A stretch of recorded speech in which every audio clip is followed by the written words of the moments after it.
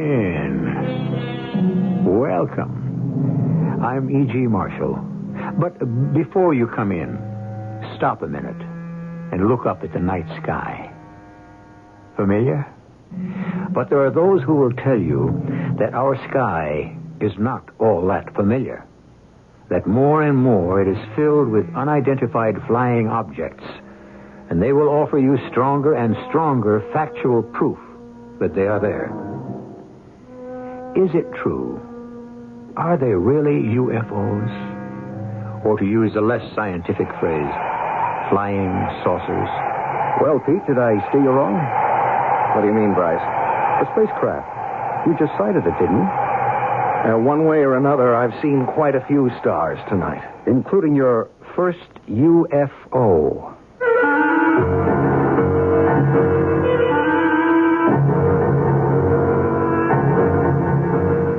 Our mystery drama, A Message from Space, was written especially for the Mystery Theater by Ian Martin and stars Tony Roberts. It is sponsored in part by Buick Motor Division. I'll be back shortly with Act One.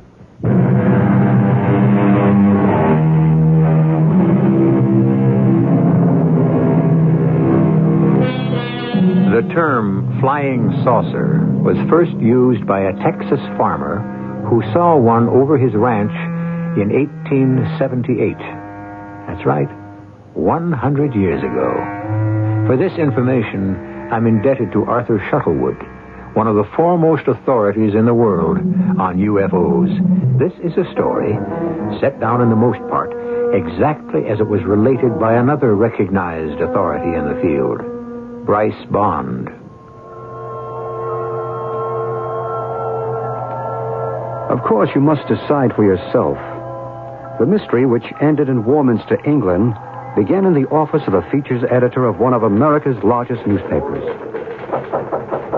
It's open. Come on in. You wanted to see me, Prez? Come in. Come on in. Close the door. And don't call me Prez. Do I have to be that formal and call you Mr. Riley? I am your nephew. Well, you can call me by my initials like everyone else does. Well, I do. RX, prescription. Translation, Prez. All right. Anyway, you're not my real nephew, except once removed. You can't wriggle out of it, Uncle. They still grumble around the paper about nepotism because you had me promoted to your department. I grabbed you off Hard News because you're a better feature writer. Now, I've got an assignment for you. Shoot. You ever hear of a place called Warminster, England? No, it doesn't spring to mind. That's in Wiltshire. It's one of the most ancient historical areas in Britain. Sitting right in the middle of burial mounds. They're called barrows. Some of them date back 45,000 years. Oh, it's a cozy little spot. Has it got any other claim to fame? Well, in this quiet little backwater country within the last 15 years, there have been hundreds of peculiar phenomena. Something cited, not by hysterics or nuts, reputable people, head postmaster, clerics, hospital matron, flyers, engineers, so on, you know. They all bear witness to their existence, to say nothing of many photographs which have been subjected to rigid spectrographic tests and others. Yeah, to their existence. To what existence? The objects that have been cited. UFOs. Flying saucers again? Visitors from outer space? Oh, you gotta be kidding. You don't believe in them? Of course not. Good. That's exactly why I want you to go to Warminster. Oh, wait a minute, RX. Look, I'm no scientist. What am I supposed to do? Take pictures? No. I want a series of articles for the magazine section. You know, color stuff. Lay it on as thick as you like. Debunk the whole crazy business. Well, that's okay by me. How do I go about it? Well, I'll give you some contacts. The rest you make by yourself. You have to get enough facts to prove the whole thing is nuts. It's duck soup. Thanks for the plum. At that point, of course, I hadn't yet met Pete Harron. But a meeting was to come shortly, at the beginning of the experience which was to change his whole life and lead to a sudden and breathtaking climax. I was on my way to visit an old friend of mine in Warminster, England, but the nearer I got to the town, the traffic became unbelievable. Stop and go in this quiet English countryside. A few miles short of the little town, I abandoned my taxi and decided to walk it. A decision I applauded myself for because the traffic had ground to a total halt. I'm afraid that's not going to do you any good. There's a little bridge up ahead. That's a complete bottleneck. If anything's stalled there, you're going to be stuck for a while. The ugly American. I should learn the virtue of patience. Particularly the British variety. When they put up with things, they don't gripe, they grin. Object lesson for this American. Noted. And we'll try to learn from example. So you're American too, aren't you? Guilty as charged. You're not guilty. You're just plain smart. I guess I should have had the courage and the good sense to hoof it, too. I can't claim either. Only some prior knowledge. I had a taxi, but I bailed out when I saw the jam. I realized from experience it was one of those hopeless evenings. What do you mean? Well, it looks like it's going to be a good night. The low cloud cover seems to be lifting. And if you're sensitive, you can just feel the magnetism bristling in the air. I think you'll see a UFO tonight. What? Isn't that what you're here for? Yeah, in a sense. What are you, clairvoyant or something? I have no need of ESP or extrasensory knowledge to deduce that. What do you think all the rest of these people are here for? You mean all this traffic is just people who are screwy enough to think they might sight a flying saucer? That's right. Oh, I don't mean they're screwy. Just that they expect a sighting. And probably will get their wish. Who are you? Oh, excuse me. I didn't mean to be rude. I'm Pete Herron. I'm Bryce Bond. Well, I'm a newspaper man. Yes, I know. Hey, you made my day. I mean, I always hope somebody reads my articles, but I never expect them to remember the byline. What do you do, Mr. Bond? Let's just say for the moment that I'm in communications, too. Radio and other media. You're here to do an article or a series on UFOs. Yeah, that's right. That what brings you here? In part. I have been here before. Well, then clue me in. You ever see any action? Oh, yes. Many times. Oh, you mean you actually believe you saw something from outer space around here? I didn't say where they were from. Just that I've seen them. And so I'm sure have a good many of these other folks in the traffic tied up here. Oh, come on. Look, what kind of people fall for this malarkey? People just like us. You're staying at the inn when you get to Warminster. Yes. You? Yes. Listen, you seem tuned in on this whole deal. Could we have dinner together? Or, on me, of course. I mean, on the paper. Oh, we'll have dinner together, but I'll pay my own freight. Oh, why? It's a justifiable expense. Well, I really have to move on. I have an appointment to keep. Can I say something? I don't know, maybe it's out of line, but... Well, say whatever thing you want. Well, you know, you're kind of an oddball, aren't you? I mean, look, just thinking back, things you said, they weren't questions. They were more statements, and I don't know. Like my byline. You haven't really read any of my stuff, have you? No. Well, then, how do you know so much about me? Why I'm here, and all that? Right where you are, you're sitting in an electrical matrix of energy beyond belief, or most human conception. You'd be surprised to know how much knowledge and communication can be carried on its waves. Well, meet you at 6:30 in the common room at the inn. If you ever get out of the traffic jam.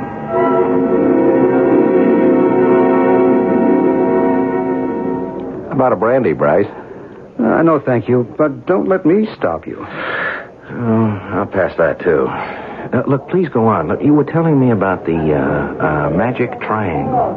Well, it's formed if you draw a line, say, from Glastonbury to Avebury to Salisbury and back to Glastonbury.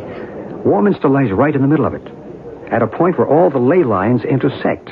The what? The ley lines. Invisible lines of electromagnetic energy. How do you spell ley? L-E-Y. It's an obsolete Old English word for a flame or a blaze or a fire. You can see the obvious derivation. Ancient people knew about these ley lines? It seems incontrovertible. This was a cradle of early English civilization. The burial mounds everywhere attest to that. King Arthur is supposed to be buried in Glastonbury. The Druids built their temple at Stonehenge. More than a temple as we know today, scientifically. Really a giant computer from which the date, star shifts, eclipses, equinoxes, and solstices can be reckoned. Heaven knows how many other universal discoveries that we consider modern discoveries were common knowledge to these people 2,000 years before the birth of Christ. There's an even bigger one at the north of the triangle, at Avebury. And right in the center is this matrix of energy. But what is this energy? Electromagnetic, psychic, spiritual. Each man may have his own explanation. Well, why here? Why in this little dump? I suppose the best answer to that is why not? You're skeptical. Yeah, you're too darn right. Then it's time to go up to Cradle Hill and see for yourself.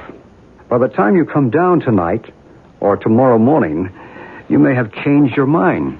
You want to bet? Perhaps I can't guarantee you a UFO, but I think I can guarantee you that you will see something that will change your mind. I went out into the soft but damp and chill English night with my new friend, Bryce Bond. Friend. There is something about him that's compelling. Some inner strength that kind of gets to you. We drove a few miles in my rented car and stopped beside a field. There was only one other car parked there. You can cut the motor, Pete. We'll go by foot from here on. Check. There's a flashlight in the glove compartment. Okay. I have one, too, but I don't think we'll need them. The moon's pretty bright. Shall I leave the parking lights on? Better not. We might be all night, if you're up to it. Oh, I'm up to it. Good. Let's go. Is there a gate or a road or something? We duck through the fence and across the fields. Well, the moonlight is pretty bright. Get through all right? Yeah. Hey, where'd they all go, by the by? The crowd is over on Cradle Hill. This is Star Hill. Yeah, well, why'd you bring me here? It's a good question for which I don't have a definitive answer. In terms we both understand, can I call it a gut hunch? You got some antenna that sends you the message I might get to see something here? Give your own antenna a chance, and maybe you will. I think I'll let you climb the rest of the hill yourself. Then if anything does turn up, you'll know I had nothing to do with it. What's on the other side? Just some wheat fields and quiet, rolling Wilshire country. Plus whatever else you might see. You're on your own. The moonlight was bright, of course, but with that soft brightness that leaves everything just a little uncertain in outline. It was as if Bryce had walked away into water. One minute I saw him, and the next he was gone as the night swallowed him up. I walked on up toward the top of the hill with the corona of moonlight outlining it, and as I came over the top, I witnessed something which in all my dreams I could never have imagined. Now, what do you suppose Pete Heron, success-oriented, skeptical, but otherwise completely normal and totally adjusted to life as we live it, saw on the other side of that hill? Well, you're an intelligent listener, and you have probably gone way ahead of me since we have been building to this moment. But don't be too sure. There is something unexpected beyond the supernatural, at least for Pete Heron. I shall return shortly with Act 2.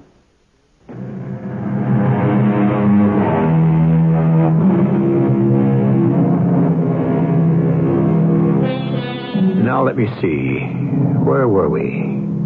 Oh, of course. Just coming over the brow of Star Hill in the moonlight, magically diffused through the damp, cool, early spring English weather. A healthy young skeptic, Pete Heron, sent by his newspaper to write a series of feature articles on the appearance of UFOs, seems about to meet the ultimate test, face to face.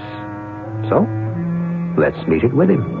As I came over the brow of the hill, I'd been looking beyond to some gently rolling wheat fields, fading away out of the bright forelight to murky moon shadows. But in the middle of this dreamy landscape, below me and to the right, a strange thing was happening to the swaying waist-high wheat. something like a giant fan spinning counterclockwise was laying a mirror image on the wheat below, which was blown back flat to the ground, trembling as if some whirling saucer from outer space was settling to a landing. And then it was there, circular, perhaps 50 feet across. Light slits like portholes shimmering till the craft, or whatever it was, stopped spinning and came to rest. And suddenly it was glowing so brightly I had to shield my eyes and turn away. And when I turned back and opened them, there was still rings of overexposure exploding in front of my eyes. And the craft was gone. But something else was there. Hello? Hello. Did you see it? What? The spacecraft. What would you like to call it? The UFO? I thought I saw something, but... Hey, did you see it? Of course I did. Hey, where did you pop up from, anyway? What do you mean? I came here just the same as you. You did? Oh, yeah, that's right. Yeah, I parked my car right behind a little blue hatchback. That must be yours, huh? Excuse me, I'm sorry. I ought to introduce myself. I'm Pete Harron, World Features. A reporter. Yeah, right. Well, sort of. Feature writer, you know. Human interest. Color stories. Tongue-in-cheek. Or exposés. Debunking the bunkum. Yeah, something like that. You must be in the business, too, huh? Yes. You could call me a reporter. My name is Maru. Uh-huh. Who are you with? I don't think you'd ever heard of my outfit. Aren't you missing the real story? What? Oh, the thing. It was so bright, I couldn't look at it anymore. But hey, it's gone. You mean you can't see it anymore? Yeah, if I ever did see it. I mean, self-hypnosis, induced delusion. You sure you saw it? Oh, yes. What did it look like to you? Just like all the others. All the others, huh? Oh, you mean you've seen spacecraft before, huh? Oh, yes. How many? I haven't bothered to keep a record. Too many to count, I should think. Here? Around here. And other places. What other places? Why should I tell you? You wouldn't believe me. Hey, wait a minute. Don't go. Why not? There's nothing more for me here tonight. There won't be any more. How do you know? I know. If you really want to write a good story for your feature editor, you'd better do a little more legwork. What do you mean? Go down and examine the field more carefully. Aren't you going down there, too? No. You see, I don't have to be convinced. You're the one who has to be educated. Hey, wait a minute. Don't go away sore. I'm not sore, but I have to leave. Well, I'll go with you. I prefer to be alone. But look, Maru, wasn't that it? Maru was the name I gave you. What's your other name? Why do you ask? Well, it would kind of help so I could get to see you again. When you want to see me again, you won't need a name to find me. Maru, wait a minute. I had started after Maru, but a root or a rock ledge tripped me, and I fell headlong. I suppose I must have hit my head on something and been out for a while, because when I became conscious again, the moon had climbed to its zenith in the sky. I scrambled to my feet. There was enough light to see all the way down the hill to my car. It was still there, but the other car, the little blue hatchback, was gone. I turned back to where the illusion of the UFO had been and saw someone down in that wheat field silently surveying it. In the moon brightness, I could see it was Bryce Bond. So I went down to join him. Well, did I steer you wrong? What do you mean? The spacecraft. You sighted it, didn't you? Well, one way or another, I've seen quite a few stars tonight. Including your first UFO. No, that was just some sort of a hallucination. You still don't believe? Even with the evidence right here in front of you? What evidence? We're standing on the perimeter of a field of delicate wheat. From anywhere around the edge of it to the center, there is not one mark of passage. The wheat stands unbroken. But the center of it is one of a deep impression, where the wheat churned flat in a counterclockwise direction. The earth is scorched beneath it. If something didn't land there, how do you account for it? Oh, a sudden squall, when the wind... In an English summer? Even so, the edges would have been affected, too. Don't you believe the evidence of your own eyes? I don't know. I mean, did you see the girl I was talking to? What girl? Well, she suddenly showed up on top of the hill there. She said her name was Maru. I don't know anybody by that name. It does sound like a phony, doesn't it? It's just as phony as all the rest. Is that the way you really feel, Pete? Now, look, I'm sorry, Bryce. I don't mean to be a dog in the manger. It's just that I feel like one. Hey, I took a fall up there. Gave my head a whack. Let's have a look. You feel dizzy? No. Just, I don't know, a little woozy, I guess. We'd better get you back to the car and home to bed. Hey, look, I wouldn't kid you. I could use some shut-eye. I think I still have jet lag. I should have waited another day before I started out on my scientific explorations. You mightn't have been so lucky another night. Lucky? Yes. Whether you want to admit it or not, you did have some visions. I'm afraid in my book that's just what they were. My timing got out of sync. Maybe everything I saw was after I fell and hit my head. Including the girl? What did she look like? Oh, man, what a dream. Great violet eyes, skin like mother of pearl, long, dark hair, and she smelled like a mixture of roses and lily of the valley. Yeah, something like that. Like a summer garden. You have been fortunate. Well, yeah. At least I dream in Technicolor. You refuse to count your blessings. If that girl were for real, I might. I'll look for her tomorrow, but I don't even know her second name or what town she lives in. She was out of this world. Hasn't it occurred to you that is exactly what she must have been? I was too beat and my head ached too much to bother to reply or think about anything more. I let Bryce drive the car back to the inn and I hit the sack.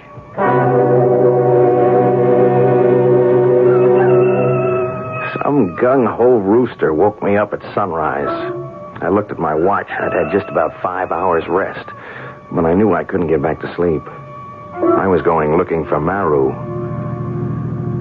I didn't have any luck, which was why I was back in the car after dark and headed again for Star Hill. I'd avoided Bryce Bond all day, sneaked out of the hotel after dinner, afraid to admit that at least one thing he'd said had shaken me. Maru. Maybe he was right, and she was out of this world. But the drive, the need to see her again, was so strong, I was almost ready to become a believer. It was very peaceful on the top of the hill. The moon had risen earlier, and I could see the wheat field with the impression, that strange, inexplicable impression, still there. I had brought a sweater, and I was warm, and the last thing I remembered before I dozed off was Maru, and how much I wanted to believe I hadn't lost her forever.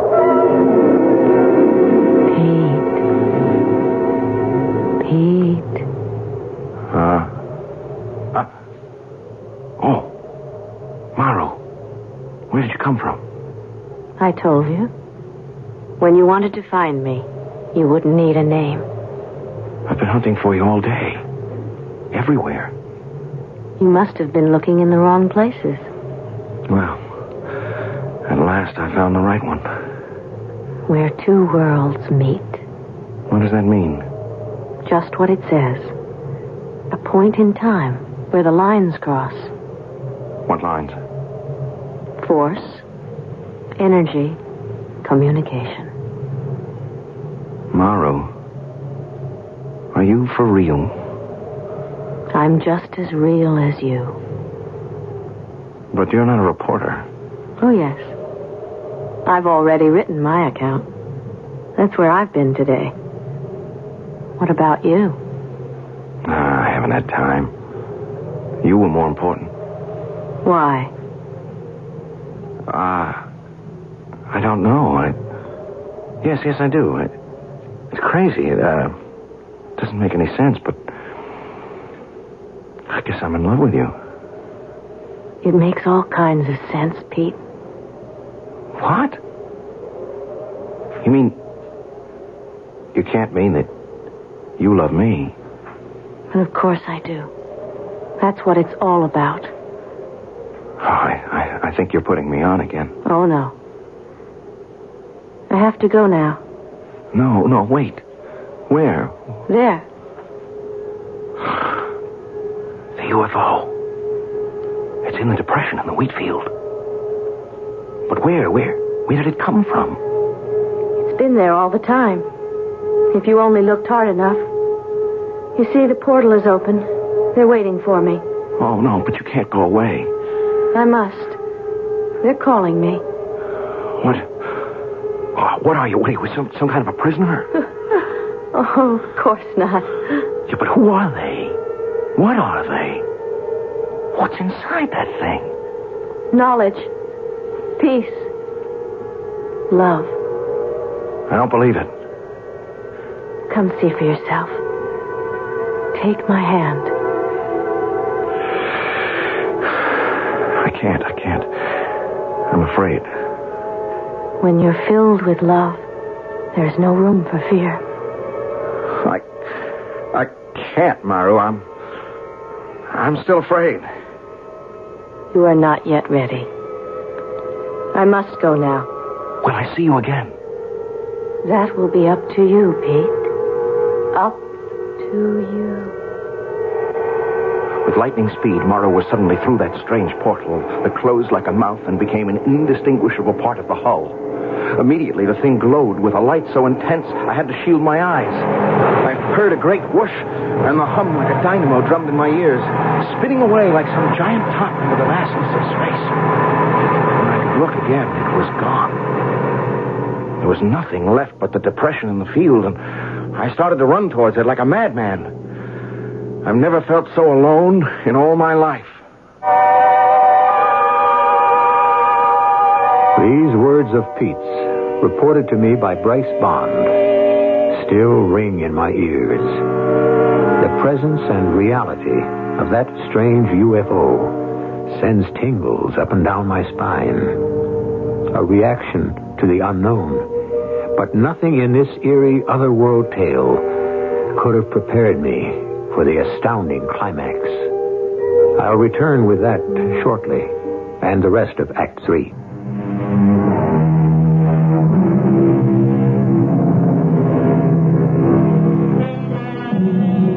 An Englishman named Arthur Shuttlewood, in his book, Key to the New Age, has said, "One must see one of these amazing phenomena to believe it, and there is no such thing as an expert in matters ufological. Individual experience is the key to all the answers."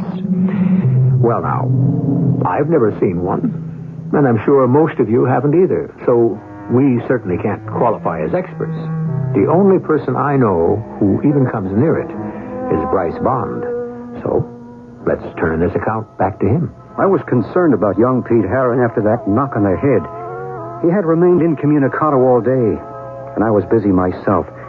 So when I returned to the inn and found he had gone out after dark, I suspected where he had left for. So I borrowed a car to drive out to Star Hill. I came over the brow of the hill by full moonlight to see Pete rush suddenly from the edge of the wheat field to that curious depression, only to stop suddenly, his shoulders drooping, forlorn. "Pete!" Yeah? Oh, Bryce. How long have you been here? "I just arrived." Then, you didn't see it? "A UFO?" Yeah. "No." Then And you didn't see her either. You mean the girl you met last night, Maru? Yes? No, I didn't. I could have gone with her. Oh, what's the use? I didn't. I didn't have the guts. Come on, Pete, take it easy. How's the head? Solid bone, clean through. Why couldn't I have... Oh, you mean the bump last night? Oh, that's nothing. It's just a scrape. Sure you're all right? Yeah. I'm all right, except for... For what happened tonight? Yeah. You want to talk about it? Maybe I do. There's so much to sort out. Yeah, I do. But not here. I need a drink. Come on, I got a bottle in my room. Aren't you coming? Right with you. Yes, they've been here. I can feel the warmth. The electricity still pulsating in the air. And that smell. That glorious scent. Roses and lily of the valley. Yeah, that's her smell. It's the way they all smell, Pete. Come on, let's go talk.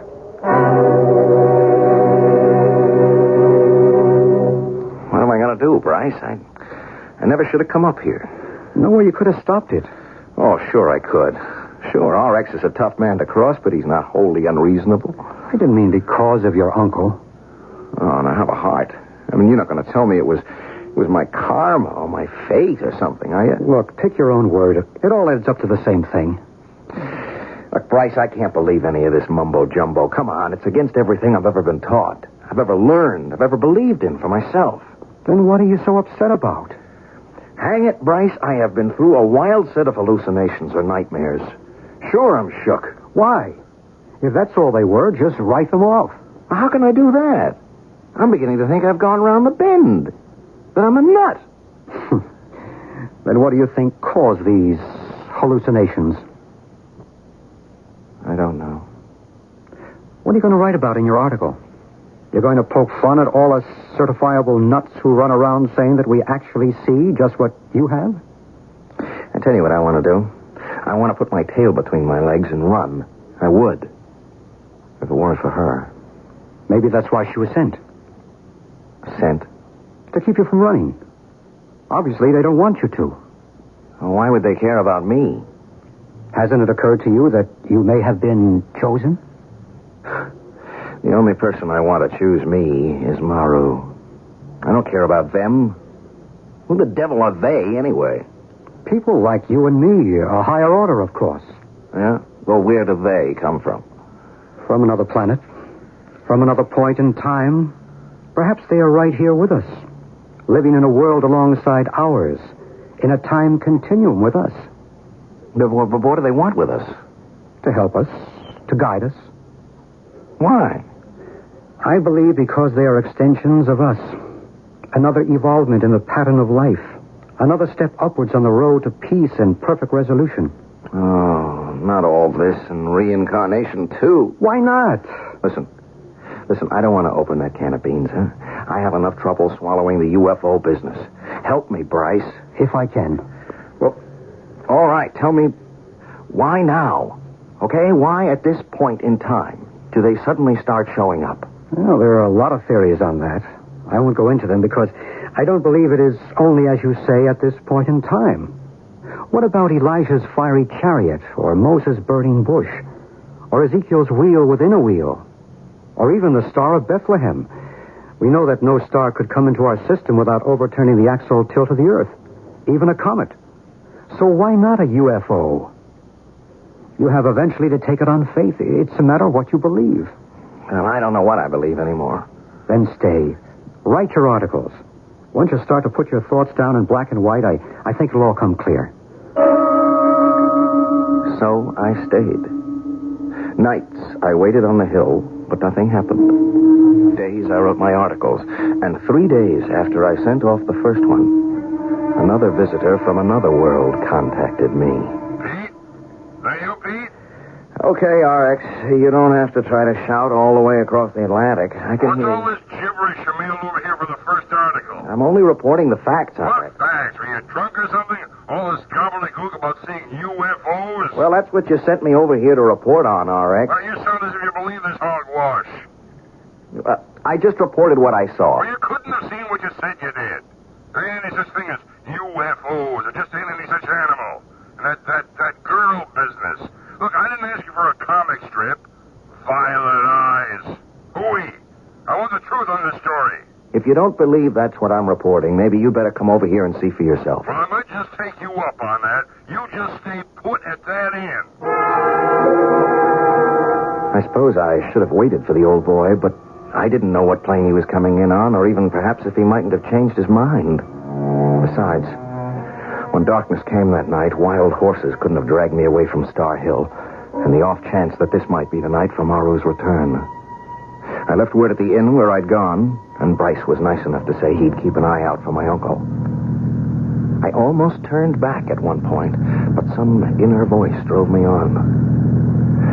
It was chilly and dark on Star Hill, and this night watch seemed interminable. Then, shortly after midnight, the air was suddenly warm and balmy, and the field below the hill was bathed in golden light, and the sound of it came. The strange portal in the spacecraft gaped open like a mouth, and from it, Maru came straight to me. We meet again, Pete. I thought you might never come. I hated to waste the time. What time? Till you believed. You believe now, don't you? Yes. Yes. Of course I believe. But I don't understand. You will. It will all be made clear to you. Shall we go? Where? To the craft. To meet the others. What do you feel? I don't know. The air is warm. You could bask in it. Sunbathe in it. I feel alive. Liberated.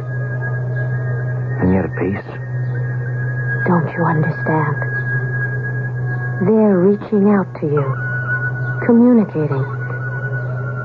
Telling you you are not alone in the universe. It's a message of love. Well, I don't need them.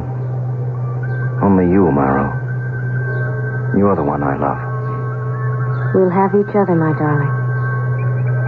But don't you see that is not enough?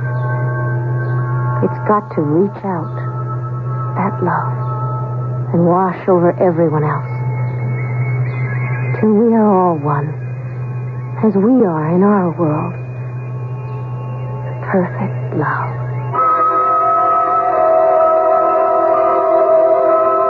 Confound it, Mr. Bond. What's that reckless young fool doing up there on that Devil's Hill? What are you people trying to do to him, anyhow? That's a sensitive boy for all he tries to act hard-boiled. We, whoever we are, we're not trying to do anything to him. What's happening to him is within himself. Ah, don't give me that double talk. How do I get to this witches' carnival? If you like, I'll take you there myself. I don't like any of it, but I'll make the best of it. Well, what are we waiting for?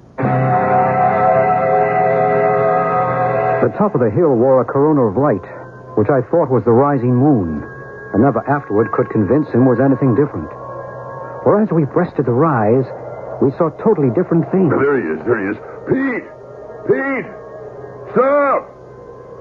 What's that young fool doing? He's walking to the middle of that wheat field by moonlight by himself. He's not by himself. Can't you see the girl with him? Oh, I may be old, but there's nothing the matter with my eyes. There's no girl. He's alone. Where does he think he's going? To the spacecraft that's waiting. The door is open for them. What are you talking about? What spacecraft? You out of your mind? That's an empty field. Don't be too sure. Watch. What I saw was Pete and Maru, hand in hand as they walked to that shining ship, outlined in the aura of golden light as they stepped through the portal. And suddenly... Good Lord. He disappeared. Like that, into thin air. Not into thin air, Mr. Riley. Listen. Listen to what? I don't hear anything. I suppose not. But then you didn't see either. Well, there's nothing to see. An empty field and Pete just vanished. What kind of a trick is this? No trick, sir. He just chose to go with a girl and love.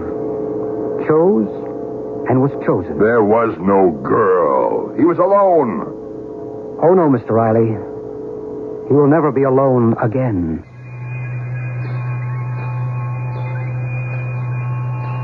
Impossible?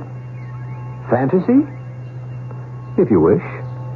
But within this same triangle, in a town named Shepton Mallet, with snow everywhere on the ground, a man once walked off his front porch and disappeared from the face of the earth, without, incidentally, leaving a single footprint. You see, nothing is really impossible. I'll be back shortly.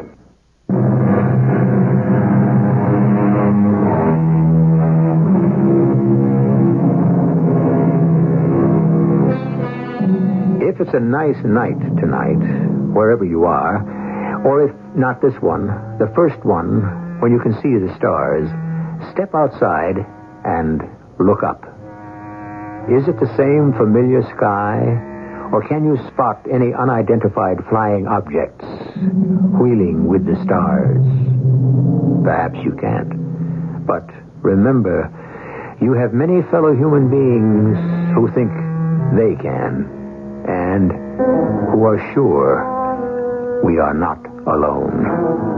Our cast included Tony Roberts, Bryce Bond, Jana Rowland, and Joe Silver.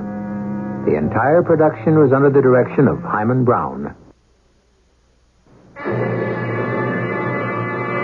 And now, a preview of our next tale. Something about his appearance may have buried itself in your subconscious, and now it's been released into your dreams. Doc, he scares me. Why should a man like this scare you? Because he's going to kill me. Now, how can you say that? I know exactly where he's going to do it, when he's going to do it, and how he's going to do it. How can you be so sure? Because I already seen him do it. Every night for a week, I've been having the exact same dream, just me and him. He points his gun at me, and he kills me. But why? I don't know, and I don't care. All I know is he kills me. Now, you tell me. Am I or am I not crazy? This is E.G. Marshall inviting you to return to our Mystery Theater for another adventure in the macabre. Until next time, pleasant dreams.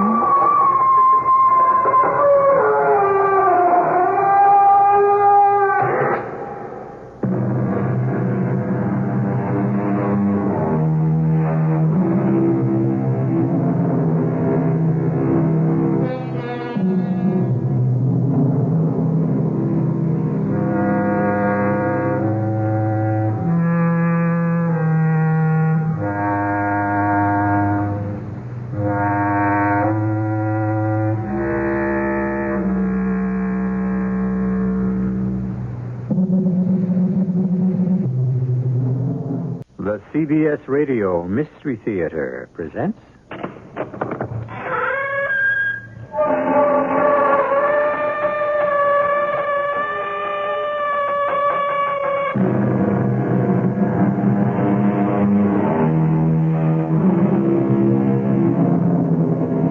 Come in. Welcome. I'm E.G. Marshall. Have you ever been in the cockpit of a jet plane? Faced that amazing array of instruments, row on row? Everything that science and mathematics can do to make man safe. And yet, when the elements choose to outwit them, the pilots still have to answer the challenge. And of all nature's challenges in the air, the most dreaded is the one known as CAT, clear air turbulence. I don't like the way the temperature's dropping, Jake. I smell trouble. We're cleared at this altitude, Chad. No wind shear. What about clear air turbulence? There have been reports. I knew it. May the good Lord help us. The cat's got us by the tail.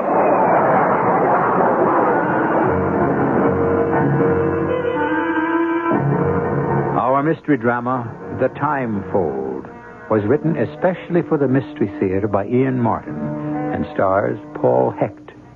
It is sponsored in part by Sign-Off, the sinus medicines, and True Value hardware stores. I'll be back shortly with Act One.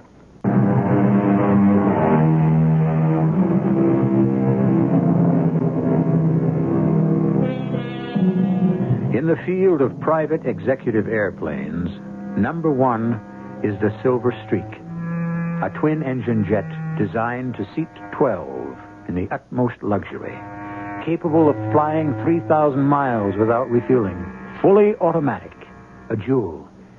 Feed its computer, the size of a small camera, and except for takeoff and landing, you could rely on automatic pilot. The Barracuda, as this plane is named, is a corporate plane, but no one ever uses it except J. Bruce Proctor. He is the only passenger, with the exception of Meg Chatham, his secretary. Flying the plane are number one and two boys, pilot Chad Stevens, co-pilot Jake Slade. How's the weather, Jake? Wild, Chad, wild. What? We get a front eating up the sky. 6-0. It's a big mother. Well, not so long as we stay clear. This doesn't bother me. It's the other. Huh? What? Hold it a minute. XN 743 to Little Rock, VOR. Do you have a weather update, my flight path? Roger, XN 743. Stand by. What's a good word? Well, he put in his nickel. Now we wait for Charlie Computer to answer.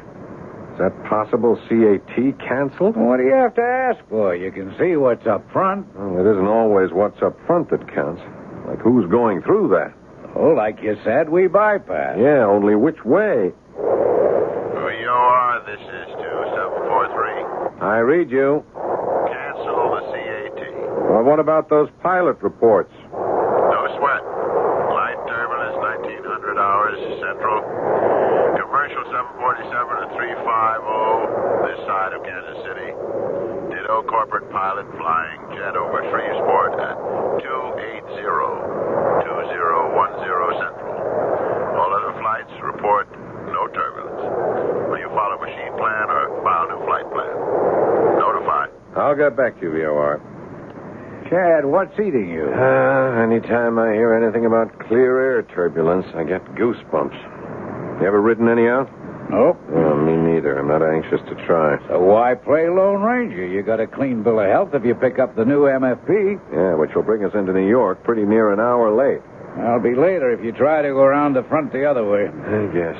Okay, I'll swallow my hunches and follow the rest of the sheep.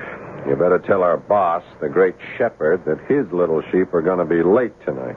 Yeah, look, why don't you tell Proctor? You handle him better than me. Not anymore, I don't. Not after the last few flights and the way he's handled Meg. Hey, hold up, lover boy. Anybody got an eye for that lady, it's got to be me. You're married up and all. Yeah, don't remind me. Gone sour again? Still. You think Proctor's really making out with Meg? Proctor doesn't make out with anyone. He just issues a requisition. He owns us all, body and soul. Oh, he doesn't own me. Okay, free spirit, then what are you wasting your life up here in this old cockpit playing second fiddle to Mr. Proctor's uniformed air chauffeur? Hey, you can't knock the pay, and I like to hang loose. There's too much red tape with the airlines. Well, you could call your life your own. You don't like it? Why don't you check out? Don't knock your elders. I'm too old to go into commercial flying. At 35? 37. It'll take too long to get seniority and haul down that captain's pay. I have a wife keeps me in debt, remember? All right, go back and tell the boss man we're going to be behind schedule. He'll blow his stack. Money can't buy everything. Yeah, just try to tell him that. You're the diplomat. Besides, I want some privacy. For what? I want to call the wife. Meg, build me another scotch. Yes, Davy. How about one for you? Oh, no, not while I'm working. I mean, as a secretary. 1 hour out of Houston, and we're still working on these merger papers. Oh, why bother with New York steel and casing? That's small potatoes. Because once I get that pokey little firm in my hip pocket, then International's got to come to me on its knees. And once I get them, I'm pretty near as big as I want to be. And how big is big? The most. Number one. I got a hind end don't fit too comfortable in anything short of the catbird seat. I guess we all ought to know that by now. Here's your drink. A little short on scotch and long on ice. Oh, I thought you might like to try something in moderation. Tell me, what are you going to do when you die, J.B.? What the devil are you talking about? I'm not planning to die. Oh, I don't mean right away, but that's one deal you can't buy yourself out of, as it must to all men. You know, I don't know what the Samuels got into you lately, Meg, but I'll tell you one thing. I don't lay out all I do on you to get sniped at. If you think you can... Yes, Slade, what do you want? Excuse me, sir, but Skipper asked me to tell you we've got some weather we got to go around. We're going to get into New York about an hour late. No, that's no good. I got a meeting with my lawyer as soon as the plane lands. Can't we climb over the stuff? It's too high, Mr. Proctor. This is a 60,000-foot front. Then go through it. You're in that much hurry to mount the throne? Forget it, Meg. This is business. Business is time, and time is money. Slade, no way we can beat it? When the man upstairs makes the deal, no, sir. No shortcuts. Well, you'd have to talk that over with the skipper. I might just do that right now. Give him a couple of minutes, sir. He's just busy realigning the course. Where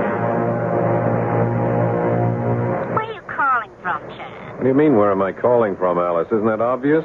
33,000 feet over Shreveport. And would you mind telling me where you were when I called before you left Houston? Minding my own business, I expect. Yeah, you were so tied up you couldn't answer the phone, huh? Maybe I wasn't home. Look, let's not play games. Just wanted to let you know we should be at LaGuardia around 11 and to ask you to please pick me up at the usual place. Wow, just like that. I expected you home for dinner. Did you? Then why didn't you answer the phone when I tried to call you to tell you I wouldn't make it? I went down to the store for cigarettes or something. Or something, Alice, huh? You're not drinking again, hmm? Same old thing. You can't trust me. Alice, are you going to meet me at the field? Maybe. I've nothing better to do. Never mind. I'll grab the limo or a cab, but I'll be home in a few hours. And then we can... Well, don't hurry on my account. Maybe I'll be around, maybe not. What difference does it make anymore? We got nothing left. Oh, we back to that again. We never left it. Well, why don't you come right out and say it? You want a divorce. Only on my terms, lover. You can't expect me to sit back and let you take me 6 ways from nowhere. Why not? Didn't you me? Alice, come on. Just because we've lost whatever we once had, we don't have to fight dirty, do we? Not us. Then cut me loose. On your terms. Only on my terms. I want it all, lover. Now, why don't you find your own way home? Alice? Alice? It's kicking up. Whew. Look at that. Hey, Jake. Yes, Skip, right there. Hey, how's it going? I don't know. We were kicking around quite a bit on my way up for it. Now, that's just loose turbulence around the edge of the front. That doesn't matter. Yeah, so what does? I don't know.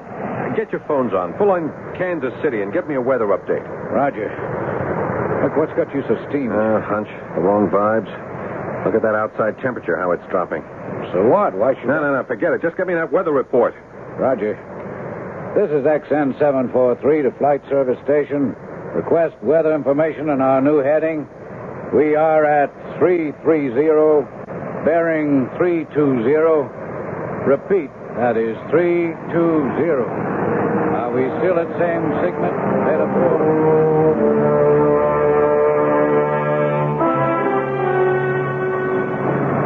Hey, Meg, how'd you like to build me another scotch? To stoke you so you can keep knocking out enough ideas to gobble up the world? Or to relax? Oh, we sifted through all the papers. It's time for fun games. In that case, you got your scotch. You'll join me? I just might. Sometimes you even like me. Don't you? That's a fine question to ask a woman who... I want you to be different. Now, I can buy all of that. I know. You bought me. Now, don't say that, Meg. No, it's true. Well, I didn't think so at first. But then the sun was in my eyes. There's a wild glory in absolute power, J.B. dazzles the subjects. Like Louis XIV did. You're trying to make fun of me again. No, not really. Here. Want to drink a toast? Sure. To what? To thanks. So many thanks. And farewell. To me. No way. Oh, why not, J.B.? We're at a dead end. It didn't work for us. It works for me as long as I say it does. No one walks out on me. Well, I'm not walking out. I just want to shake hands and agree to end a bargain. Not until I'm ready. You know too much about me, lover. You're too dangerous to let go. How can you stop me if I want to? You'd be surprised how many ways, if I ever made up my mind to use them.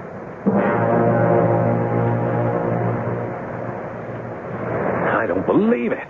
Hey, what is this, Skipper? The temperature, it's dropped again. We've left the front behind. There's only light turbulence. I know, but something's out there. Hey, what are you doing? Cutting airspeed. What do you read? Mach 8, 245. But with all the hurry, what? Did you press the call button, Chad? Yeah, Meg, I want you to secure everything back in the cabin and the galley. Belt yourself in with the big boss. Oh, I just mixed a drink. Well, dump it. Get rid of the glasses and do as I say. But we just passed the front. The sky's as blue as the 4th of July. Let's not mess around, Meg. I'm preparing for severe air turbulence, and you'd better get back inside pronto. Yes, sir, Captain. Hey, come on, Chad. What's eating you? It's a hunch. You know where I got my schooling? Barnstorming, stunt flying, ever since I came out of Korea and went civilian. I love all these instruments. And for all they feed into my brain, I still fly by what's at the other end of my spine. And when that aches, when I feel my backside's in a bucket, I'll fly by that every time. Holy cow. Yeah, I smelled it. Severe air turbulence. Hang in with me, Jake. It's trying to take the stick out of my hands. We must have shot up 1,000 feet. The updraft's wild. Watch your trim. I'm holding. Oh, no, you're not. You're upside down. We're in a dive. You're disoriented, Jake. We're climbing. You've got to be crazy. Check your instruments. Come on, help me bring her nose down. Roger. Holy mother, will you look at the wings shake? They'll throw the engines right out of their mount. Oh, there goes one of them, I think. Jake, help me get her nose down. She stalled out. Now we dive. Hang in there. We're going into a spin.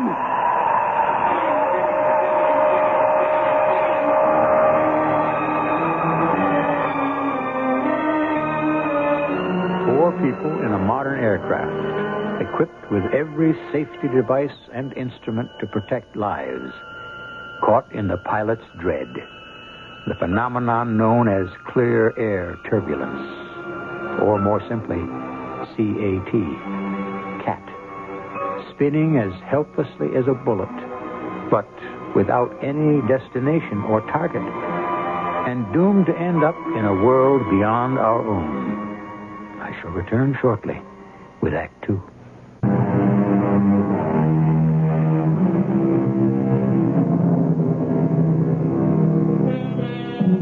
Now that the cat's out of the bag, I think I should say a few words about this acronym, the three letters that spell out clear air turbulence. It's a very rare phenomenon, and every commercial pilot is trained to react instinctively to its unexpected appearance. But like every other cataclysm in nature, sometimes it's beyond mechanical or human control. The air shock has sent the plane into a high-speed stall. As it whirls and falls, the instruments vibrate violently. Impossible to read. Skipper, what can we do? Hit left rudder hard as you can. Nose up. She's lead. It's all manual. Bust a gut. It's the only chance we have. What? Damn briefcase hit me right on the head. Never mind your head. What you're trying to say right now is your... What was that? I don't know. We're not in a dive anymore. And we're out of the spin. Look out for the briefcase. It's not going anywhere. Yeah, that's right. It's just hanging there in midair. Hey, look outside. It's bright sunlight. Well, it can't be. We were coming up on 2100 hours. It was night. Well, it isn't anymore. Hey, look at the controls. They're slack. Well, maybe the cable snapped if we're out of electric power. No, I don't think so. Have a gander at the instruments. Holy God. They're crazy. They just don't read. How come? Did every system, all the backups blew? I don't know. I don't think so. But what I guess is... I'm afraid to say. What, Chad? We're in free flight. I don't know how. But somewhere we spun right through a hole out of the atmosphere and ended up in space. Are you nuts? If you had just one point of reference after a blind flight, what would you guess the only land mass we could see might be? Where? About 10 o'clock, right off to the left. Well, we were only at 33,000. That couldn't be... The Earth? No. No way. Ah, but you know what it is just as well as I do. The moon. Yeah, that's just what I read. Look at the configuration. But that's crazy, Chad. What are we, dreaming or dead or what? I think we're in free orbit around the moon. Come on, how? From 33,000 feet to nearly 90 million miles in 1 second, how? Maybe it wasn't CAT after all. Maybe we just fell through a hole in space, got folded up in the time warp. Whatever's happened, we got to get busy. First, there's too much pressure in this cabin. We got to release it before we just plain disintegrate. Okay, Ken. Why not take it easy, real slow. Roger. And not too much. We have to hang on to all the oxygen we have. What for, if you're right? All we're with now is the insurance. Yeah, we can try to get the engines turning over. But no atmosphere? Well, for what? We're yawing pretty badly. We could get her on an even keel. I'm going to try to fire them. Meanwhile, you better check aft and see what happened to Meg and the big wheel.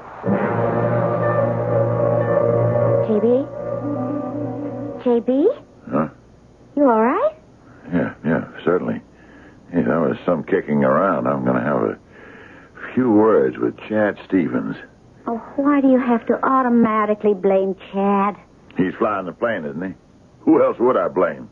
Well, it seems to me, thanks to Chad's foresight in belting us in, that we're lucky to be alive. Yeah, it's what I pay him for. And I pay him enough so he doesn't have to get caught in them. Well, you were the one who didn't want him to go around. I'm not going to argue with you. Let's get out of our seatbelts. Well, don't you think we should wait till we're released? I don't have to take orders from anyone. And I'm getting a little tired of... JB, what is it? What the devil? Well, now, what's wrong? It's like I'm floating. Don't unbuckle your belt. Why not? I can't tell you, except move your arm. Maybe you'll see. It's as if we didn't have any weight at all anymore. Yeah, I see what you mean. But what... But Jake, what's the matter? Look, I'll try to explain that in a moment best I can. I don't really understand myself, but until we all get belted down, nothing's going to make much sense. When I belt myself down again, it's going to be beside the so-called pilot of this plane. Now, I want to know what's going on straight from the horse's mouth. I demand to know what's happening. Just take up on your belt and sit back, Mr. Proctor. Hollering isn't going to help. Where are we? How late are we going to be into New York? All right, first questions first. Where are we, sir? Just an educated guess? In orbit around the moon. Are you out of your mind? I don't know. What I suspect is, I'm out of our world. Now, what the deuce does that mean? Well, at the least, I don't think we're on our way to LaGuardia Airport in New York. Then where are we on our way to? Infinity.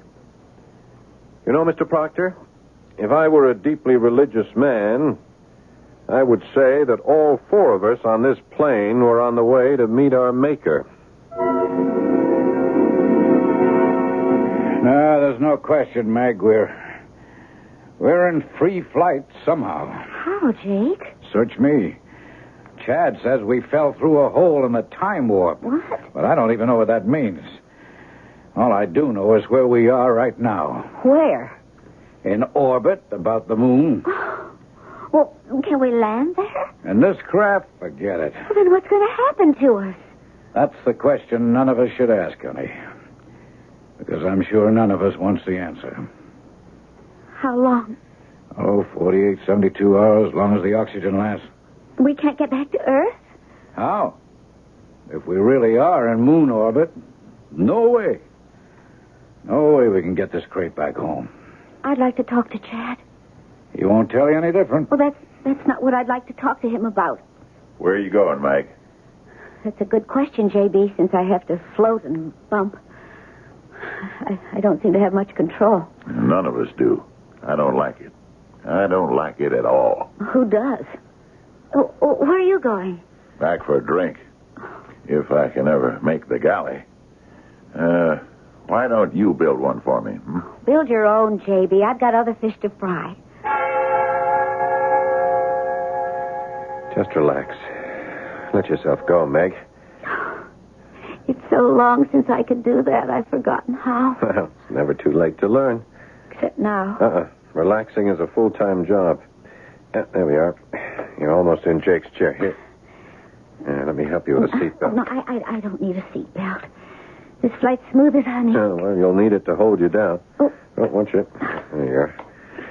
Now, what can I do for you? You can level with me, Chad. It's that important. Okay. What's happened to us? I don't know. Jake said something about a hole in the sky. Well, the fourth dimension has to be involved somehow. By our standards, you don't travel 90 million miles in a second or two. You think we did? I don't know of any other explanation. And what happens now? We're drifting in orbit. Even if I had the kind of engines I need in this aircraft under normal conditions, we couldn't re-enter the Earth's atmosphere, or even the moon. What? Well, we'll last as long as the oxygen lasts. How long? I honestly don't know, Meg. 24 hours, maybe, not more than 48. Then we're going to die? You don't expect me to answer that. Except you did. It was something I had to know. Chad? Yeah? We could have fussed around, as we have. And nothing would ever have happened because neither of us could make it happen. Chad? Yeah? Do you know what I'm talking about? Yeah. But I couldn't start it. Oh, you had to wait for me. I guess maybe I just prayed. It wasn't because I was scared of him. And what? You and your conscience. What you were married to. Well, she is my wife. In name. What do you owe her? Everything I own. Oh, well, give it to her. What does it matter? Do you own yourself? What? I didn't. I sold myself. And I want to buy it back. My self-respect. Is that all? Oh, no. My whole soul. Just what you ought to do, Chad. So we can be together for good. I'm not ashamed. If there ever was a time and a place to say it, it's now. I love you. And in whatever time is left, I wish to heaven you could say it back to me that you love me. I never thought I'd have the chance, but... Yes, now I have. Alexander, hold it. read me? Hold it a minute. What? What is that? What is it? I've raised something on the radio. Yes? Yes, would you repeat, please?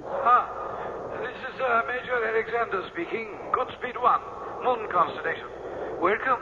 Acknowledge. We welcome contact. We thought we'd bought it. Would you repeat that, please? Yeah, we thought we were out of touch with anyone. We have oxygen supply for less than 2 days. You are our only hope of survival. What are you, military, procraft, commercial flight? No, none of these. We've had an accident. A private flight, lost in unaccountable weather conditions. As we know, we have suspected that you were sucked in through the horn. What? Repeat, please. The horn. We will not explain now. We must make preparations for your landing. Where? On the moon? You could not maintain life there. Besides, you will need some approximation of Earth's atmosphere to land your obsolete craft. Obsolete? That's something else we can discuss later.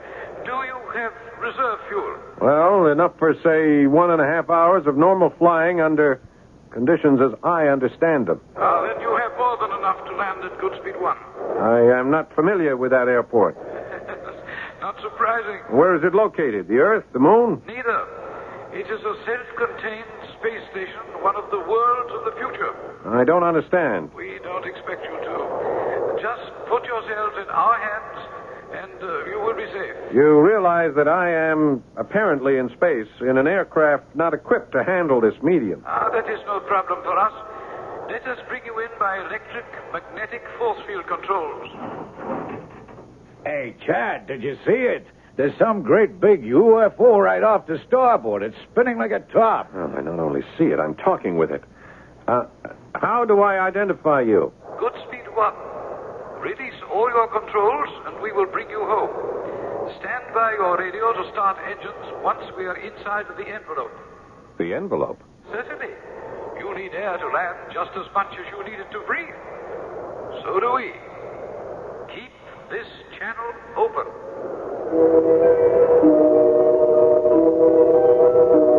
Suspended in space, one of our most sophisticated airplanes hangs out of its element on the edge of death.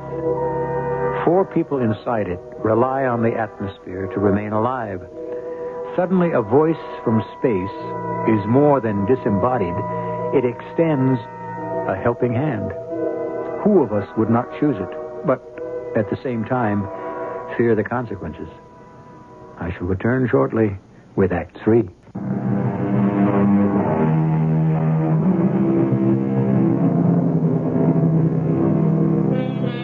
Can you imagine the terror of having been catapulted into an accident in the air, only to find that instead of crashing to Earth in flames and disaster, you are somehow suspended in space, in a vehicle not suited for this element, and with a rapidly diminishing supply of the air you need to breathe? Small wonder that you would grasp at any hope of staying alive. Now you are inside the envelope, XN743. You are now in normal flight posture. Activate your engines. Roger. How about that? Very good. Now take your normal declination and follow the tower's instructions in. Where am I landing? As I told you before, station Goodspeed 1. And have no fears. We may be new to you in space, but believe me, we are very little different once you bring your spacecraft to our land. If you want it, you are coming home.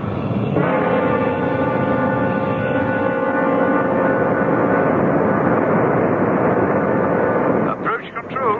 This is XN743. We have you, XN743.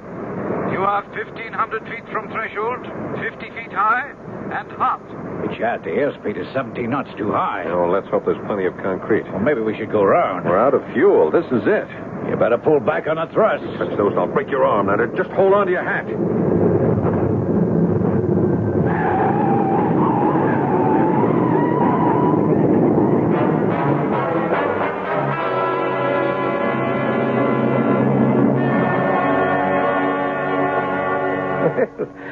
Welcome to Goodspeed 1.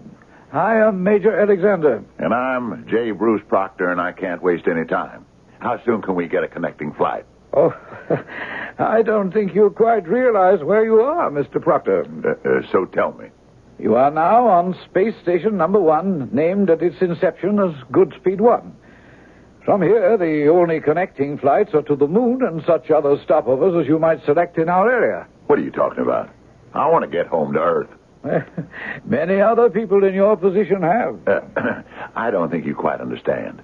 Tomorrow morning, I have a meeting with my lawyers and all the other people from International Ore and Carbide. My deal has to be firmed up by the end of May. And that's the day after tomorrow. Oh, what year is that? Oh, come on, don't be ridiculous. This year, 1978. Oh, then I think you can stop worrying about the whole deal. It's ancient history. You see, this is 2978. What? But last night before our flight... What did you say? 2978. I don't blame you for being surprised, sir. It's the consequence of falling through a time fold. The older we get, we do nod now and then and lose a few precious moments, huh? It must be catastrophic to wake up suddenly and realize that somewhere we've lost 1,000 years. I'd like to have a few words with you, Captain, if I may. Well, that suits me, Major Alexander. I'd like to have a couple with you. Where's Mr. Proctor? I'm afraid I had to have him temporarily restrained. One of our doctors is treating him now. Restrained? For his own good. He has a heart condition, or did you know? Oh, I knew he was hypertense. He's had at least one coronary. He should be more careful. Well, the man has no control. What's bugging him now? His belief that we are making a prisoner out of him, that is not true.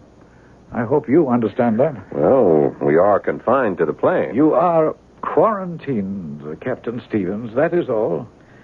You must understand that this is a controlled environment. After nearly 1,000 years, we have finally managed to make our population almost 100% disease-free. We have no infectious or contagious disorders and have made gigantic strides against the normal systemic ravages of old age. This is a far different world from yours, with its poisons, its savage wear and tear, its bent for destruction. What is your world like out there, Major? Let's see. You are from the 20th century, 1978, correct? Yes.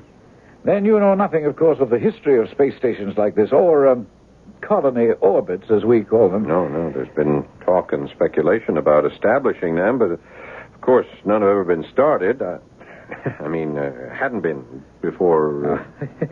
I can understand your problem with time folds. Even we are just getting used to them. I beg your pardon? Intergalactic flights are just moving out of the experimental stage now.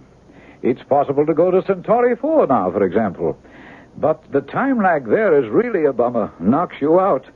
It's approximately another 1,000 years. You're kidding. Not at all. Well, you were going to tell me something about the history of, what do you call this? Goodspeed 1. Yeah. We were the first station, you see. When was that? Oh, back in your millennium, around 1990, I think. Maybe a couple of years later. Of course, it was nothing like it is now. Then it was just an experiment to collect and store solar power to bring cheap energy to Earth. You deliver energy to Earth now? Earth? that burnt-out cinder for what? Burnt-out cinder? Well, I'm afraid Earth moved too late to develop energy. By the middle of the 21st century, it choked itself to death on ecological poison. Well, how did you and the other colonies you mentioned grow so large? Well, what would your choice have been? Our colonies grew by leaps and bounds. The waiting lists grew longer and longer. Here on Goodspeed, we rotate at such a controlled speed that gravity is reproduced within the envelope that encloses us. Our grass is always green. We live in a temperature like that of Hawaii, and the air we breathe is pure. We are, insofar as it is possible, all of one class. We're as close to utopia, I suppose, as man can come. And we can be part of this. Once you're decontaminated, I would think so. Oh, our immigration laws are necessarily strict, but yours is an unusual case. However, the question may be academic. Oh, why? Because your employer is adamant that he must return to Earth. The burnt-out cinder. Not that Earth, no. The one you left. Yes, but that's impossible. Not if you move quickly. I won't go into scientific details, but that is why I wanted to talk to you. If we are to take advantage of the time fold that brought you here to return you, there is no time to lose. Now, as captain of the ship, it is entirely up to you. I can give you 1 hour to talk it over with the others, but no more. You're not going to try to get back, Chad? The big man's orders, Meg. He pays my salary. What else can I do? Well, stay here. Don't you know what it could mean? Yes. I know. We'd all be free. We could live our own lives. It'd be like a second chance, a chance to live down in the States. I understand. Well, isn't that what you want? It's not what I want. It's what Mr. Proctor wants. Oh, you can't be serious. What about what I want? What Jake wants? Jake doesn't care where he lives. And me? Oh, you could be your own woman anywhere. Well, I'm not now. Bought and paid for. Maybe it'd be the same here. No. Oh, Chad, don't you see? I'd be free here. He can't control me. And you're not free if you go back. You're only going back to her. To Alice? Oh, no. No, never. That's over. Well, she'll take you for everything you have. Okay, let her. We could manage somehow. If you stole me from J.B., he'd break us both, grind us to powder. We can still take the chance. Why, Chad? Why? Because if you and I are going anywhere, Meg, it has to be because we fought for it, not ran away from it. It has to be a matter of conscience. I have to go back. I have to live with myself. Maybe you should stay. No. No, darling. You're right. I have a conscience, too, that needs quite a bit of polishing. No, we'll go back together and face whatever has to be. God willing, it'll work out for us.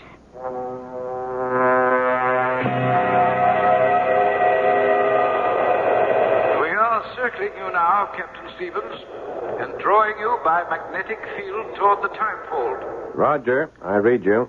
Now, we cannot guarantee your safe re-entry back to the last century. So, if you, or any of you, wish to change your mind, this is it. What's he saying? What's he saying? He's giving us a last chance to back out, sir. Tell him absolutely not. We don't belong in this Jim Crack fantasy world. We belong in the real one. Well, that's your decision, J.B. The others are entitled to theirs. Meg? Are you going back, Chad? Yes, I am. Then so am I. Okay. Jake? How can you fly a plane through all that flak without me, old buddy? Besides, I either want to be best man or give away the bride. Did you read me, Captain Stevens? I said this was your last chance to stay. I read you, sir. And our thanks for all you have done. But our decision is to return. Very well.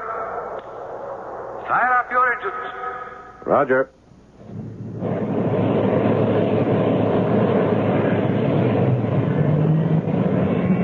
Engine start completed. We'll start the countdown at 30. Bon voyage and good luck. Are you ready? Ready, sir. Synchronize. Coming up 30 on zip. Read 30. 29. 28. Get back and get belted in. J.B., Meg? Go ahead, Meg. I heard what your co-pilot buddy said, Stevens. I just want you to know, if we get back, I'll break you in two before I ever let you take Meg away from me.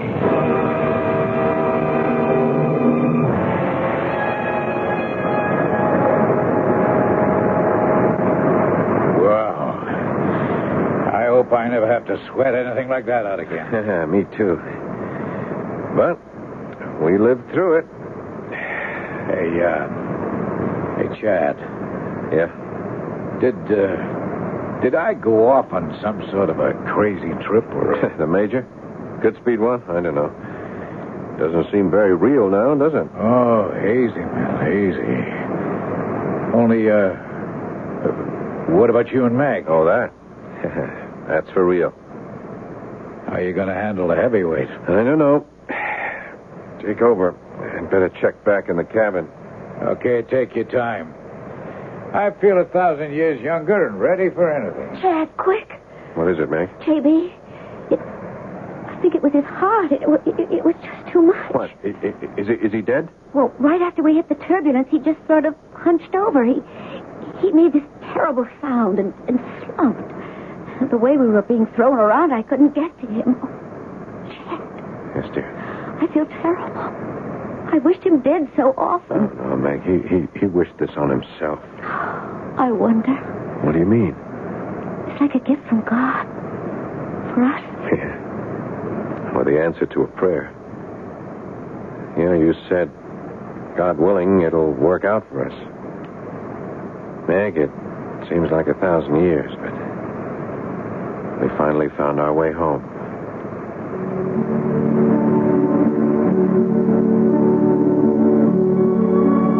Well, there's quite a little tale to muse over. The fact of CAT is real enough, but what was all the rest? Real or imagined? Does that really matter in the larger sense? All of our travelers returned safely from beyond whatever veil they penetrated, except one. And there will be few to measure the death of such a selfish man. I'll be back shortly.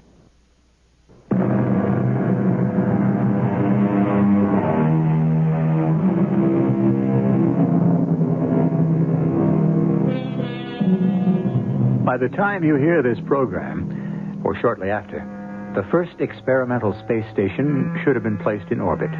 Of course, it'll be small, but it's a beginning.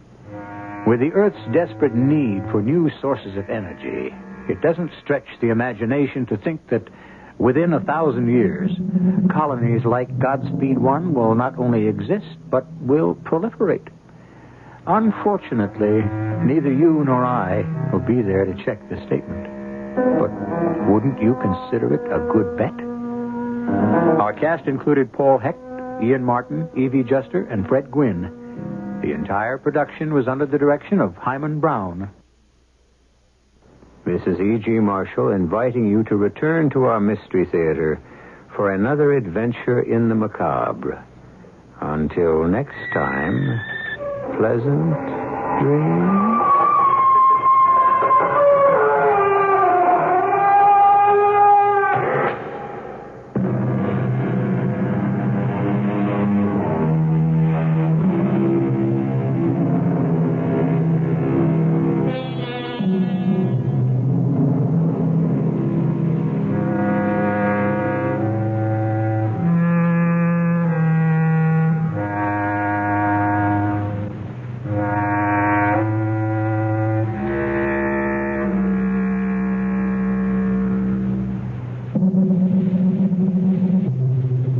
The CBS Radio Mystery Theater presents...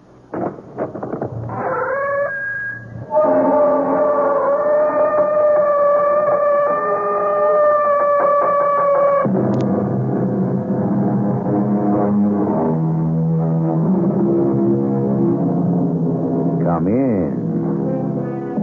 Welcome. I'm E.G. Marshall. The night is filled with 1,000,000 stars, said the poet.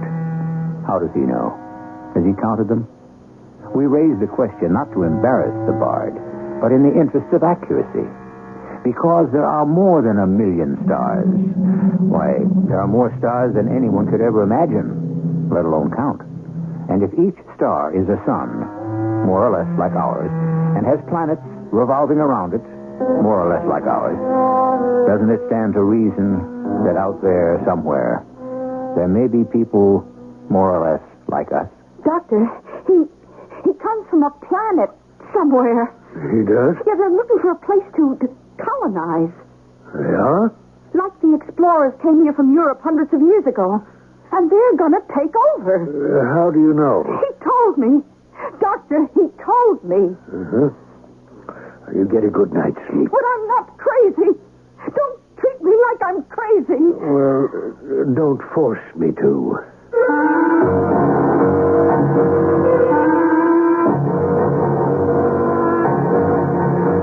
Our mystery drama, Identified Flying Object, was written especially for the Mystery Theater by Sam Dan and stars Bryna Rayburn. It is sponsored in part by Buick Motor Division and Sign-Off, the sinus medicines. I'll be back shortly with Act One.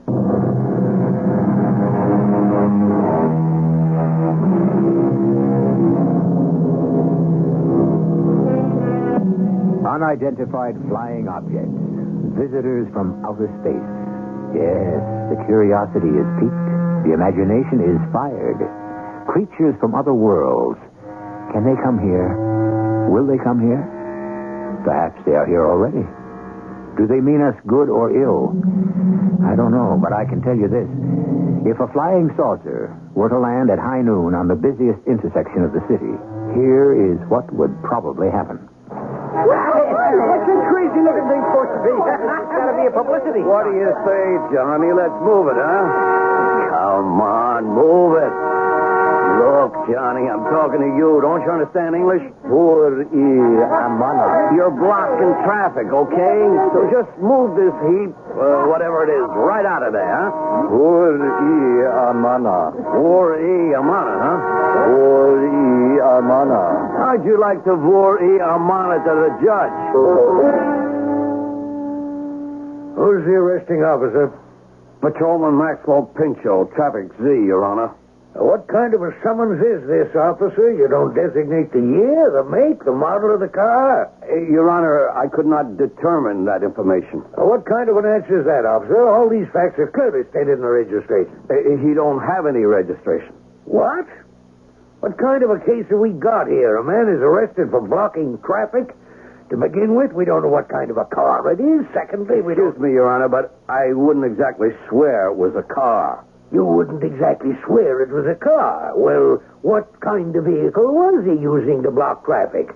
A truck? No, Your Honor. I would say it looked more like a flying saucer. A what? A flying saucer. Officer Pinchot, are you a well man? Oh, yes, Your Honor. Mentally? I believe so. You know, and I know, there's no such thing as a flying saucer, isn't that a fact? It is. Well, then how could that vehicle be a flying saucer? Oh, I didn't say it was a flying saucer, Your Honor. I said it looked like a flying saucer. Very well, let's begin all over. What's the defendant's name? He wouldn't tell me his name. What kind of an answer is that? His name has to be on his driver's license. Oh, he don't have a driver's license. What kind of... Who is the defendant? It's him, Your Honor. Well, now, what kind of way is that for him to dress? What kind of courtroom do we have here where a man can come waltzing in wearing his nightgown? What's your name? He won't answer that, Your Honor. Please remain silent, officer, and give him a chance to answer. What's your name? Amana.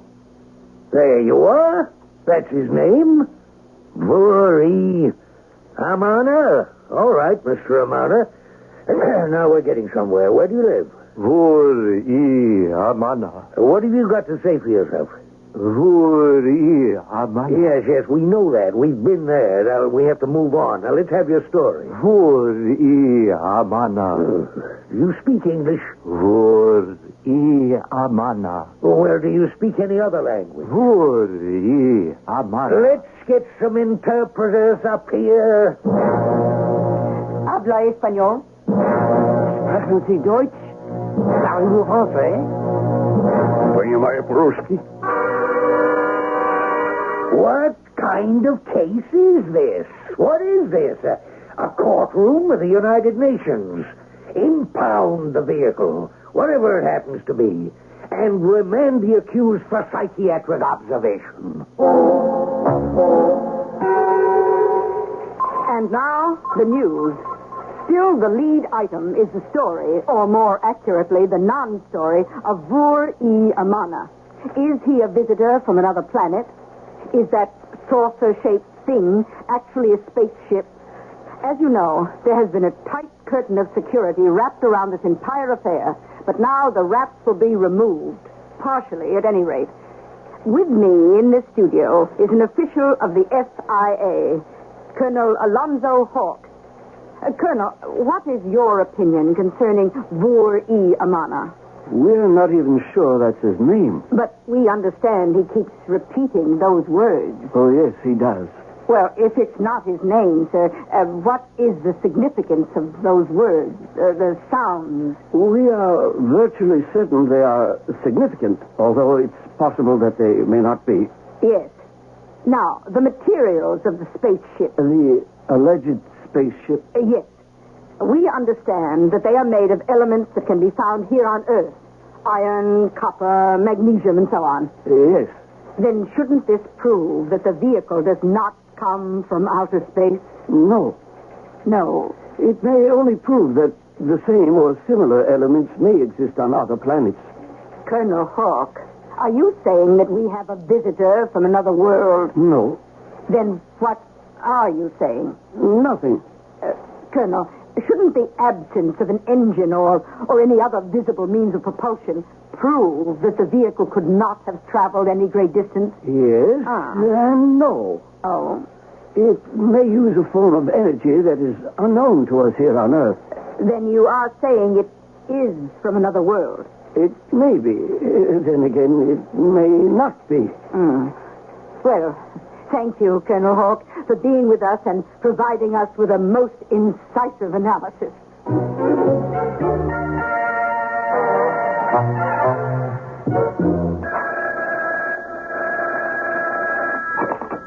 Dr. Newdale?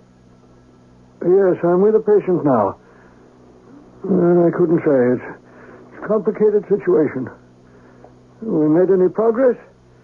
Absolutely none at all. When can we expect any? I have no idea. Certainly. Anytime. Goodbye. What am I going to do with you? Vur-i amana. Yes, I know. Well, now, let's try this. You see, this is a board. A board. In it, there are holes. You see? Holes. Some of the holes are round, like this, you see? And some are square. Square, like this, you see? Vur-i amana. Indeed. And these are called pegs, you see? Pegs. Pegs.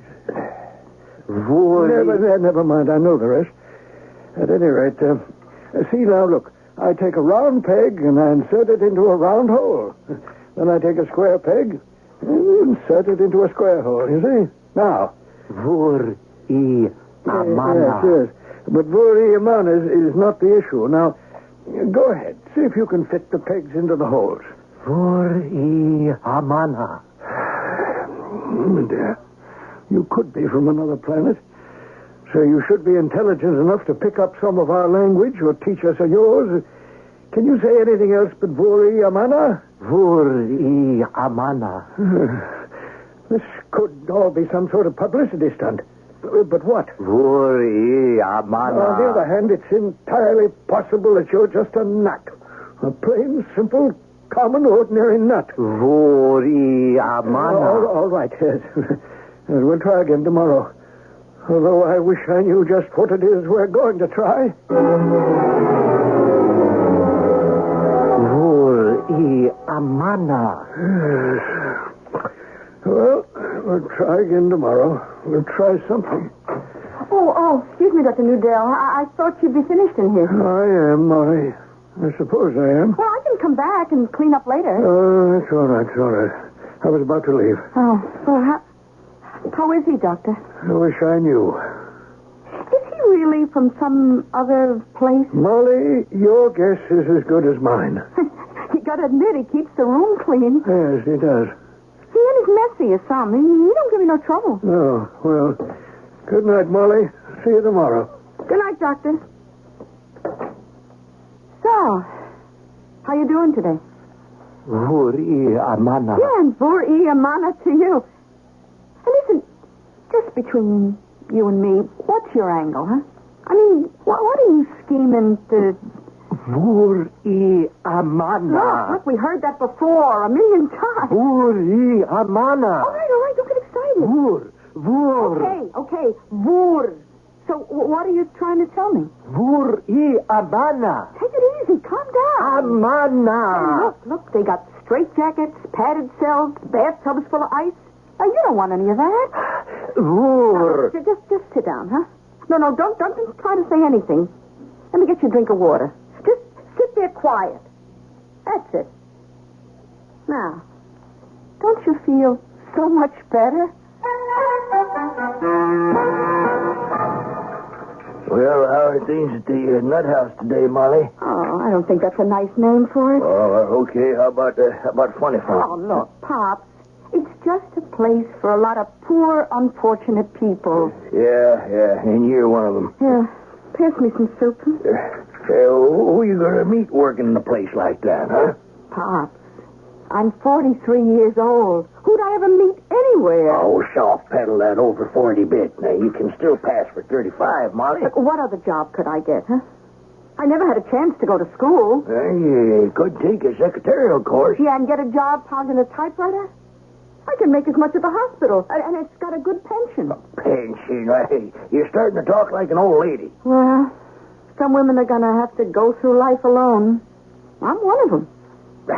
This isn't fair. You could make such a great wife for some guy. You know something? I'm just beat. You didn't finish your supper. I'm not hungry. Hey, you sure you okay, Molly? Yeah. I don't know, it's just that I'm so sleepy all of a sudden. Yeah, you don't look so good.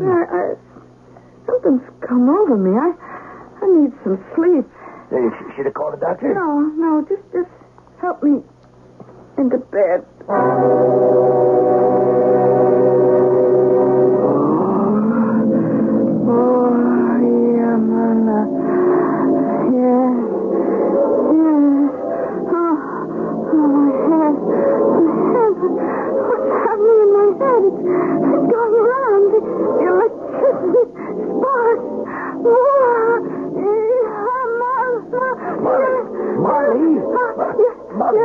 Molly, wake up now.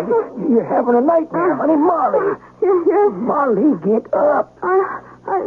Molly, you okay? You're screaming, Molly.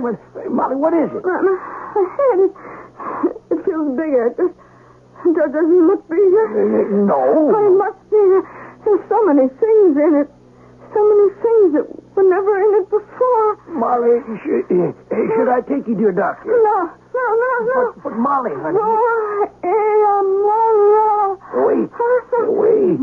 That's what that nut, the one who was in what was supposed to be a flying saucer, kept saying, isn't it?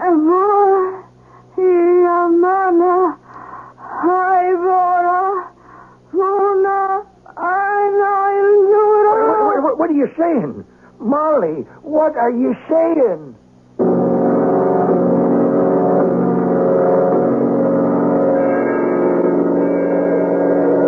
What is she saying?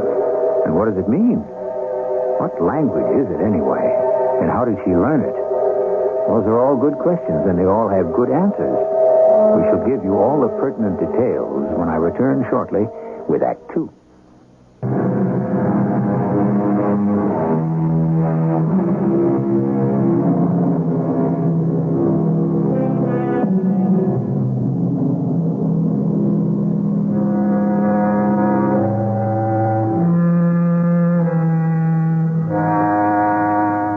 Look skyward at all the stars and beyond.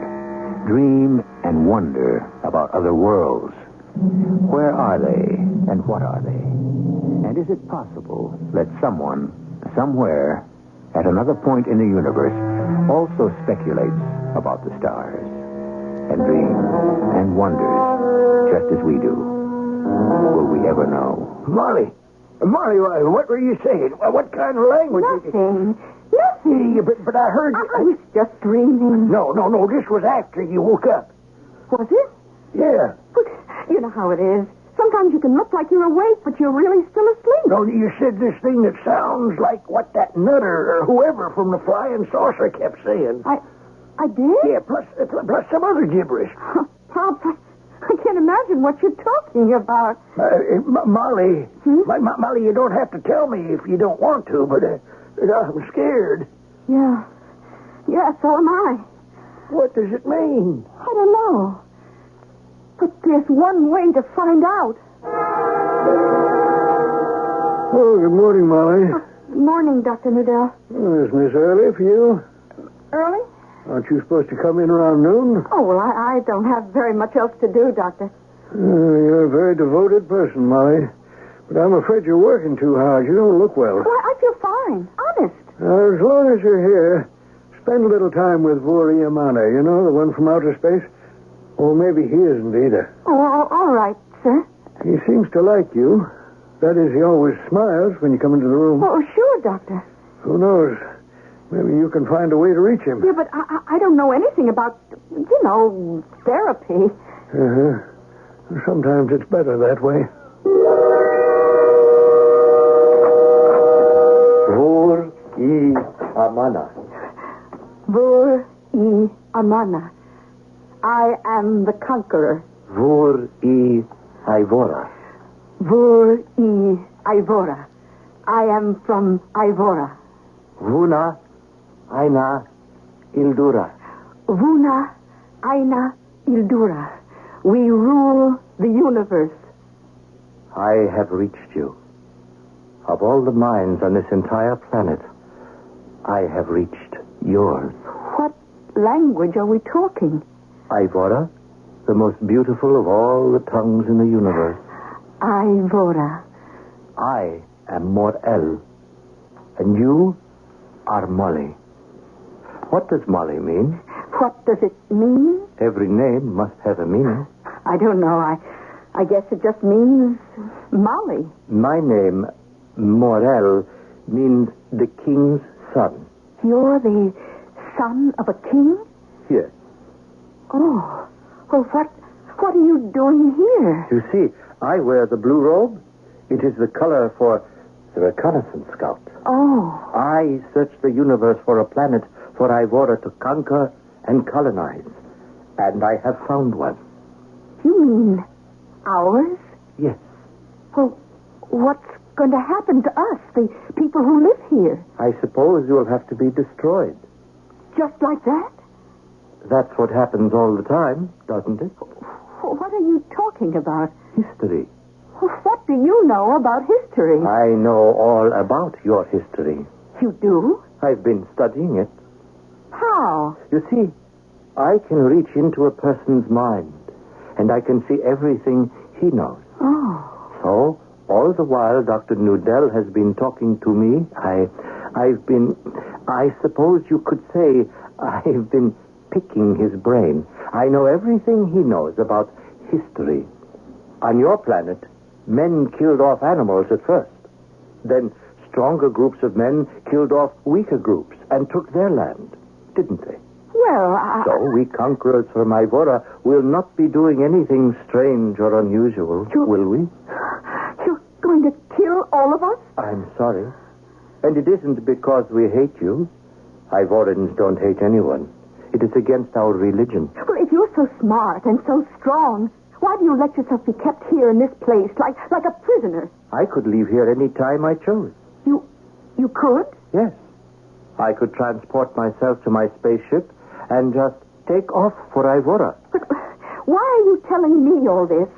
Because I have to have someone to talk to. How do you know I won't tell everybody about your plans? That really doesn't matter. Look, you're only one person. They could stop you. At this stage of things, I suppose they could. Then why did you tell me? You know I'll tell the doctor, the police. Yes. Well, maybe I know something you don't. What? You'll have to find that out for yourself. You see, Doctor, what he's trying to tell you is that he's the conqueror. You've been speaking to him? Yes, sir. I know the language. You do? Yes, he comes from a planet somewhere called Ivora. Ivora? That's right. And they're looking for a place to colonize. I guess it's like the people from Europe came here hundreds of years ago. Continue. And they're going to take over. Take over? You could say like we did from the Indians. This is what he told you? Yes.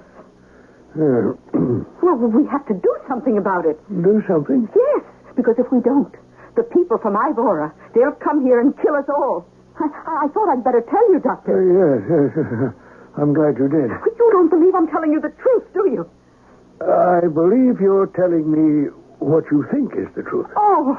Molly, you've been working very hard, too hard. You think I'm crazy, is that it? I think you're overtired and overworked. But it's the truth. I spoke to him. I can arrange to get you some time off with pay. Yeah. I see where this is going. Molly, it happens to all of us. Sometimes to me. What happens? You spend so much time with unbalanced people that now and then you sort of go off the deep end yourself. And that's what you think is happening to me? Well, you know, I like you. I wouldn't lie to you. Then how do you explain the fact that I can speak Ivoran? Ivoran? The language of Ivora. I know I speak it perfectly. Better than I speak English. No, I never even went to high school. I had to go to work. I don't know very much in English. But in Ivor, I know everything. I speak so beautifully. I say things that sound so smart. The prettiest words roll around in my head. Vur I Linana, I am the queen. Vur I Laila Leia, I am queen of beauty and delight. Where would I ever get to think things like that? Well, I'll look into this thing. Yeah, sure. I mean it. Doctor, I work here. I know how you talk to the other crazies. I still think you should take a little time off. Let's go. Move that heap. Oh, are you Officer Pinchot? Maxwell Pinchot, that's me. Well, could I talk to you? What do you want to know? You remember the person who you arrested because he was in that flying saucer? I wish I had it to do all over again. I'd have looked the other way. Well, he's dangerous. Yeah? I have to tell this to somebody. And you're a cop. He's the advanced scout from a place called Ivora. They're going to kill each and every one of us. Is that a fact? Yes, he told me. He didn't tell me. Well, that's because he couldn't communicate with you. And he can communicate with you? Oh, please, believe me. Do something about it. You're a policeman. Oh, lady, don't you worry about a thing. I'll do something. Believe me, I will. Oh, you don't believe me. I can tell. You won't do a thing. Sir, Your Honor, Judge. What? I'm sorry to disturb you at your dinner, but I must talk to you. It's a matter of life and death. Please listen. What is this? Well, it's that man. You know, the flying saucer person. What are you talking about? The one who keeps saying, Vur I Amana. That means, I am the conqueror. He's going to take over the earth. We have to stop him. What kind of a restaurant is this where a man can't even have his dinner without being disturbed? Your Honor, it's true. Every word is true. What kind of entertainment are they putting on? What kind of an act have you got there, madam? It isn't an act. Oh, you don't believe me. No one believes me. You have to quit that job. All right, Pops. Let me alone. You know, Dr. Nudell called up. You're under a terrible strain. I am. And it's your fault. My fault? Your fault, the doctor's fault, the police. Everyone laughed at me. Nobody wants to believe me. Nobody. Honey, because it's such a crazy story. Well, does that mean it isn't true? Now, what you need is some rest. Rest? We're all going to rest forever. We're all going to be killed. Molly. Why don't people believe me? Everyone treats me like I'm some kind of nut. Okay, Molly, maybe you're right. But there's nothing that you, as an individual, as one single solitary person, can do about it. You have to face it. I'm facing it. Well, good. Now, you have to accept it. No, that's the one thing I won't do. I won't accept it. Well, what are you going to do? I don't know. I'll think of something. You had a difficult time. Oh, I sure did. I told you there is something you would have to find out for yourself. I sure did. Nobody believes the prophet of doom. Your people, they don't want to stop me and Ivora from taking over the earth. That's because they don't know any better. But I do. And therefore, you have decided to stop me. How did you know? It's true, isn't it? Yes. You're going to kill me. I have to kill you. They won't believe the reason. You know that. I know that. You'll spend the rest of your life in an insane asylum. Oh, I'd be doing that anyhow. So, I got myself a gun. A gun?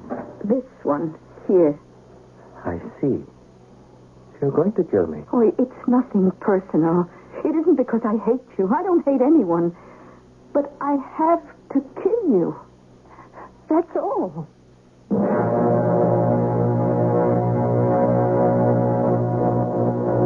Murder. If it's to be done at all, perhaps it's best if it's done reluctantly. Yes, it doesn't change anything, and it doesn't really do the victim any material good. But at least it gives the thing a certain sense of style. Well, this is only the end of Act 2. Just the right point to kill off a major character. Will it happen? We'll know that shortly when I return with Act 3.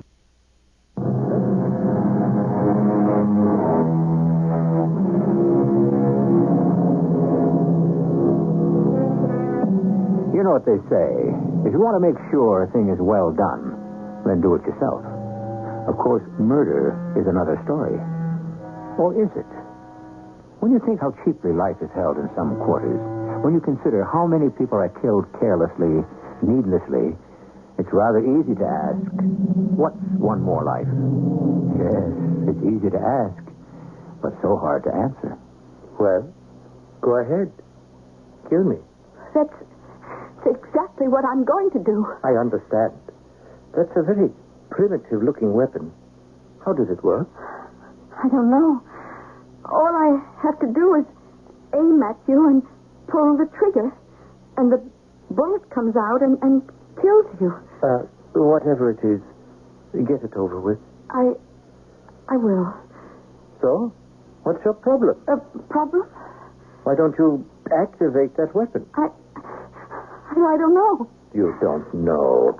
I should kill you. Oh, there's no doubt of that. But somehow I just can't do it. You can't.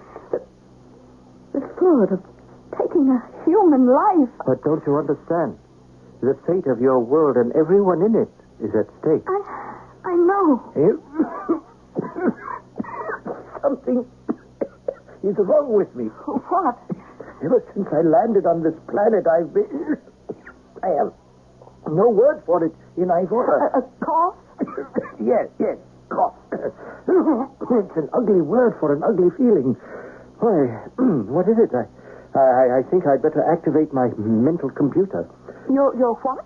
Here, you call it the brain. Oh. That's because you don't use it very much, but I'll get all the facts on this thing, this cough. Oh, it's no big deal. Practically everybody around here coughs. What's that? That? Boy, everybody knows what that is. What is it? Are you kidding? It's a sneeze. It's a sneeze? Why does it happen? Well, it could mean you're coming down with something. Coming down with something? Like an illness. Illness? Or there's some kind of irritation in the air. Oh, I have a great deal of work with the computer. I can see that. Cough, sneeze, illness, irritation. What am I standing like a dummy for? Why don't I kill you? Well, it would seem to be the smart thing to do. I know you have what we would call moral considerations, but you really should do it. Why are you telling me that? Because I like you.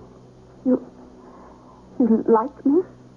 Tell me, I don't know how these things are on Earth, but are you still of childbearing age? What kind of question? I have to know. I am Morel, a crown prince. I would have to have an heir to the throne.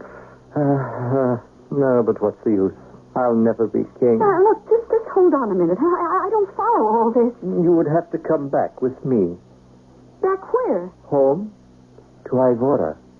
What makes you think I would? It's in your mind. You're thinking about it. I'm thinking no such thing. Well, you're not aware that you're thinking it.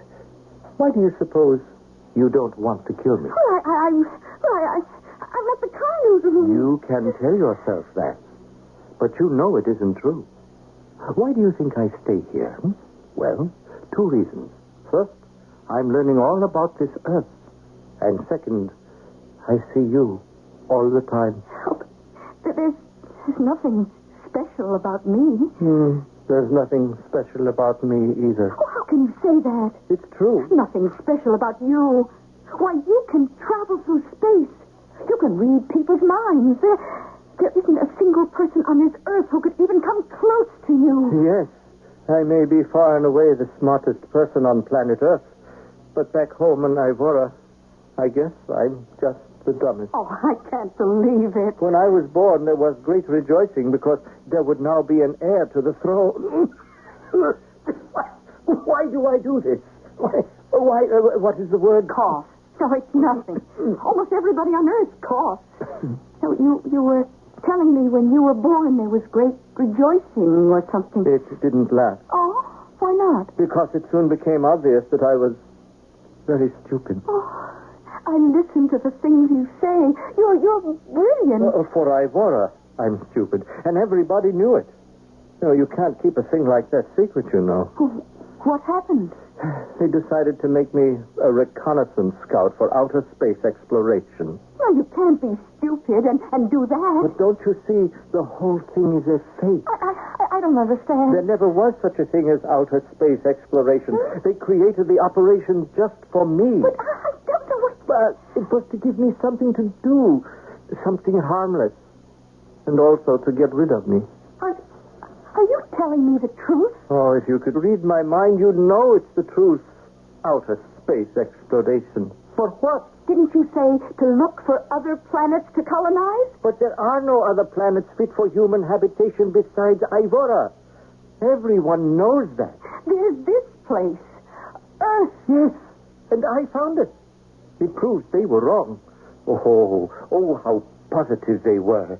All the experts, all the scientists.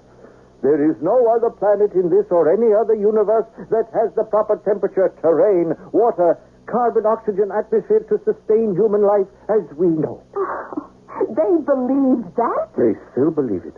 According to their calculations, they can prove no other suitable planet exists. But you found one. I know, but they don't believe me. How can they not believe you? Because you don't know. Oh, you don't know. What don't I know? How stupid they think I am. I'll prove it.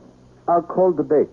I'll open my mind and let you listen. Just stand still. Why do I do that? I told you. It's because you... I'm waiting for the computer, and then I'll get a complete analysis. Now, I'm calling the base. You must stand perfectly still. Close your eyes. Try to think of nothing, and you will hear. Hear what? This is Morel, calling the base at Ivora. Calling the base at Ivora. Base at Ivora. Come in, Morel. I have great news. I have landed on a planet suitable for colonization. Really? Yes. Proper atmosphere, suitable terrain, acceptable climate. Is that a fact? Yes.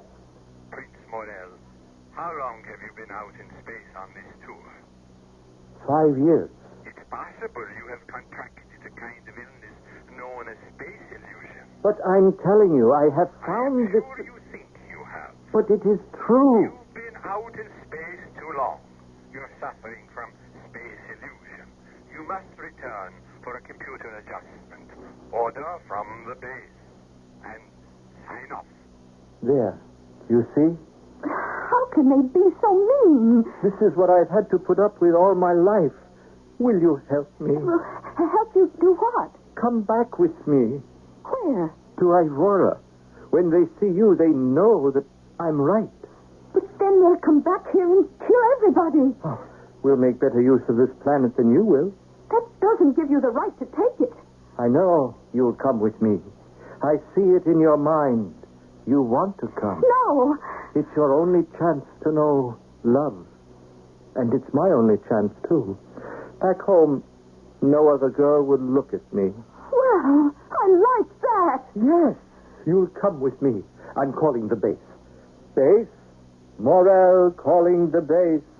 Morel, what is it this time? You can stop patronizing me. I'm coming back with proof. Proof. Morel out. There. I told them. Oh, what a triumphal entry we shall make. The Crown Prince and his consort. Why do I do that? Wait. My computer is about to speak. What are you talking about? Quiet.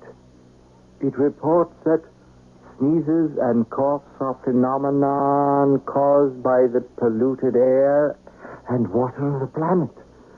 Although originally it's a pure atmosphere, it is now completely overloaded with sulfides, methane, ammonia, hydro and fluorocarbons, among a host of other noxious and poisonous substances. That's enough. I don't want to know anymore. More air. What's the matter? Oh, the whole thing has collapsed. I said I found a planet we could colonize. I went on record. I challenged the base. And now, it isn't true. It isn't? Now I know why I cough and sneeze. You heard the computer. Soon, this place will be too poisonous for life. Now, I can't go home. I thought I'd find you here, Molly. Molly, I thought about what you told me. I believe you. You believe me? Yes. The way you put that vocabulary together, now you're not a linguist, and yet it follows basic laws of language. But you could be right. And so I spoke with Colonel Hawk of the FIA. They want to hear more. Well... If you are right about Morel here, or whatever his name is, being the advance scout for an invading alien army... Yes, if I am right? Well, I'm a doctor. I don't want to think about it. But I also live on this planet. I have a responsibility. Will they have to kill him? I don't know. This whole business, it's out of our hands. We'll have to do what's best. Whatever it is. Then you must go home, Morel. If you stay here, they'll kill you. I don't care. I care. You care? I care. And I'll go back with you. You will? Yes. You can read it in my mind, can't you? I can read that you want to do it. But that doesn't mean you will do it. I will. Now, how can we go back? Get me a suit of clothes, can you? Yes. No one will know me if I'm dressed like everyone else. Mm-hmm. Now, I know the vehicle is in a place called the impounded lot. I can see it. There's a tag on it that says, release on payment of $50. Do you have $50? Yes. Then we can go. You see how easy it is? Oh, how brilliant you are. No, I can't go back. Why? Why? When I get back, I'll be the laughing stock of the entire planet. But I don't care. You'll be alive. But you have no idea how dumb I am. I am just not smart. Oh, well, you no longer have to be concerned about that. I don't? No. From now on, you don't have to be smart. You know why? Because you're going to have a smart wife.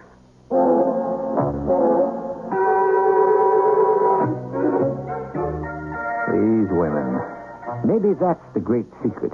Maybe a smart wife is all it takes. Anyhow, we don't know how things worked out when they got to Ivora because we weren't there. But if we ever do get the facts, we'll be glad to fill you in with another story at another time. I shall return shortly.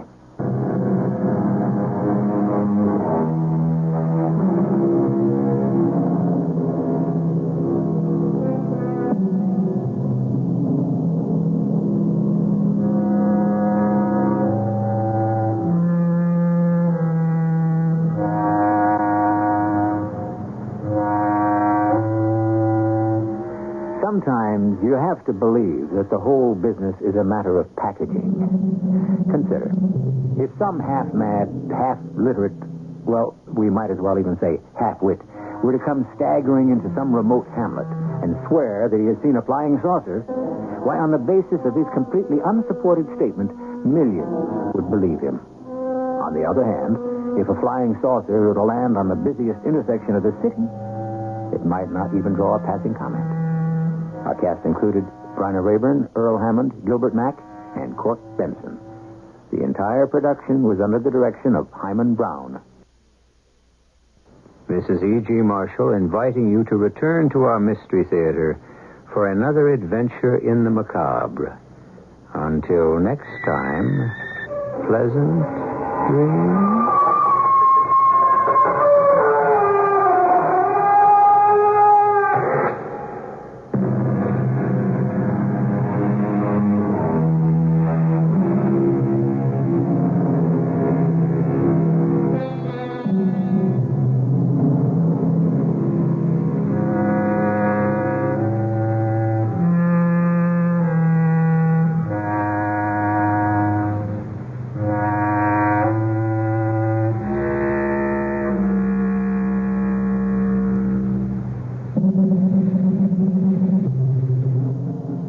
Theater presents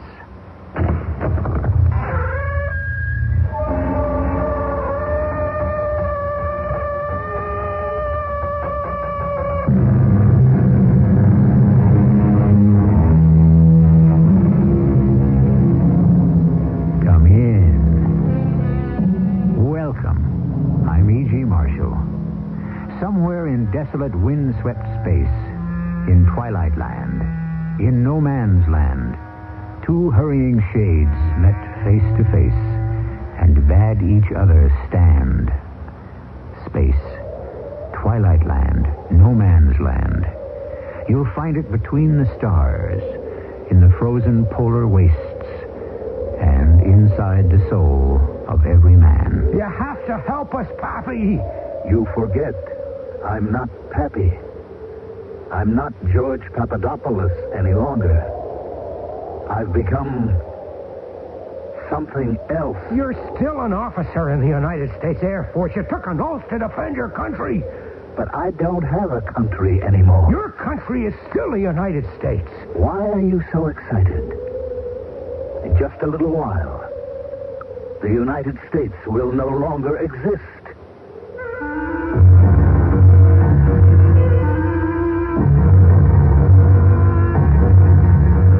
Our mystery drama, Arctic Encounter, was written especially for the Mystery Theater by Sam Dan and stars Mason Adams. It is sponsored in part by True Value Hardware Stores and Buick Motor Division. I'll be back shortly with Act One.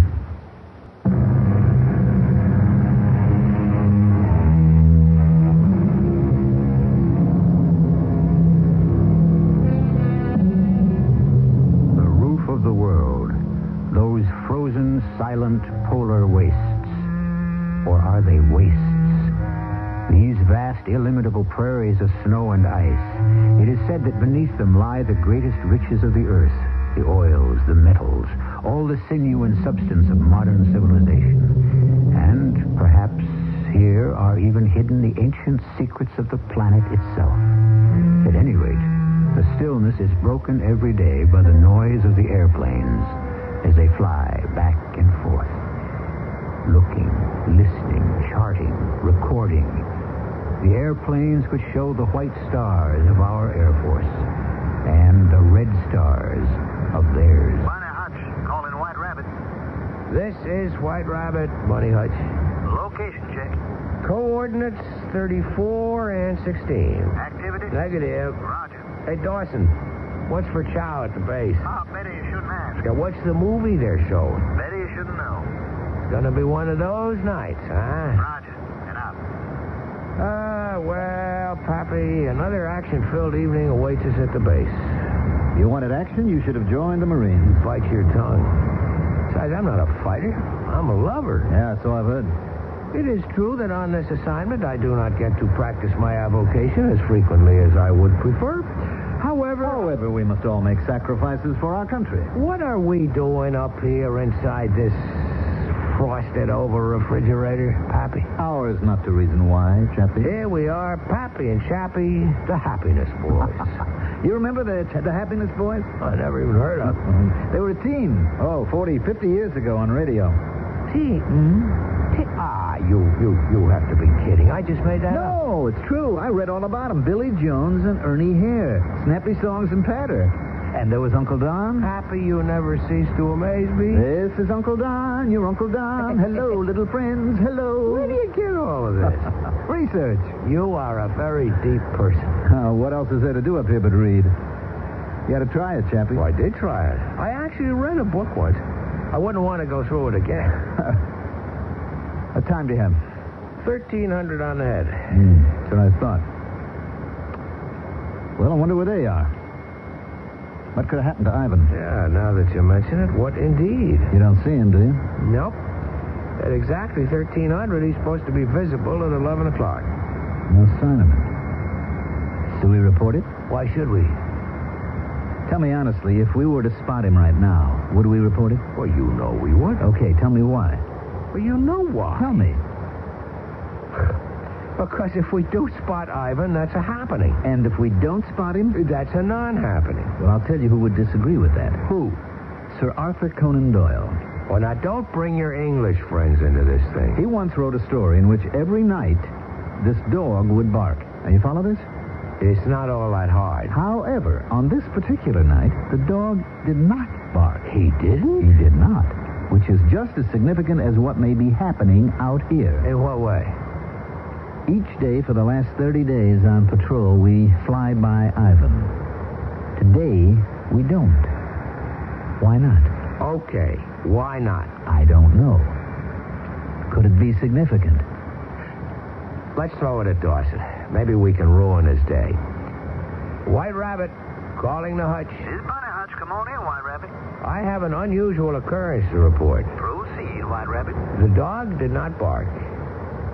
Yes? That's it. What's it? That Spaskov two-motor observation plane we fly by over coordinates 3416 to 1300. Well, it's first time in 30 days that we haven't seen him. I thought you'd like to know. I'm going to put you in for the Legion of Merit. Thank you. Now, can you tell us a movie for tonight? Sherlock Holmes and the Hound of the Baskervilles. This is Hutch over and out. You know, Dawson, he must think we're crazy. Look, in this outfit, if you're not crazy, you go crazy. Well, what do you suppose did happen to Ivan today? Well, they could have changed the patrol route. I don't think so. Not till we do. The idea is to keep an eye on us. Yeah, just like we're keeping an eye on them. Naturally.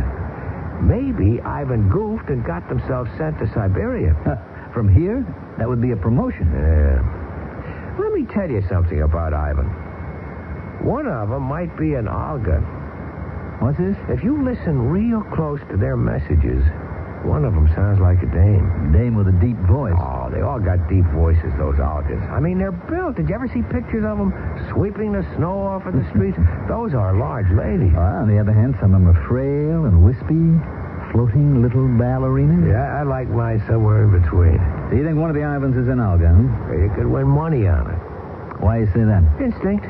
Just let there be a dame within 1,000 miles. Well, if she is, she's probably the only one. I wonder how I could meet her.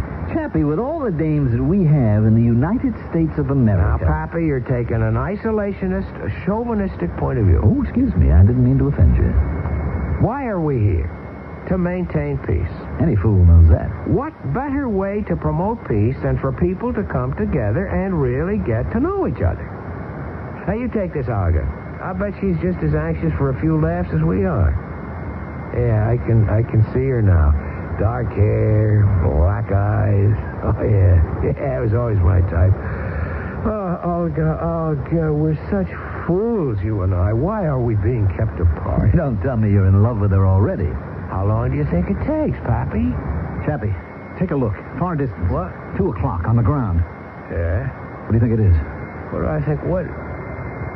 Oh. Check it through the glasses. That's not my imagination, is it? No, that's something, all right. Let's have a good look. It looks like a plane. Not in one piece, either. It's Ivan, all smashed up. It's a Spaskov two-motor. It must have come down hard, too. Do you think anyone's alive there? No, there's something funny going on. We should have heard a distress signal. Maybe he didn't have a chance. If he's down, it's a cinch he's missed out on a checkpoint. His base should be trying to reach him. I don't hear a thing. Call the hutch. Tell him what we got. I sure hope Olga's okay. White Rabbit, calling the Bunny Hutch. Come in, Bunny Hutch. Bunny Hutch? What's the matter? I can't raise the bass. Come in, Bunny Hutch. This is White Rabbit. Hey, the lights on. What the? The radio's dead. What? Chappie, we're losing power. What's going on? Everything's out. We're going down. Chappie, ease back on her. Back. What's happening, Pappy? What's going on?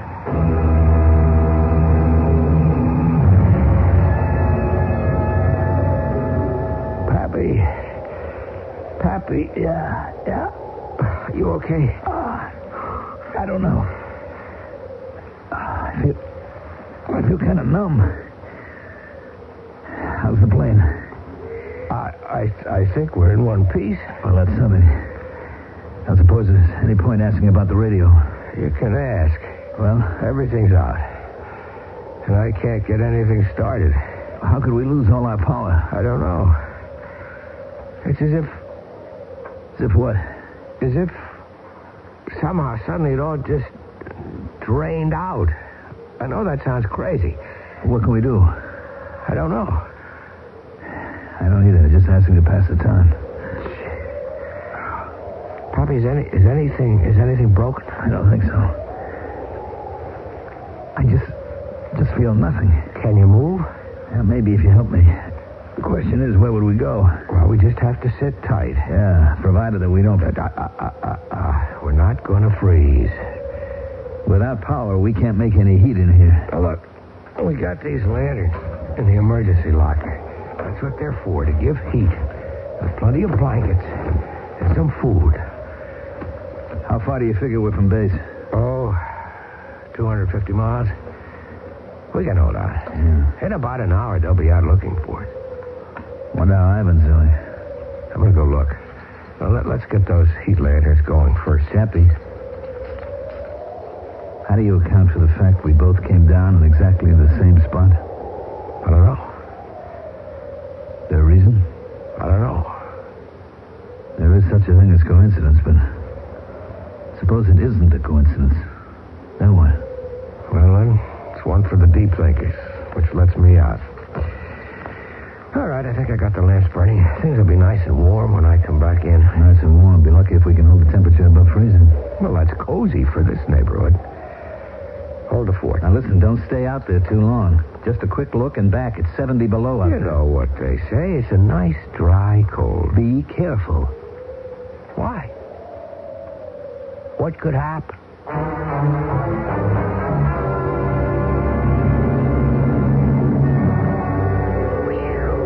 Boy, it's cold. How do you get this thing open? The door should swing it. It's jammed. Boy, I don't see how anybody could be. Hey! Oh, it's Olga. Olga, hold on. I'll get you loose from there. Come on. Now, Olga, listen, do you speak, what's the word? Panamaya English, Olga? English? Ah. Yes. Yeah, are you okay, Olga? Yes. Good. Oh, Dmitri. Who? Dmitri, the navigator, Dmitri Denisova. Where is Dmitri? I don't know. I don't see anyone else. But maybe he went for help. How? Where? Well, I don't know. But he isn't here. He was hurt. I heard him. He could not have gone. But he is gone. Oh. I mean, the way you must have come down and the shape the ship is in, you're lucky to be alive. Can you move? Yes. Okay. Now listen. By any chance, would your radio be working? Radio? No. All here is dead. All power is, how do you say in English, kaput. Yeah. Well, that's just great. Great? I was hoping we could use your radio to call for help. Help? Yeah, we need help. But I do not understand. Are you not the help? Oh, no. You see, we're in the same fix that you are. We lost all our power, too. Oh, you lost the power? Yeah, everything. It just died on us. I guess the same thing must have happened to you. You lost the power? That's what I'm telling you. Then it is true. What's true? The rumor. What kind of rumor? There is something out here. Yeah? Well, what about it?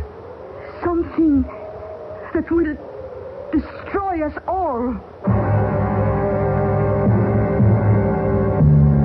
Well, we've been looking at the world in terms of absolutes. We and they. We and they dominate the core of every dispute.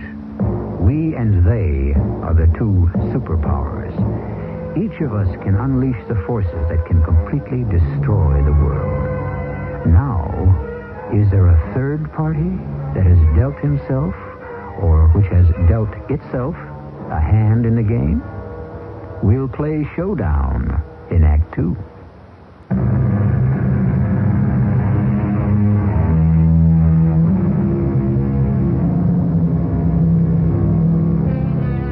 The cold, frozen, forbidding north.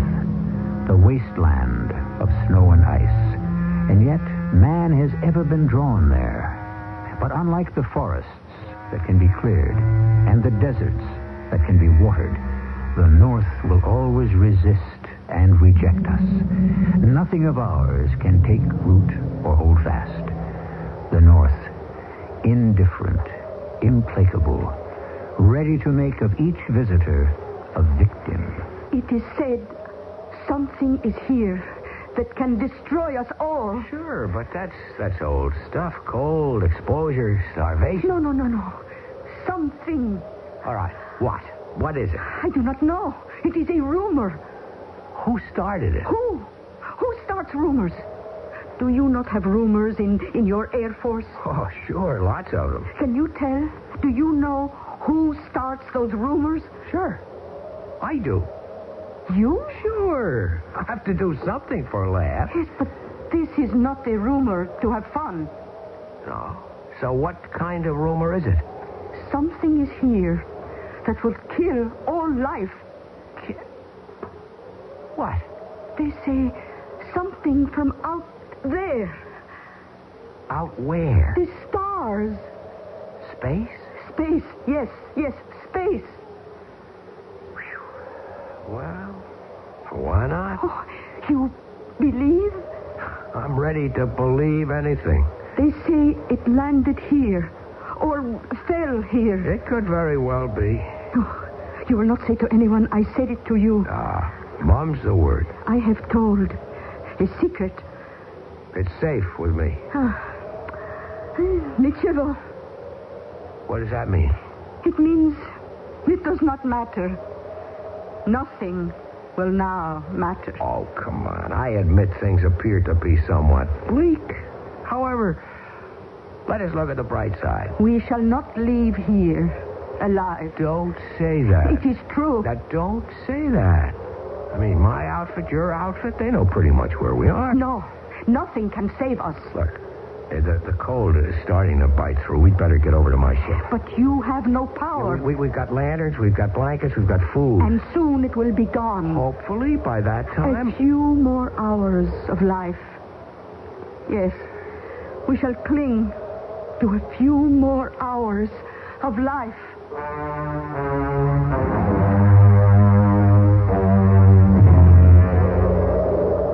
You better help me swing the door shut. What? The lamps.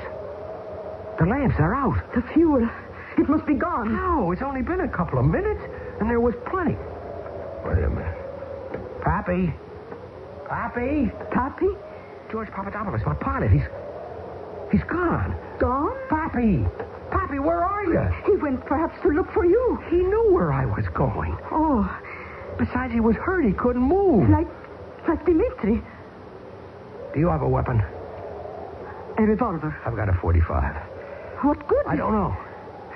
Let's see if we can get the lanterns going before it gets too cold in here. No, they cannot. They cannot burn. Why not? You see, they are not burning now. Well, they could have gone out by some fluke or accident. They will not light again. We can try. So first you have to pump this gadget here. Hey, there isn't any fuel. But the tanks were full. Yes. It is this something that is out here. We're on that again, huh? It must be something that eats fuel and energy. Olga, we have to raise the base. Your place or mine. That's a laugh. What is? Well, what I just said, your place or mine. Why is that a joke? Well, it's funny because of the circumstances. Yes? It's all right. Maybe one day I can explain it. No, explain now. This is the only day. An hour, 2 hours. We will freeze. Olga, somehow we are going to get that radio started. No. We'll figure a way. We must not. We must not? We must not try to fix the radio. But why? Because if so, we will call for help. Well, sure. That's the idea of the thing. We must not call for help. What, you mean we should freeze to death? Starve? Why have you fallen from sky? Because we saw your ship on the ground. Yes. And when you came near, what happened? We crashed. Yes. There's something that destroys our plane, destroys also yours. Now will come other airplanes to find us both. And when they see us and come close, then there's something makes them crash also. Yeah. Well, we wouldn't be able to fix the radio anyhow. What is this something? Oh, who can say? And we might have had a beautiful friendship. No. No? Why no? You are not a serious person. And I take it you are? Oh, yes. Very serious. You are, what word do I want? Frivolous. That's right. That's absolutely true. You admit, then? Yeah, that's why we'd be so good for each other. We have 1 hour, 2, maybe 3 hours to live. Should we talk this way? Why not? So personal? Well, what else should we be talking about? We should have discussion on, you would call it dialectical materialism. All right. Dialectical. Why you begin. Nichevo. Yeah, my sentiments exactly. Olga, listen. I have to say something. My name is not Olga. You didn't? No. I am called Praskovia. Ah. Praskovia Alexandrovna Sorokin. You want me to call you whatever that is? No, it's better Olga. My name is Stuart Maitland Chapman III, but you can call me Chappie. Chappie? It's close enough. I am honored to make your acquaintance. I can see your eyes are blue. But underneath your helmet, what color is your hair? Blonde. Yeah. When I think of what might have been. What might have been? Had we met under different circumstances. But under different circumstances, how could we have met? Yeah, I guess that's part of the problem. We had to have a disaster. Well, what are we going to do about it? Do? We can sit here, maybe hold hands, and wait till we freeze to death. Or... Yes? Or? Or we can fight it. Fight what? Who? Whoever and or whatever is doing this to us. How? I was afraid you'd ask me that. Look. What made both our ships come down? What robbed us of all of our fuel, of our energy? Something. A something? All right, okay. Let's try to find that something and destroy it or shut it off. But where is it? And where is your man Dmitri and Pappy? I mean, what could have happened to them? I am cold. Yeah, we're starting to feel it. And it won't get better. Look, while we can still move, while we can still care, do you want to try to go out there and find it? Fight it or whatever? Yes.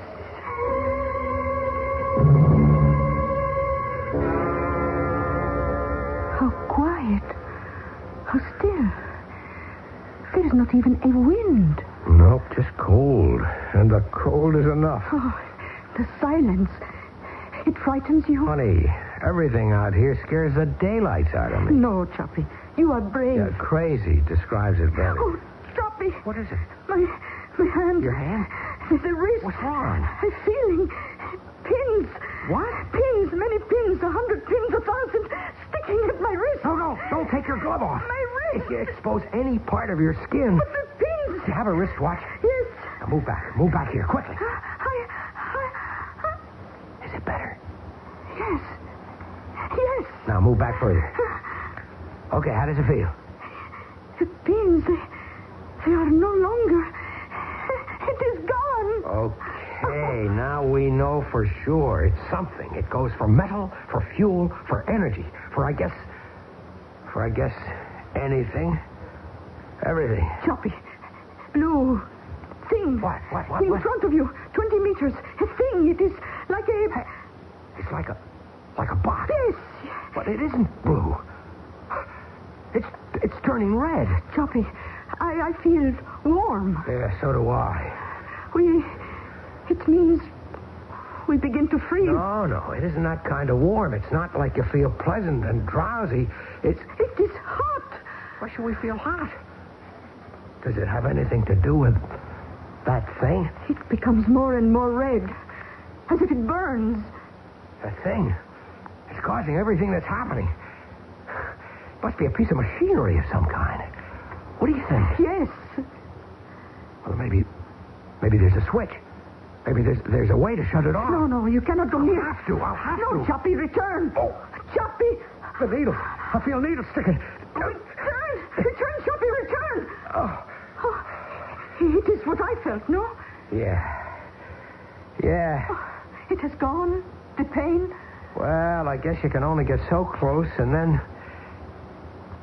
Wait a minute. Wait a minute. Maybe we can destroy it. How? We'll have to do it from here. You've got a revolver. I have a .45. Let's shoot at it. But what if... Yeah? What if what? I do not know. Honey, what have we got to lose? Are you a good shot? I am expert. Here goes.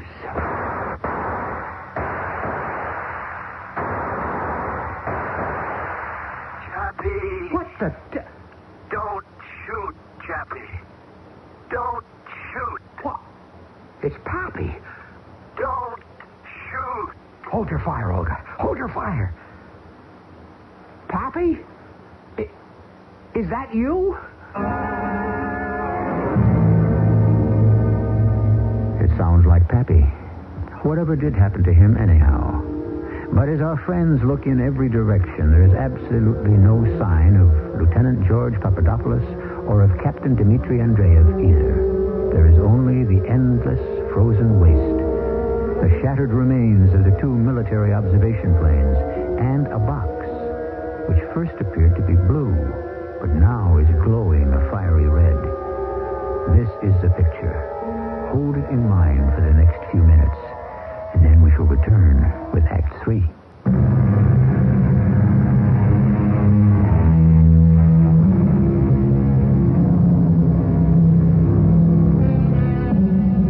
As I was going up the stair, I met a man who wasn't there. He wasn't there again today. I wish he'd stay away.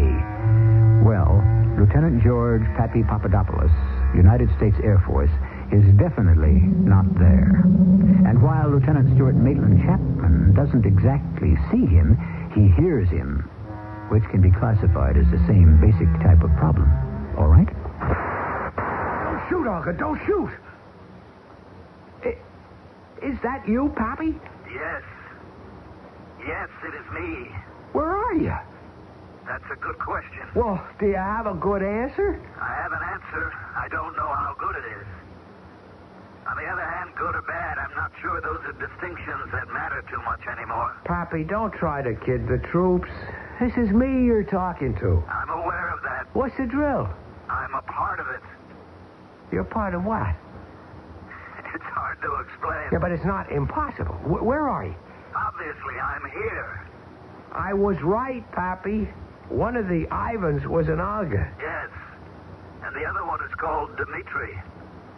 Olga, where's his voice coming from? From... Oh, it cannot be. From where, Olga? Her name isn't Olga. It's Praskovia. Right now, that's not the problem. From where, Olga? It comes from the box. That's what I thought. Are you in there, Pappy? Yes. It cannot be. It is impossible. His voice. It must be a tape. Dmitri told me all about her. Pappy, what is this? I'm trying to explain it.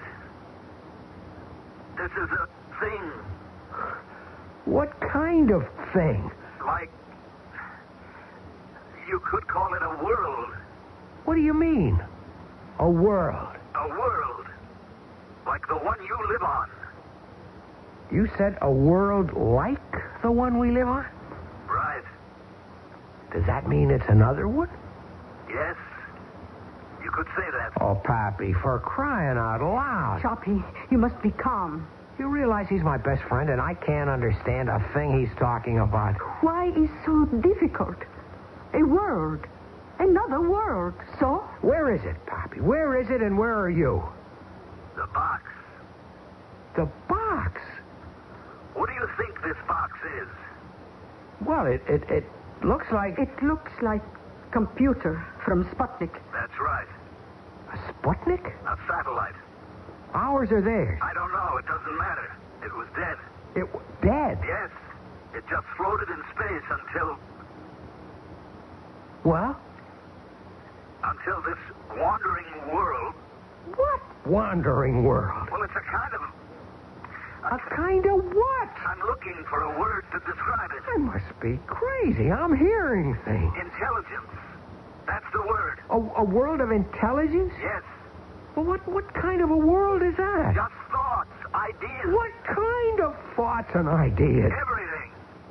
All kinds of images and fancies. And what else? Nothing else. Nothing else? I mean, that's enough to make up a whole world? Yes, She understands. our world is ideas. But to support ideas, we need, how do you say, physical bodies. This is another world. Another civilization. I still don't understand it. This is a world of pure intelligence. It doesn't need bodies.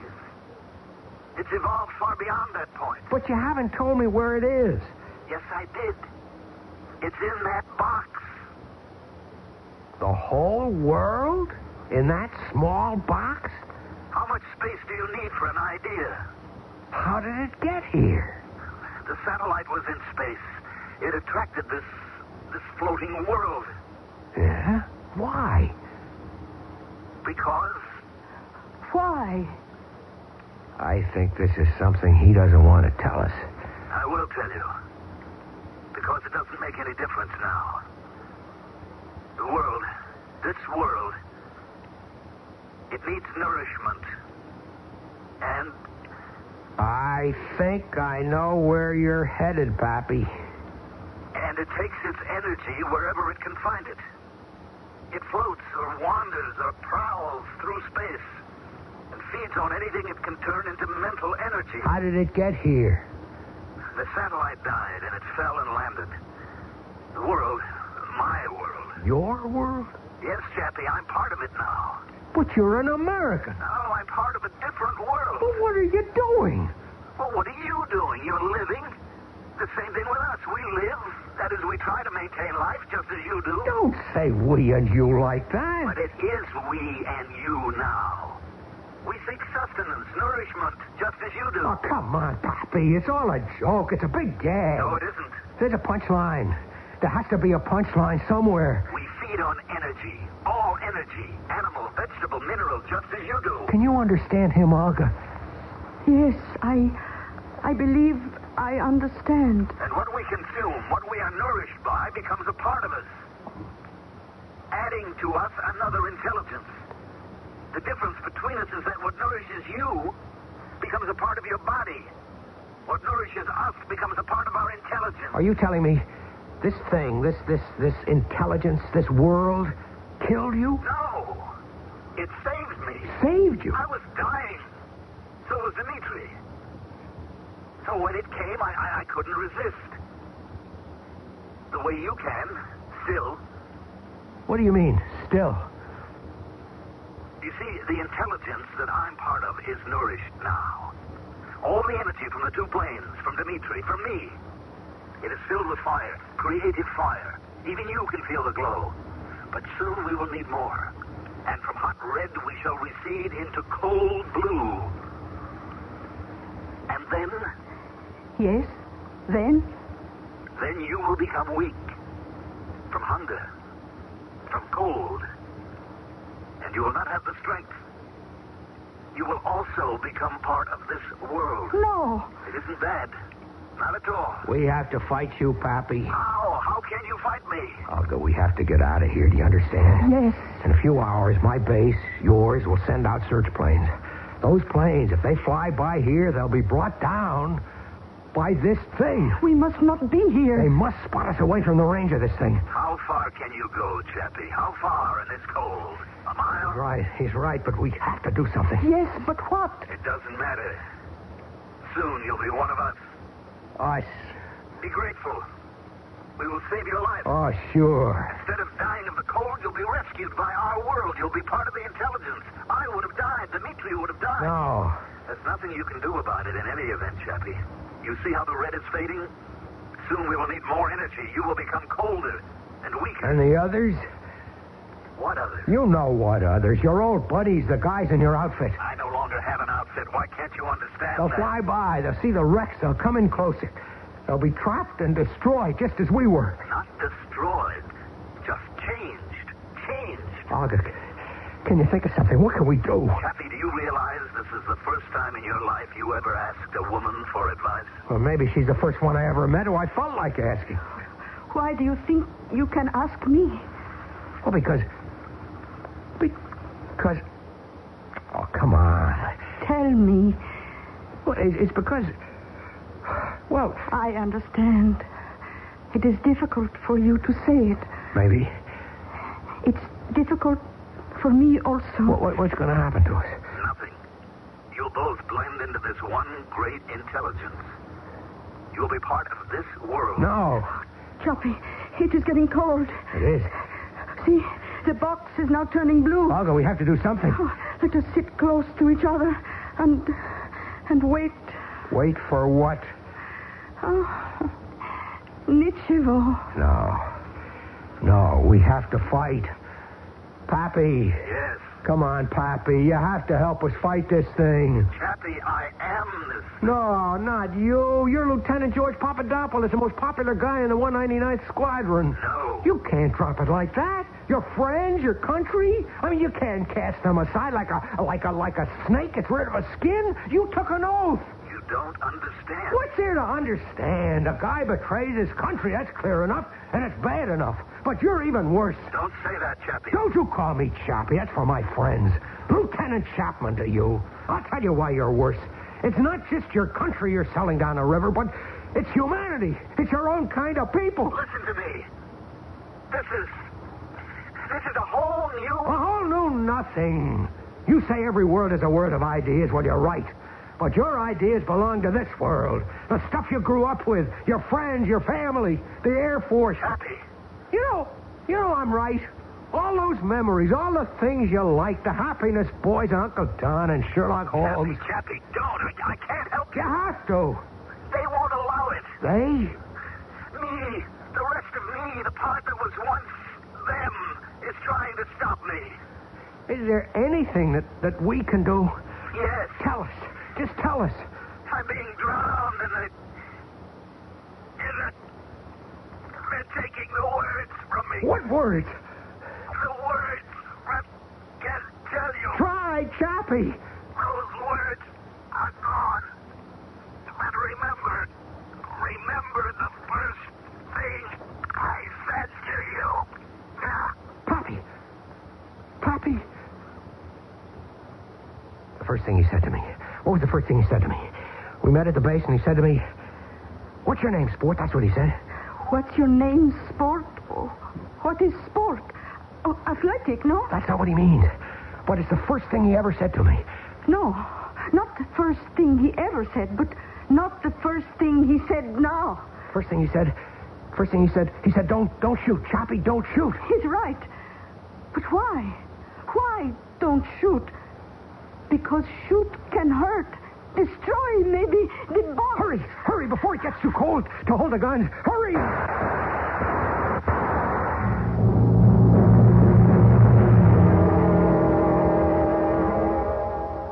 Chappie? I think you're going to be all right. You were picked up before the frost could really get you. Olga. The girl? Well, actually, her outfit landed the same time we did. They took her, we took you. Listen to me. There was this thing from space somewhere. It lives on energy. It drained all the power from the engines, the radio, from everything. Uh-huh. Don't look at me like that. That's why we crashed. You crashed because you had a power failure. How do you account for Ivan? Well, I guess he must have had one, too. Isn't that maybe just too much of a coincidence? Life's made up of coincidences. Okay. Pappy. Why couldn't you find Pappy? Well, he must have wandered off. And Ivan, what was his name? Dimitri. Did he wander off, too? It's the only explanation. Look, I am trying to give you the real explanation. Did you find a blue box? Sure. It was a broken old computer housing from a space satellite. Listen, I am trying to explain to you. And Chappie, I'm trying to explain to you. Leave well enough alone.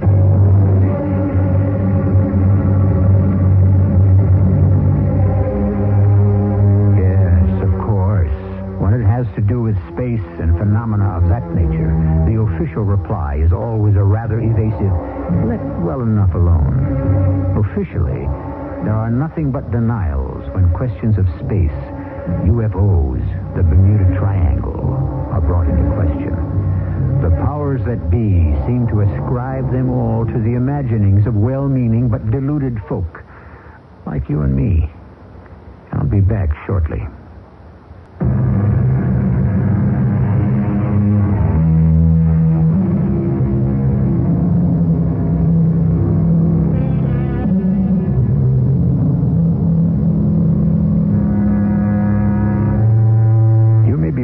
Whatever became of Lieutenant Stuart Maitland Chapman and Praskovia Alexandrovna Sorokin, or, if you will, Chappie and Olga.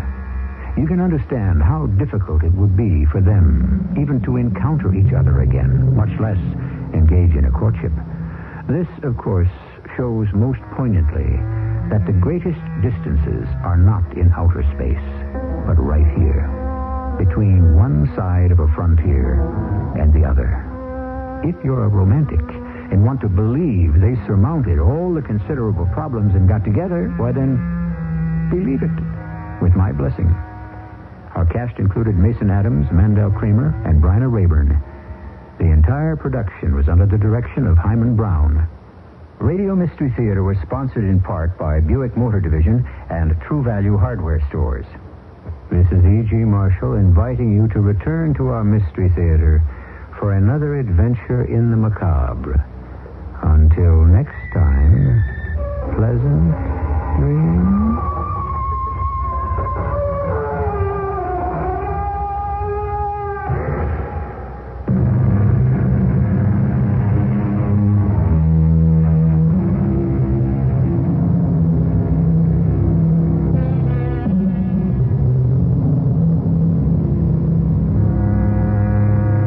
CBS Radio Mystery Theater presents...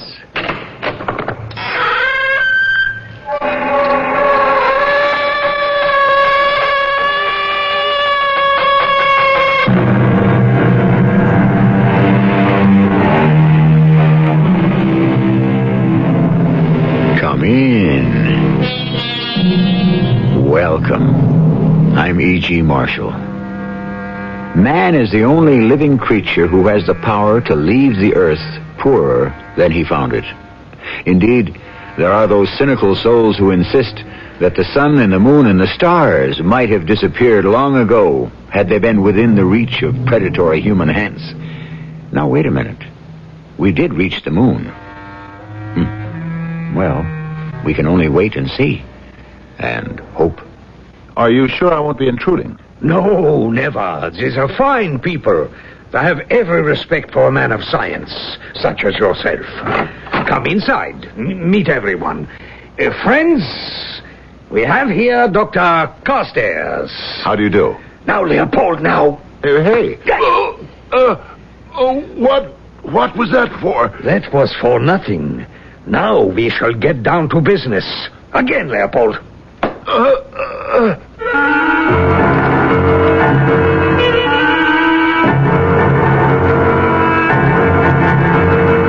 Our mystery drama, The Vanishing Point, was written especially for the Mystery Theater by Sam Dan and stars Fred Gwynne. It is sponsored in part by Buick Motor Division. I'll be back shortly with Act One.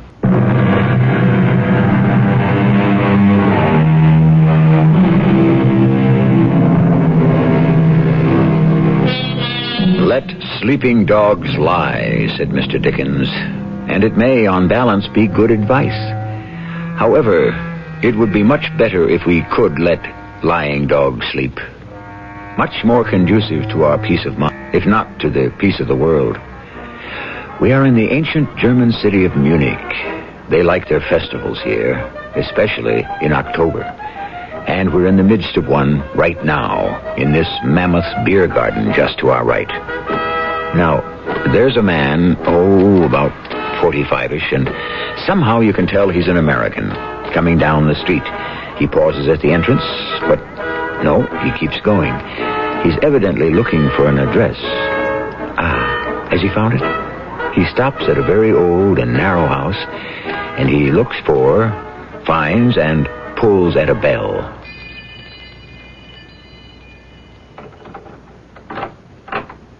Yes? I wonder, could you help me? Fräulein, is it? Yes?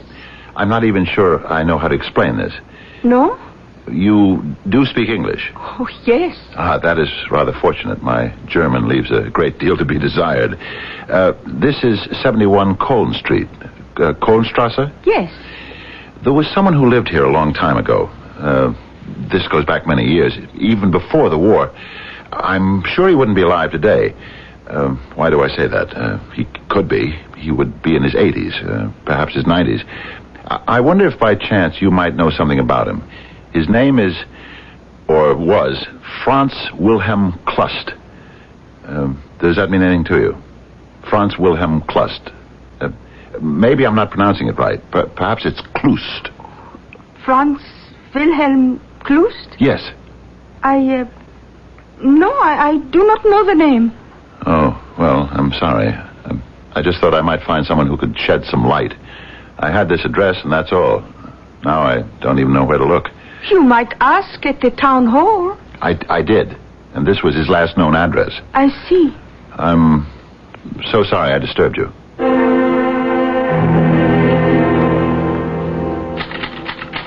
Dearest Millicent, the convention is not as stimulating as I had hoped. But things may pick up a bit tomorrow when I read my paper on dislocated ionic particles in a negatively charged nucleus. I thought I would look up a certain Professor Klust, whose monograph impressed me so much. But no one seems to know what became of him. Actually, I may be wrong, but I think there's a conspiracy of silence surrounding him. Just a minute. Someone seems to be knocking on the door. I haven't the faintest notion who it might be, but I shall find out. Yes? You are here, Dr. Willis Carstairs? Yes, but I'm not a doctor of medicine. I have a PhD in physics. I explain this because so many people You think have that been inquiring for a Professor Franz Wilhelm Klust? Oh, yes. Won't you come in, Mr. Kellner. I mean, Herr. Kellner. Thank you. Won't you sit down? Danke. Thank you. Well, now, what can you tell me about Professor Klust? First, you must tell me why you are so interested. Oh, certainly. I was doing research on, I suppose you could call it, displacement. Oh, that was quite a while ago, and I'm no longer actively concerned with it. Displacement? It's a highly technical and theoretical thing. Are you involved with science in any way, Herr Kellner? No. Well, it has to do with the disappearance of matter. At any rate, I came across a monograph by Professor Franz Wilhelm Klust of the University of Munich, written in the 30s. And? And what? It seems to me I'm being interrogated. Oh, you must excuse me. You see, I am his nephew. He's an old man. Then he is still alive. Oh, yes. Oh, that's marvelous. But he's not strong. And so I wish to make sure that those who call him have an interest that is, how would you say, legitimate. Of course. As I said, at one time, I was interested in his specialty, but I've since gone on to other things. And I just happened to be here at a conference. I remembered Professor Klust. Do you suppose I could see him? Well, yes. Now that you have established your credentials, you'll be most welcome. Thank you. When might I be able to see him? Now. Now? When one arrives at Professor Klust's age, one does not make long-range appointments. I suppose not. Unless you have another engagement. No. I can think of nothing else I'd rather do. Then I shall take you to him.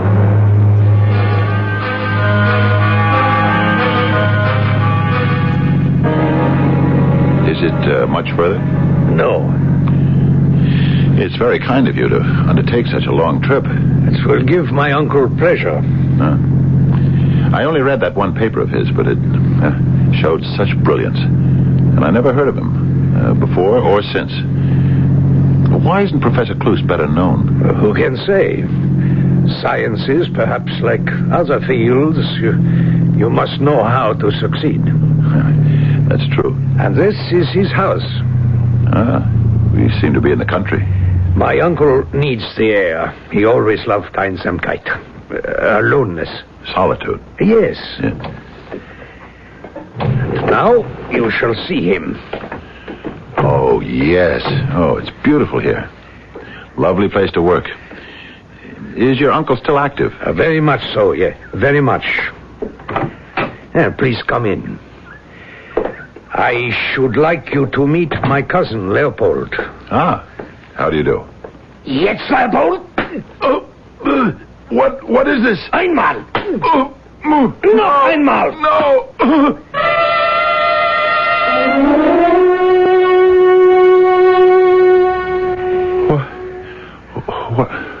What happened?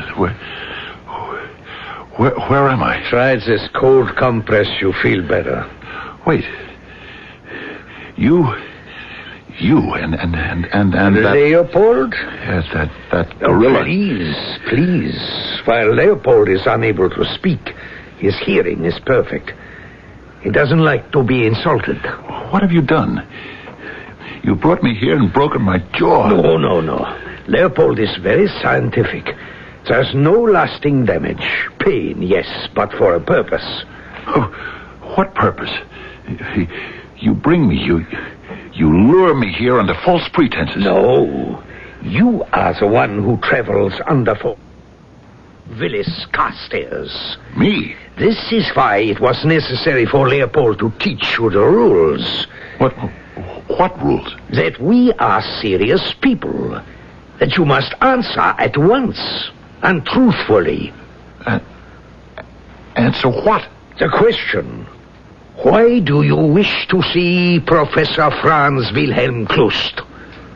Well, sometimes you read something and you are impressed by the brilliance of the mind that wrote it. Isn't that so?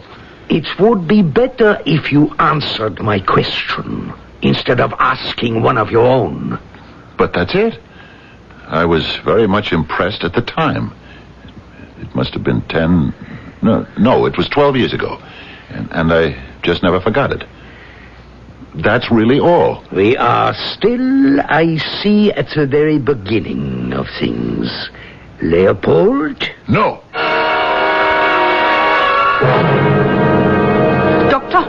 Dr. Carstairs. What? You must wake up. Wake up. Are you all right? No, I'm not all right. Come. Where? Wait. I know you. You're the woman who answered the door when I asked for Professor Klust. Yes. Would you mind telling me just what... There is no time. You must leave. Oh, yes, I'm willing to do that. Good. I have an automobile outside. You can walk? I can even run if I have to. Well, then hurry.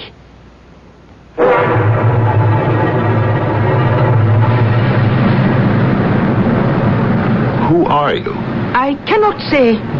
And those men? I cannot tell you. And what is this thing about Professor Klust? I do not know. Madame, I am grateful to you for getting me out of there. Although for all I know, you're the one who may have got me in there. However, you and I both know you're not telling me the truth. Let me give you a word of advice. Forget everything that happened tonight. Forget? It was only a mistake on everyone's part. Therefore, it is best forgotten. I was beaten up. Do you expect me just to forget that? Well, sometimes that is the wisest thing. Look here, Miss Fräulein or Frau or whatever. There's something going on here that's wrong.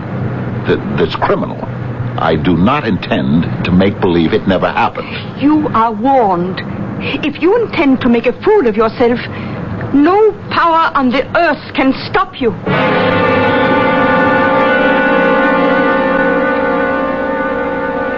And so, Herr Inspector, you see, I felt it my duty to report this to the police. Yes, of course. Quite right. I haven't the foggiest notion what those people are up to. Do you? It is important first to see if we have all the facts in hand, nicht wahr? Certainly. Now then, You are Willis Newton Carstairs, American citizen, doctor of physics, teaching at the University of California. Yes, yes. You are attending an international convention of physicists here in München.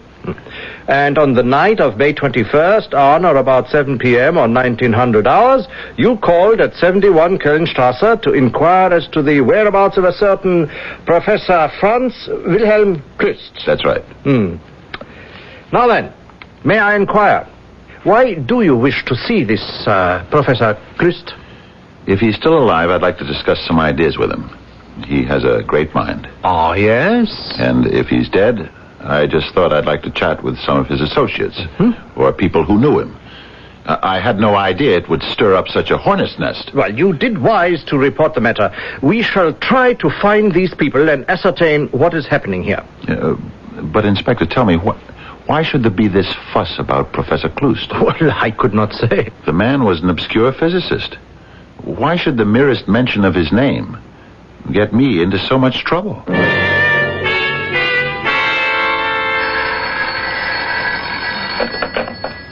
Hello? Professor Carstairs? Yes, this is he.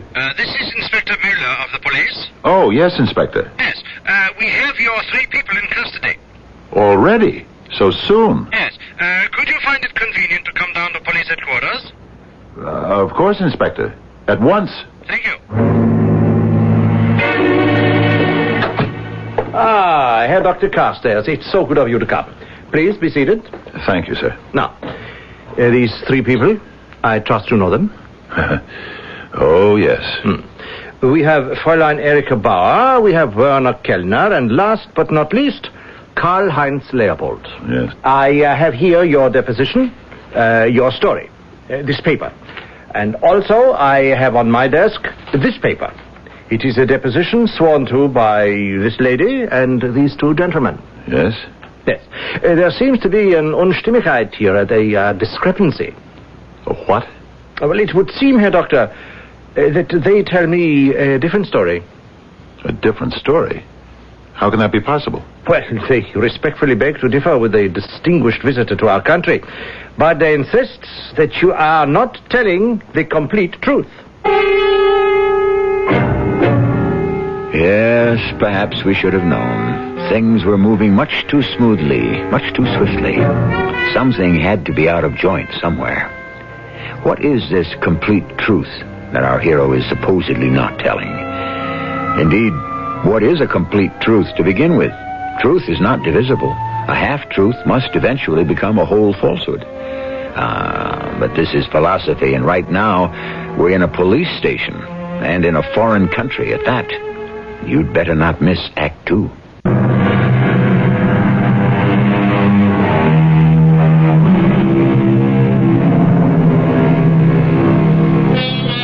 You know how these things go. You have half a dozen witnesses to an event.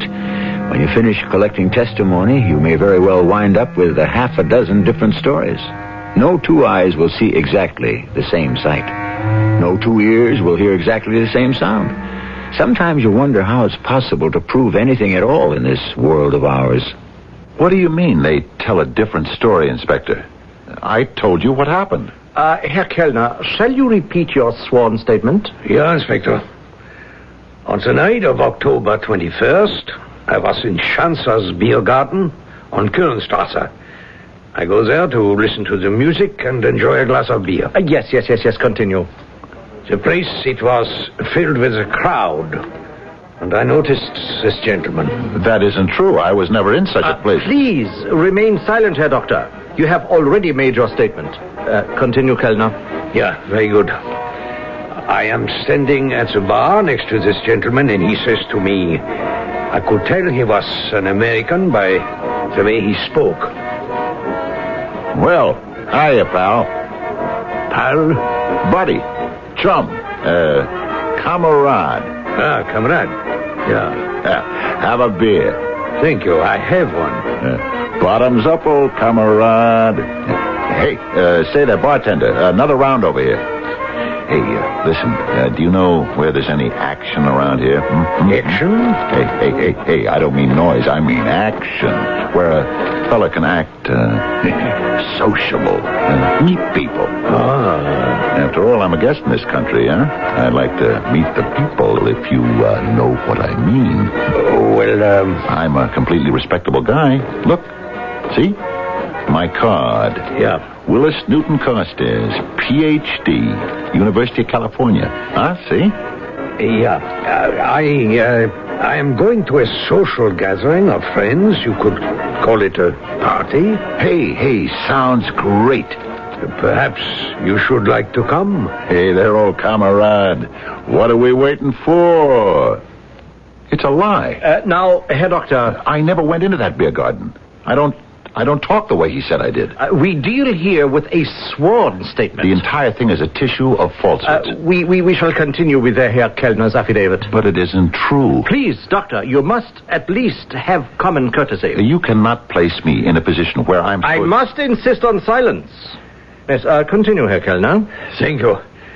And so, this gentleman and myself left the beer garden. It was to be a gathering of intellectual people. Fräulein Bauer here writes poetry, and I thought they would like to meet an American professor. And so I brought him to Fräulein Bauer's apartment. At once, I was sorry, because he behaved very badly. Hey, who's she? Fräulein Bauer, may I present Herr Dr. Carstairs? How do you do? Everyone I can, baby. Hey, Kellner, old comrade, is she a live one? I beg your pardon, Herr Doctor. Come on. Is there anything doing here? Werner, who is this person? Hey, don't pull that on me. I know what kind of a joint this is. Come on over here, sweetie. How dare you? Herr Doctor, I must ask you to leave. There seems to be a mistake. What do you say, Erica, baby? Please, leave this place at once. Hey, take your hands off. I must ask you to... I said get your hands off. Your hands! Prince Otto, do something! Come on, I'll take on the whole pack here.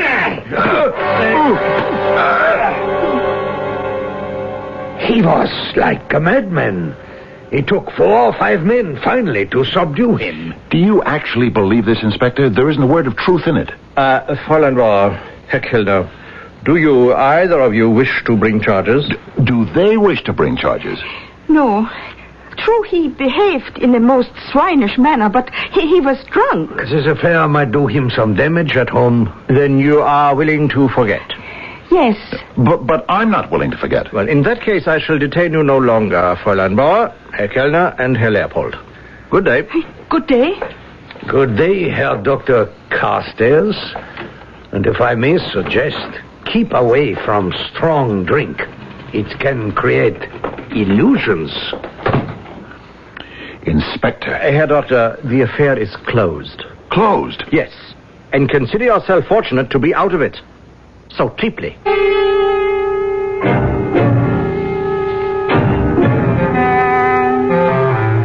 Yes, we were informed of the incident, as a matter of course, here at the consulate. Were you? It concerned an American citizen. Why haven't you done anything about it? My dear fellow, what do you suggest? In the first place, I suggest you don't call me your dear fellow. Now, Dr. Carstairs... Anytime anyone says to you, my dear fellow, it's a sure sign that you're about to be brushed off. Oh, I wouldn't say that. Yeah, but you're going to do it. In the end, you'll tell me to go home and forget it, won't you? Now, look here, my dear... Dr. Carstairs... whose side are you on? Side? Well, it's obvious what happened. You got drunk. You became obstreperous. I don't drink enough to get drunk, and I'm never obstreperous. Well, perhaps not at home, but when a man finds himself in a foreign country, his inhibitions... I'm telling you the truth. Dr. Carstairs, if you persist, you'll attract notice in the papers. The word will get home. Things could become very awkward for you. But I am telling you the truth. It doesn't matter. The truth doesn't matter. Doctor... just give people a chance to believe the worst and they'll do it. It's human nature. Now, you think about this very carefully and you will see that I'm really concerned with your best interests. My dear fellow, I really am.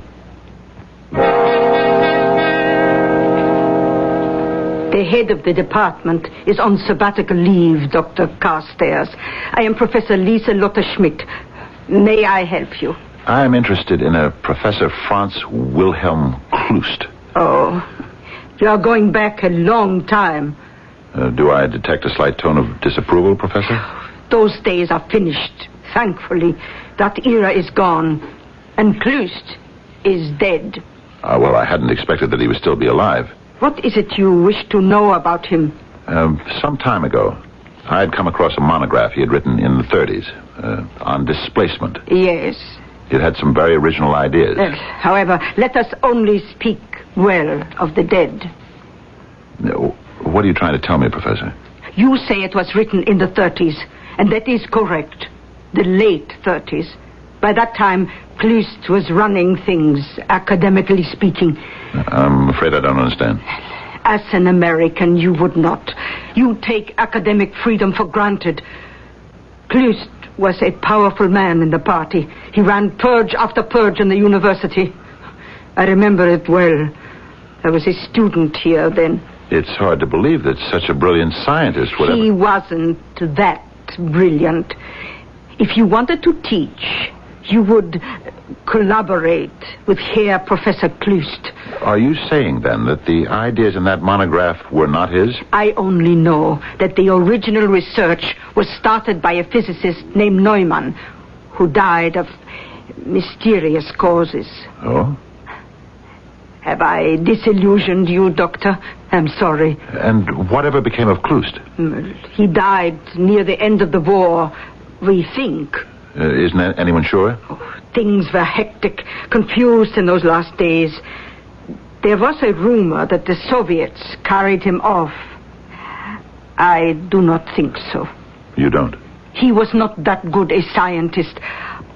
Forgive me, I am prejudiced. I never liked the man. Well, even if he were still alive, he would be a very old man. In his 70s. Do you think that is old?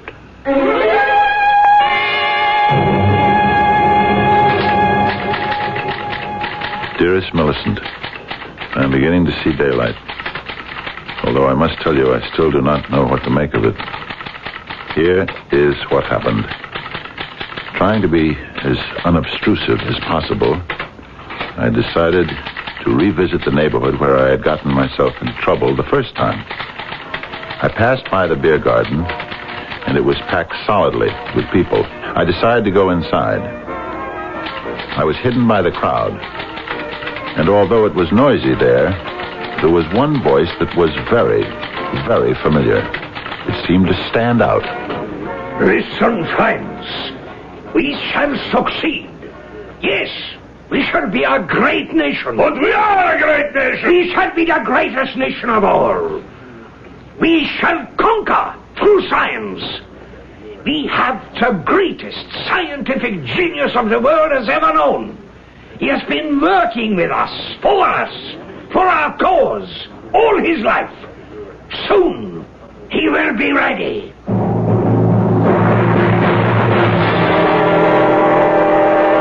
Yes, Herr Doctor. What may I do for you? You might curb your impatience. I beg your pardon? You consider me a fool, a troublemaker. Oh, Herr Doctor. You consent to see me because it might be awkward not to. Would you suppose you state your business? That's better. Abrupt. Impersonal. First, are you aware of the existence of a political party called the National Restoration? Yes. Is it a neo-Nazi party? Not just neo-Nazi, but neo-everything. Were you aware of the fact that Werner Kellner, Karl-Heinz Leopold, and Erika Bauer are members? The National Restoration is a completely legal party. So were the Nazis. Please, may I ask where this is going? Why do you suppose they beat me up? We have already been through all of that. Come, Inspector. You know perfectly well I was telling the truth. In the absence of disinterested witnesses, it was the word of 3 against the word of 1.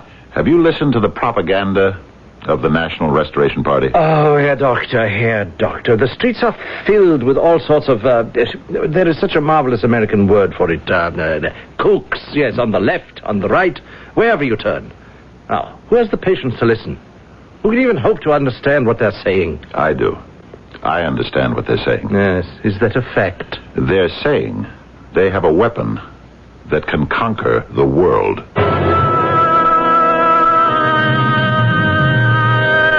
Is that what they're saying? Yes, it did seem that was what our friend Kellner seemed to be spouting back there in the saloon. But wasn't that just beer hall talk? And what if it was? Does that mean it shouldn't be taken seriously? Just how seriously is what you shall discover in Act 3.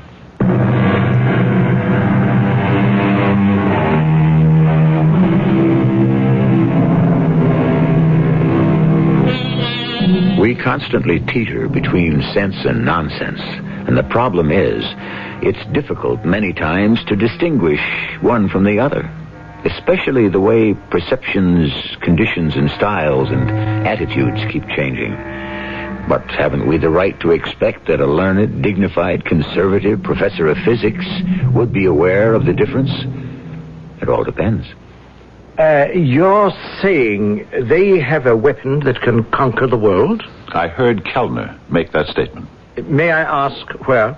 In a beer garden. Oh. Look, Inspector, just before the war, in this very city... that was before my time. There was a professor of physics named Franz Wilhelm Klust. Yes, I read about him. He died at the end of the war. And that has never been established as a fact. Please, if there is a point to all of this, make it. The war is over. Klust is presumed dead. Mm-hmm. That's all right with him. There's a possibility he could be prosecuted for war crimes. He goes into hiding, but he needs help. He gets it from the newly formed National Restoration Party. You have the facts to support this contention? The years go by. The original Restoration Party members get old, pass from the scene. New ones join up. But the constant, the unifying force is Klust. He is working on the weapon that will make all things possible. The party members have one grand mission: support Klust, protect Klust, maintain a secrecy that will allow him to work, to finish, to perfect the weapon. Yes, once again, the facts. Suddenly, a shocking event occurs. One night, a stranger knocks on the door and inquires for Klust. Why? All these years, everyone thought Klust was dead. Obviously, the stranger must be a spy. So, they lure him to a lonely spot, where they try to force the truth from him. Then they decide to release him to see if he can lead them anywhere. But he doesn't. They are relieved. Obviously, he was telling the truth. He was just an innocent, blundering foreigner. I must keep insisting. The facts. Professor Franz Wilhelm Klust is working on a weapon which could very well change the course of history. Yes, Herr Doctor, we shall look into the matter. Yes, I'm sure you will.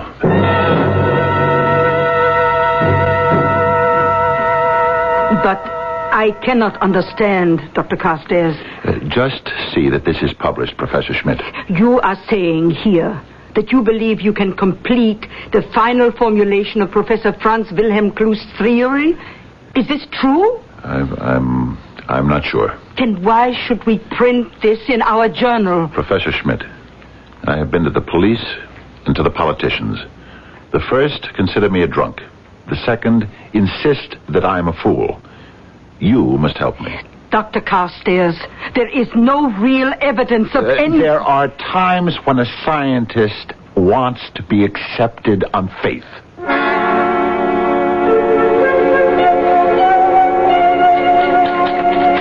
Dearest Millicent, and now we shall find out.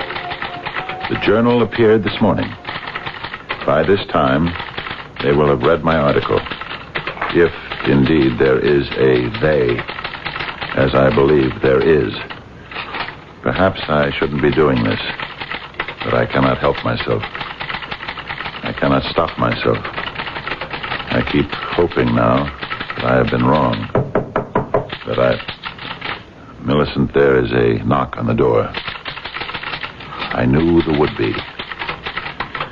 I don't know what it means. I only know Someone is knocking on the door. And now, of course, I must answer it. I've been waiting for it. Dear Millicent, to be continued. I hope. Just a moment. Herr Kellner and Herr Leopold. Won't you come in, gentlemen? I've been expecting you. Herr Doctor, both Karl-Heinz here and myself, we are armed. I understand. And so, shall you come quietly?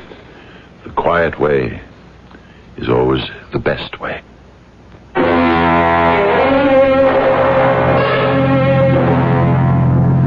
This seems to be a familiar neighborhood. Yeah. There's the beer garden and Fräulein Bauer's house. And unless I'm wrong, Professor Kloos as well. He's been here all these years, hasn't he? We have built for him a very comfortable laboratory below the house. And no one ever suspected the old man was still here, still alive. Well, what do you want with me? The old man, yeah, he is old. And from time to time his age, how can I say it, interferes, gets in the way. I see. He needs help.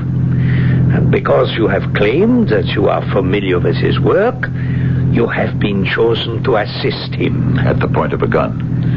And suppose I refuse? You will be shot. Obviously, you're up to no good. Oh, I disagree. We wish to do good for all humanity. And to prove it, you threaten to kill everyone who refuses to help you. Humanity must always pay a price for progress. Ah, we have arrived. Escort your guest inside, Leopold. Yes, down here we are truly away from the world. Step inside, please.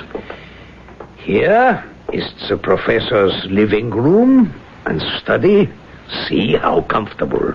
Oh, yes. And that door, it leads to his laboratory. Come. Professor! Professor! Yes. Oh, yes, Kellner. Professor, this is an American. An American? A prisoner of war? Where is his uniform? No, an American scientist. What, a scientist? We have captured him. So good. Yes, good. Professor, he has read your paper. Paper? What paper? He, too, has been working on displacement. He has. Also, yes. Well, we shall see about that. Come into the laboratory. You will do as he says. If you insist. So, you are Professor Franz Wilhelm Kloos. Yes. Now, what do you know about displacement? I know the theory. Any fool knows the theory. Position is positive. Volume is positive. How to negate position and volume? There must be a negative force. The negative force. Yes, it's a negative force. Neumann saw the negative force as a tool to help mankind. Neumann? Who is Neumann? Neumann saw it eliminate so much expensive, backbreaking, time-wasting labor. You could level mountains. You could clear fields. You could dig tunnels. A single ray of negative force could eliminate all matter that stood in its path. Yes. Now I remember, yes. Do you remember Neumann? Neumann. You promised to save him if he told you his secret. But in the end, you betrayed him and sent him to a concentration camp. No, Neumann. Who was Neumann? When he died, you promised Hitler you would create the ultimate weapon for him. Oh, yes, and I shall, yes. You couldn't. You can't. You don't have the skill or the knowledge. You're a fraud. No, please, I want it so much to be recognized. I am an old man. Have pity. Pity? I was not brilliant like Neumann and the rest of them. I wanted to be famous. So when the opportunity arose... Do you expect me to help you? You will help. Never. There are ways you can be made to help. And I'm sure you know all of them. I will share with you the credit. Also, I swear, look, I have isolated the negative force. I have constructed the generator. Wait a minute. You can set up a limited field of force. But how can you reverse it? Keep away. It is mine. You get out. You know how to isolate the negative force, but you don't know how to stop it. No, get out. You don't know how to reverse it. Get out. Don't turn it on. It will destroy you. No. Don't. No. We must get out of this room. I will destroy the world. You come back here. Why have you left the laboratory? Have you the professor's permission? Why don't you go inside and find out? I shall. Leopold, Erika, guard him. I warn you, no tricks. What sort of tricks could I possibly play? What is he doing in there? Why don't you go inside and find out? Leopold, knock on the door. Again. Open it, Leopold.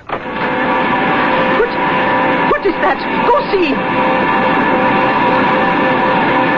What happened to him? To whom? Leopold. He walked inside the room, and now he's gone. How? And the professor and Kellner. Oh, something is not right here. Shall I tell you? I shall see for myself, and do not try to escape. You cannot get away from us.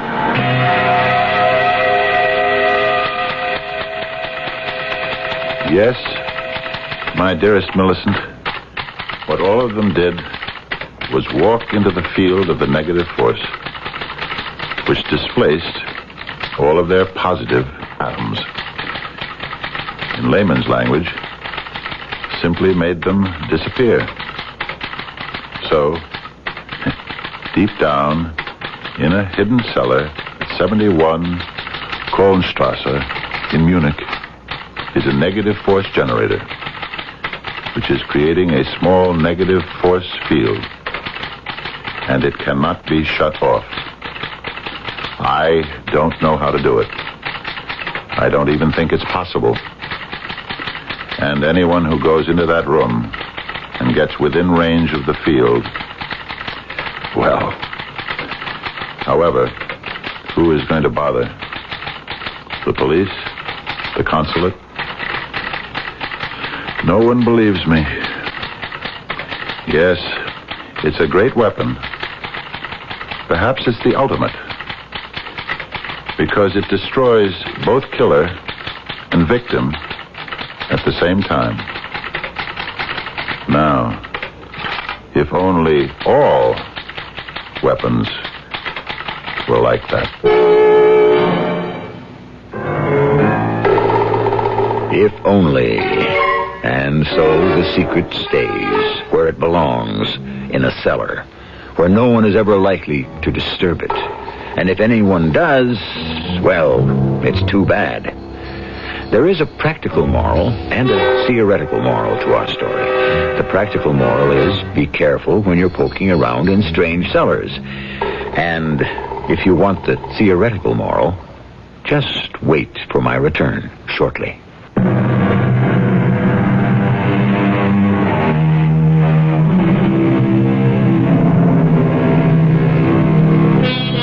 The first weapon was a man's or even a woman's fist. It was created by instinct. The second weapon was invented by science. It was a stick or a club. And once unleashed, science marched on. Over the centuries, it introduced and refined weapon after weapon. Ah, yes, we ask ourselves, where will it all end? Perhaps it will never end. Perhaps it will only disappear. Perhaps, as the title of our story suggests, we simply shall reach the vanishing point. Our cast included Fred Gwynne, Bryna Rayburn, Court Benson, and Earl Hammond. The entire production was under the direction of Hyman Brown. And now, a preview of our next tale. But who guided the flight of that bowl so it hit you? Well, I reckon if you believe that he makes everything happen, you could say the good Lord. Exactly. In his wrath, he struck you down and turned his back on you, which made you a free agent, son, open to all bidders. So we are going to exercise that option, and I'm here to take you with me. Where's that, Mr. Conjureman? A piece south of here. We call the team the Hellcats. We got quite a lineup. Come on, boy. It's time to go. You mean it's all over for me? I'm going to be dead? Well, now, Dusty boy, would I be here making an offer if we felt you would? Radio Mystery Theater was sponsored in part by Buick Motor Division and ARM, Allergy Relief Medicine. This is E.G. Marshall inviting you to return to our Mystery Theater for another adventure in the macabre. Until next time, pleasant dreams.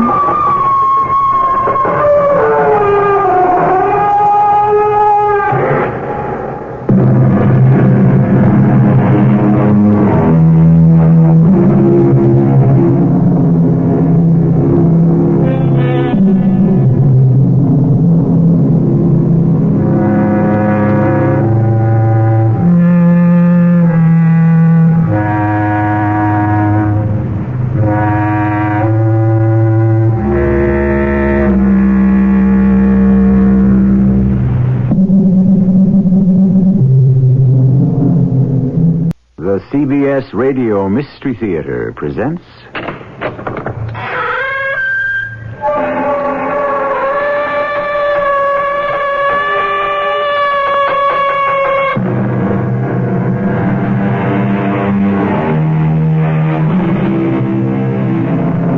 Come in. Welcome. I'm E.G. Marshall. Above our heads, a myriad of airplanes trace their contrail patterns in the sky. Beyond them and the stratosphere, countless satellites ride their fixed orbits. We have conquered the air. We are reaching towards space. But on a globe, 4/5 of which is covered by water, beneath the surface of the restless sea lies the real unknown. This story will take us there. I've made up my mind, Steve. It's up to you to decide. What's to decide? Count me in, Mr. Hunter. That's what I need to hear. Oh, one more thing. The name is J.C. Partners. Can't be strangers. We live through this one, we won't be. Anything this big, one way or another, none of us will ever be quite the same.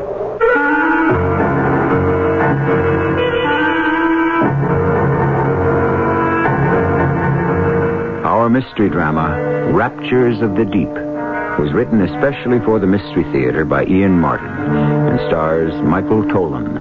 I'll be back shortly with Act One.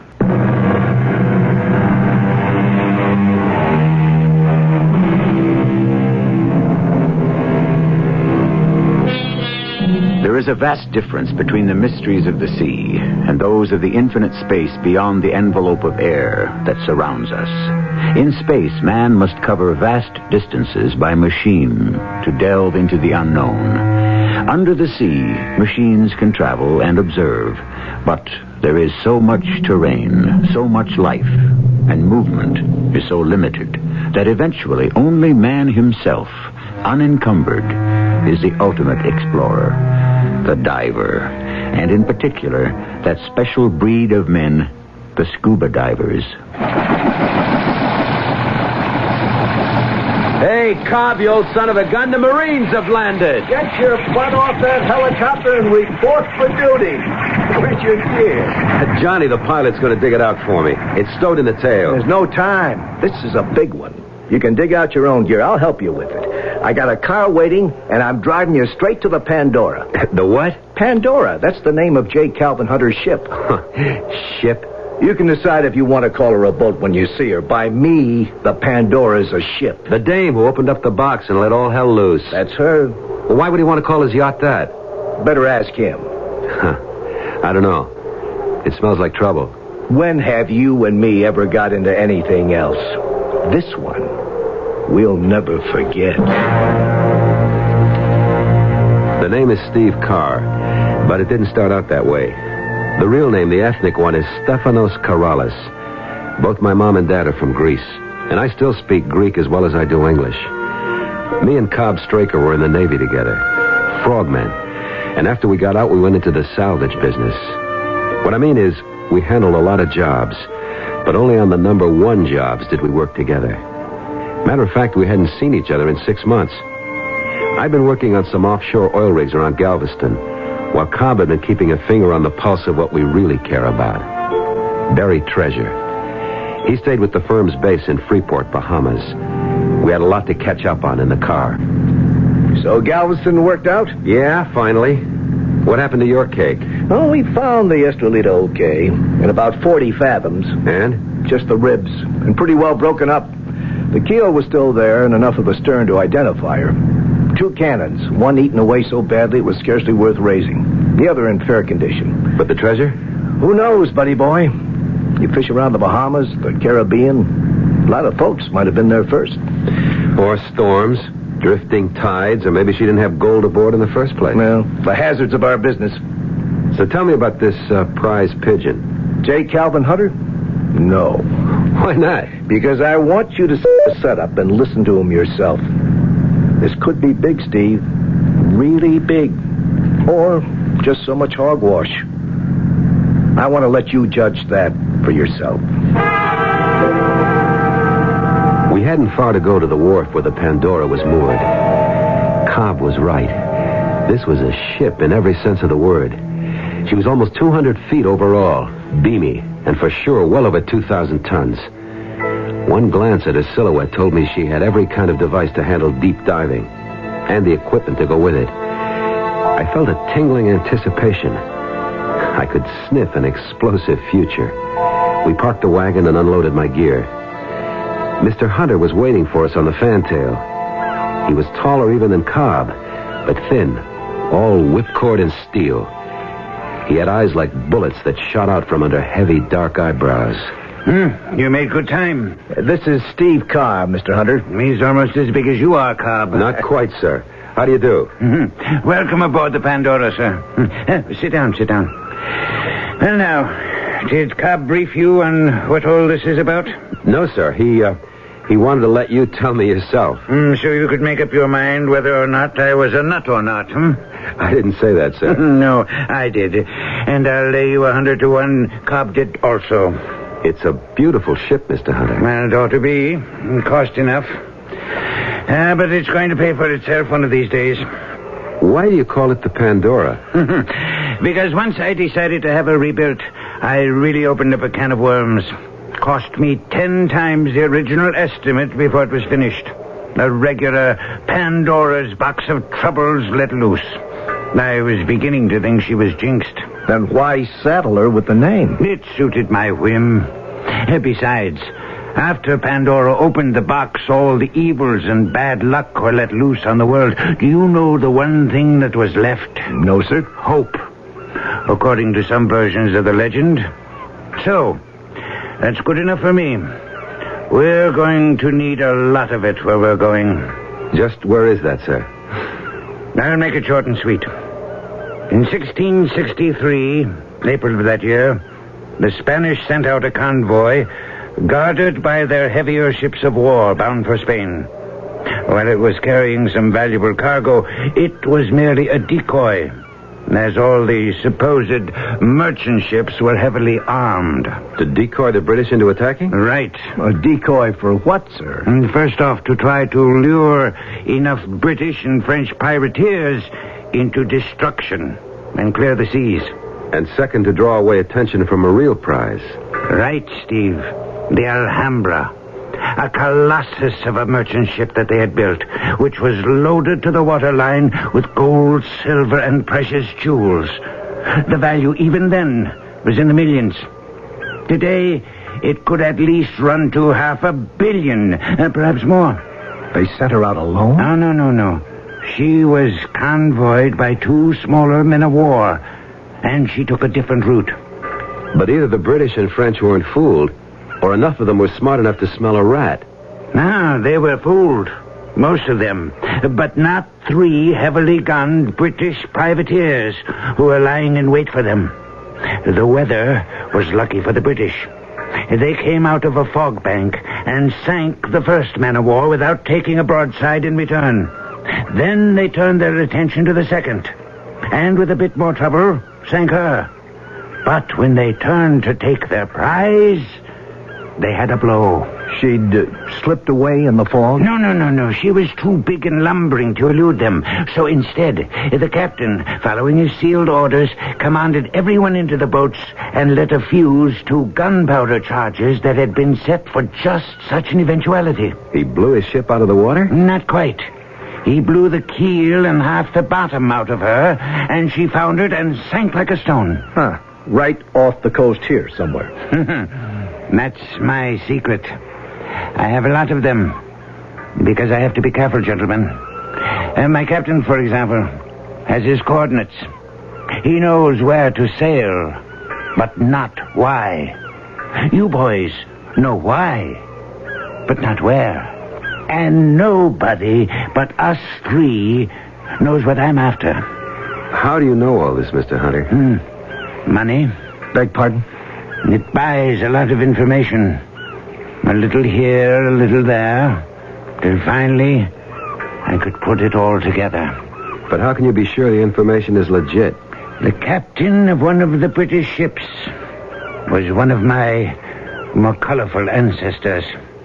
He kept a very full and detailed log, which has been preserved as a family curiosity for the 10 generations since it was written. You know where the ship went down? Exactly. 300 years ago. And at what depth? That I don't know. With luck, it could be one side or the other of the trough. Which trough? That would be the start of telling, wouldn't it? Until I know you're committed. Well, what do you say, buddy? Heard enough? No. How do we split? That's simple. Since I'm paying you your regular salvage rates, I carry all the financial risks. But I'm not greedy.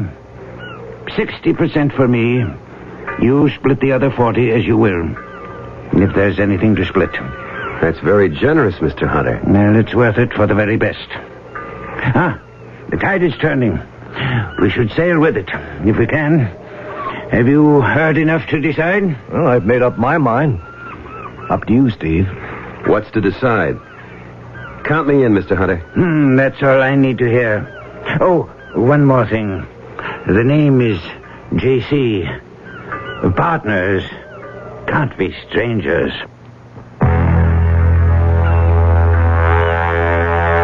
Hey, Steve. Yeah? You know where we are? Well, I can look at the sun. I don't have instruments. Roughly the eastern Atlantic, not too far south. Yeah, but where are we headed? The man told you. His secret. We're the ones have to dive. You said it. How deep? You mean free or with heavy equipment? If we're going to explore, you know it has to be free. How deep can you go? What's the record? 400-something feet? You can't work there. What's the problem? Like right now, I think we're over the eastern trough. What, 4,000 meters, maybe 3 miles. You want to dive that? He's got that little bathysphere we're lugging. That's for observation, a gimmick. You can't salvage anything with that. You know what I'm thinking he's counting on? The Atlantic Ridge? Check. The Azores, the Canary Islands, something like that where the ocean bottom is within reach. Wherever that is. Maybe we'll turn up the lost continent of Atlantis or something. Who knows? Well, it's worth a whirl. At these prices, any day. What have we got to lose? Hold it. What's that? They cut the engines.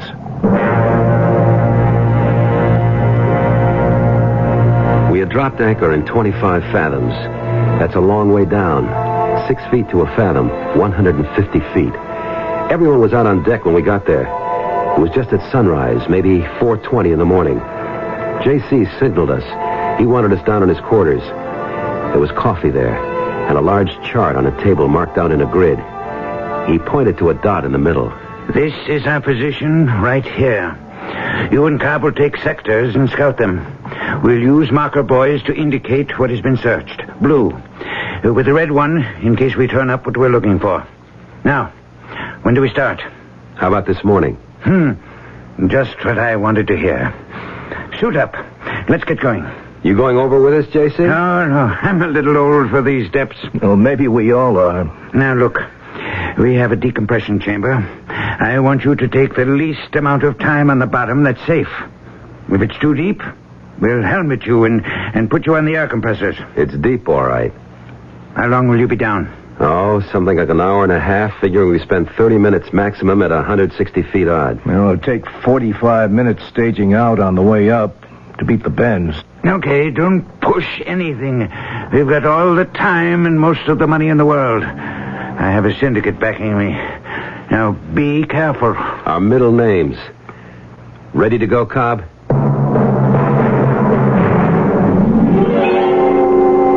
I went off a ladder from the scuppers and hit the water. I went down fast because I was heavily weighted. And going this deep, you don't want to waste time. I used the knotted guideline to help pull me down. The line was 175 feet long. It didn't reach all the way to the bottom. I stopped to consider what to do now. And then I saw her for the first time. The damnedest sight I ever saw. The sight that was to change my whole life.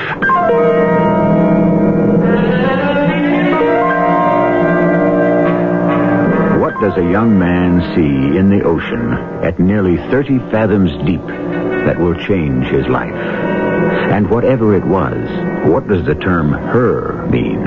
A female of some species? Or a female of the species? A woman? And if so, what kind of woman in the depths of the ocean? I'll return shortly with Act 2.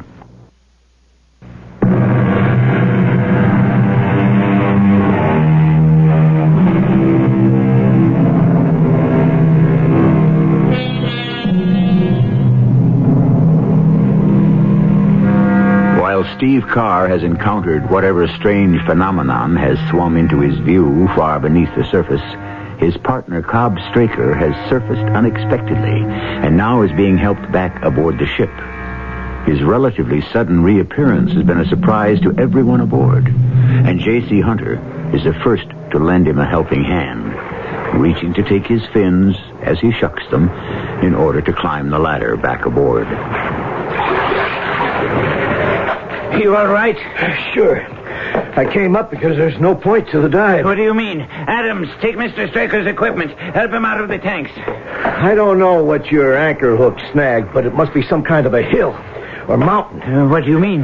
Well, we've got 175 feet out of weighted guidelines, but mine at least still don't reach bottom.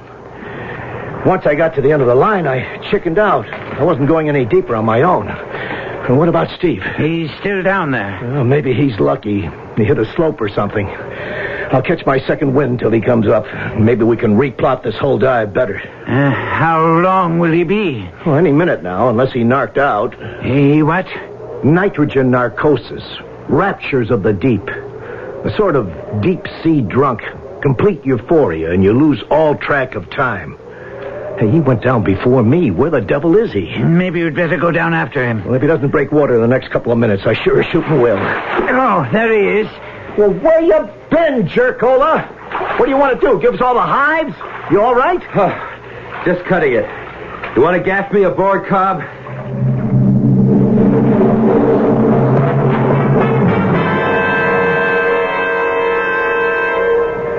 Cobb, did you go all the way down? Right to the end of the line. See anything? No. I just knew that any further and I was out of my depth. You didn't see her? Who?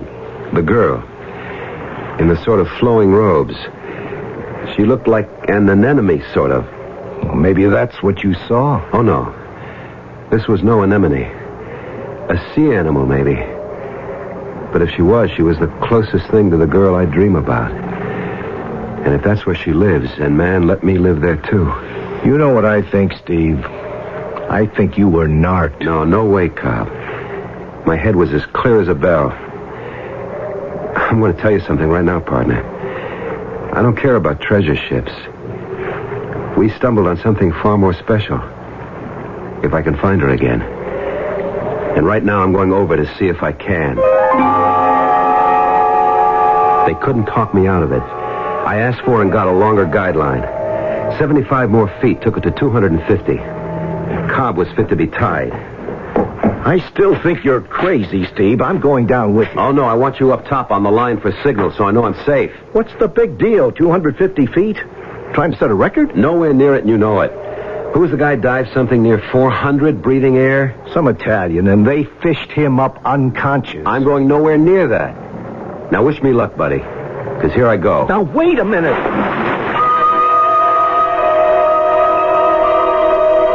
I went down the guideline, hand over hand, like a circus flyer climbs to the trapeze platform. I wanted every minute I could have on the bottom, if I ever got there, or wherever I ran into her again, if I ever did. But outside of the beam from my torch, everything was as black as being locked in a closet.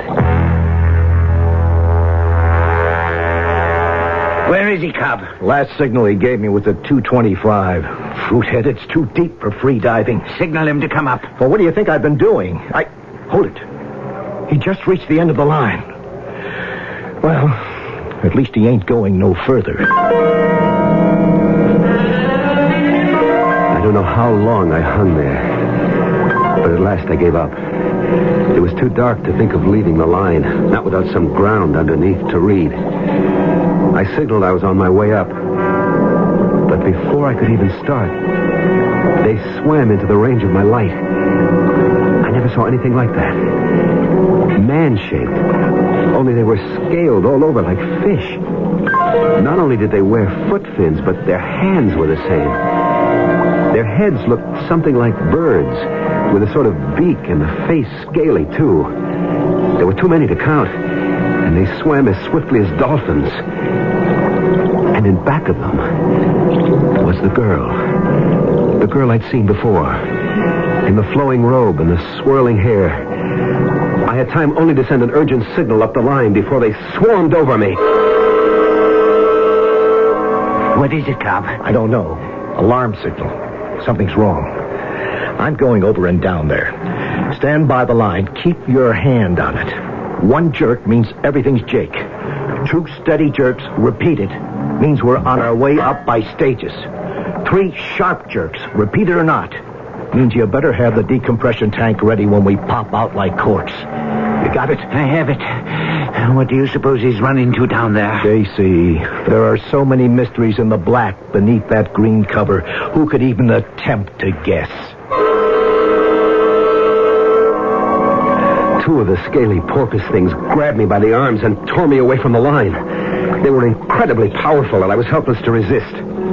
They started on a plunge deeper into the ocean on the command of one of them who seemed to be in charge. It was then my guardian angel acted, stopping them imperiously. Suddenly, in my confused state, I realized they were speaking to each other, quite freely. I could hear the sound of their voices and the words. But even more unbelievable, I could half understand them. They were speaking a strange, old-fashioned kind of Greek. No, Stanislaus, you cannot take him deeper. He has invaded our territory. He must be brought to mine, Nucleus. These are my orders. Not as he is. He cannot stand the pressures. We must have an air tank. It will meet us on the way. I hope it's not too late. I don't think he has much air left. He'll manage. He'll have to. Couldn't we wait for the tank? I tell you, he may die. Let him. He is the enemy. If we can take them alive, very well. If dead, what's the difference? At least let me escort him. I order you, let him go. He is my prisoner. I was in a daze. My mind suspended in shock as my body tried to take these huge depths. How was it possible these strange entities could speak to each other freely? Then I thought of fish. And more than that, dolphins and whales who communicate without problem. I wanted to pull the mouthpiece out and try to speak myself, but I knew I was not adapted for that. But most of all, I was amazed that by the accident of birth, I had the ability to understand these creatures and the arcane Greek that they spoke. The only terror was that I could tell the air in my tanks was running out. What happened, Cobb? Search me. He's gone. There's no sign of him. Gone where? I don't know. Narked, I guess. Raptures of the deep. We've got to fight it all the time we go deep enough. Oh, you think we've lost him? No, not in my book. I wouldn't have come up except I ran out of air. Get me in the tank. Decompress me. I came up too fast, but I'm going down again first chance I get. I don't want to lose you too, Cobb. We haven't lost anyone. My buddy Steve is down there. All he needs is help. We were going deeper and deeper, and I could feel the terrible pressure of the water. I wanted to scream out my protest to the lovely woman who swam, if that's what we were doing beside me. But to relinquish my mouthpiece would have meant instant drowning, which suddenly I faced. With the slightest of gurgles, my tanks were exhausted, and I spat out the mouthpiece and tried to say help. It was as if my word had been articulated, for in a moment her mouth was on mine, and she was breathing pure oxygen into my lungs. And in that moment, I saw some of the fish people swimming up towards me with a cylindrical tank just before I blacked out.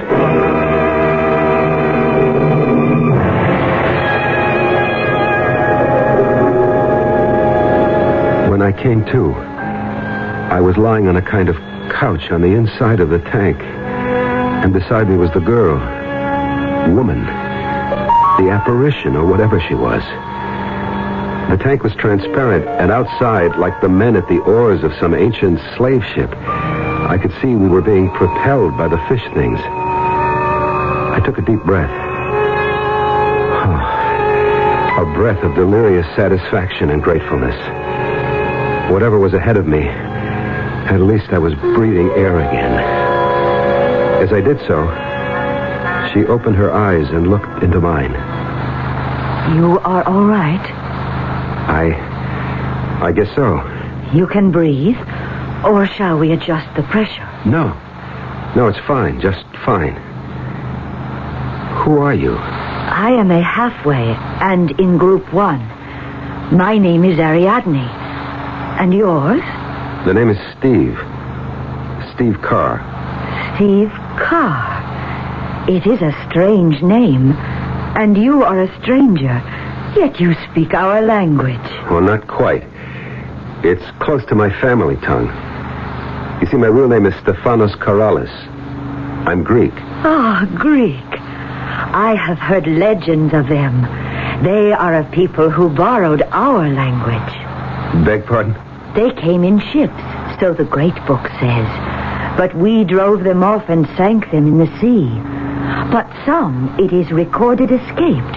And they stole our language and our culture. What culture? The one you are being brought home to. Oh, how I hope you can survive. Oh, don't worry, I'll make the attempt. But what am I going to survive to enjoy? You do not like me? Lady, that's beside the point at the moment. Where the devil are you taking me? To my home. And the home of my fathers. To my country. To Atlantis.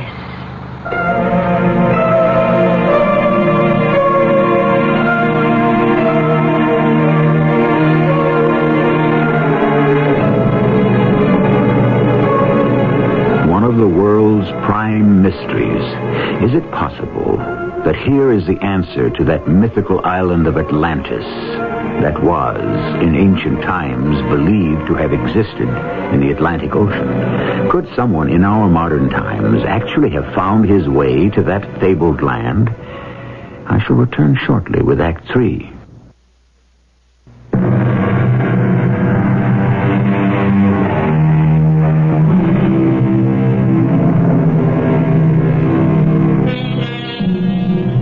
The lost island of Atlantis was first mentioned by Plato, the Greek philosopher. Later, in the 1st century before Christ, Solon, the father of law, reported that he was told of it by an Egyptian priest who said that it had been overwhelmed by an earthquake or a shifting in the world's crust, that it had sunk in the sea 9,000 years before his time. This is only one of many legends of the lost Atlantis, including the one you are listening to in my present report. I remember being propelled by the strange creatures through a thick, waving forest of kelp. The great undulating trunks perhaps some 2 to 3 feet across, and reaching up from the ocean bed into infinity. From then on, everything was blank, until Ariadne woke me up. You can come out of the cylinder with me now, Stephanos. Where are we? On the floor of the ocean. Oh, no. No, Ariadne, I have no air. I can't breathe. You will have air. How?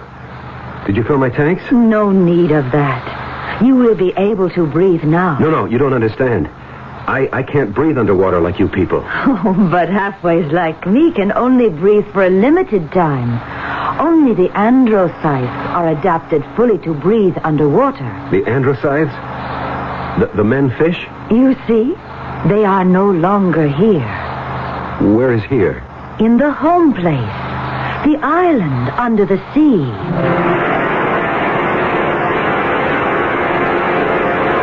I looked through the transparent sides of the cylinder, and I couldn't believe it. A whole city covered the top of this giant floating island on the floor of the ocean. People were walking freely, chatting. The women dressed in flowing garments, the men in kilted skirts, their feet in sandals. I was back in the midst of a civilization older than Christianity and the Romans. Heaven only knows how many thousands of feet below the surface of the Atlantic. Ariadne now took me by the hand, and together we slipped out of the door that served as entrance or egress from the cylinder. Don't look so terrified, Stephanos. There's plenty of oxygen. Try. Hey. Well, all right. That's beautiful, but where does it come from? I will let Minocles give what answers he deems proper to your questions. Who is Minocles? He is the ruler, the autocrat, the only one of which there is but one. Come, we must make haste. It is not good to keep him waiting.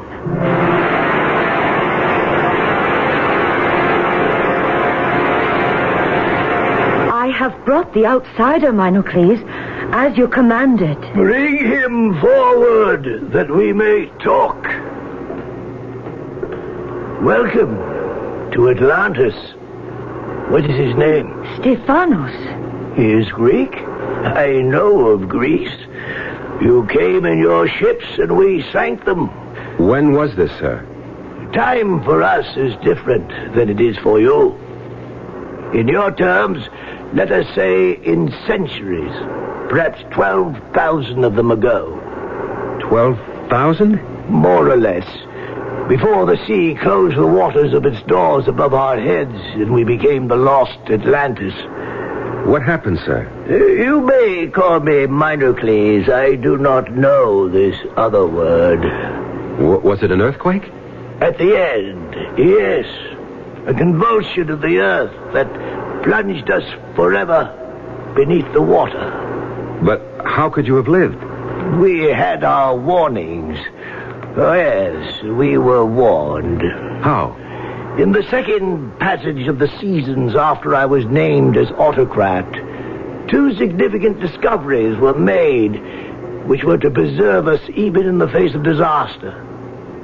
One was that our island had begun to sink slowly, and that our civilization was doomed unless we could prepare to adapt. Come with me.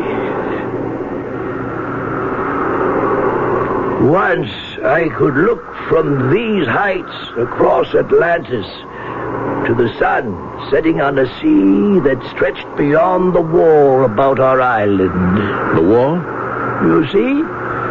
Stone piled on stone and sealed stone to stone to shut out the encroaching waters. Like Holland and the dikes. What'd you say? Just another people who had to shut out the sea. Like us?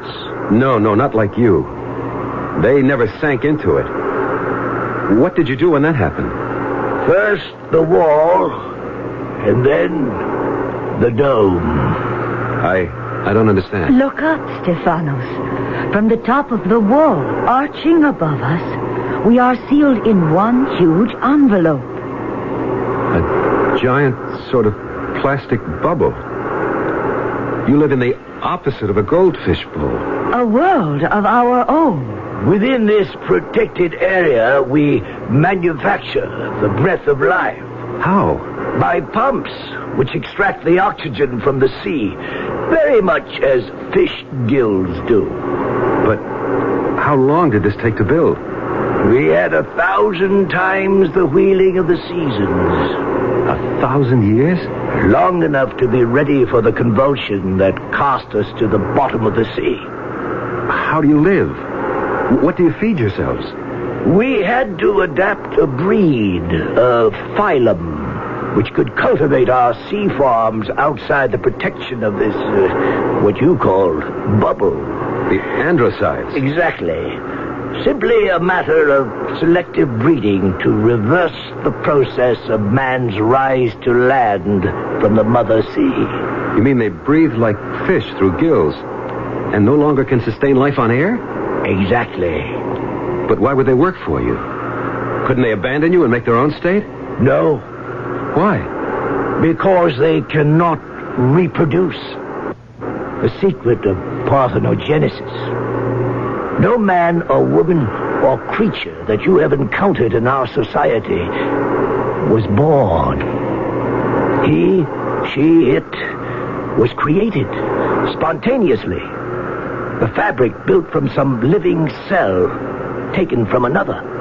Cloning? What is that word? It means taking a cell from any given body, man or woman, then introducing it into the ova of a woman from whom part of the nucleus has been removed, and producing, after full term, a mirror image of the person from whom the cell was taken.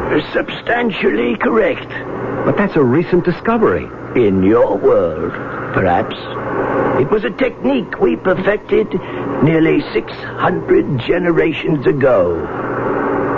You must learn to live with it. What does that mean? You are a fresh impetus for us. You bring new ideas and knowledge of wider horizons. Since you are to be with us, we must have you duplicated as soon as possible. My protests were waved away by the imperious Minocles, and in spite of Ariadne's attempts to calm me down, I was finally dragged away by a swarm of guards. The prison room in which I was confined was classic, and its dampness worried me because it brought back too vividly the immense pressure of the sea all about this relatively tiny bubble of air in the midst of the vast oceans of the sea. I don't know how she managed it, but Ariadne came to me. Ariadne. Shh. Not so loud. How did you get here? I have privileges. I am a halfway, but there is royal blood in my veins. What are we going to do? Do? I can't fit in here. How can I? You can. After the operation tomorrow, you will go to adaptation training and become a halfway like me. And you will be reproduced. What operation? To sterilize you. To what? I won't let them. But why not? If you are to be among us, we cannot have someone who can reproduce at will. It would tear apart the whole fabric of our lives. I don't want to do that. I can't be part of what you are, Ariadne. What else can you do? I can go back. Back where I came from. The autocrat would never allow you to do that. Then you must help me escape. How? It is impossible. You are not adapted. How could you breathe long enough out there? Fill my tanks with enough air. But you could not stand the pressures. Then we'll have to steal a cylinder like the one you brought me here in. Impossible. Even if I did, the androcytes would capture us, and we have no way to move it. You say you are adapted. You could move us up high enough so that I could come out safely. There is only one chance. I must help you escape.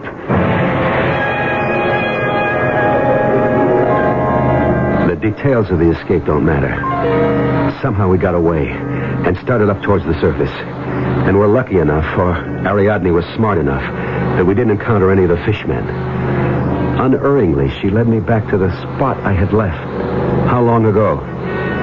And there was my weighted rope, its knots climbing towards the surface and my world. I had my arm about her waist, but suddenly she squirmed free, and she spoke to me, while I was helpless to answer. Goodbye, Stephanos. I wish I had been born as you were. But we are from different worlds, and there is no bridge between them. Only let me say one thing. I have something to take away with me which makes me different. Makes me an individual in a world where such a thing does not exist.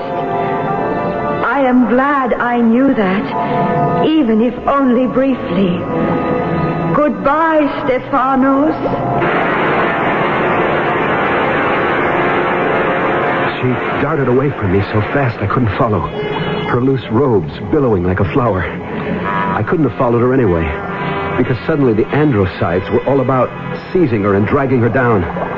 Some of them came for me, and I had no choice but to drop my heavily weighted belt and shoot to the surface in a haze of bubbles. Exploded out of the ocean as if I'd been a champagne cork. Cobb, there he is. It's Steve. He came up without being decompressed. Get that chamber ready.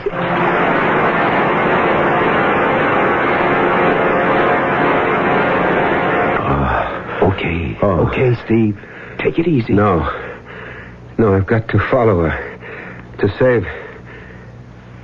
Where am I? You're in the hospital, Steve. And I'm your buddy, Cobb Straker. And you just about copped it, friend. I've got to get back. I gotta get back. Steve, you ain't going nowhere. Not if I have to sit on you till you come out of all of this. But Ariadne... The dame, sure. Lost Atlantis, sure. You gotta be kidding, man. Steve, sooner or later, you've got to face up to it. You zonked out down there. You were narked. The Raptures of the Deep. You said it, Steve, not me. But that's all it was.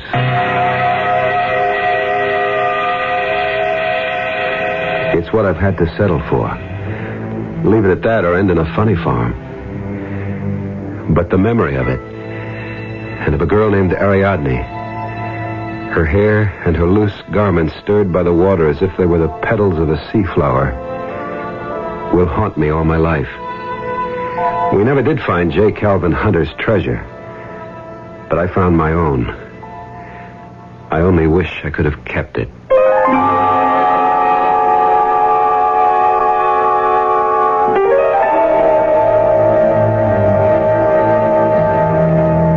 Curiously unforgettable story, which I find haunts me, too.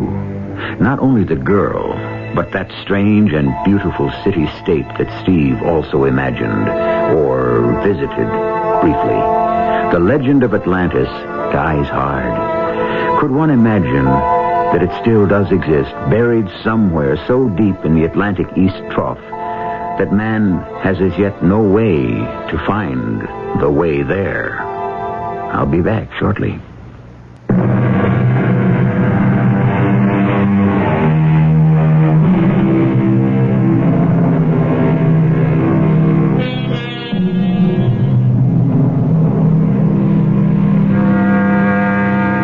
Recently, I read that Steve and Cobb had traced the drifting of a long-sunk Spanish galleon, and that all along the path had come up with gold and artifacts worth a king's ransom.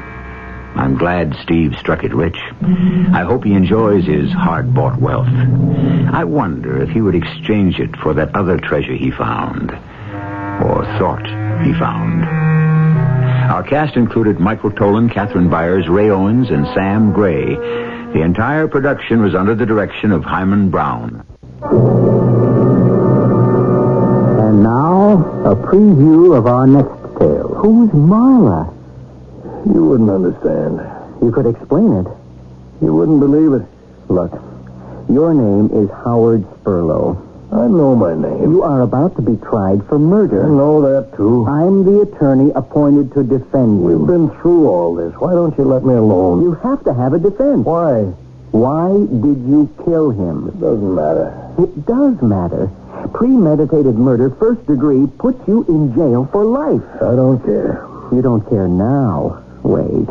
This state of shock you're in will wear off. You'll care. I wish you'd let me alone. On the other hand, second degree or manslaughter or lesser charges, you could get a maximum of 10 years. Maybe as low as 3 or 4. Tell me, why did you kill him? Why don't you let me alone? This is E.G. Marshall inviting you to return to our Mystery Theater for another adventure in the macabre. Until next time, pleasant dreams.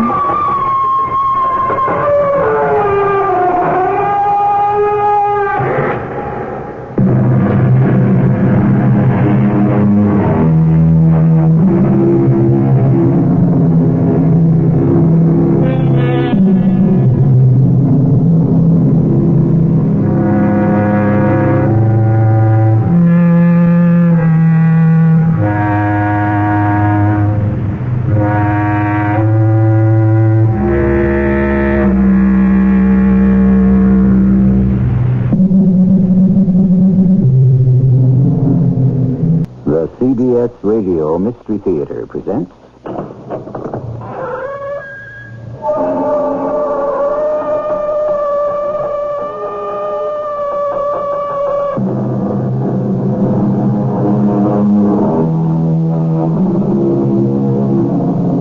Come in. Welcome. I'm E.G. Marshall. In the great book, we find many references to children. It is written, out of the mouths of babes. We are told, a little child shall lead them. Is it because perhaps the very young have the clearest vision? Unspoiled and unschooled, they turn their eyes toward the truth, as indeed most of us did until we learned such grown-up words as prudence, discretion, and caution, and how to play such grown-up games as don't stick your neck out, don't make waves, don't rock the boat. No, I don't want your money. Who said anything about money? You did. It's in your mind. I'll give her $50,000. That's what you're about to say, isn't it? How do you know I was thinking that? I know. I know everything you're thinking. I know it even before you do. I can see it form and develop in your mind. It's incredible. Yes. Now get out of here before I call the police.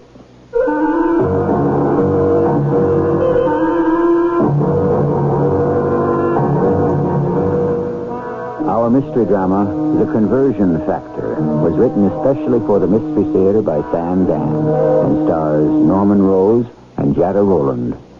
It is sponsored in part by True Value Hardware Stores and ARM, Allergy Relief Medicine. I'll be back shortly with Act One.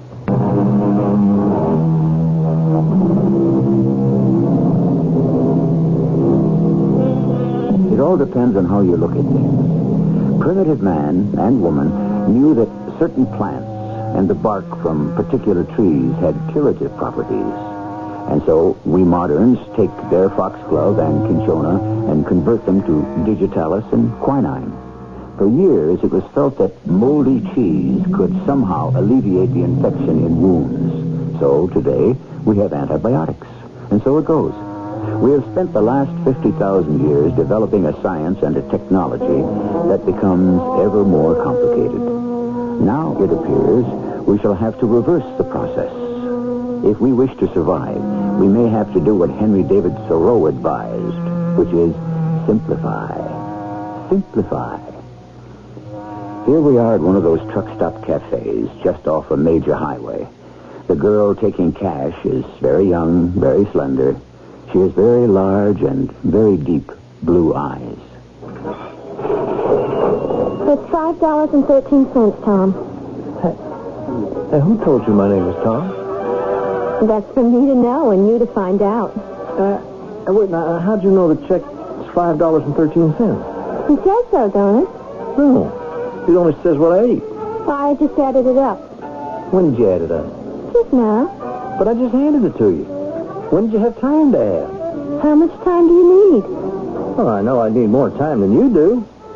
Seems like you don't need no time at all. Well, if you don't believe it's right. Hey, wait, how did you know my name was Tom? It is, ain't it? Now, don't they teach you not to say ain't in high school? I already graduated from high school. Whew. They sure graduate them young these days. How do you know how young I am? Well, how'd you know my name is Tom?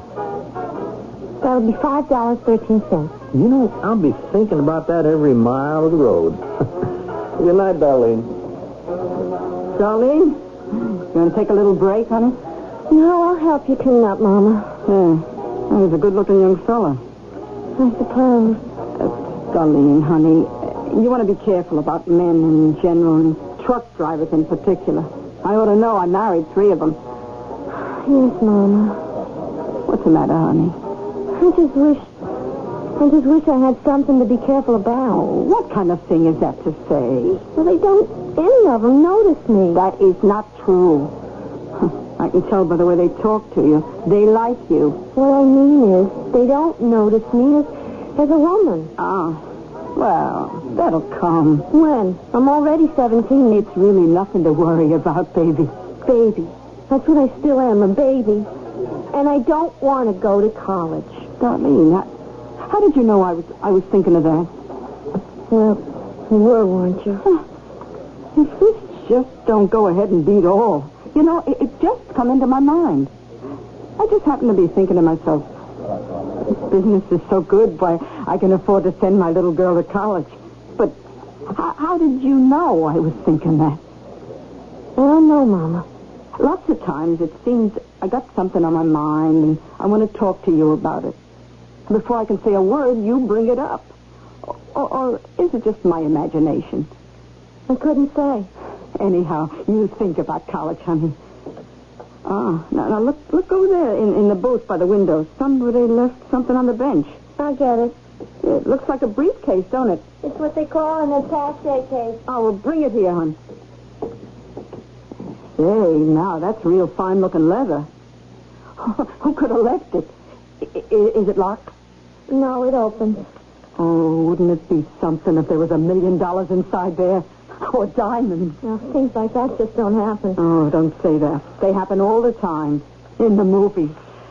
Oh, I just hope there ain't any drugs in there. There's nothing in here but some papers. That's all? Yes, Mama, that's all. No name, no address? Nothing. It just looks like a dozen sheets of paper. Huh, let me see. And every single one of them seems to be covered with numbers. Oh, and here's some letters scattered around. What are these squiggly and strange-looking things, do you suppose, Darlene? It looks like mathematics. You mean arithmetic? It looks like everything. Arithmetic, algebra, so on and so forth. An expensive-looking case like this, and all you got inside is just some pieces of paper with arithmetic on them. I wish we could return it to the gentleman that left it here. Yeah, well, we'll just hold on to it.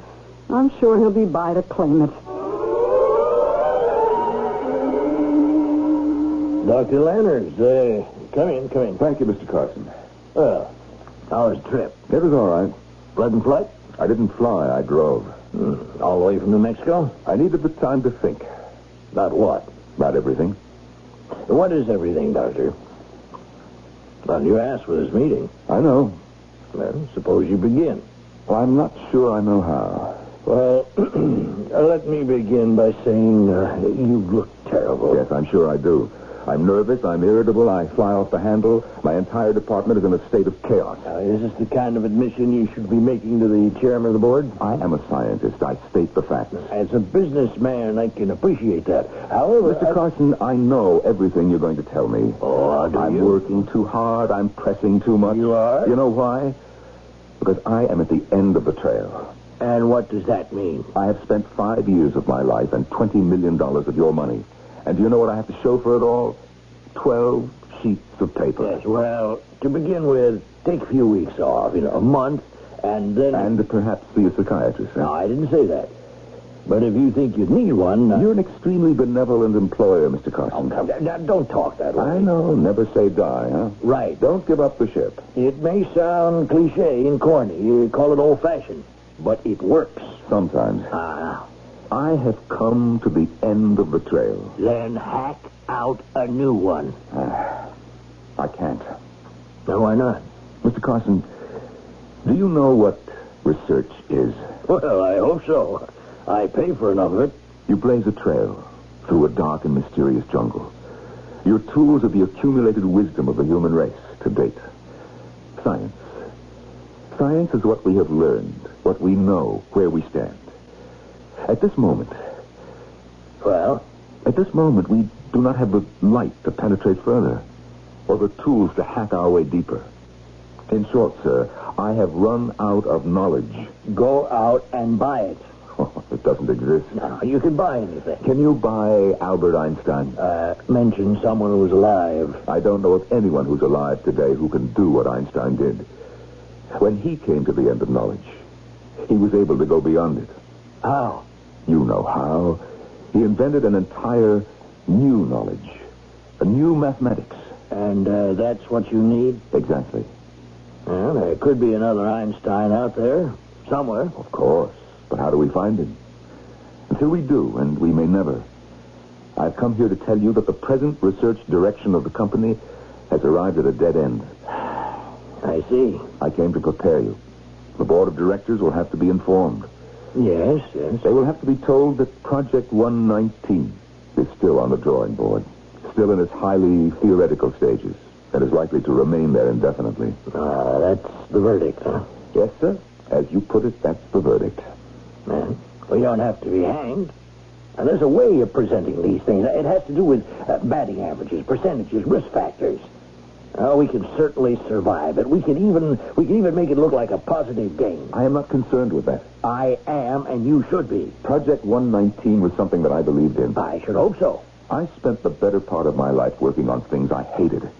The bomb, for instance. You had a duty to your country. Oh, I understand. I know the arguments. I even agree.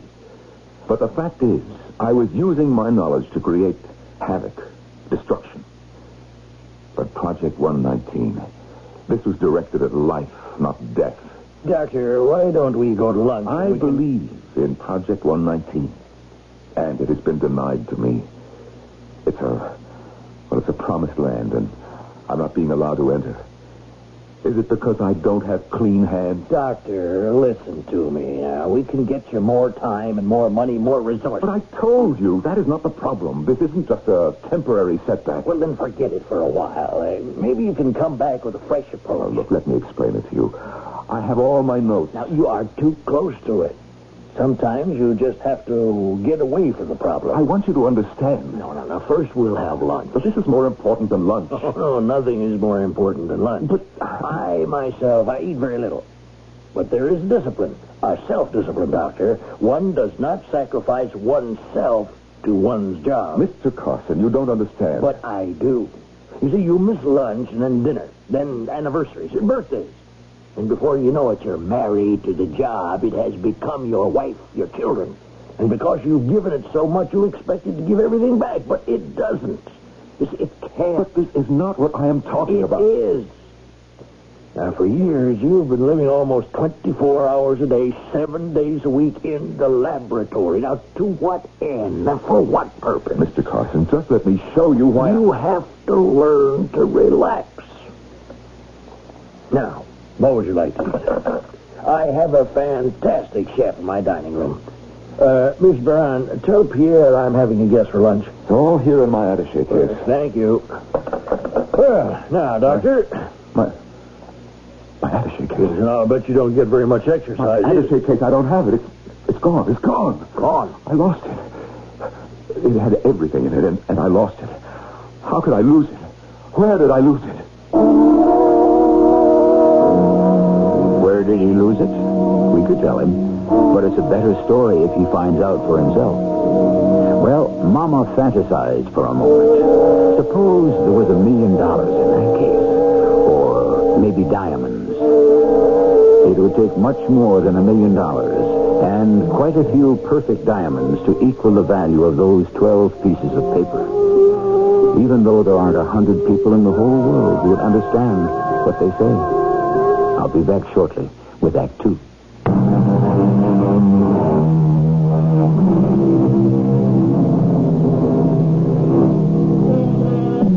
We forget because we must, not because we will, so says the poet.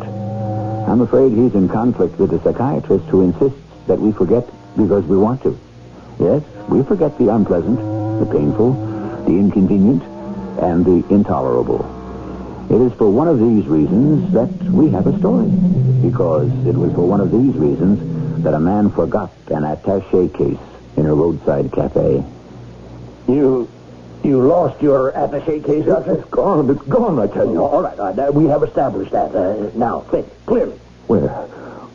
It has the notes, the results of 5 years of research, $20 million. Dr. Lanners, just sit back for a moment. Now, compose yourself. Relax. How can I relax? I have to find my attaché case. Oh, wait a minute. Where are you going? Dr. Lanners! Doctor! Hey, Miss Baran, Dr. Lanners is about to leave the building. You tell Jack Olmsted to put a man on him right away.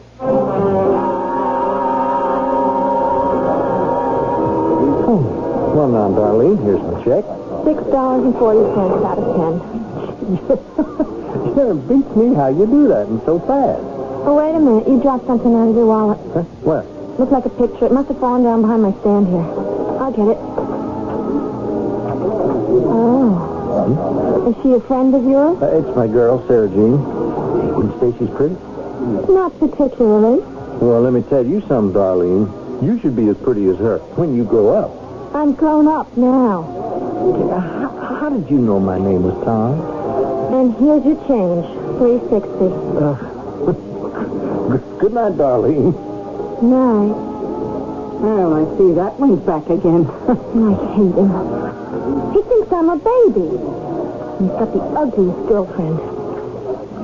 Ooh, I know what he wants. Oh, honey, you'll find all men want the same thing. I'm talking about the man walking in the door right now. Oh, which one? See him? Kind of tall, thin, gray hair where he's not bald. Oh, him. He looks hungry. He's got a fire going on inside him. What are you saying? Oh, no. Darlene, honey, what's wrong? He's burning me up. The flames are shooting in all directions. Mama, don't you feel it? Honey, you want me to call a doctor? No, I'll be all right. I told you. I know what he wants. That'll put the fire out. Mister?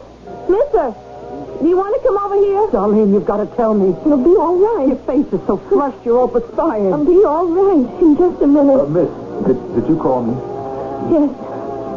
Yes, everything is all right. Darlene, what's happened to you? Hey, you, mister. What have you done to my little girl? I haven't done anything. The minute she saw you, she... Mama, please. Here. This is what you're looking for. Oh, my attaché case. Oh, what a relief. Oh, yes. Yes, what a relief. Darlene, now you're so pale all of a sudden. I'm all right, Mama. Thank you, miss. Thank you so much. Madam, are you the manager, the owner? Yes, but I can't tell you how grateful, how indebted I am to you and to your daughter here. Oh, it's all right. Now, I would like to reward... Oh, no. Oh, please. It's all right. Even though you have plenty of money. I'll never forget you both. Thank you very much. Goodbye. Goodbye. Darlene, how did you know the man has plenty of money? I'm sure I don't know. I guess you could make that assumption from the kind of attaché case he has, but still... Honey, there are times you sure do scare me. He doesn't have a conversion factor. A what? A conversion factor. Now, what does that mean? I know what it means. I can't explain it. Yeah, whatever it is, how do you know that gentleman doesn't have it? Because that's where it all stopped. Yeah? Well, where what all stopped? On the papers. Those papers in his attaché case. Oh, I give up. I guess you were a different child from the very beginning. Different? What do you mean by different? Different in what way? Well, I don't know. It's the way you can do that arithmetic. All the numbers in your head. And how there are times when you know exactly what a person is thinking. And it's true. I'm different. I'm not like other girls. Oh, yes, you are. You are. You just said I was different. Well, I didn't mean it that way. In any way that might be bad or peculiar. Maybe that's why I don't have a boyfriend. Oh, honey. Mom, I don't want to be different. Everything will be all right. You don't really mean that. I do, child, I do. Then why are you saying to yourself, good Lord, I'm scared. Why is my daughter so different? Why are you saying that, Mama? Darlene, honey, how can you even imagine a thing like that? Well, you're just like any other girl. No, Mama, I'm not. What you're really thinking is she has this problem. Well, I don't see it like a problem. I consider it a gift, a blessing. And that's the reason a boy won't look at her. Really look, because he's scared. Why? Why are you scared, Mama? Now, baby, you've been working very hard and keeping some long hours. Look, you take tonight off and just go to a movie. It would be so nice if some fella asked me.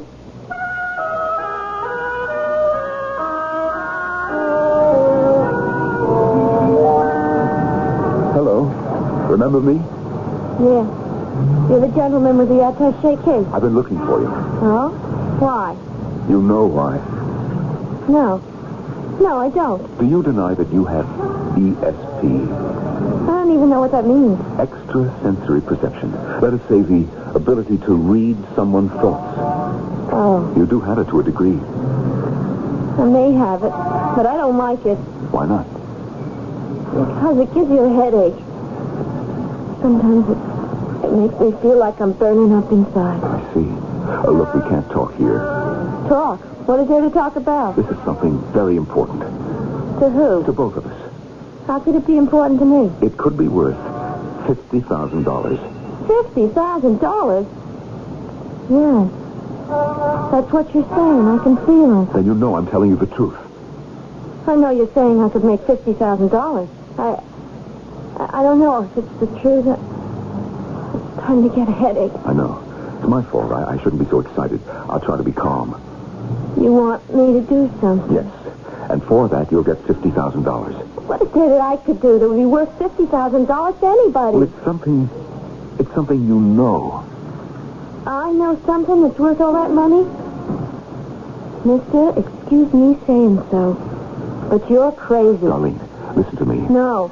Please, get away from me. Just listen. Mister, I don't know what you've got in mind, but I don't want any part of it. I'm serious. Just up the block. You can see. It's a police car. Darlene, give me a chance to explain. I'll give you a chance to get out of here. If you don't just walk away, I'm going to call to those police. Mr. Carlson? Come in, Miss Moran. Oh. Well, I have a verbal report from one of Jack Olmsted's men, the one who's shadowing Dr. Lanners. Yes? Well, he says that Lanners got onto the interstate and drove about 17 miles south and west. Yes. He pulled in at one of those truck stops, went inside, and there was a young girl at the cash register. She had his attaché case. A young girl? Oh, she could be 15, 16, 17. And then what? Well, he took the attaché case back to his car. He sat for a while and looked through it, and then he started back to town. Then he suddenly turned around and headed back to the truck stop. Well, why would he do that? When he went inside, Jack's detective must know how to read lips. Lanners asked the girl's mother, who was at the register for the girl. She told him her daughter had gone to a movie in Charlesburg. Well, that's where Dr. Lanners headed. He waited for her to come out of the picture show, and then he accosted her. Accosted? Well, that's the word the detective used. Anyhow, they started talking. He wanted her to do something. Said it would be worth $50,000. Lanners said this? He must have frightened her. She threatened to call the police. And then she just ran away from him. Lanners wants to give a little teenage girl $50,000. Lanners? Well, till today, I would have staked my life on Manners. Is he still being tailed? Yes, sir. Well, keep it up. 24 hours a day. 7 days a week till we can get to the bottom of it.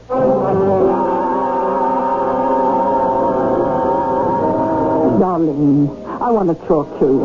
I know you do. You know why? Yes. It's about that thing you had that always lets you know what someone's thinking. It isn't always, Mama. It's only when somebody's very excited and terribly nervous I can feel something. And I don't like it. That gentleman, you know the one. Yes. Well, he wants to give you $50,000. Please, Mama. I'm scared. It won't do any harm to talk to him. Just talk. I don't want to. Honey, he's a highly respectable person. He's a doctor. I don't care. He's not one of them medical doctors, one of them science doctors. Here's his card. Here, see, Frederick Lanners, Ph.D., Chief of Research, Universal Industries. Please, Mama. Universal Industries. Where they make this cash register, the refrigerator, the oven in the kitchen. Even the dress you're wearing, a million things. I'm not interested, Mama. I want to be in love. I want to have a boyfriend. I want to be like other girls. Baby, you're not like other girls. You mean I'm different? You're better. How am I better? For instance, this thing you got inside you that lets you know what other people are thinking, that makes your brain work so fast. Please, Mama. Your Aunt Madeline. The crazy one. No, she wasn't crazy. She was? When she was a girl, they said she was crazy. No, honey. No, she was my little sister. I ought to know. You're like your Aunt Madeline. She always knew what folks were thinking. She had this marvelous thing in her head, just like yours. It isn't marvelous. Not if it makes me different. And then one day, it disappeared. This thing she had in her head, this marvelous thing, it just disappeared. It went away. How? Well, she figured it out. Later she told me it was because she fell in love. Love? Yes, real love. What you've got in your head is very strong. There isn't room for both things inside you. That's what Madeline told me. When love came into her being, the other thing, I guess, was driven out. I'd rather be in love. Well, at least have the courtesy to find out what he wants. I'm here only because Mama insisted. Darlene, why do you resist the idea of becoming rich? This $50,000 is only the beginning. Don't get angry. When people get angry, it gives me a headache. Don't you want to make this world a better place to live in? What kind of question is that? Doesn't everybody? No, not everybody, but that's not the point. The fact is, you do.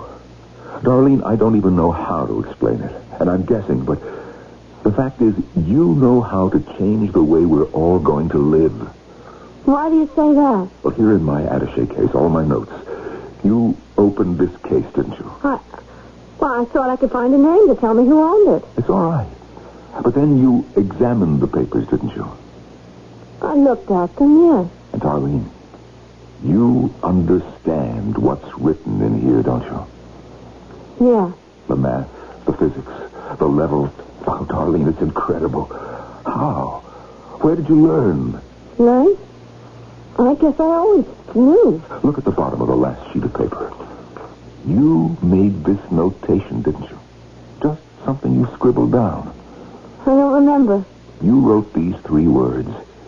No conversion factor. Like I said, I don't remember. No conversion factor. Darlene, what does it mean? What does it mean? Please, you're giving me a headache. Tell me. You must tell me. My head. Tell me. No, go away. Tell me or I'll... Let me alone. Let me alone.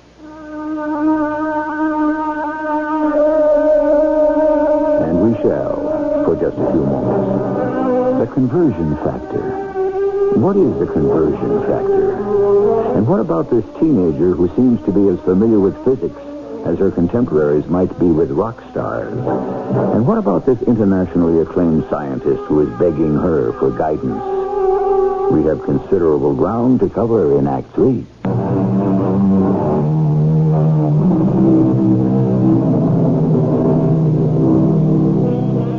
The beginning of wisdom is in in the cradle, says the Greek philosopher.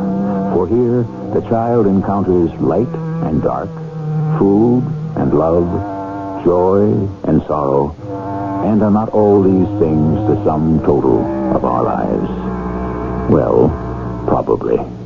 But the question is not really where does wisdom begin, but where does wisdom end, and why?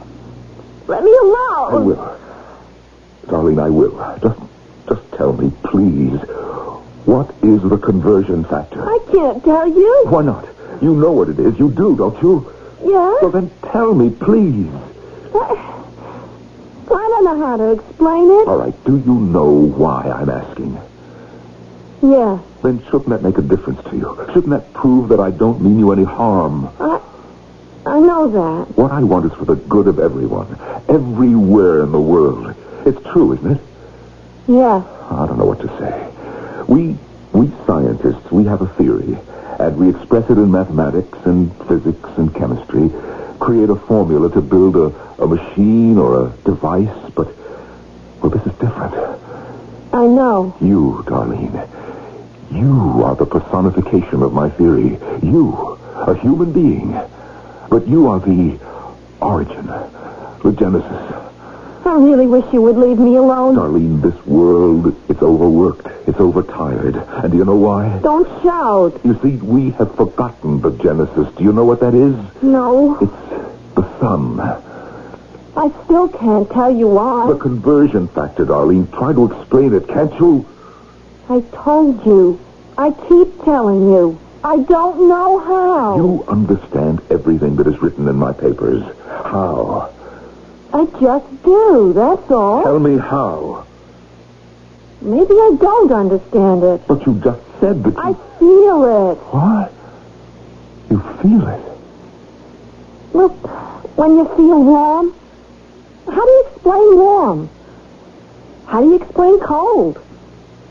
If you were blind, how could I explain to you what a color was? How could I make you see it?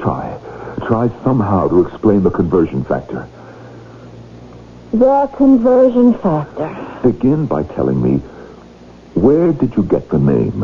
I don't know. You made it up, didn't you? Well, you see, you have to make a conversion. Do you understand? But what do you convert? You have to look at things as conversion factors. Well, tell me which things. Any kind of things. You feel thirsty, okay? You don't want to feel thirsty. So, how do you get from feeling thirsty to not feeling thirsty? You drink a glass of water. Yeah. So, water is a conversion factor. Well, what does this have to do with my notes, with what I'm working on? But there's a pile. Well, it's a source? Yeah, of energy. It exists, but it's locked up. It isn't working for you. Yes. And now you need that conversion factor. But where do I find it? Where? Yes, where? How? How do I express it in a formula? You can't. Oh, Darlene, you must help me. I guess you said it yourself. Just before, you said I was the personification, the genesis. I guess it's all a way of saying that I'm a conversion factor myself. Of course. I know, but how do you do it? I have to keep telling you. I don't know. I just don't know. But inside you is the secret. I don't like the sound of that. Darlene, it's true.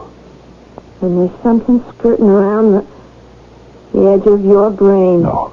Oh, no, it was just a stupid, inane, impossible idea. It was very strong. That's why I felt it. You can't help those crazy things that flit through your mind sometimes.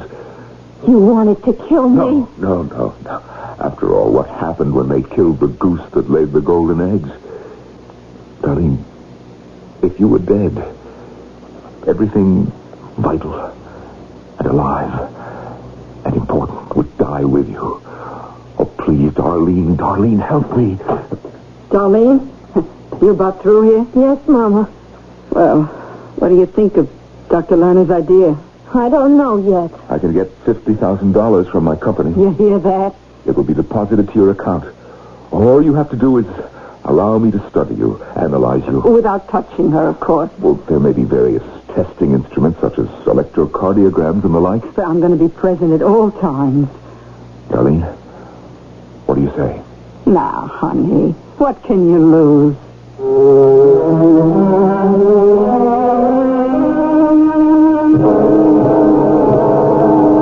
Miss Barand? Won't you sit down, Dr. Lerner? Thank you. I received your message, and here I am. Miss Barand, Dr. Lerner, how formal. And yet I know you so very well. Do you? Miss Barand, may I ask the purpose of... You could be in trouble, Dr. Lerner. The kind of trouble you cannot hope to surmount. What's between you and this little teenage girl? What are you saying? Detectives are watching your every move. Oh, no. Is that what it looks like? Well, what's your story? Miss Barand, what do you know about Project 119? I know we are trying to create a system which will use the sun as the sole source of energy. Yes, and? Not just mechanical and technical energy for all heat and power and fuel, but I guess you could say personal energy. That's right. But we're stuck. You're stuck.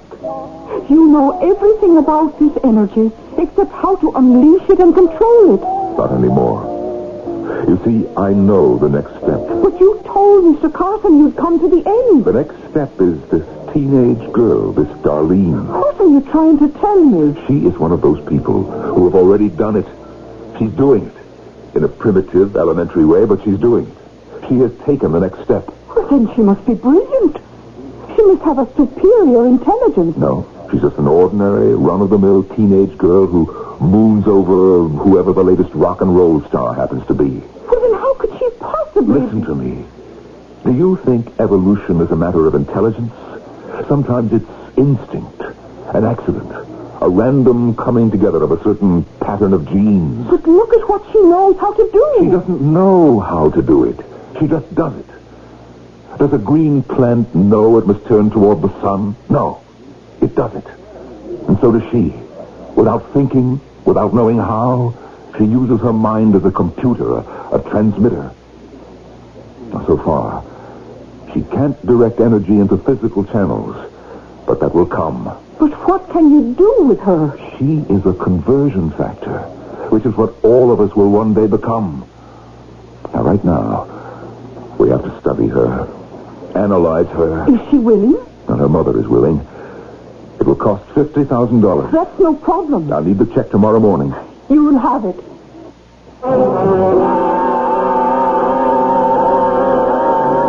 Well, hi there, darling.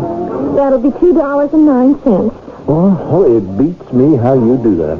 I guess you weren't very hungry today. No. And it's your fault. My fault? Yeah, on account of you, I can't eat and I can't sleep nights. Oh? And how about her? What's her name? Sarah Jean. The bleached blonde. I lost her. Really? Yeah, and that's also your fault. Is it? Is it? Really? Well, I must say you're not much good at conversation. Anyhow, Sarah Jean walked out on me because all I kept doing was talking about this little old gal in a truck stop on the interstate. Really?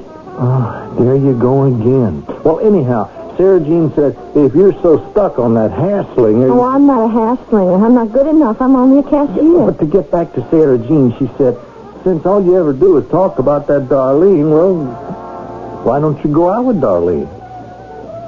Well, why do you want to go out with me anyhow? You just said I'm not much good at conversation. Well, that's all right with me. I mean, I'd rather do most of the talking myself. If you aren't the most conceited, stuck-up. I know. But you do like me, don't you?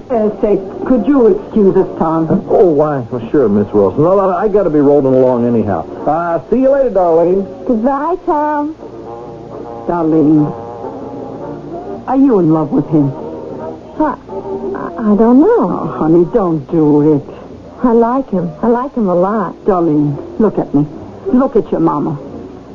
I've never been anywhere. I never did anything. I never became anybody. I think you're somebody. Just look at the women in here and in the supermarkets and in the neighborhood. Women worn out with working and children. What are you trying to tell me? Here, honey, in this magazine. Look at these women. Rich, stylish, smart. These women, they write books, they talk on the TV, they do things. Honey, you can be one of these women. I don't know. Or would you rather be with Tom? I feel so good when I'm with Tom. How long will it last? You poor baby. What am I asking you to do? To look ahead? It's beyond me to explain it and beyond you to understand it. But you have explained it, and I do understand it. Honey, this gift you got, this ability, this power, it was like your Aunt Madeline. The minute she fell in love, was gone. Mama, please. Don't feel so bad. Love changes something inside you. It makes you different somehow. Why should that be? The inside of a person, his heart, his mind, his soul, is a mystery. Why some of us are made one way and others another, who can figure it out? Oh, honey, we've had enough poor women in this family. You be rich, you be famous. Mama? How do you know if you're in love? Oh, well, you feel good. Yeah. You feel warm and happy. Oh, Mama. And you just glow and tingle all over. Oh, what a beautiful world it is. Then I'm in love. I feel so different. So wonderful. Honey, think what you're giving up. I'm in love. I'm somebody new. Somebody else. Darlene, oh my goodness, here comes Dr. Lannis and another gentleman. Mr. Carsons, this is Darlene and her mother. Ladies, may I present Mr. Carsons, chairman of the board of Universal Industries? Well, I'm so happy to meet you both. Darlene, you are about to become one of the most important human beings in the world. But of course, you already knew that thought was in my mind. No. No, sir, I didn't. But I thought you had ESP. I guess I did. But now, I don't seem to have it anymore. Doctor, you told me... Darlene, what are you saying? You're a conversion factor. No, sir, not anymore. Darlene, look at me. I'm excited, upset. Doesn't that give you a headache? Not anymore. I'm sorry. I can't help. Not now. Doctor, what is happening here? What's happened to Darlene? She's not the same girl. No, I guess she's not. Excuse me, please. I have to tell him something. Tom! Wait a minute. What's happened to her? Just look out the window, huh? You see that young fella? He's what's happened to her. Would you mind explaining? That is, if you really know how Gentlemen, there was this marvelous gift she had. She had? And there was love. She couldn't accommodate both of them. She had to choose. Well, you just saw which one she picked. As a position, a wealth, a power. She gave it all up? Just for love? Yeah, I guess you could put it that way. Now, why would she want to do a thing like that?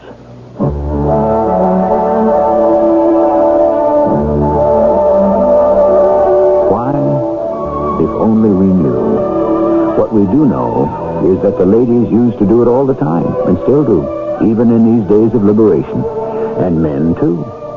How many young men have given up dreams of glory to settle for humdrum jobs to support a wife and kids? They say love is blind, but love also blinds.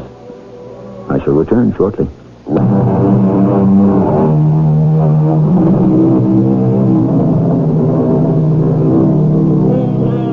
And so, for a while, we have concerned ourselves with the basic moving force of the world, the conversion factor.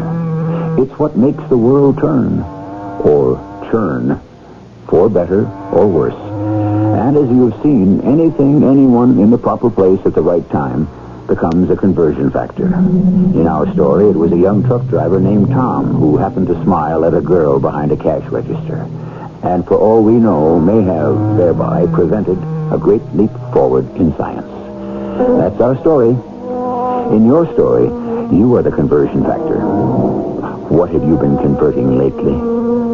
Our cast included Norman Rose, Jada Rowland, Bryna Rayburn, and Earl Hammond. The entire production was under the direction of Hyman Brown. And now, a preview of our next tale. Now, these gems, do you generally keep them here in your apartment in a jewel box on your dresser? No, I usually have them in the vault. Except tonight, I was at a formal dinner, and I thought I would... Do you mind if I use the telephone? No, I don't mind. Thank you. Is it possible he could have seen me and followed me home? I understand jewel thieves. Scout, is that the word? Places where wealthy people go. Excuse me. This is Lieutenant Severio. I'm at the Patterson place. Yeah. Oh, he got away with a few nice things. The M.O. fits our old friend, the cat burglar. Yeah, the one who can climb up and down the walls. Cat burglar? Yeah, Jerry. I think he can chalk up another one. This is E.G. Marshall inviting you to return to our Mystery Theater for another adventure in the macabre. Until next time, pleasant dreams.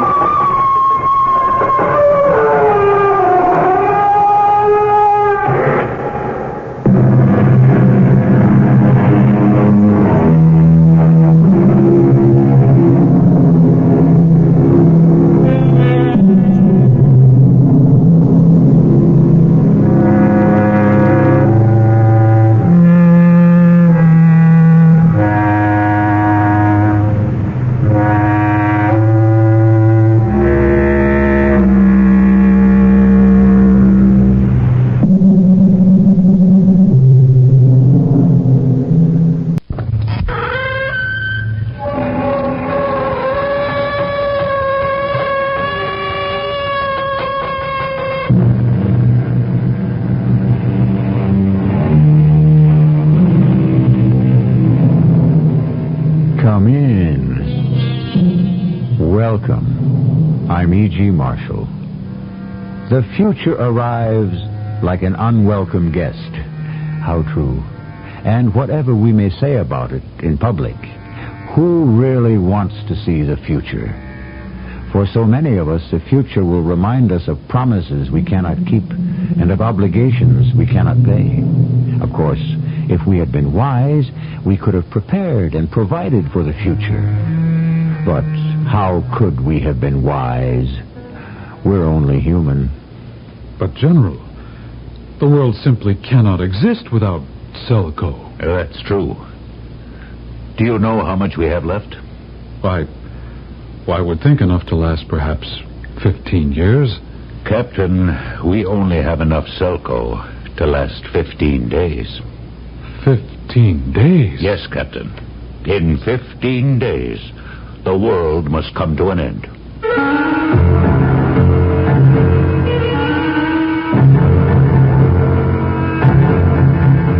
Our mystery drama, The Favor of Women, was written especially for the Mystery Theater by Sam Dan and stars Lloyd Battista.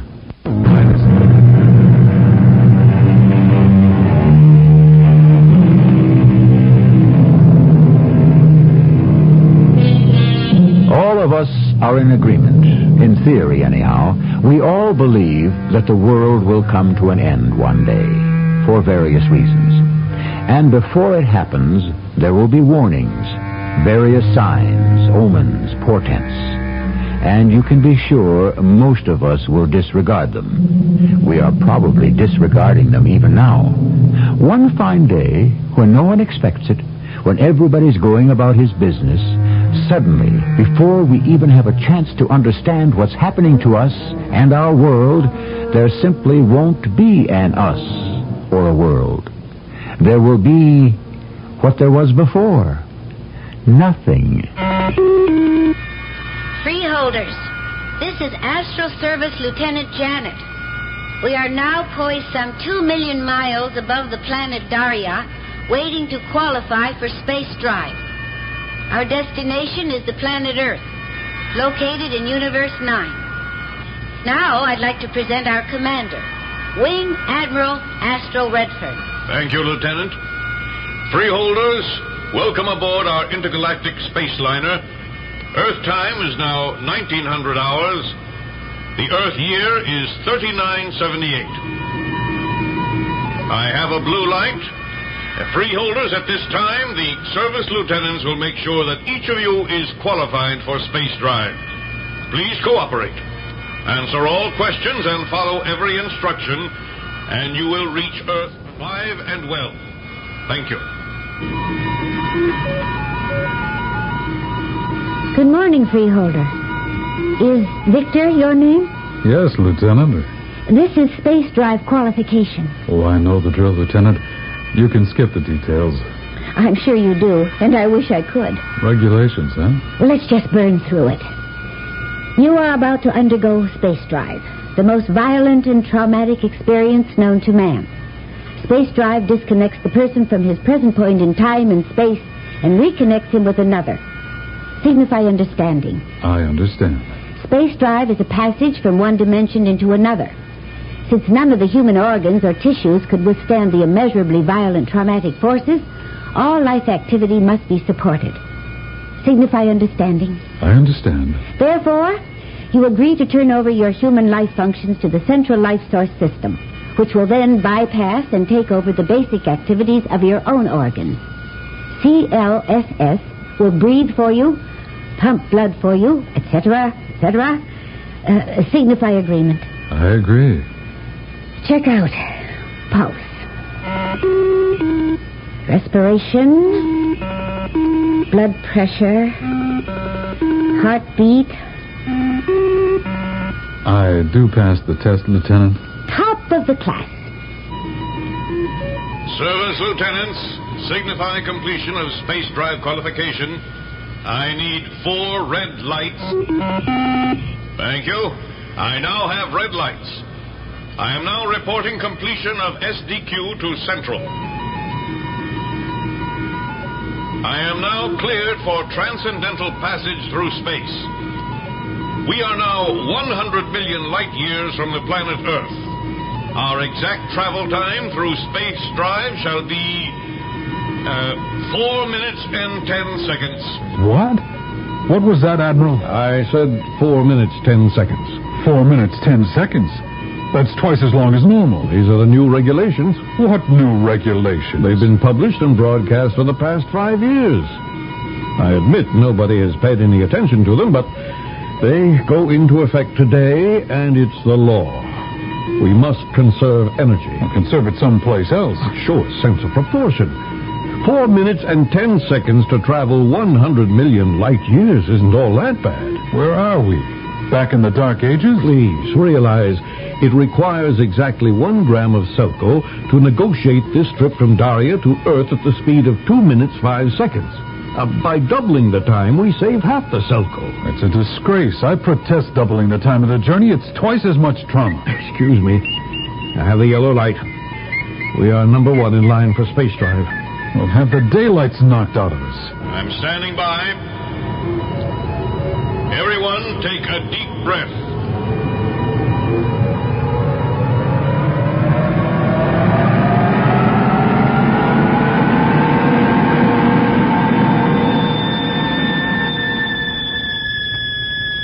It doesn't matter how many times I do it. I can never get used to it. And I hate it. It's like you're living outside your body and someone else is breathing and pumping blood for you. You feel as if you're coming apart. And what am I going to Earth for? It can't be anything good. Quadruple blue, freeholders. We have completed our journey through space. You are now disconnected from central life source, and each of you is again in control of your own life activity. We are now 1 million miles above the planet Earth. We are waiting for the pilot ship to take us down. I hope you had a pleasant journey, and look forward to seeing you soon on intergalactic space lines. How much longer, Lieutenant? The green lights are on, about 2 minutes. It wasn't a happy trip, was it? No trip is really happy. The human body wasn't meant to thrive in space. Well, I know mine doesn't. Are you coming to Earth on business? I suppose so. Any plans for the evening? Well, I have a meeting. And afterward? What did you have in mind? We could have dinner and go to my place. Do we have to get married? Say, where have you been? Well, I've been away for a while. On Daria, you have to get married before you can even talk to a girl. We have the flashing white light. We are in the terminal.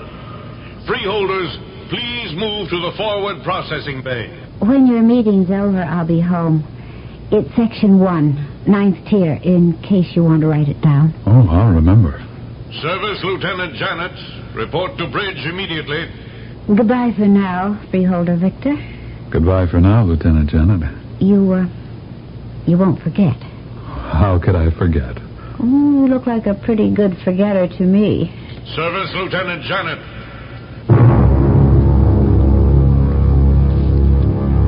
Sorry to break up your little tete-a-tete, Lieutenant, but we're alerted. Alerted? Why? For what? For how long? I don't know. Commander, this isn't a joke, please. Look at the order screen. See the red star? And whose names are on it? Wait, just you and me. What about the rest of the crew? It's probably a VIP trip. But I've got a date. This guy was really something, too. Well, there's always little old me. Yeah. That's what I'm afraid of. Captain Victor. Please sit down. Thank you, General. Good trip? No, sir. New rules are in effect. It'll get worse. They've gone from 2 to 4 minutes. It'll go from 4 to 8. But I understand 8 touches the outer limits of safety. Then we'll cut out private space travel. Well, I don't think people will stand for that, General. We may all be surprised at what people will have to stand for. I've asked you here because you're the best intelligence operative we've got. I don't believe in false modesty, but I know I'm not the best. Not even anywhere near it. Well, what I should have said is, you're the best we have for this particular type of mission. Let me show you something. Activate number 1, please. Now, Victor, watch the wall directly in front of you. What do you see? Fire. Mm-hmm. Fire. Heat. Energy. That's what makes the world go. But fire requires fuel. Now, watch the scene. It's thousands and thousands of years ago. Those people are burning wood. Wood? That's what trees are made of. People burn trees? Yes. And now, watch. Activate number 2. The coal. Coal? There used to be a lot of it. And this coal-activated machinery propelled vehicles. I read about this, but I never believed it. Why not? Such incredibly inefficient machinery. Please activate number 3. Oil. A thick, blackish liquid that spurted forth from the earth. But we ran out of that, too. May I have number 4, please? And this is what was known as solar energy. And it worked, as long as we used it for simple heating jobs. But when we tried to make it the basic energy source to power the fantastically heavy loads of a highly technological society, well, we placed a dangerous drain on the sun, and we could have hurried it into nova and premature death. Oh, we kept exhausting one fuel after another. And then we discovered Selco. You know what Selco is? Well, in a general way, sir. Selco. A tiny, highly active pebble. A little stone of Selco, no bigger than your thumbnail, could handle all the energy needs of this planet for more than a week. Well, that's true, sir. You really don't need too much of it. And that's fortunate, because there really isn't very much of it to begin with.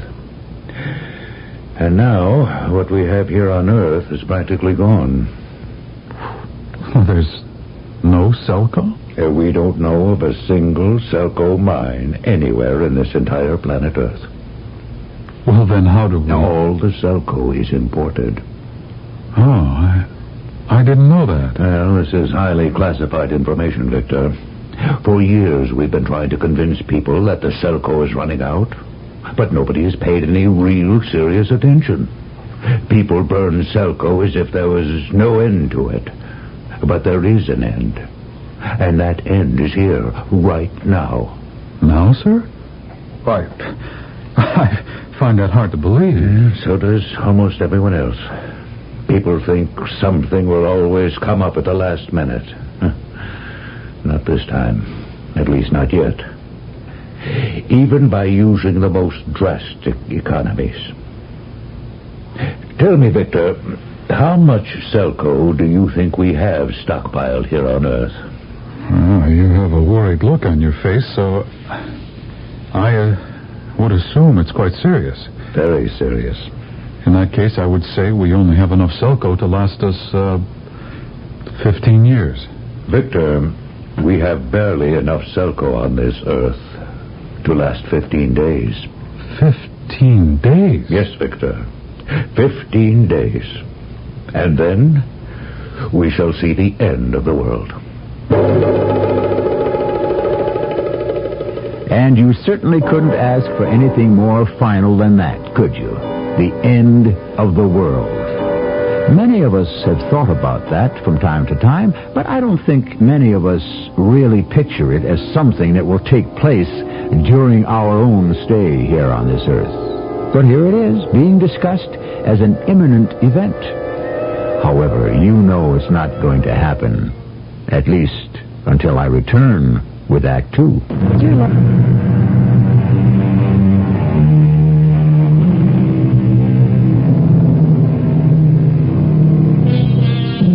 You hear about it, you read about it. An old beggar dies on the street or in some mean little furnished room, or perhaps a charity bed in a city hospital, and someone looks at this poor down-and-out derelict and says, "Oh, I recognize him. He used to be fabulously wealthy, but he spent everything, squandered his fortune." Well, you consider such a man, and you may ask, what did he die of? And the answer is, he died of poverty. As it is with people, so it must be with planets. The world will come to an end in 15 days, General? That's why I sent for you, Captain Victor. Well, me? Well, what can I do about it? You can save the world. For a while, anyway. A year, possibly 2, maybe 3. And during that time, we can try to find another source of energy.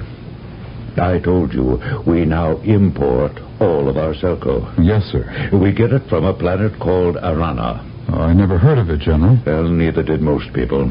It's wild, barbaric, very primitive. And that's a very ironic joke. Why, sir? Well, thousands of years ago, people used a substance called oil. Yes?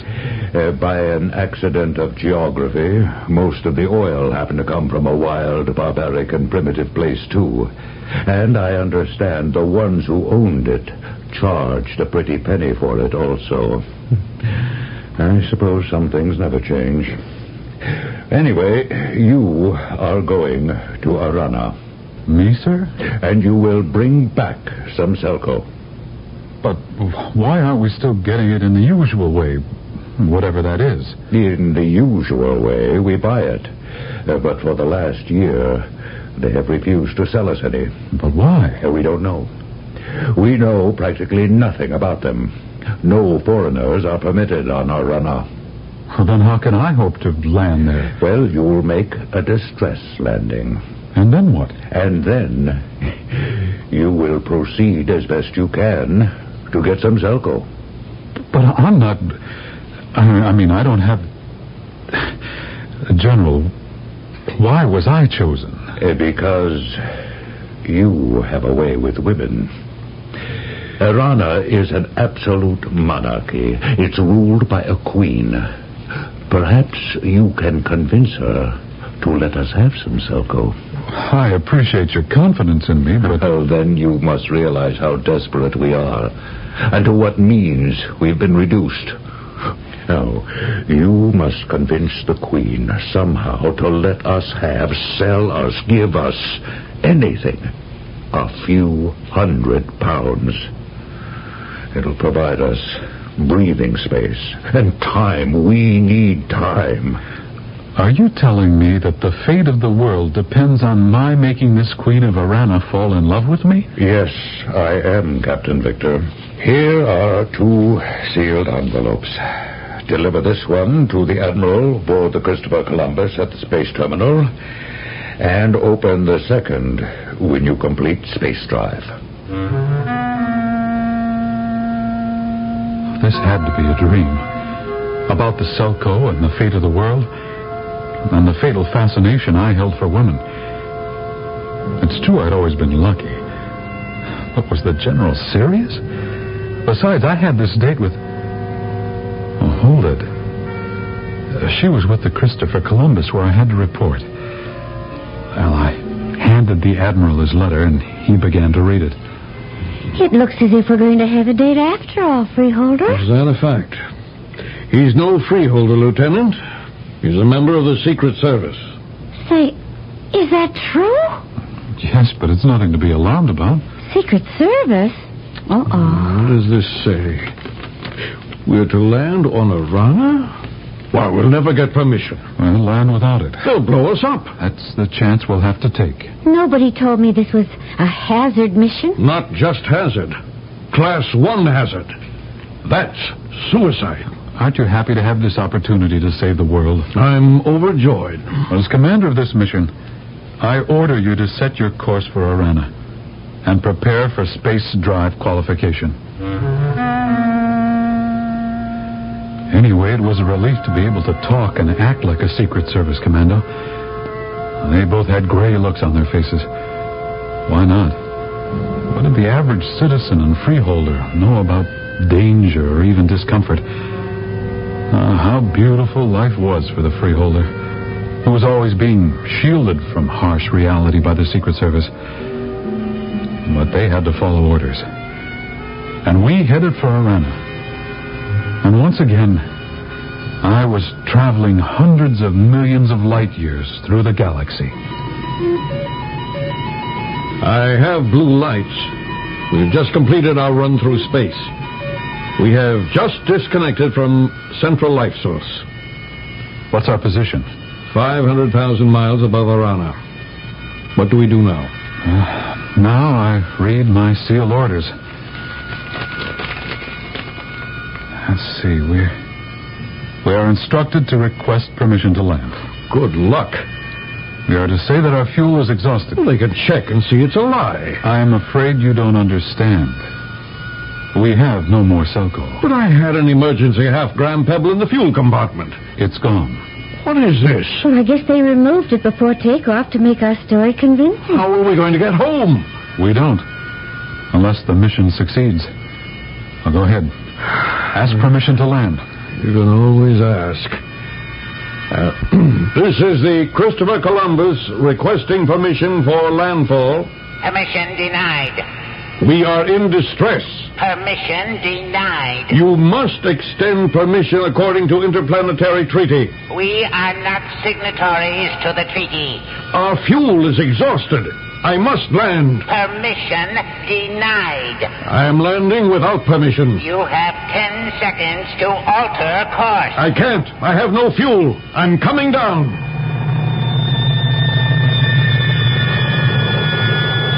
Even if they didn't blast us out of the sky, what would they do to us? We were moving downward at a fantastic speed, and yet the journey seemed to last forever. Finally, there was rapid deceleration as we reached the atmosphere of the planet. The gentle bumping sound told us we were on surface. I looked through a viewport. I could see soldiers forming around our spaceship. That is, they looked like soldiers, but they carried weapons that... Well, I saw such things in museums. I think they were called guns. Then we heard a voice. You have landed without permission. Your ship is confiscated. You are prisoners. Who is in command? I am. How many in your party? 3. You will open the forward lock and emerge one at a time. Will they shoot us as we come out? You always ask the greatest questions. I'll go first. Step out. I invoke the Interplanetary Convention of Hospitality. We are not signatories to the convention. Step out. We have 2. Where's the 3rd? You. Stand with the others. I accept full responsibility. My crew was unaware that we would enter your space. They cannot be held accountable. Silence! The next one who speaks without permission will be shot. There are certain interplanetary laws that... Shoot him!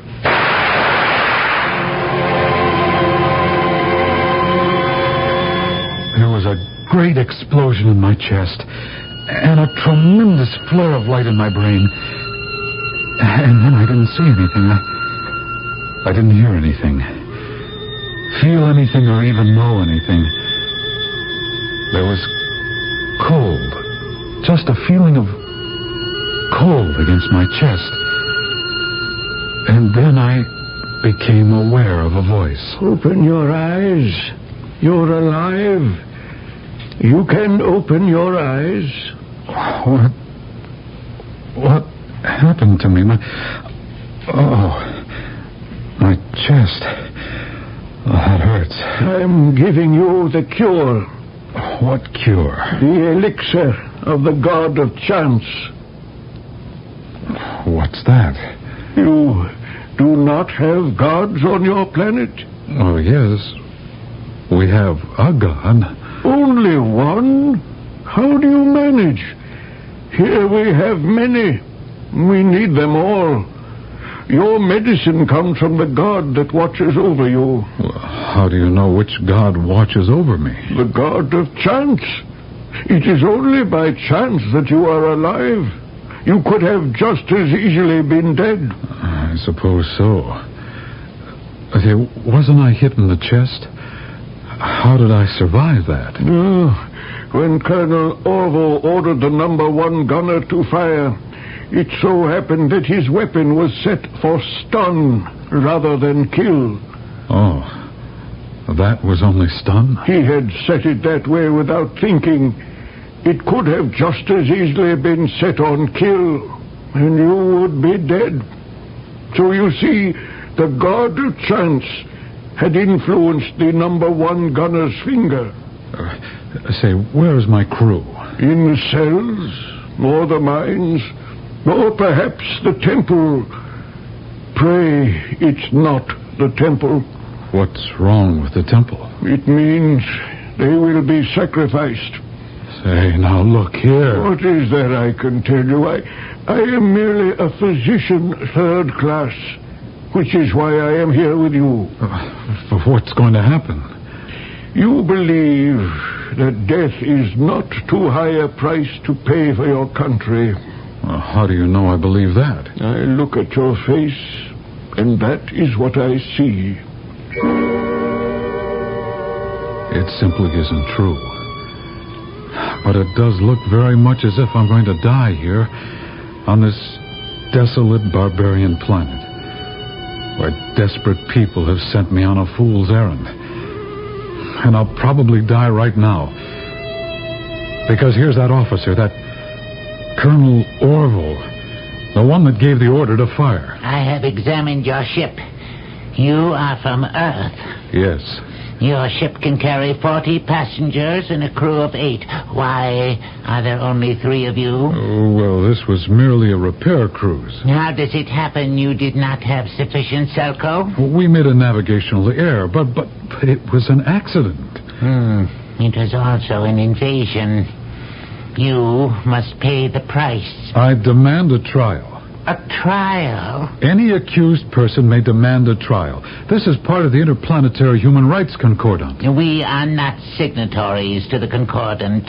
You and your crew shall be taken to the temple to be sacrificed at the festival of all the gods. Ask for the audience with Her Majesty. What are you saying, physician? I am advising him of his rights. He cannot acceptably be sacrificed if he has not been advised of his privilege. Why are you interfering, physician? By law, I must tell him his rights. Otherwise, I can be guilty of allowing a polluted ceremony. I hope your motive is sincere. I hate foreigners as much as anybody. More. You have the right to ask for an audience with the Queen. Do you wish to exercise it?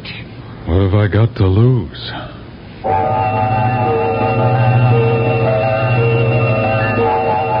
You never know. Not in this mad world of the future. Not on this barbarous and unpredictable planet. He was sent here to try to captivate the Queen. And now he's going to get his chance. So far, he's in top form. He has scored with one woman in Act 1. The next woman has been saved, fittingly enough, for Act 3. What is the best gift to possess? Courage? Ability? Determination? Faith? These are all admirable qualities, and they truly enhance the person who has them. But when it comes to getting on in this world, nothing can be as helpful as the favor of women. When you have a woman in your corner, you have the best ally in the world. So, you demand to see the Queen? As long as I have that right. You do. And I shall personally convey your request to Her Majesty. Captain Victor? Yes? I have conveyed your request to Her Majesty. She will see you at once. Thank you. I assure you it's merely a formality. Follow me. Goodbye, physician. Goodbye. Never forget me, Captain. Never forget me. My life, the lives of my crew, the fate of the mission, the world were at stake. I followed this Colonel Orville through wide halls, huge rooms past hundreds of armed guards. Finally, we stopped before a huge door. It seemed to be made of solid gold. It opened. I saw a room. I expected luxury, but it was small, bare. It contained only a table and a chair. And she was sitting in it. She seemed to be tall, slim, with dark hair. She was writing. When she heard us enter, she looked up. This is the invader? Yes, Your Majesty. What is his planet? His ship comes from Earth. What is your name? Victor. I am Lura, Queen of Arana, by the grace of all the gods. You may speak with me. Well, Your Majesty, I wish to appeal the cruel sentence imposed on us by this gentleman. Cruel? We are to be sacrificed to the gods. Is there a better way to die? Well, the fact is, Your Majesty, these are not our gods. That's blasphemy. Well, I meant no disrespect. I was merely stating that, well, what I think is the truth. We cannot punish him for that, Colonel Orville. He is, after all, standing on the stone of verity. Look down at your feet, Victor. See the stone? The stone? It was placed here by the gods. And all who stand on it will speak the truth. Now then, Victor, you have told Colonel Orville that you and your crew were on a repair cruise when you ran out of fuel. Is that true? Well, answer, Her Majesty. There is no need for that, Colonel. The stone of verity will make him speak. Have you told the truth, Victor? No. I knew it. Why, then, are you here? I've come to persuade Your Majesty to let us have some Selco. On the behalf of your government? Yes. Surely your government must be aware that we have decided to ban all shipments of Selco from Arana. True, Your Majesty, but we don't understand why. I appeal to Your Majesty. Selco must indeed be something magical.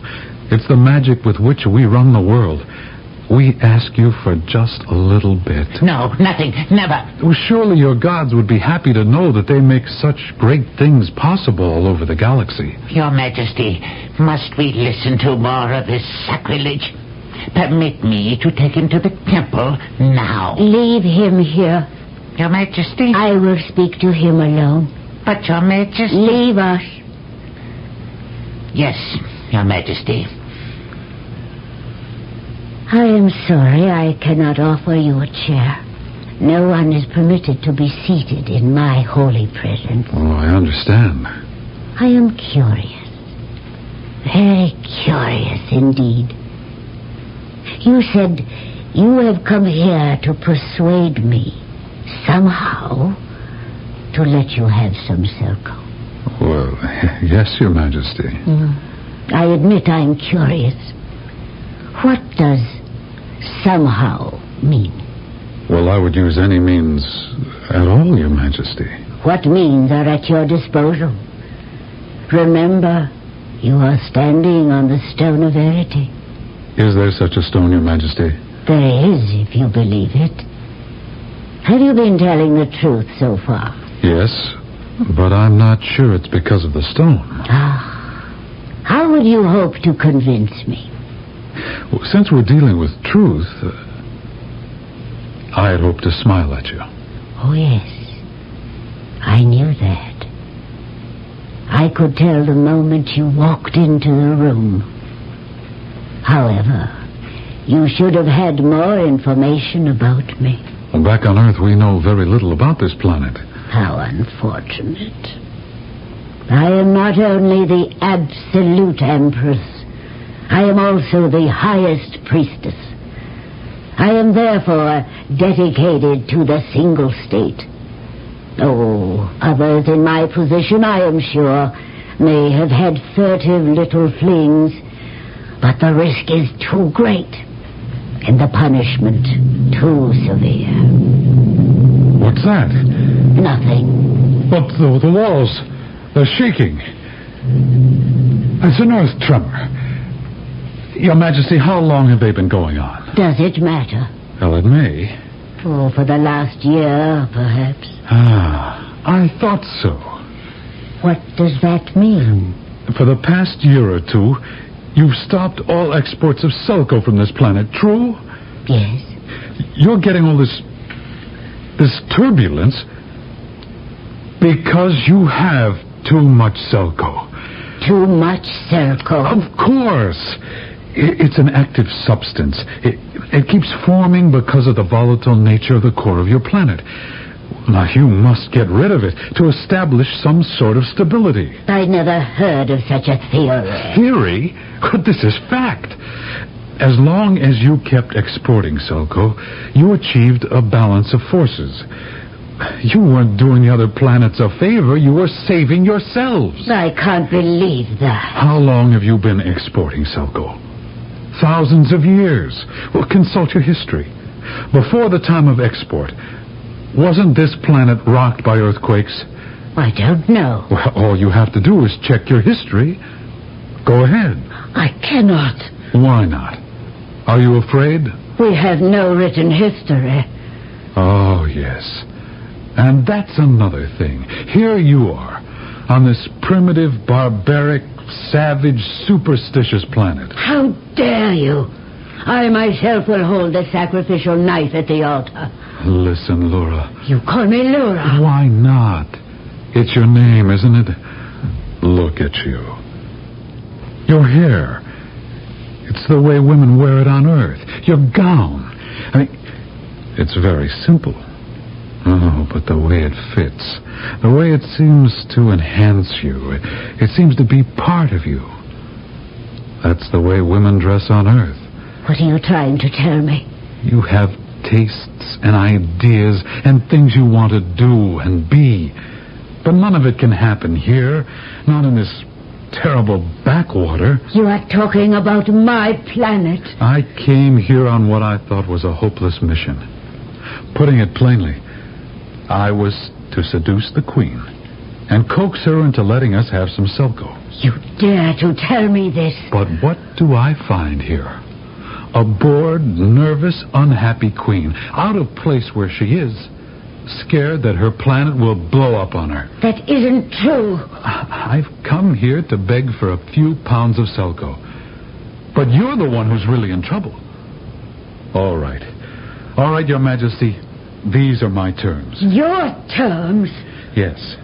I will help you escape from here. Escape? Oh, all right. Don't escape. Stay here. Stay here. Where no woman knows what style is and no man demands it. Stay here where there are no books, places to go, things to do. Except participate in some ceremonies you don't even believe in. You go too far. I said I would give you my terms. All right. First, load my ship with at least a ton of Selco. What are you saying? Then kill this Colonel Orville. Kill Orville? Or throw him in jail. He's an evil man. Nothing but trouble. He's a fanatic. Get him out of the way. And then release my crew. Say you want to visit or inspect my ship. Make up a reason. Once you're on board, we're off. I see. Oh, you haven't seen anything yet. We'll deliver this ton of Selco to Earth. It's yours. They'll buy it from you. You'll become the richest woman in the world. You'll become a queen on Earth. Not the same kind of queen you are here, but a queen who has fun and enjoys life. Now, there you are. That's it. You can't get a better deal anywhere or from anybody. Take it or leave it. What do you say? What do I say? God! Take him to the victim room of the temple and hold him there with his 2 companions.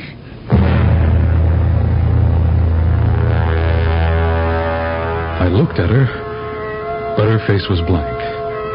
I could read nothing on it. I was supposed to have this terrific gift, this power over women. Well, right here, right now, where I needed it, I didn't have it. And everything was a blur after that. Redfern and Janet were waiting in, well, I guess you would call it the victim room. What are they going to do with us? I'm sorry. It isn't your fault. Whatever it is, I hope it'll be quick. You mean we're to be killed? Look at it this way, Janet. We're gone anyhow. Without Selco, the world can't function. Somebody's coming. Invaders, defilers of Arana, step forth. You are to be given a special honor. You are to be sacrificed by the hand of the Empress and highest priest. Wait! I have a vision. A vision, Your Majesty? Yes, a vision. I see the great conclave of the gods. I hear the voices. They tell me that since the invaders have come in a ship, they must be sacrificed in the ship. I, and I alone, must take them there and perform the ritual. But, Your Majesty... Silence! But, Your Majesty, how do we know it isn't a trick? I command you to be silent. I must protest. First, Gunner, throw him in the cells. And if he says one more word, shoot him. Now, let the ceremony continue. My people, we stand at the doorway to this alien ship. I enter with the invaders to make the sacrifice. Let all kneel. Let all pray.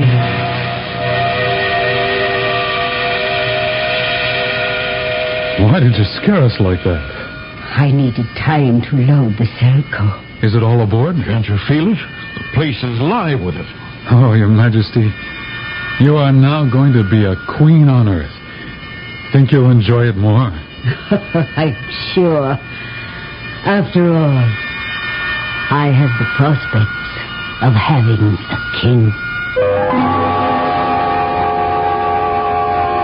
That's right. For a little while, 10, 15, 20 years, unless, of course, they learned how to conserve and preserve. But did they? Who knows?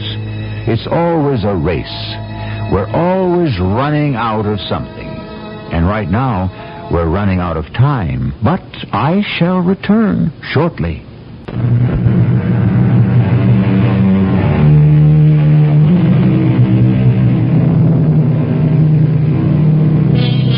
Did Captain Victor and the former Queen Laura marry and live happily ever after? I don't know. I don't know if all those thousands of years in the future, people married in the sense that we do. I don't know what living happily ever after means either. I do know that we have discussed two things in our little morality play. A, waste not, want not. B, a man who can get a smile out of a woman can generally get anything he wants from anyone else. Our cast included Lloyd Battista, William Griffiths, Evie Juster, and Ray Owens. The entire production was under the direction of Hyman Brown. This is E.G. Marshall inviting you to return to our Mystery Theater for another adventure in the macabre. Until next time, pleasant dreams.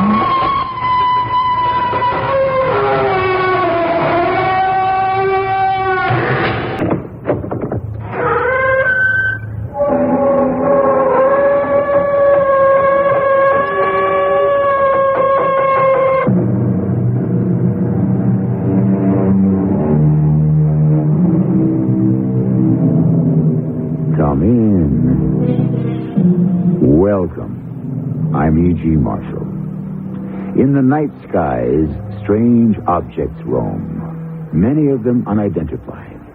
Do you ever look to that darkling bowl of the sky, pierced only by the stars, and wonder if strangers come to us from out there?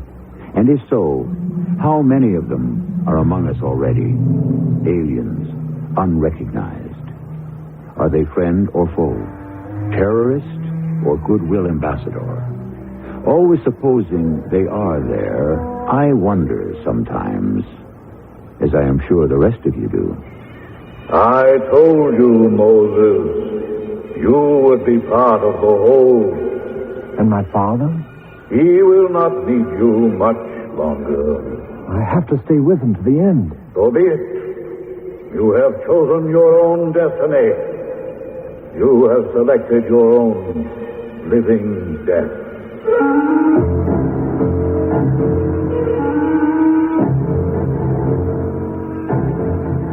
Our mystery drama, Alien Presences, was written especially for the Mystery Theater by Ian Martin and stars John Beale and Joan Shea.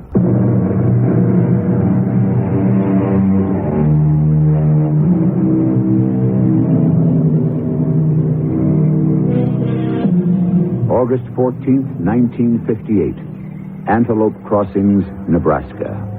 This is a story of today, but it began 21 years ago. You never heard of Antelope Crossings? That's not at all surprising. The population maybe is 105, including children. It's a post office, general store, and not even one street.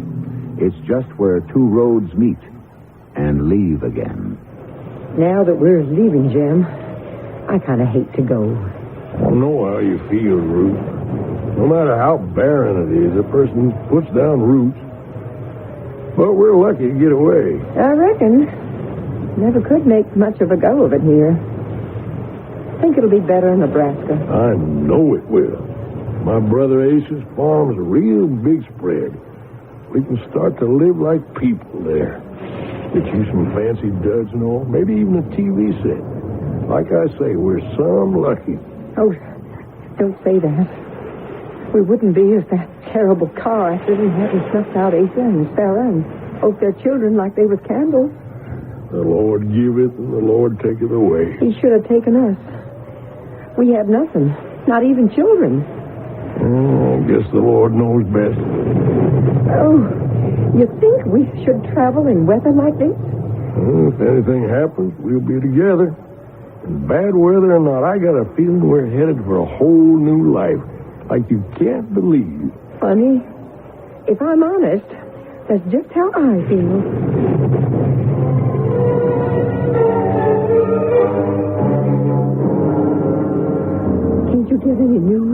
radio, Jim? Listen for yourself, woman. Maybe we should have stayed over till tomorrow. And miss the services?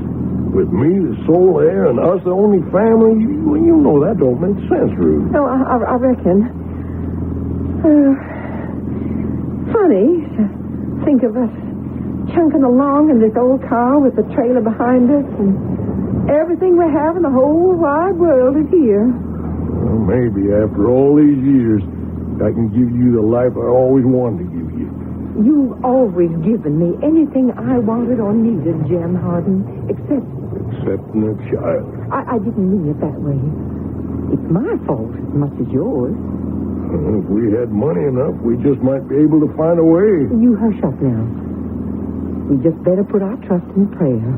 It's a little late in life for us, Ruth, to have any prayers answered. We got to be practical. What's that, Jim? Where? Oh, there to your left. He's coming right at us. We should stop the car. Oh, what is this? Well, I don't know. Maybe one of them big jet planes. It can't be. They always fly so high and straight. Look at this one. Why, it's spinning like some child goes up and spitting fire all around like a pinwheel. Well, what do you think it is? Oh, it looks like one of them unidentified objects. Oh, it's heading straight for us. Maybe a punishment. Punishment for what? For questioning the Lord's will. Sure is headed straight for us. Look out, Ruth. Look. Stop.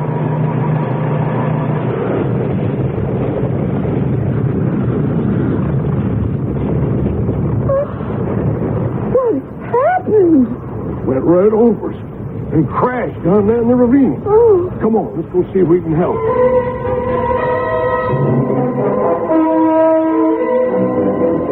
If we hadn't been here to track it, nobody never have seen it. Oh, this sure is wilderness. And whatever crashed it pretty near burned to a crisp already. Oh, Jim, we better see if we can help. I don't see how nobody could have lived through it. Well, it's only Christian to make sure. Of course. Come on. What do you suppose it could have been? A big jumbo jet? Looking down on it from here, I don't think so. There's no path cut through the trees. Oh. It's just like it dropped, like a helicopter or a stone. Don't get too close, Jim. Oh, she's burned herself out by now. Funny. What? She must have had radio contact with the ground, big aircraft like that. There ought to be all sorts of rescue planes, whirlybirds here by now. But the sky's plumb empty of everything. Surely they'll be here. You think anyone's alive? Not unless they were thrown clear. In the hour or so it took us to get down here, this must have been just plain hell. Everything's burned to a crisp.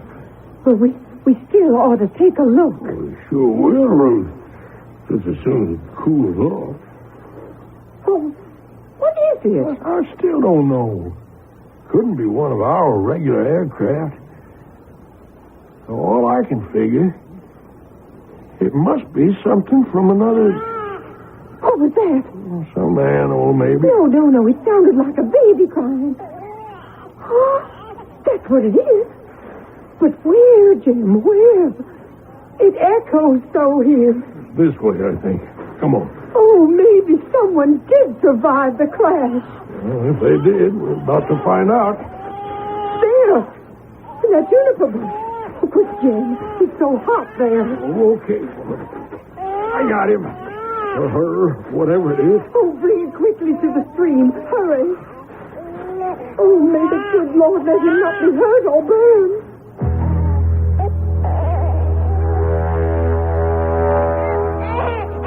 Hush, little boy. Hush. It's all right. No need to cry anymore. Is he burned? No. Oh, Jim, it's a miracle.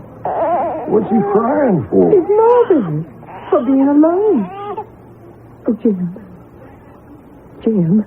What is it, darling? Do you suppose maybe... Maybe we could keep him. What? Keep the baby.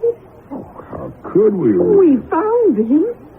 And you said yourself nobody else could have gotten out of that crash alive. Oh, Ruth, that don't mean this baby hasn't got other kin.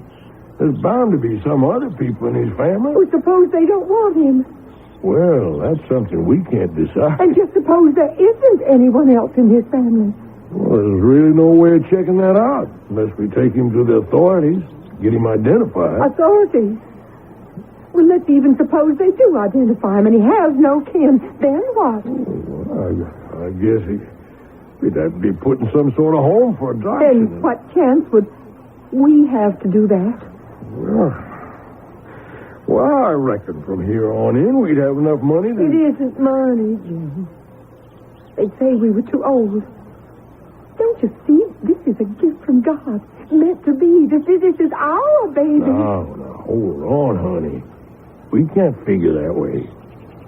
Someone else could be hankering over this baby and feeling just as deep as you do about him. I still say God sent him to us. Well, it could be. But we got no right to play God. You don't want him? Oh, of course I do. Just as much as you do, but... Then here's what we should do, Jim. Now you take me to a motel or a hotel. Get me some things I'll need for the baby. And then you go off to the funeral. Oh, Ruth, you can't keep that baby. Not without letting the police know what's happened. How do we know what's happened? How do we know this baby had anything to do with the aircraft that crashed? But let that go for the moment. All I'm asking for, Jim, is a little time. Time for what? To listen to the radio, the TV, watch the papers. Find out if anyone is looking for the baby. And if you do? Well, I'll return him, of course. If he belongs with someone else, that's where he should be. And if there's no news about him? Then I want to keep him for our own, Jim. I don't know what to say.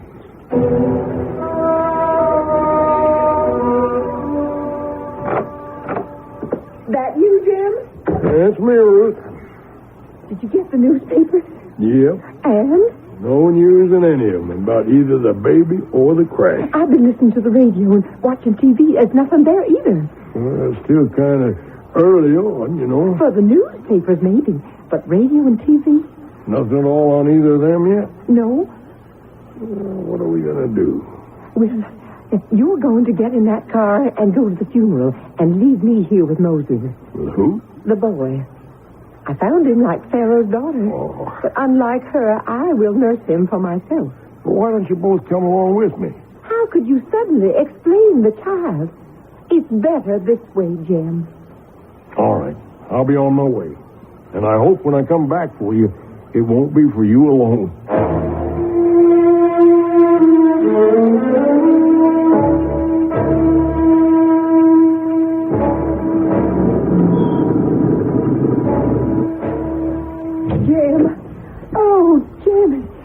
Good to see you back. I miss you, Ruth. And I miss you, Jim. I bet you didn't much with him to take care of. The baby?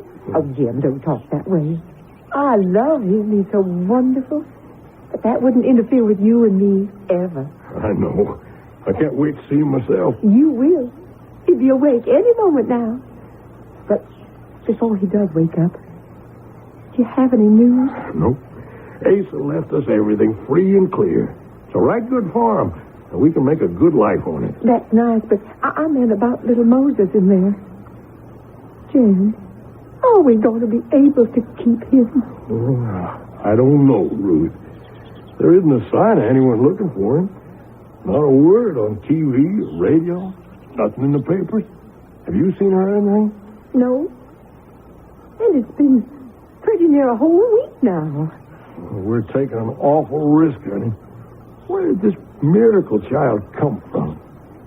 Something comes hurtling out of the sky into the wilderness, and every trace of what it was is burned to ashes, along with whoever flew it or rode in it, except just this one baby. Well, his father or mother took a chance and threw him clear. But from what? What kind of aircraft can fly the skies today without some record being made of it? Where was it headed? Where did it take off from? Why doesn't someone, somewhere, an individual, a control tower, I don't know what, but why doesn't someone know that that aircraft is missing?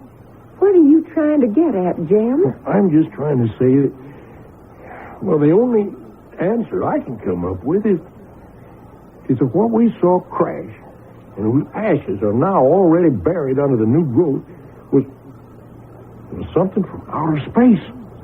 That's where you think our little Moses came from? Where else? Well, you come inside to the room with me, Jim. Now, don't get mad, Ruth. I'm not mad. I'm just plain soft. I'm not giving him up. Just look, Jim. Just look down at that sweet baby. Try to tell me he's something from outer space. Why, he's the most human thing you ever saw in your life. You're right, Ruth. He's just the kind of boy I've always wanted. He's ours, Jim. We're going to bring him up right, with love and tenderness. And we're going to be proud of him. And we're never going to be sorry. Brave words, Ruth, and perhaps you'll be proven correct. Still, what you're doing is outside the law and may have many unexpected repercussions. You and your husband, Jem, are taking an awesome chance.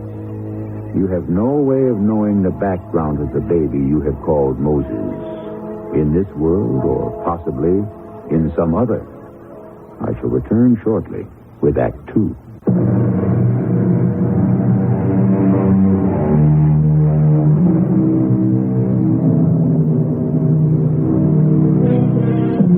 Whatever fears Ruth or her husband Jem or anyone might have had were dispelled in the 21 years that have passed. Moses Hardin has been a joy to his adoptive parents, although he never has known that he is not their own. He has been a loving child, a brilliant student, and thoughtful son. Only two things have set him aside. He has always been a grave and very contemplative boy, even withdrawn at times. And starting with kindergarten, his unusual height has set him apart. For Moses Hardin, at 21 years old, stands at 7 feet, 6 inches. I sure do hate to see the fall creeping on so fast. You used to say it was one of your favorite times of year, Mom. Now, that's until you went off to college. And now professional basketball. Oh, it's such a long, long season. You should have to play it. The last months are a grind. Oh, you know that isn't true. Must be wonderful to be a hero.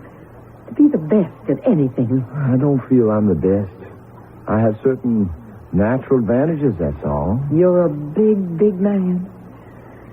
Sometimes it's hard for me to see in you that little baby I used to hold over my heart. Yeah.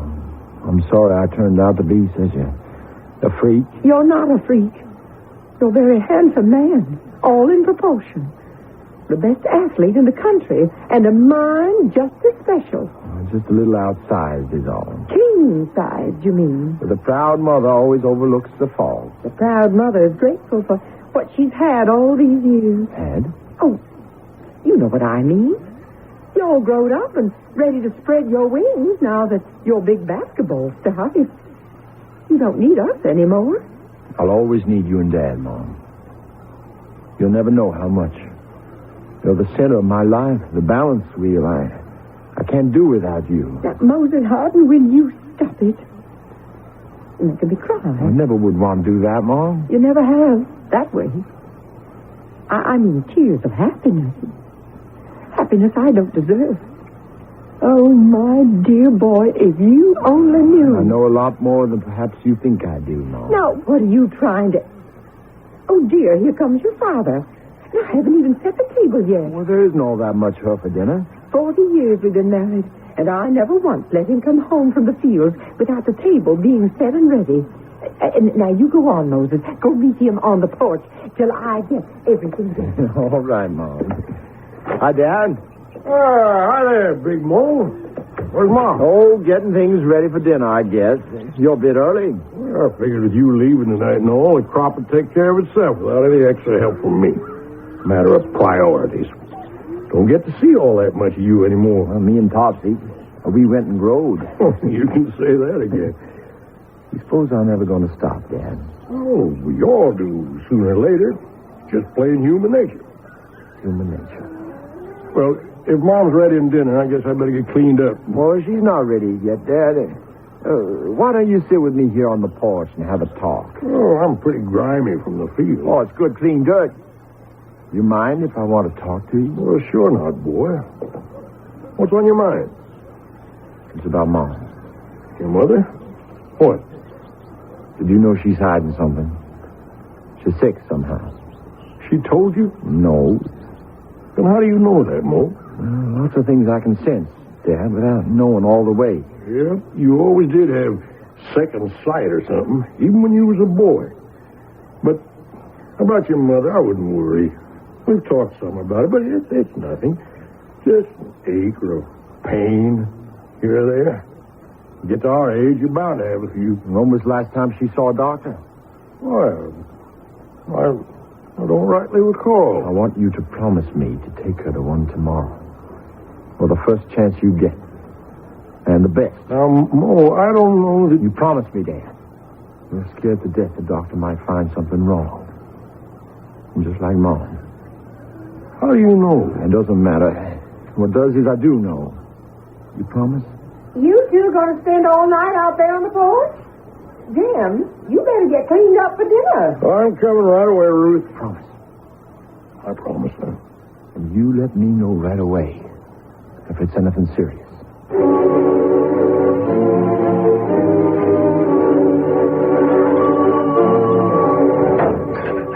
Well, I'm all set to go stepping. Hey, Big Mo, what's the matter, man? Ain't you never going to get dressed?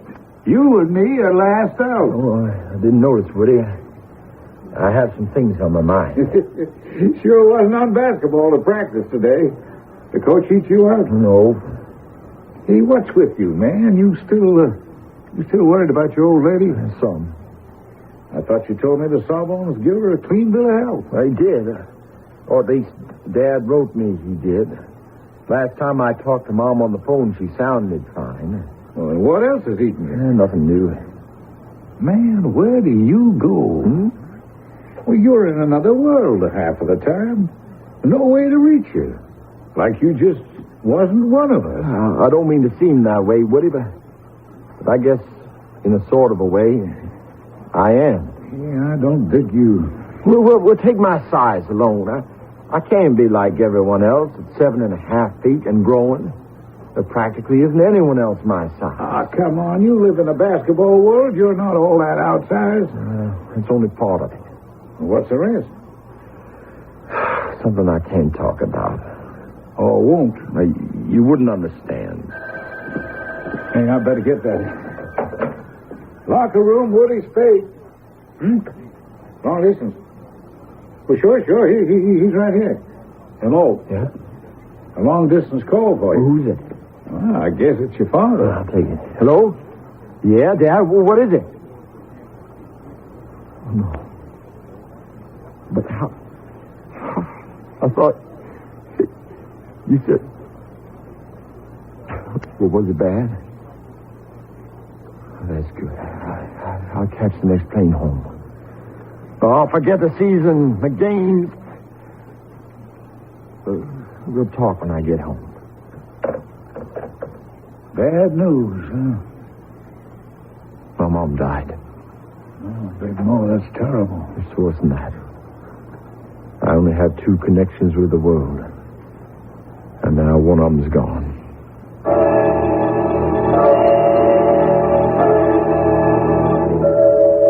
Why didn't you tell me, Dad? Why didn't you tell me? Your mother wouldn't let me. But she knew as soon as she went to the doctor. Once the tests were in. And you didn't let me know then? Well, what could you have done? There wasn't any alternative. It couldn't be operated on. It was only a matter of time. I could have been back here to spend that time with her. Give up your career? Oh, what do you think a career means next to Mom? The only reason I played basketball is because it was the quickest, surest way of paying you back for all you did for me.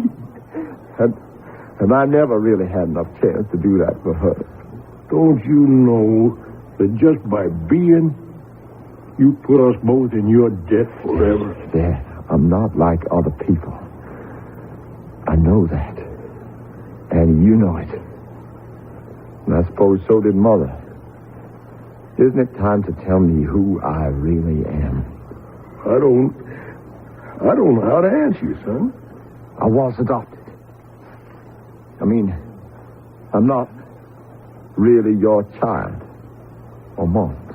Well, thank God you never asked her that question. I wish it had never been asked at all. What is it, Dad? Oh, it's nothing, sir.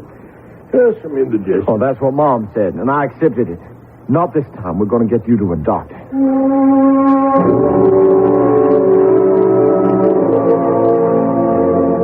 I know you mean well, Woody, but you can tell Coach I'm just not coming back. Moses, man, you got to get with it. They got lawyers from here to Tuesday. No. I know what trouble you're in, but they're going to bust your contract. I don't care. Well, the team needs you. Well, I'm sorry about that, but I need my dad more. You mean he needs you? I meant what I said. He's dying. And once he's gone, I'm lost. No way to explain. Thanks for the try, Woody. Don't think too bad of me.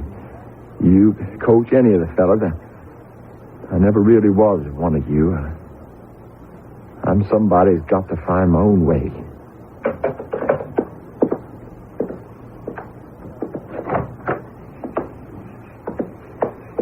Pretty cold for you to be out here on the porch, Dad. I want to enjoy it while I can. Second Indian summer. Just the same. I don't want you worrying about me. This is nothing. The doctor said I'd be back on my feet. You don't have to tell me what the doctor said, Dad. But I want No, to. you don't. You want to hide what he said for me. But you can't. What do you mean? I don't ask to know what people are thinking. Really thinking. I've always known. Because I can read it like it was written in a book. You can? Dad, I know I'm not really your child. I've read that in yours and Mom's minds all my life. No matter how hard you tried to hide it from me. But I've never been able to sense deep enough is where did I really come from? Who am I? Why am I so strange? Oh, I guess we had no right to keep it from you. Just, we didn't understand it all the way ourselves. And the truth was too hard to believe. I'd planned to tell you anyways before I died. Well, I reckon now's the time.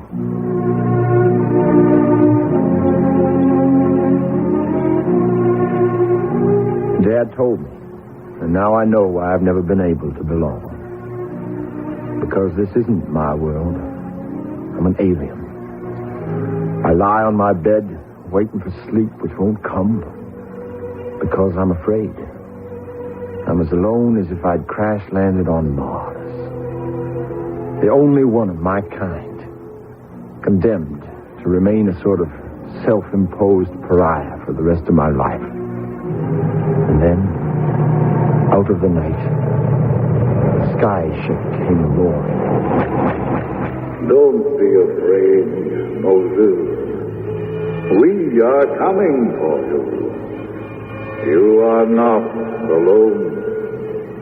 Now you can go back to where you belong.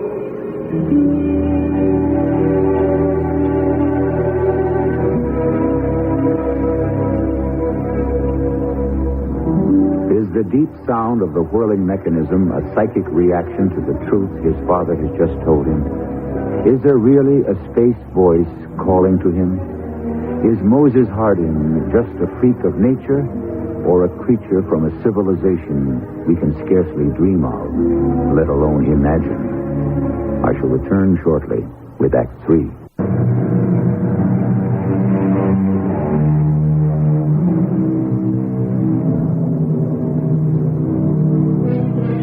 Out of the night comes the strange, high whine of the spinning disk from the beyond. Out of the roar and buzz of its revolving mass comes the deep, compelling voice from an alien presence. The words are reassuring, but are they to be believed? And how will Moses Hardin react to the voice's offer? Or is this all a dream in the mind of a tortured young man who has lost his mother and is about to lose his father? You have no place here, Moses. Come home. I can't. Why not? He needs me. Who? My father. What is a father? There is no such thing. He brought me up. He sacrificed everything for me. He and my mother. You live in a primitive civilization. Father and mother are outmoded words. You are only a part of the whole. And the whole is the state and the living. Come back. Well, would I be a part of you? Would I stop being different? Would I not feel alone? I told you, you would be a part of the whole. And my father? There is no room for him. He will soon be a non-person. I have to stay with him to the end. Can't you wait a little? Or come back? No. You must make your decision now. I want to be with my own, where I'm not a stranger. But I cannot leave my father now. He needs me too much. So be it. You have chosen your own destiny. We cast you out. The world you live in has no place for you. You have selected your own living death.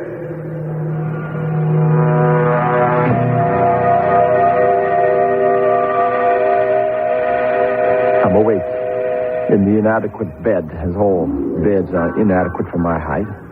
I'm in a cold sweat from the dream. Or was it a dream? Have I thrown away my future? Or is it all fantasy?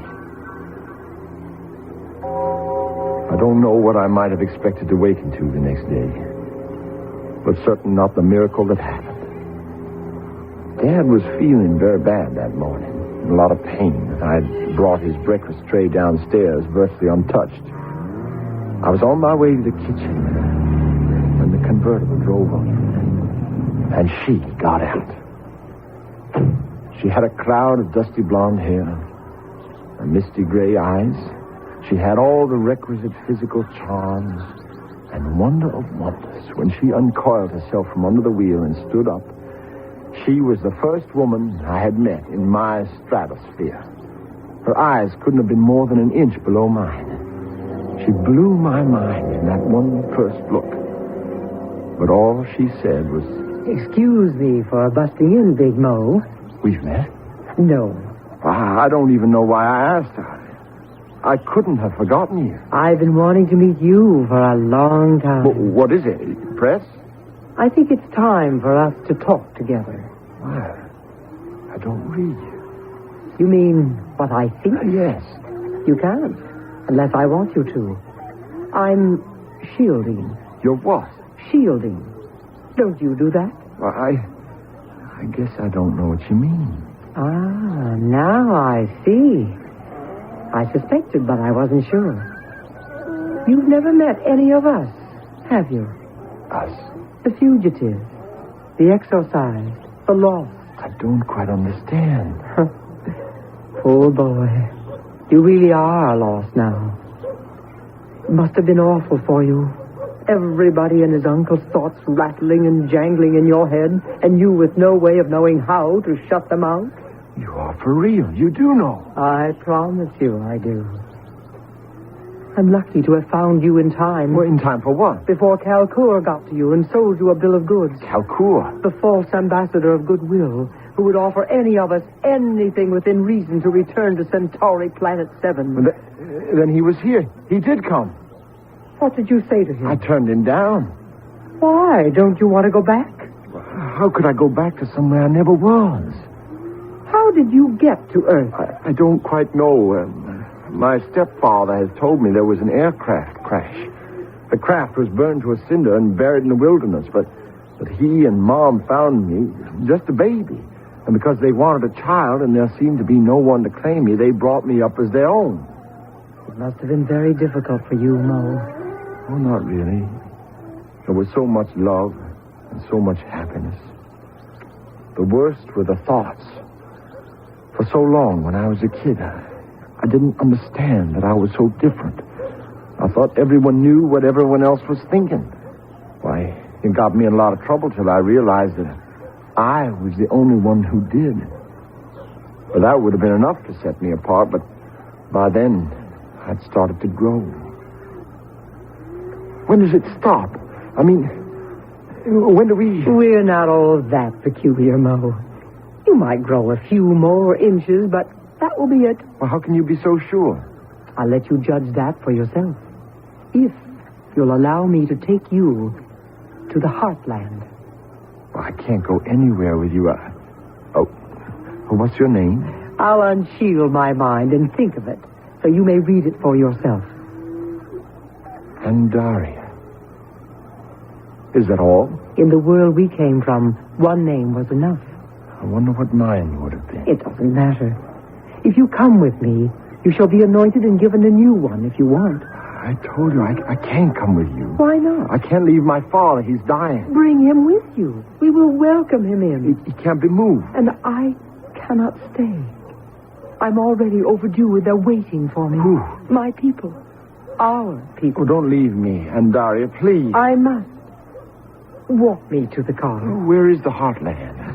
How do I find it? What is it? It's the valley where most of our people landed in the Great Migration. What migration? Hymenopters came in swarms by the billions, swallowing most of us in clouds of poison gas and striking us down with death rays.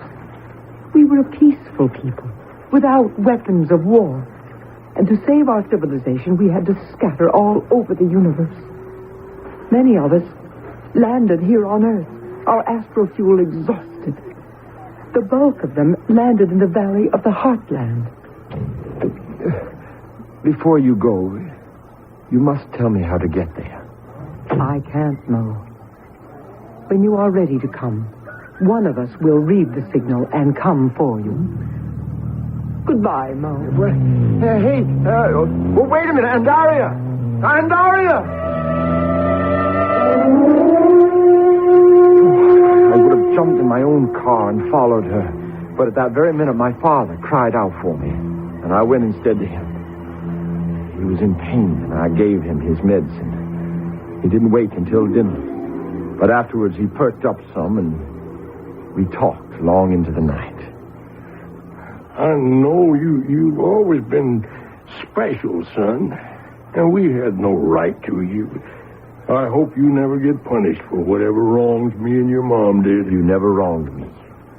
Either of you, Dad. You gave me all things that made it possible for me to live in this world. Love, understanding, the only inner peace I ever had. Why don't you stop agonizing over your height, Mo? There's lots of tall people today, growing bigger all the time. You don't understand, Dad. I can't shut it out. I know what everyone is thinking. I can feel the hate and the jealousy and the resentment. All the things people try to choke down. But here on the farm, there's such peace. Or has been, except for you and... You won't have me to worry about much longer. Now, don't feel sad. I'm going to join Ruth. Well, you worried me. What about this fella, Calcour, could take you back where you came from? Maybe you should go with him.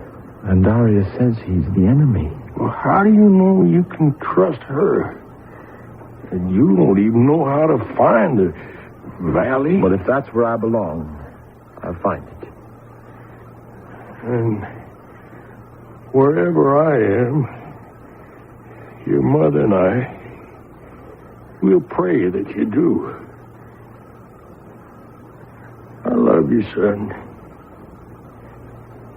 Good night.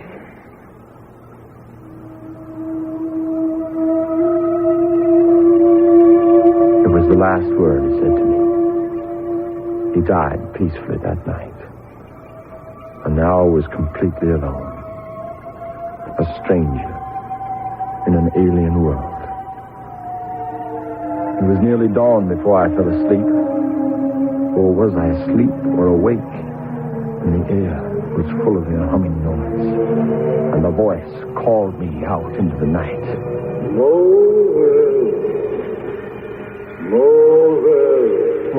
Who called me? It is Kalkur. I have relented and come to bring you home. But you are my enemy. And Daria told you that, but she lied. And she is not for you. She's already promised. To whom? To the Fourth. Who is he? He is the one who succeeds the Elder when his force is gone. What is he? He is nothing. Only an empty title. Don't listen to him, Moses.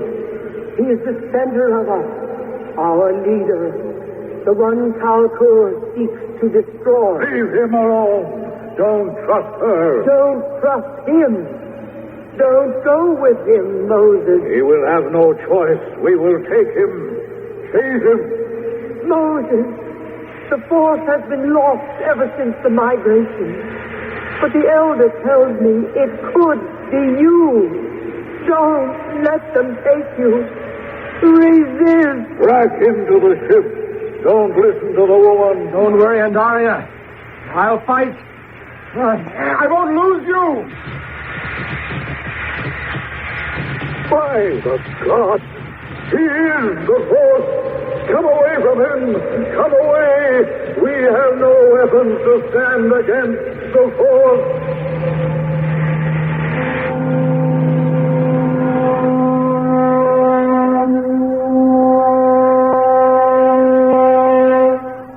Within 24 hours, Andaria had come back for me. There was no sign of the Hymenopter's attack, save a large burned area in a field near the house, with the tall grass flattened as if by something spinning in a counterclockwise direction. And within a week, Andaria and I had sold the farm and were headed for the heartland. Your father was the Force before you. He had long felt our planet was nearing the end of its useful life, and he had gone out to scout the galaxies for a better home for us. Somehow, he was lost and never came back. That's when the Hymenopters dared to attack us. And you were promised to me. The day I was born. The same day as you. My father, the Elder, and your father, the Force, made a solemn promise. Supposing I hadn't turned out to be my father's son? Oh, don't ask me that. How could I have decided between honor and love? Fortunately, the decision never had to be made. I love you, Andaria. As I love you, and am proud of you. For you will lead us back to Alpha Centauri. No. I have no stomach for war or killing. If the valley, the heartland, is as peaceful as you say, let us stay there and build our own new world. The other is dying. But this one, oh, Andaria, once you teach me to live in it at peace, with a little imagination and a lot more determination, what a paradise we can make of it. Not a bad ambition. One we could all and should share. And perhaps, for all the agonies it can cause, there might be a rebirth of hope if we could all read exactly what is in people's thoughts and what are their desires. Deep in the heart of everyone, surely, the main, the only desire is peace at last. I'll be back shortly.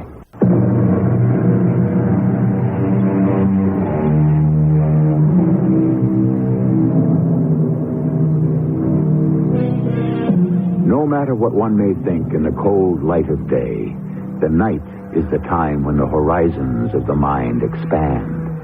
Listen on a fall evening to the crickets, the birds, and 1,000 rustlings of small hidden animal and insect life.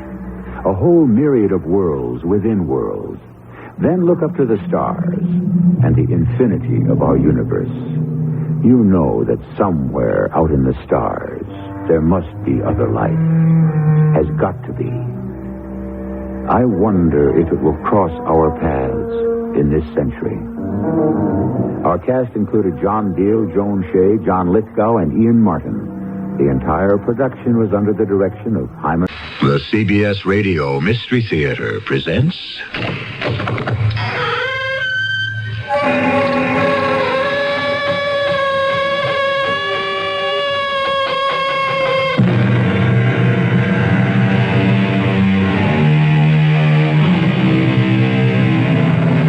Come in.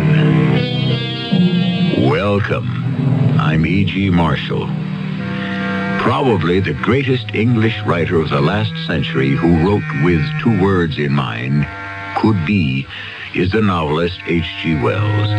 Wells has lifted our imaginations with The First Man on the Moon, The War of the Worlds, The Invisible Man, and so on. With extraordinary resourcefulness and creativity, he has brought life to the incredible. And today we have taken his words from the page and placed them in your ear so that you may actually believe you are in the outlandish world of H.G. Wells. Professor Lidgett, can you make out the school desks and the school children? Yes, I can. And I do. From here they look phosphorescent. Luminous, don't they? They do look strange, Plattner. And that explosion blew us a considerable distance away. I must get back to the school and take charge. Oh, Professor Lidgett, I don't think that'll be possible. Why not, indeed? Because I think that you and I are dead.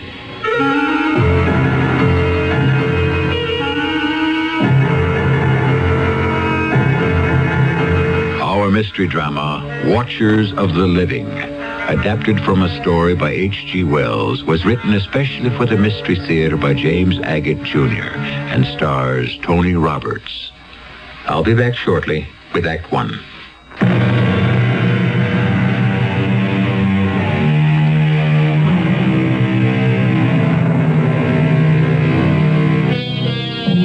What'll it be this time, Mr. Wells? Mars colliding with Earth? A machine to put you into another century? The problems of loving and living when no one can see you? None of the above? Something completely different? Yes, it is. In fact, in the 90 years of science fiction that followed where H.G. Wells blazed the trail, no one has ever attempted to duplicate the story we tell you now. My name is Fred Plattner. I'm 27.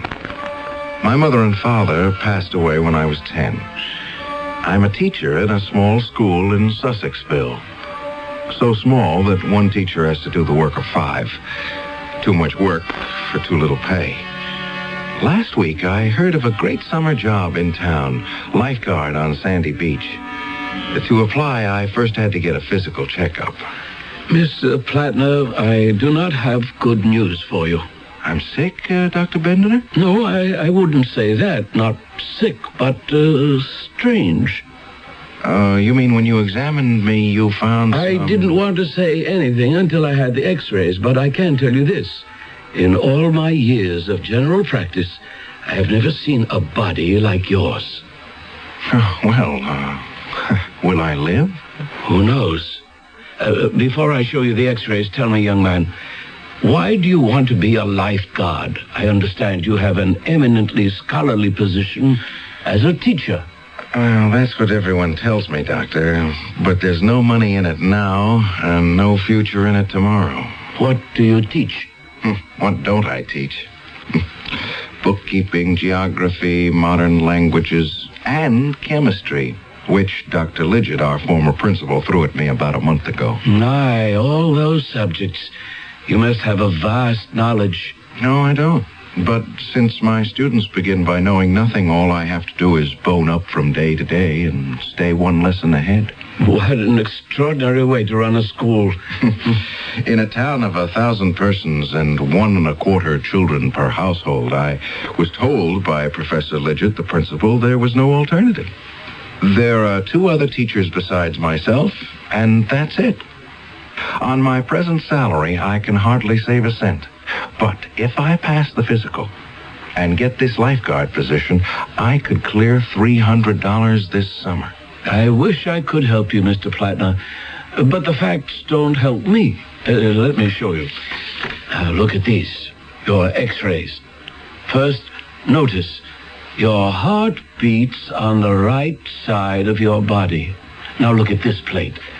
That is the right lobe of your liver. However, it's on the left side, and the left lobe is on the right side. Tell me, have you noticed any changes in yourself lately?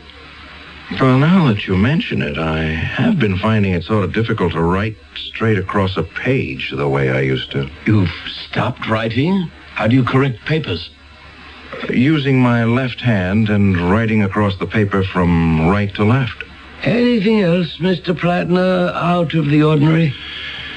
Well, I was never very good at sports, but now I can't throw a ball with my right hand at all. With your left? Not far. And sometimes I get confused at meal times, trying to find my knife and fork. I've caught myself quite often trying to cut my meat with my fork and putting it into my mouth with my knife. I'm backwards. Is that it? What should be on your right side is on your left. You're sure I haven't always been that way? I asked myself the same question. So I got out your old x-rays from Dr. Jonas's files. The last time you came for a checkup, everything was in its proper place. I wonder... I have a theory, Mr. Plattner, which is not easy to substantiate, how this might have occurred to a person. But my theory could hardly apply to you. It couldn't? There's a mathematical hypothesis that the only way a solid body can be changed is by taking that body clean out of space, as we know it, and inverting it. Oh, my gosh. Much further into space than any astronauts have ever gone, of course, into the 4th dimension, in fact. But that is a theory, and you, Mr. Plattner, are a fact. Obviously, your internal exchange of left for right was not the result of any voyages into the 4th dimension. Oh, but they are. I mean, they could be. You have made such a trip? I have. I was hoping to keep it a secret. My dear young man, look, getting a job this summer as a lifeguard isn't that important. Oh, but I did. 2 weeks ago. I mean, I returned from wherever I was 2 weeks ago.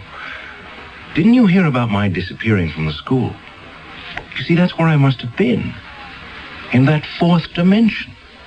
Mr. Plattner, you're not feeling chilly or flushed, are you? No, I'm fine. So you took a trip into space, did you? Well, I don't know where I was, but I certainly wasn't in Sussexville. Mr. Plattner, I imagine the tests have been a bit exhausting, so if you'll come into the next room, you just stretch out on this couch, close your eyes, and rest up a bit. But I'm not tired. For your own sake, I think lying down won't hurt. You know, when you speak of traveling to other dimensions, even if you can't be a lifeguard this summer, I'd hate you to lose your teaching job because they thought you lost your mind. Of course, I couldn't really blame Dr. Bendiner for thinking somehow I'd become unscrewed. And as I laid down in his anteroom, those 9 days in nowhere came back to me. 9 days I'd never forget. It began on a Tuesday night after chemistry class. Why are you still here, Plattner? The bell rang. What are all these boys still doing here? They haven't all been kept in, have they? Professor Lidgett, Carson here, found some green powder up in the old lime kiln. So I told the boys if they'd like to take part in some scientific research, stay after class, and we'll subject the green powder to some scientific tests. Proceed then, Plattner. I shall watch with interest. You don't mind if I stand beside you at the table here? No, not at all. Professor Lidgett, we're conducting this experiment to impress upon these boys, Jacoby, Goodman, O'Shea, and Carson, that curiosity is not something that should stop after one has left school. So, here is a medicine bottle containing green powder, courtesy of Billy Carson, and plugged with a masticated piece of newspaper. Plugged with what? A large spitball. First, we place a small amount of the green powder into a test tube. Now, we hold the tube under the tap and see what effect is caused by water. No effect. No change in the substance whatsoever. As you can see, the powder does not even dissolve. Now, we'll prepare a number of test tubes, filling them with a little of Carson's green powder, partially filling each, and then in turn we'll test the green powder against nitric acid, sulfuric acid, hydrochloric acid. Very disappointing. No results, no changes in the powder. The experiment has yielded us 0. Nix. Naught. Well, boys, those are the hazards of science. Why don't you set fire to some of the powder, Plattner? Light it? With a match? Or a Bunsen burner. Boys, our principal, Professor Lidgett, suggests a test by fire. Here we go. We knock a few grains from the bottle onto this slate on our lab table. Professor, would you oblige with a match? Oh, yes, happy to. It's smoking. The green powder is melting.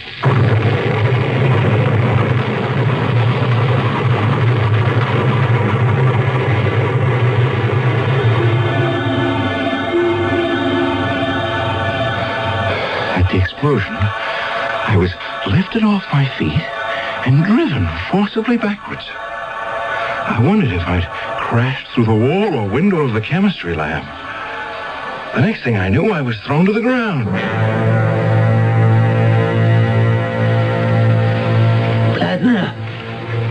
Plattner, is that you?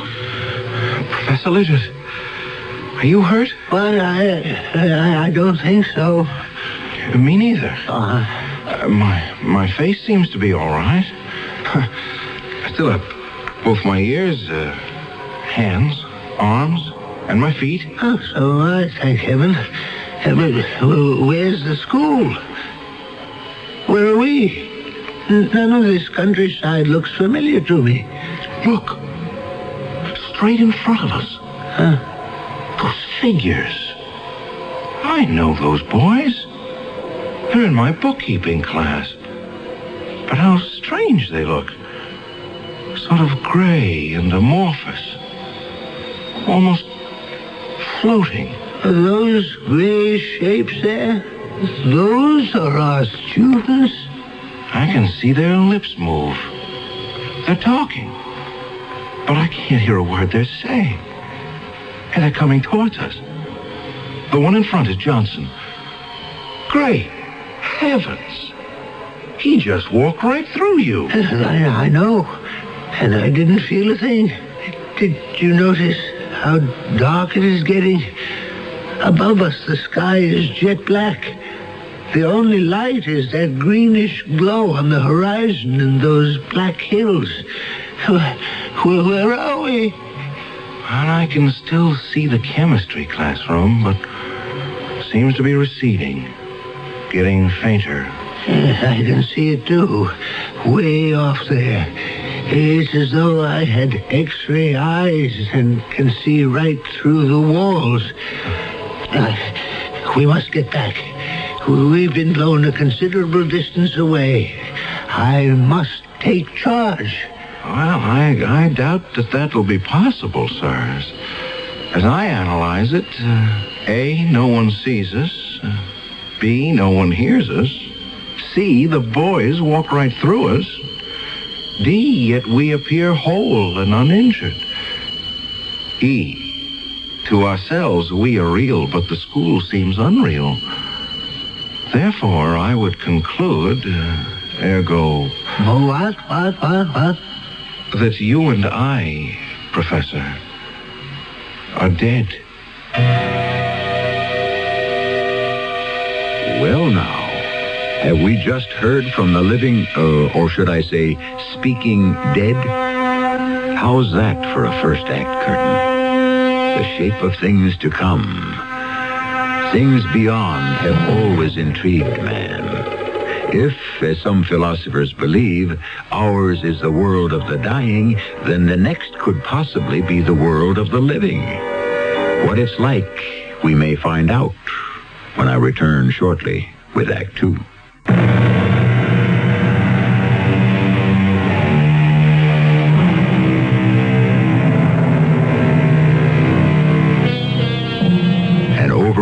Teacher in a small grammar school explodes himself and the principal into what? He believes it's the world of the dead. But could he be someplace else? Some in-between state? It is a land where everything is shades of gray and green. Remember, it was a green powder that caused all this. A fact that does not escape those left behind. Were you able to get any sense out of the boy, Dorothy? Well, Billy says it was a green powder he found, brought it to class, and his chemistry teacher blew himself up with it, and that he and the principal just plain disappeared, blown to bits, no trace of them, Jim. The doggone part of it is you'd think an explosion like that would make some kind of noise. Oh, it knocked out a wall, but none of the children were hurt. So Billy brought that green powder, huh? We could be in for a peck of trouble. Do you really think so? Our son brings an explosive to school. His teacher and the principal are blown away. They could hold us responsible. They could? We're his parents, and he's underage. I wonder which teacher it was. Oh, Fred Plattner. You remember him. They got Fred teaching chemistry? What does he know? No wonder everything went fluey. Oh, he's such a nice young man, too. I know that. Now, promise you won't say anything to Billy tonight. He was very fond of Fred, too.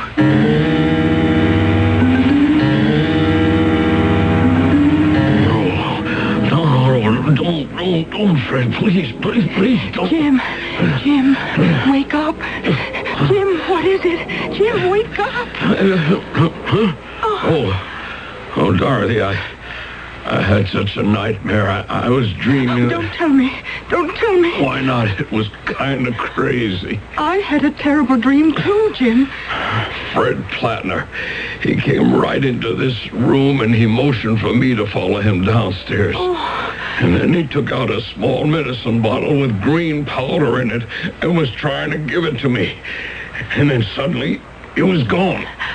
I saw him, too. By the whole closet. I mean, in my dream, he was standing by Billy's bed, and he had that same bottle in his hand, and he was shaking his head. And then I woke up. Poor Fred. He was too young to die. It was like he was trying to tell Billy something. That's what Fred did to me in my dream. Made me feel he wanted to tell me something. So, here I am, Fred Plattner. Or maybe I should say I was Fred Plattner. Now I exist in this other world, and I'm trying hard to get through to the world I've been blown out of. To those incandescent, phosphorescent shadows of people and places I knew. It's very frustrating. Plattner, where the devil are we? Gee, I wish I knew, Professor Lidgett. I was watching you before walking down that steep hill and stopping, and then you were shouting at some rocks. Well, I was trying to get through to Jimmy Carson. No go. He can't hear me. There must be a way to communicate with our world. Cut through the invisible barrier that separates us? Plattner, I think I'm getting a chill. Well, it's sitting in one place, Professor Lidget. Give me your hand. Yes. Up you go. Now, we'll get ourselves off this cliff. Down there, it may be warmer. Oh, thank you, my boy. I'll follow you. I don't think I valued you when you were teaching at Sussexville. Yes, that's good. That's good. One step at a time. It's never as steep as you think. I'll have to tell you, Professor, I have no idea where we're heading. But at least we're moving, and that's the best way to keep warm. Fladner, you know what's even more terrifying? I can hear you. You can hear me. But that's all. There's no sound in this place. The leaves are moving, but no sound. The wind is blowing. You can feel it, but you can't hear a thing. We came down this cliff, not one footfall, not a sound. It's all like some mad, silent movie. Not a sound anywhere.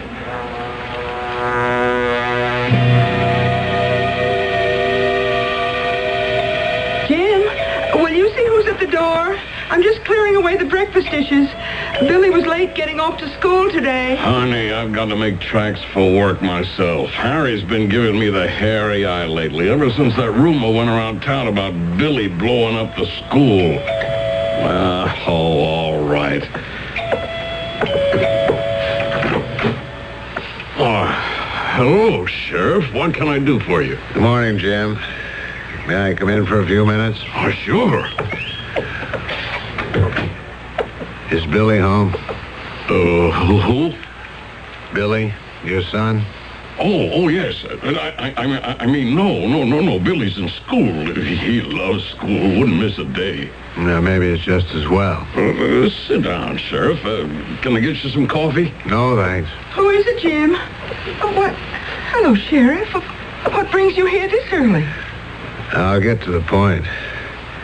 You all know about that explosion at the school? Why, yes, I did hear something about that. Accident in the chemistry lab or something, eh? We've been investigating, and I'm not so sure I can call it an accident. Fred Flatner and Professor Lidget have... Yes, that's a shame. We've questioned every boy who was in or near that class, Jim, and they all say the same thing. Well, Billy didn't mean anything by it. Honestly, he didn't. Dorothy, shut up. I mean, dear, let the sheriff tell us what's on his mind. I intend to. The information we've gathered is that your son brought a green powder into the class laboratory, and it was that caused the explosion. A green powder? Well, where could Billy have found such a thing? He never said anything about it to us, did he, dear? Jim, I think we should tell the sheriff. Well, there's nothing to tell. You asked where your son could have gotten such a powder. 3 boys were with him when they all went to the lime kiln. He found it there and put it in a bottle. Oh, what 3 boys? Ted Jacoby, Matthew Goodman, and Tommy O'Shea. I know those kids. They'll say anything.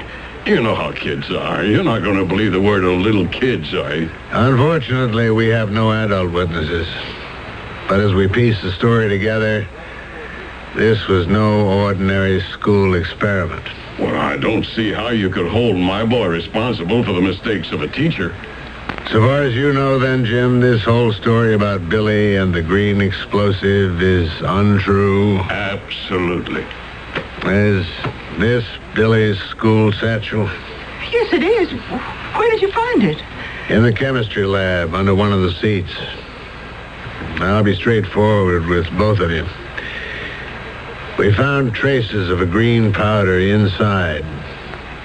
So, if you don't mind, I'm going to have to ask you, Jim, to come along with me back to the station house. I can't go there now. I'm due at work. I'm afraid you haven't got any choice, Jim. But What have I got to do with it? The law says that since Billy is underage, you, his father, are responsible. I have to book you, Jim. Book me? On what charge? Accessory to murder.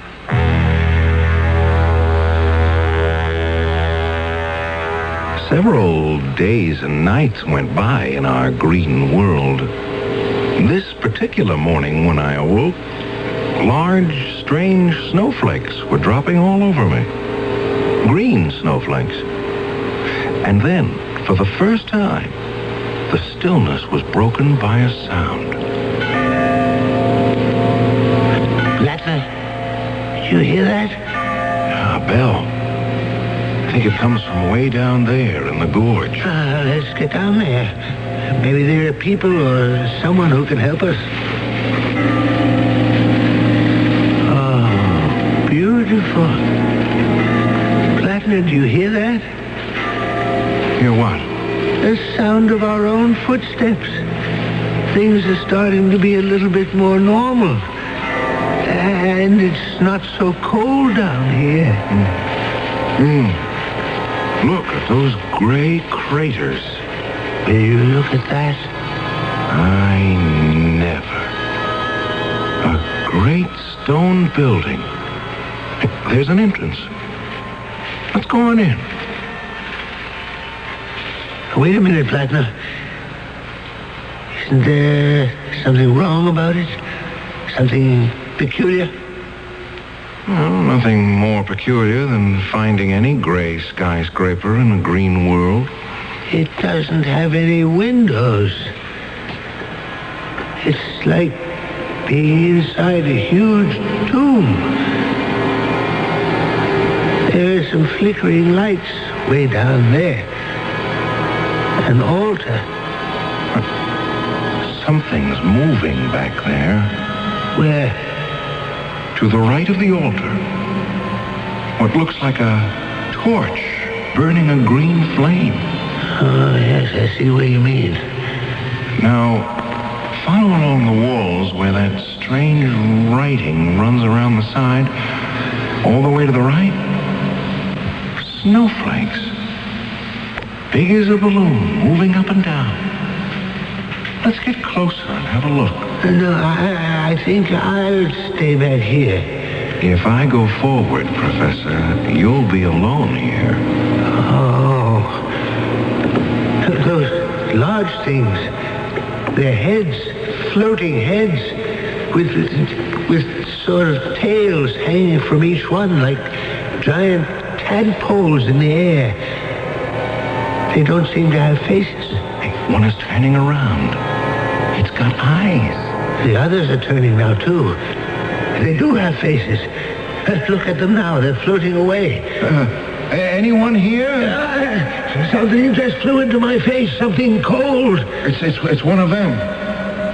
Who are you? Who are you? Who are you? Who are you? Who are you?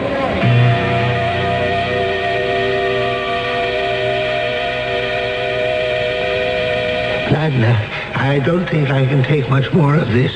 Look back. What do you see? I see the school. Our school. The big assembly hall.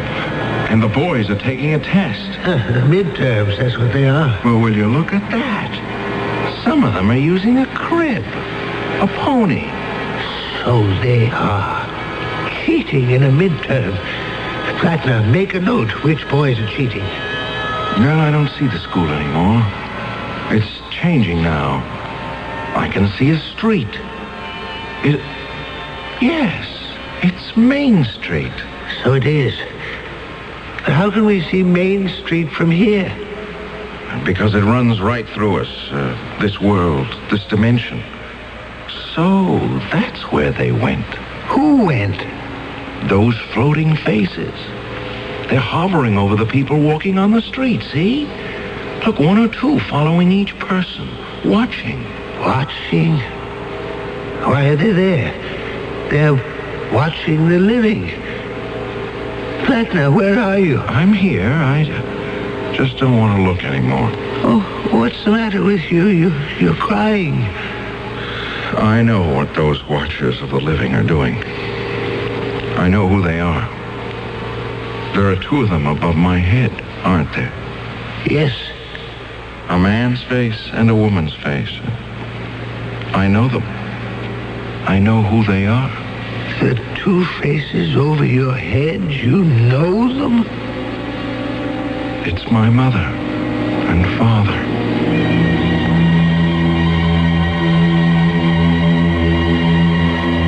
H.G. Wells asks, who are these watchers of the living?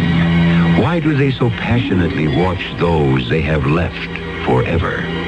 Is it that when our life is over and evil or good are no longer a choice, that we may still have to watch the consequences of what we began?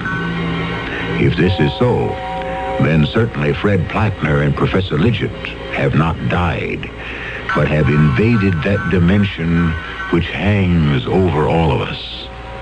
I shall return shortly with Act 3.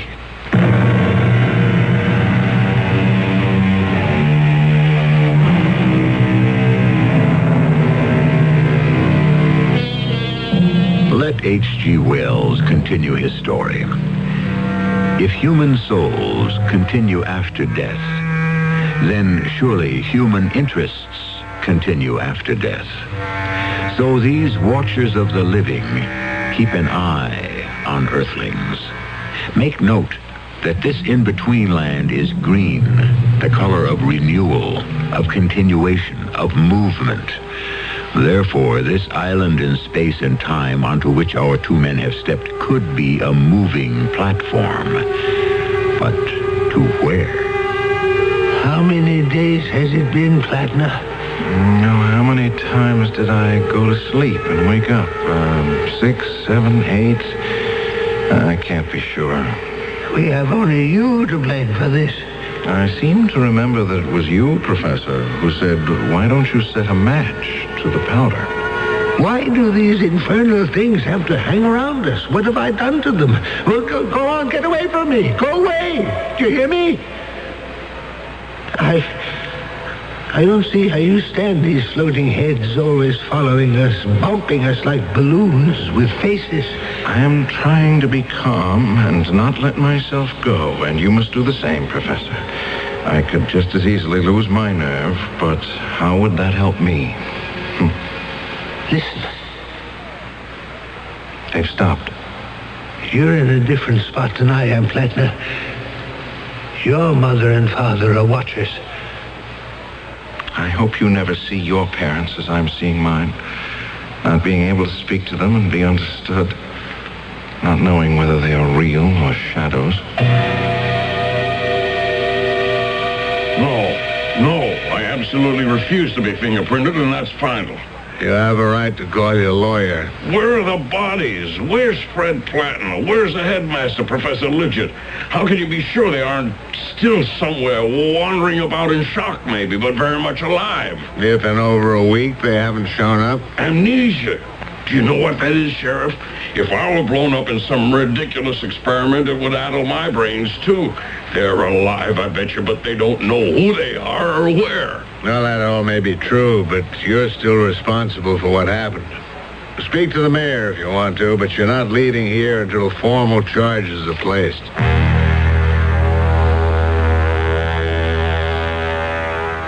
It had all changed between Professor Lidgett and myself. No longer were we of like mind in this limbo of the dead where there was no sunrise or sunset, where a green haze hung over vast cliffs and stone buildings without windows. We were enemies, and that didn't help. The day I hired you for the school, I must have been mad, Plattner. You got us into this. Now, what are we going to do? Try to keep my head, for one thing. For another, I'm going to sit here and have another try at getting through to Sussexville. Oh, you have a formula? How are you going to do it? Concentrate. Mother, Father, help me see our town. There. I can see right through that rock face. The walls of the house, like glass. Well, Professor, you got your wish. There's Billy Carson and his mother. They're standing in the kitchen listening to the telephone. There's unhappiness written on her face. I shouldn't wonder. That boy shouldn't be allowed out alone. He's a menace. They're talking to someone at the police station. Mother, Father, I want to see what is happening there.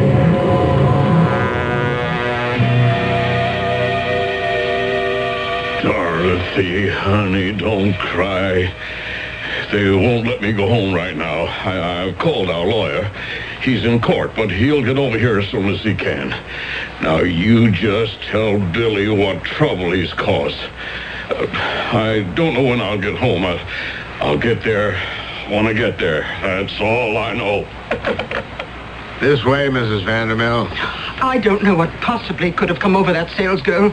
I mean, to actually accuse me. Now, Mrs. Vandermill, there's nothing I can do. Maybe something did happen to fall off the perfume counter into my purse, but heavens, to say I was shoplifting.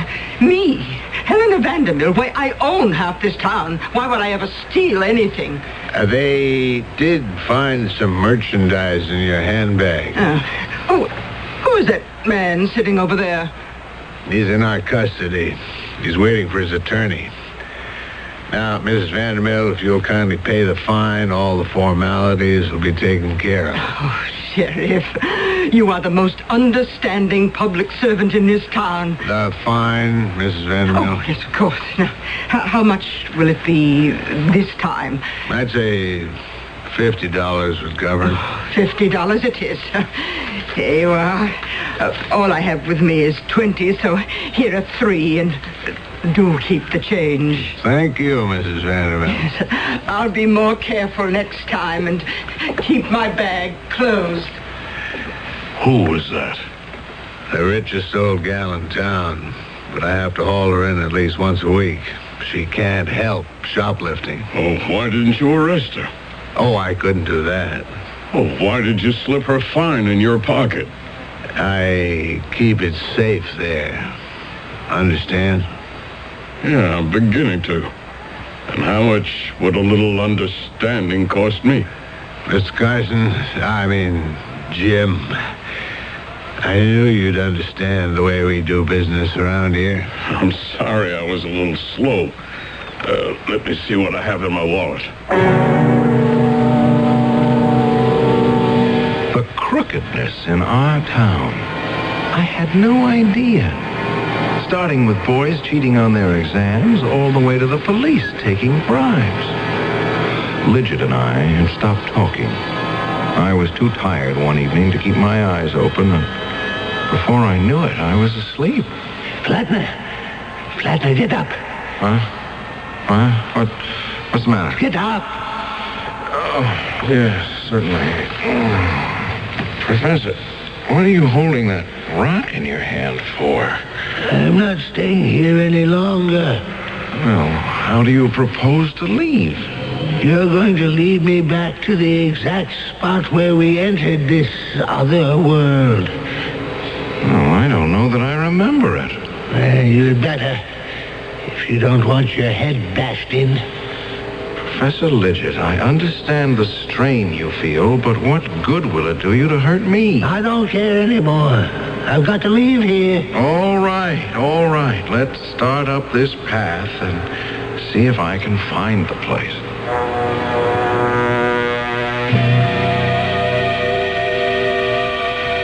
Hello, operator. I dialed 555-1212, and I got a wrong number. Would you place the call for me, please? It's the mayor's office. It works every time. Good morning, Mayor. Not too badly. We made $260. 60 from the old klepto, and I nicked another citizen for the 200. All right, will you stop by, or shall I send the cash over to the town hall? Good. I'll put 130 in an envelope addressed to you and marked official business.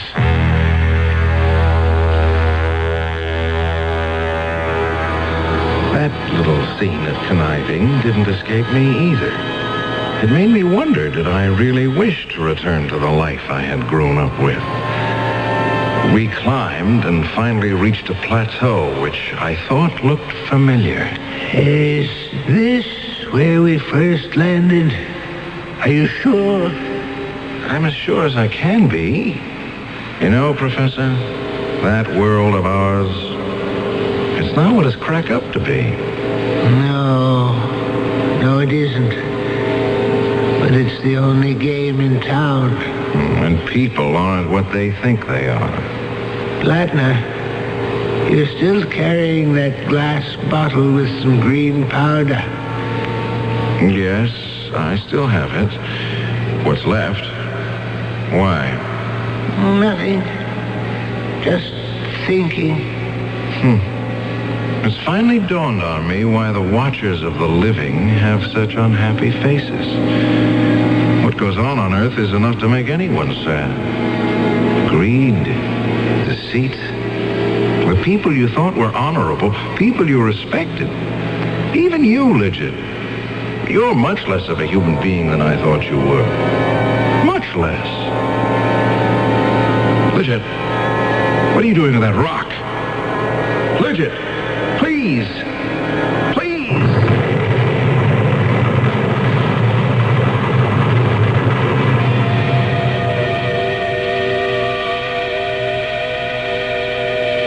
I came to on Earth, lying sprawled out in the schoolyard, covered in scratches and bruises.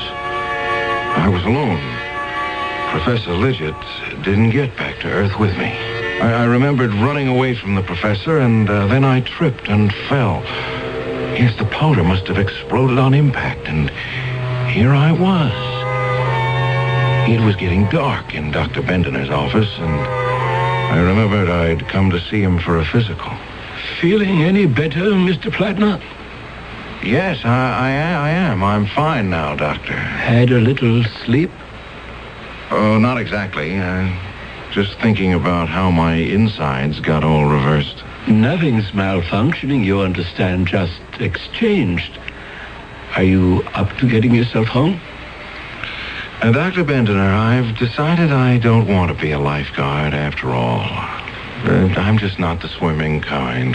I didn't know there was any other kind. Oh, there are lots of ways lives can be guarded. I'd like to think about that. Think about what, Mr. Plattner? What I ought to do, now that I'm back. Back? Go back to teaching. I think you should. Oh, well, they say that those who can do, and those who can't teach. I think I can, Doctor. And there's an awful lot of doing that Sussexville needs. Maybe I'll just give it a try. It so happened that Fred Plattner knew quite a lot about the shenanigans of several high town officials. And come election time, when Fred started talking, everyone also knew quite a lot. So it was hardly a surprise when an unknown school teacher got himself elected mayor of Sussexville. Not surprising at all. I'll be back shortly.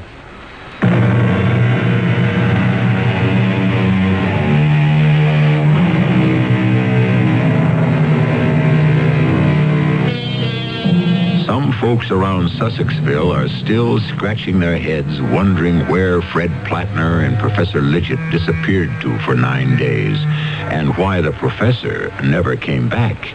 But Fred isn't telling anyone. Every now and then, though, he'll look up suddenly from his desk in the mayor's office, as if he was seeing someone he recognized. Call it an H.G. Wells fantasy, if you will, but who knows? Perhaps we are all being watched. Over there. Is that a shadow over your head? Our cast included Tony Roberts, Bob Dryden, Bryna Rayburn, and Gilbert Mack. The entire production was under the direction of Hyman Brown. And now, a preview of our next tale. I took a few steps down the rough cobblestone alley. It was dim. A place where the sun couldn't get to. There wasn't a sound. The bustle behind me seemed to have vanished. I walked slowly along the twisting alleyway. Well, there were a few shops, but they were all closed. I don't know why I kept walking, but something seemed to draw me along. And then the alley turned, and there it was. A small shop, brightly lighted with candles. In the window were clothes, leather things, beads, spices. There was no name on the door, but I knew I'd found the Devil's Boutique. This is E.G. Marshall inviting you to return to our Mystery Theater for another adventure in the macabre. Until next time, pleasant dreams.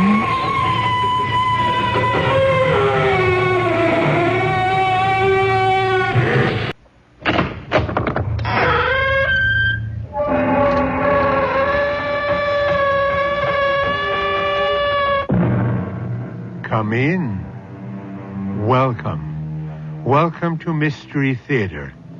I am Hyman Brown. The poet tells us, at the door of life, at the gate of birth, there are worse things waiting for man than death. And well may we ask the poet, what are those worse things? After all, what could be more tragic than to die? And the answer, perhaps, it is more tragic not to die when your time has come and your life is over. And what are you trying to sell the suckers now? Rosie, this one can't miss. You know what I got here? What? Eternal life. So? What do you mean, so? I feed you the blockbuster and all you can give me is so? No, I'm not sure how many people would want to live forever. What are you saying? Wouldn't you? Well, I'd have to think about it.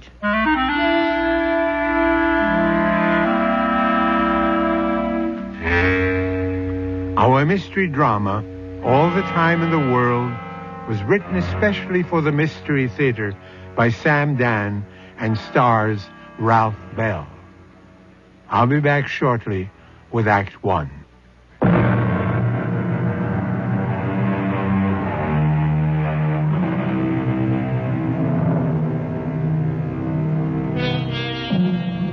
In everything we are told, there is a season. There's a time to be born and a time to die. And most of us follow that timetable. We arrive and we depart pretty much on schedule. Now and again, accidents or ailments or upheavals beyond our control may curtail our visit. But most of us have a pretty good shot at the allotted 70. And many of us do even better. However, sooner or later, the hour must strike for everyone. Well, doesn't it? They are moving at a brisk pace through the lovely countryside, and it's a beautiful morning. All right, Harry. Where are we headed for? Rosie, baby, we are headed for $1 million. Sure. But this time it's money in the bank. When can I write a check against it? Hey, Rosie, this can't miss. Hold it. That sign. It says Morristown. Right? That's exactly what it says. Morristown. Is that where we're going? We'll be there in exactly 15 minutes. What for? Because that's where the money is. And that's where the state penitentiary is. Who would know that better than me? We're going to the state pen. Yes, baby. Why? Because he's being sprung today. Who is? $1 million. We're going to pick him up. If you think you're going to bring home some bum for me to take care of... He's not a bum, Rosie. He's a pal of mine. He's guilty until he can prove himself innocent. Which, if he's a pal of yours, he will not be able to do. No, Harry. I'm putting my foot down. You turn this car right around now. But, baby, he's got no place else to go. If he's got $1 million, he can find a place without any trouble. Rosie, I didn't say he's got $1 million. What I said was, he is $1 million. I don't understand you, Harry. Of course not. And I don't understand you either, Rosie.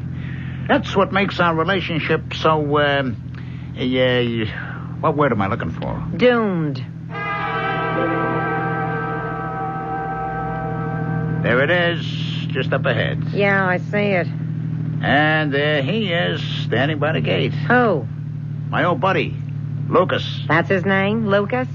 Lucas what? Well, I don't know if it's his first name or it's his last name. Yeah? Well, it would seem to me you don't know him very well. I know him well enough to make $1 million. Hey, Lucas! Hey, up in the back. Atta boy. And we're off. Been waiting long, Lucas? No. Lucas, say hello to Rosie. Hello, Rosie. My pleasure, I'm sure. So, here you are, Lucas, with the new suit. Some suit. And a cardboard valise. And a $20 bill, right? Yeah.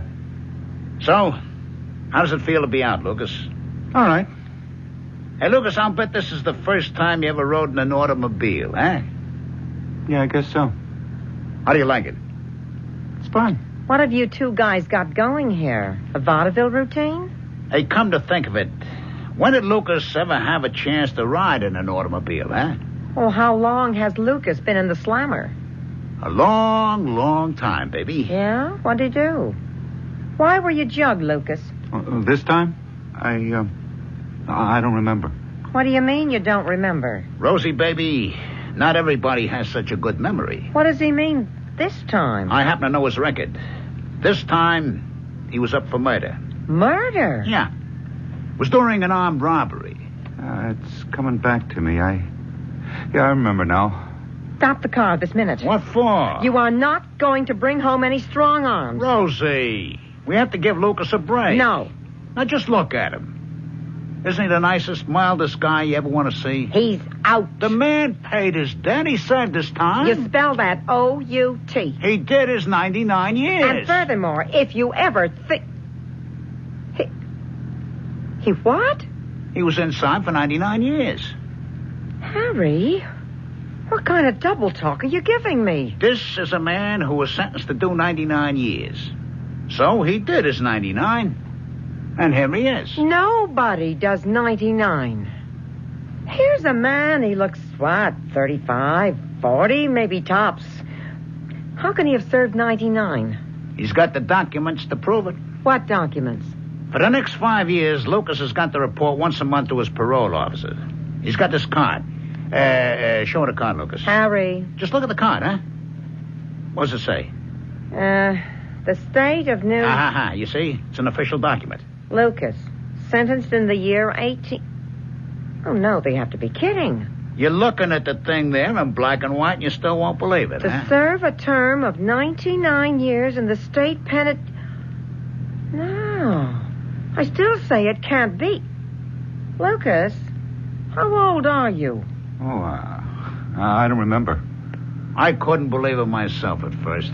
At least 140 years old? Oh, no. What do you mean, oh, no? People live that long, don't they? I never heard of it.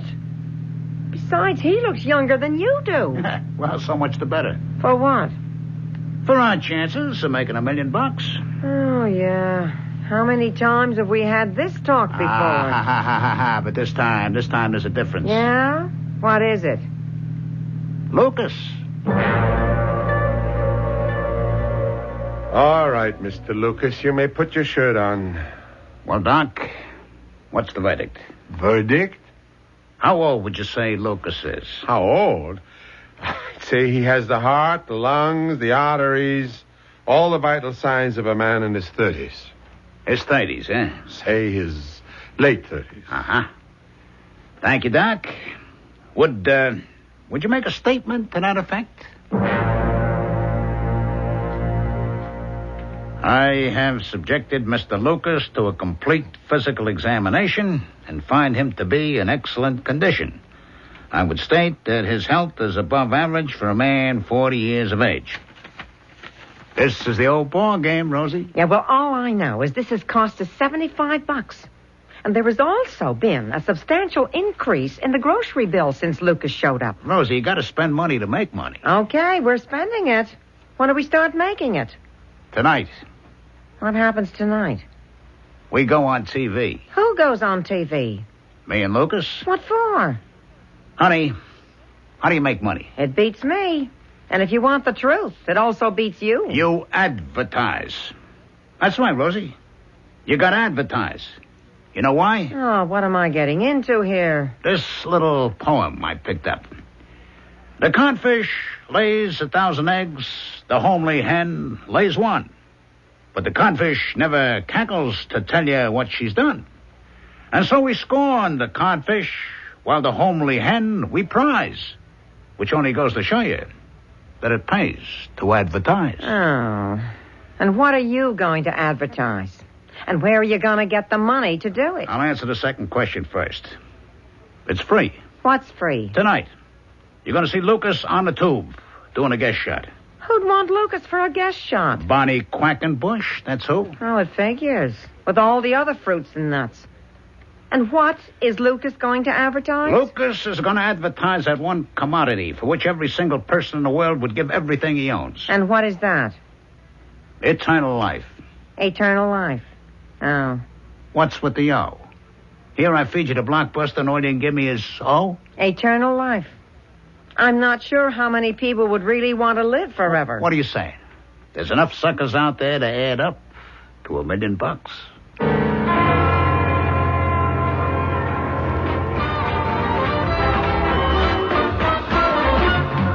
Hi, out there in Tubeville. It's me again, Bonnie Quackenbush. And look at whom we have for you in the Quack Pack tonight. Oh, wow. Ain't he a handsome thing? But remember, girls, Bonnie saw him first. And his name is Lucas. I'll say hello to the pack, Lucas. Hello. Sexy, right? Well, here's what's been happening. When the studio pack came in, we asked each and every one to write down how old they thought Lucas is. And I got all the answers right here. And they say 35, 36, 37. Oh, that's how they've been running, 35-ish. Now, all of you, take a good look at Luke and give us your guess. A little speculation music, please.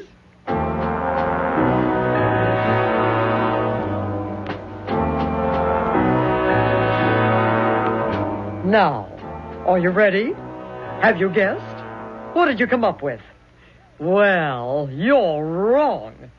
Tell the pack how old you are, Lucas. Go on, tell them. I don't remember. Of course not. If I were as old as you, baby, I wouldn't want to remember either. But here is Lucas's best friend, Harry Barrows. Harry, yak at the pack. Thank you, Bonnie. I have here a statement. A signed statement. From a fully ordained doctor of medicine. Which says... Lucas has the body... the physical equipment... of a man in his late 30s. Go on, Harry. Give us the zinger. If you consult the records of the state penitentiary up at Morristown, you will learn that Lucas has just been discharged from prison. Well, we certainly hope that Lucas has learned his lesson, don't we? Yes, Bonnie. He certainly did, because he had a long time to think about it.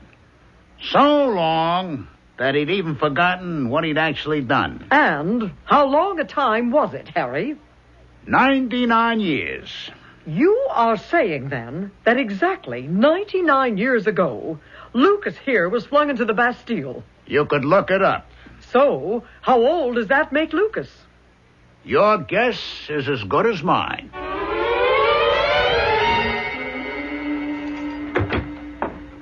Hey, Rosie. Oh, where have you two clowns been? Did you see the show? You know it's 3 o'clock in the morning. We were hiding out. What for? You saw the show. You saw how everybody went crazy. Harry, what is it I told you. Suddenly the place was invaded by reporters in the paper, the radio, TV, the whole media.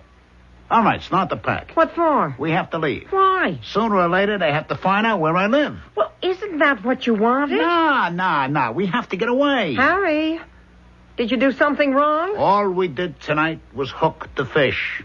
Now we have to be very careful how we reel them in. Oh, no. I've heard this one before. Rosie, honey, you have to have faith in me. I know what I'm doing. What are you doing?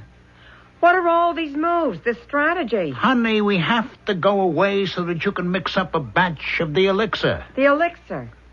What elixir? The elixir of eternal life. What do I know about mixing up an elixir of eternal life?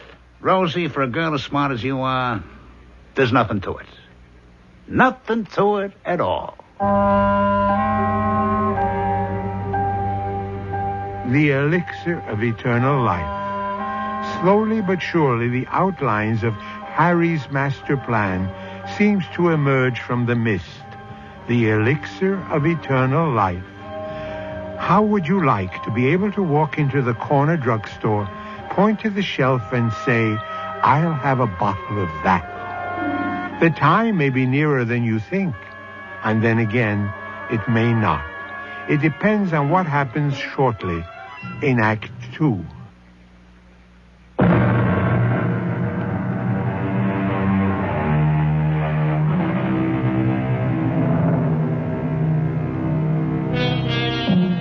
What can I tell you? Only what the record states. And what does the record have to say for itself?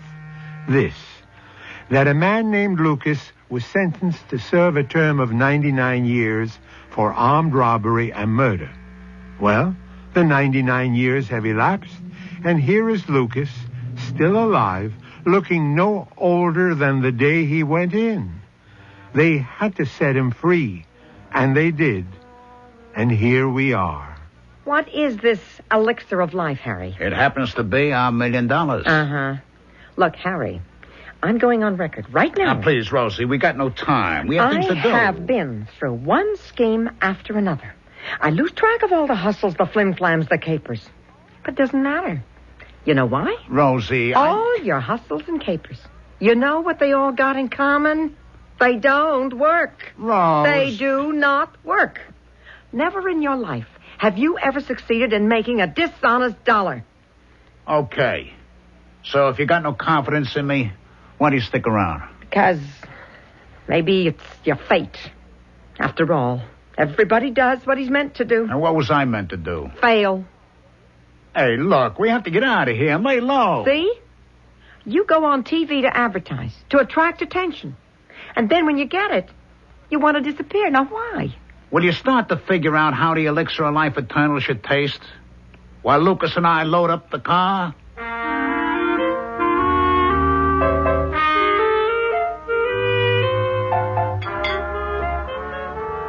So, what do you think? Maybe it's too sweet. Oh. Now, I'll put in half as much sugar. You know what it needs? Maybe it should taste more mysterious. Mysterious. So I'll put in some pepper. All right, but come on, we gotta hurry. Why? Because you have to strike while the iron is hot. That's also a very good time to get burned. The elixir of eternal life or of life eternal? Which sounds better? Taste it now.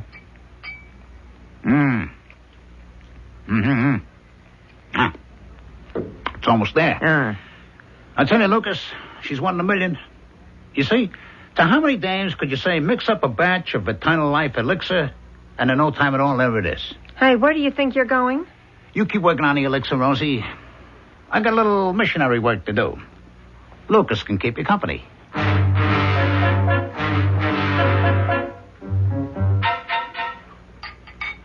So, taste this one, Lucas. Oh, no, huh? No big hit either, huh?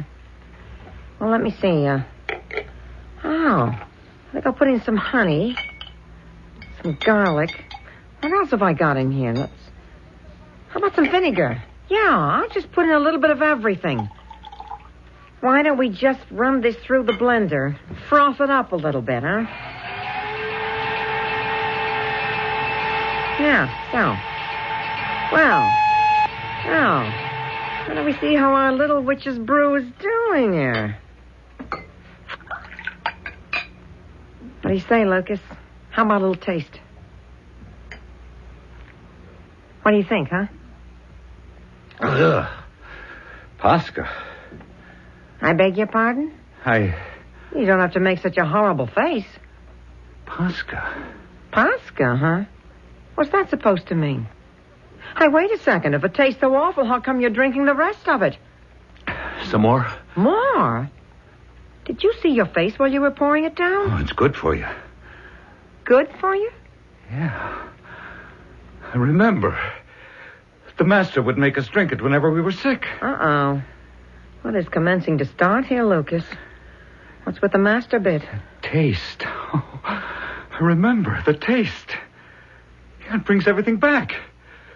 Yesterday, everything was so dark. I couldn't see back into it. It was so long ago, but now, the taste, it's like a knife.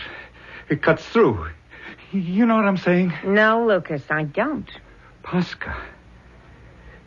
It was brought into the house of the master by a Greek slave. He called it a posset. Sure, yeah. Hey, Lucas, why don't you lie down and take a little nap, huh? Lucas. My name was Lucius. I never had another name. I was the illegitimate son of the master and a Lydian slave woman. I remember now. Lucius. And then, many years later, it was Ludwig. And then Louis. And Lucas. Are you trying to tell me what I think you're trying to tell me? Oh, I've lived so long. At times when I'm so tired and I can't remember, but the taste, it brought me back. I'm Lucius. Yeah, sure. I was born in Rome. Italy. No, Rome. It was all Rome. Uh-huh. Lucius, when was this? I don't know. What year? Year. I don't remember. Maybe I never knew. How could you not know? Well, people like me, we didn't know anything. We're just lucky to be alive. Although I'm not so sure that was lucky either. Well, what did you do? Most of the time we were hungry. When we got sick, very sick, they'd take us to the master. And he'd give us a posca to drink so we could go back to work. What kind of work? On the farm. Oh, it was very hard work. And you don't know when it was? What was going on? No. Every day was the same. Lucas, going along with this, how come you're still alive? Oh, well, you see, I was a thief. Yeah? You had to steal to keep alive back then. Well, most people stole a little food from the kitchen, maybe fruit from the trees and so on, but the master knew about it. He wouldn't let on because he knew you had to. Me, I was different. Different? Yeah.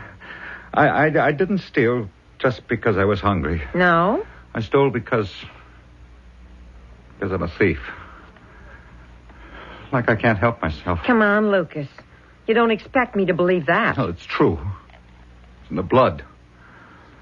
Like one man can play music, one man can paint pictures, and I have to steal. All right. But that still doesn't answer the question. How come you're alive after all this time? Because Apollo said so. Apollo? He was one of the gods. Oh, I'm afraid you're only getting yourself in deeper. No, there was a temple of Apollo on the master's estate. I see, and there was this gold mask of Apollo on the altar. So I thought I'd steal it. I'd be able to raise enough money to go somewhere else, start a new life. You sound like a dear friend of mine. But I got caught. How did I know? I'd always get caught. It figures. The penalty for stealing from the temple of a god was usually death by torture. Please, Lucas, no horrible details. But the master said, he has offended the god. Let the god decide his punishment. So they loaded me down with chains. I could hardly move. Set me in front of the altar of Apollo. Yeah, it was midnight. Oh, and there was a terrible storm. I can hear the thunder. Listen. To what? The thunder. Terrible thunder. And the lightning. Oh, it was flashing all around me. Lucas, are you okay? And the voice. Voice of the god. Listen. You hear it? Hear it? The voice of Apollo. Lucius, thief and slave. Don't you hear it? No, I don't hear nothing.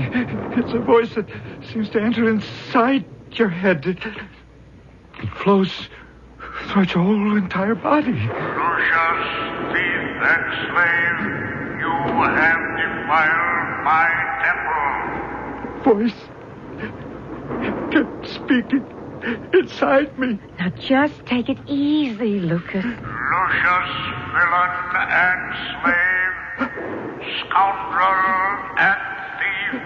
Please. It's all right, Lucas. You expect the god Apollo to sentence you to a horrible death. But any death would be a release and a reward. I sentence you instead to a horrible life. The life of a thief. The life you have always lived. The only life you know. You shall live such a life forever. You shall be a thief under the rule of all the nations to come. You will live many lives in countries yet to be discovered. But all you shall know of them is the insides of the prisons. Forever.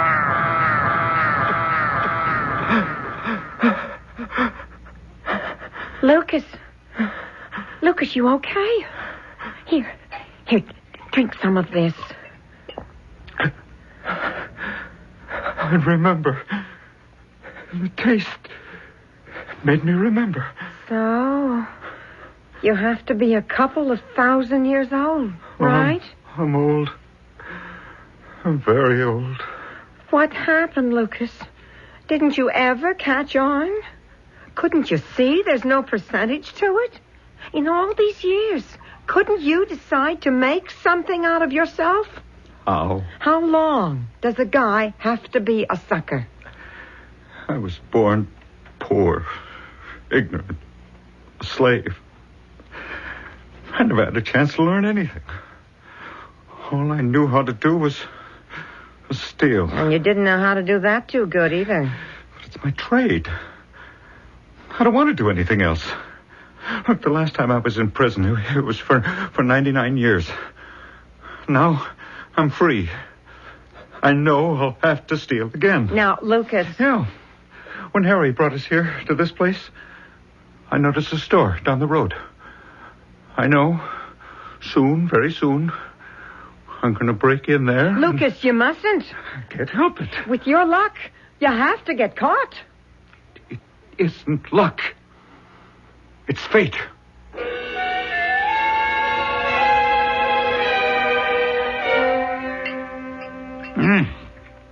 Now, this is exactly the way it should taste. This is the elixir of life eternal. And what are you going to do with it? Why, Rosie, honey, we're going to sell it. Oh, we're going to sell it, huh? Everybody's seen Lucas on the TV. Everybody knows how old he is. I don't think so. But go ahead. So this is what Lucas drinks. You see? This is the elixir of life eternal. Okay? Harry, how do you expect me to make enough of that stuff in a kitchen? Now, let's see. You got a whole blender full of it, huh? That should be more than enough. More than enough for what? More than enough to make $1 million. Our friend Harry certainly has that $1 million on his mind. That $1 million that always seems to elude him. The goal that shines so brightly up ahead, but remains ever out of reach. All right.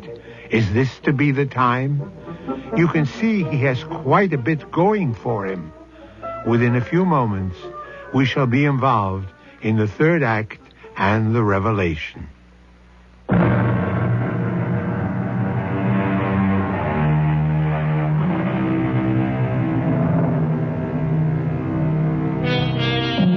Gentlemen rankers out on a spree, damned from here to eternity. So wrote Mr. Kipling. From here to eternity is a long, a limitless time. But it seems to be stretching out ahead for our friend Lucas. Our other friend, Harry, has the idea that he can make a good thing out of it. You mean just this pitcherful of this elixir of life eternal will be enough to make $1 million?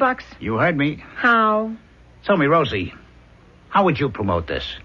I would do it the common sense way. Which is? Harry, you went on the TV. You exposed Lucas to millions. Here's a man who is over 100 and he looks less than 40, right? Go ahead. Okay. So the rubes are looking at him, Popeye. Now you should say, listen, suckers, here's the secret.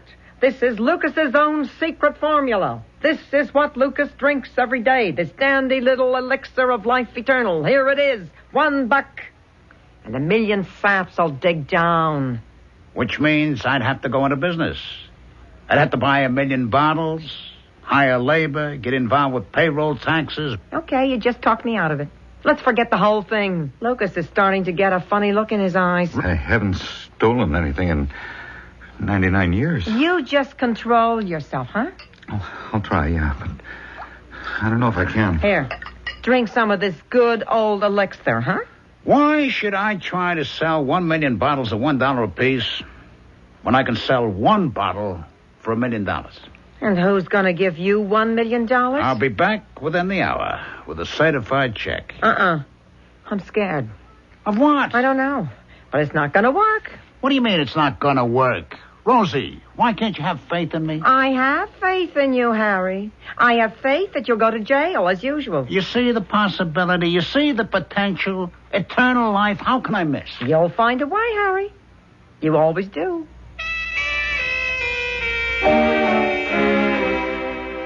Well, Mr. Bowles, what is this offer of a lifetime? Mr. Mammon, you've heard of Lucas? He was featured on the Bonnie Quackenbush program? The convict? Yes. Well, Mr. Mammon, he is more than just a convict. Come to the point. I met Mr. Lucas 5 years ago in the state penitentiary. Yes, you were serving a term for some hapless confidence scheme that went awry. May I ask how you know about that? I know everything about you, Mr. Bowles. When a man expresses a desire to see me on business, I have him investigated minutely. I have a computer operation that can turn your whole life inside out. For instance, I am aware of the fact that when you were in the 3rd grade, you were caught cheating on a spelling test. Wrong. It was arithmetic. Now, you were saying, Mr. Bowles? My cellmate was Lucas. Cell 87, Block C, North Wing. Yeah, well, that's when I got to know him. And about his incredible age. We became very friendly. And after a while, he revealed a secret to me. His secret? Yes. It consists of a beverage. Continue. He drinks it every day. And you wish to sell me this beverage? Yes. For $1 million? How did you know? Because that is exactly what I should do if I were in your place. Well, do you want to live forever? Or let us say, indefinitely? I would have to take that question under advisement. I have here a sample, Mr. Mammon. Which could prove what? I'll let you have a free taste. Now, sir, drink that down. And tell me, doesn't that convince you? The distinctive flavor of it, that is truly the elixir of life. You're very clever, Mr. Burroughs. I am offering you more than you could buy anywhere else for your money. Eternal life. It's the best confidence operation I've ever encountered. I assure you it's not... It's foolproof, Who could ever prove it's a swindle? This is not a swindle. Oh, it is. But how could the victim ever prove it? The victim? As long as he's alive, you're in the clear. He would have to die. Sir, I'm afraid you don't understand. The only thing wrong with it is nobody would want to buy the product. Oh, yeah? What's wrong with the product? Eternal life. Who really wants it? Why, everybody. Do you? Absolutely. I don't. And I don't know anybody else who does. Oh, a lot of people would like to live forever. Oh, they think they do. Until 10 minutes ago, I thought I did too. But then, when I was confronted with it, I really began to think about it. No, thank you. Well, sir, I'm sure I can do business elsewhere. Are you? Nickels and dimes, maybe? But $1 million? Oh, by the way, that little elixir of yours tastes pretty good. Mind if I have another sip?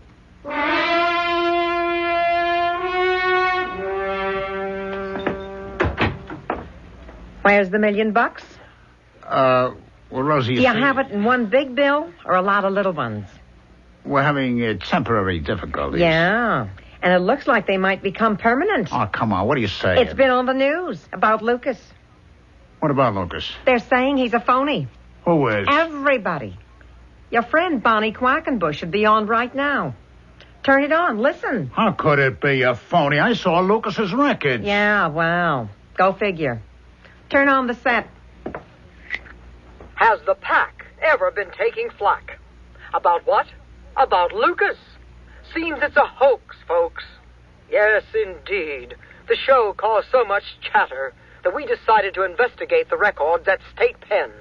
Well, it seems that they goofed somehow. A man named Lucas was sent up 99 years ago, but he died.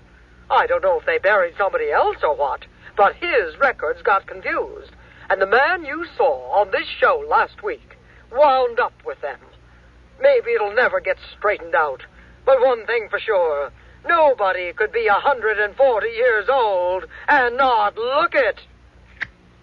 I guess you've heard enough. I don't understand it. Eternal life. I thought people would beat down the door to get it. It sounded foolproof to me. It was.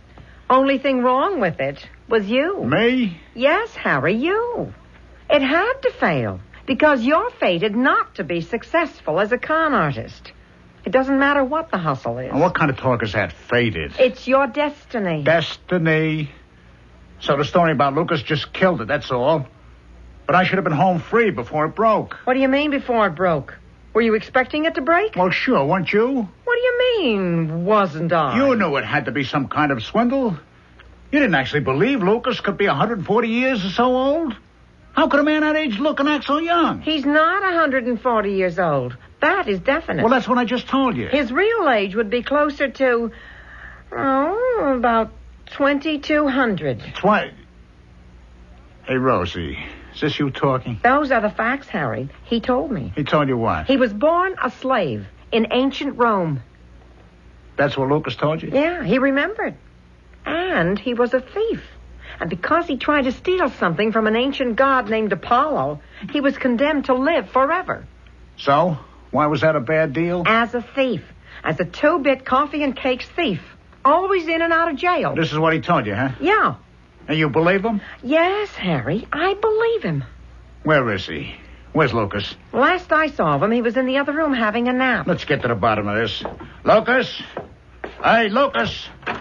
Hey, wake up, Lucas. He's not here. Where would he go? It's nighttime. Harry, I'm scared. Why? He said he hadn't pulled a robbery in 99 years, and he just felt... Well, he felt he couldn't sit still anymore. Well, where would he go? He said something about the store down the road, and how some night he'd just have to break in there. I gotta stop him. Harry, it may be too late. He doesn't have a chance. Old Dobkins, a storekeeper's a deputy sheriff. He sits up all night with a shotgun. Maybe Lucas didn't get there yet, huh? I'll take the car. I'm going with you. No. Harry! One of us has to stay out of jail.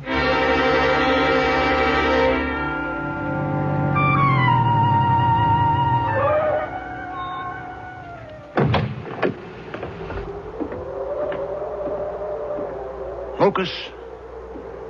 Hey, Lucas? It's open. And the door's open. Lucas? Is that you, Harry? Hey, Lucas, what are you doing in here? What do you think I'm doing? Are you crazy? Let's get out of here. And let me see if I can find the cash. Hey, Lucas, you're crazy. This is break and entry. And what's the steal here? You can do 5 to 10 for it. What's 10 years? Let's get out of here, will you? No, just a second. Stay where you are in the name of the law. Let's beat it. Halt! Into the car, Lucas. Into the car. Hurry up. Halt in the name of the law.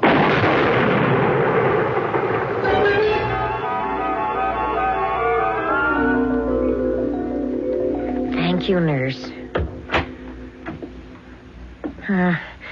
Hello, Harry. How do you feel? Different. Yeah, well, that's to be expected. You've been unconscious for 3 days. Oh, yeah? Well, I feel different. In a funny kind of way. Like what? I don't know. It's as if I'm a different kind of person. I thought I was dead. Yeah, well, they all say it's a remarkable recovery. Some even believe it's a miracle. It happened right after the transfusion. What transfusion? Well, you needed blood. So it happened that Lucas was your exact type. I tried to stop the transfusion. You did? Why? Well, you know why, Harry. You're going to be just like Lucas now. But of course, I couldn't explain that, so they went ahead. What do you mean? I'm going to be just like Lucas? You're going to live forever. Just like him.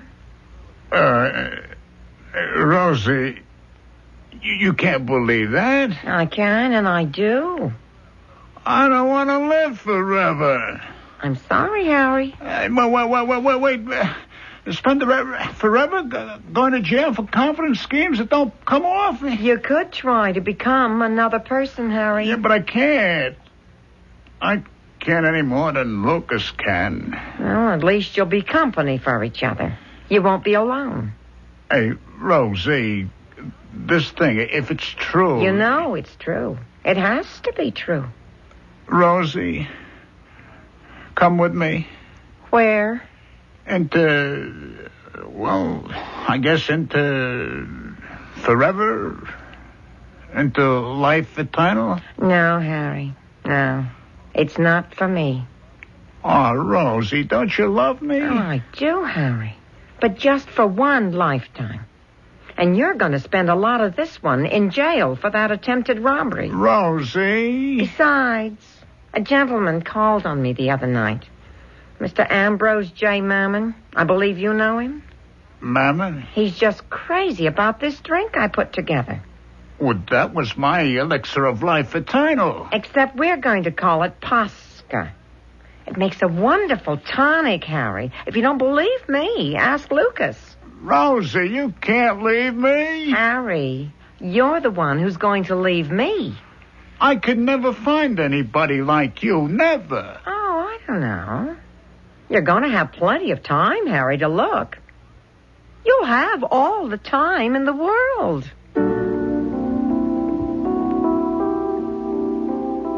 I'll be back shortly with a final thought. If only I had it to do over again. So many of us say that with such heartfelt sincerity, and the implication is that we would do it better and that we would be wiser.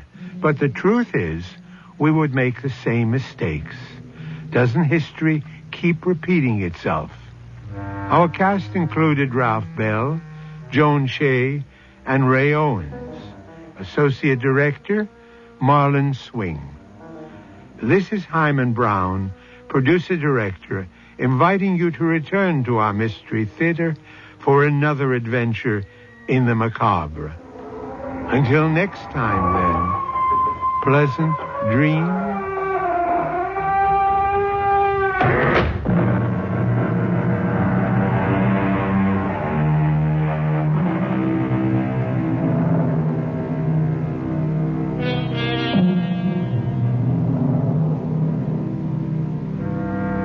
The CBS Radio Mystery Theater presents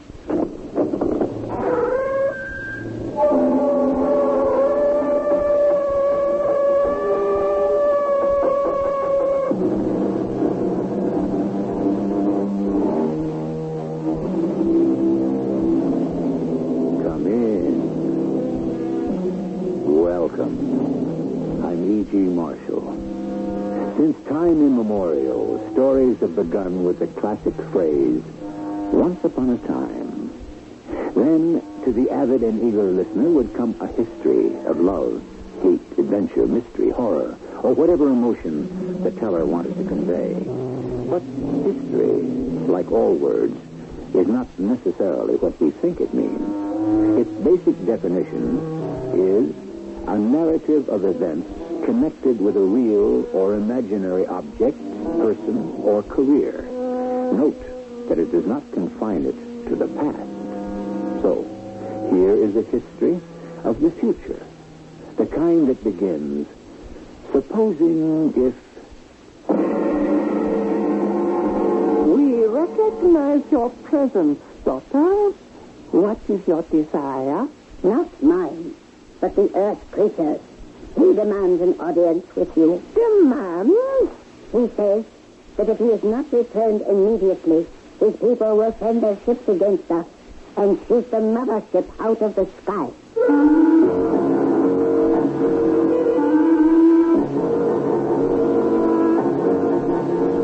Our mystery drama, Enemy from Space, was written especially for the Mystery Theater by Ian Martin and stars Mandel Kramer. I'll be back shortly with Act One.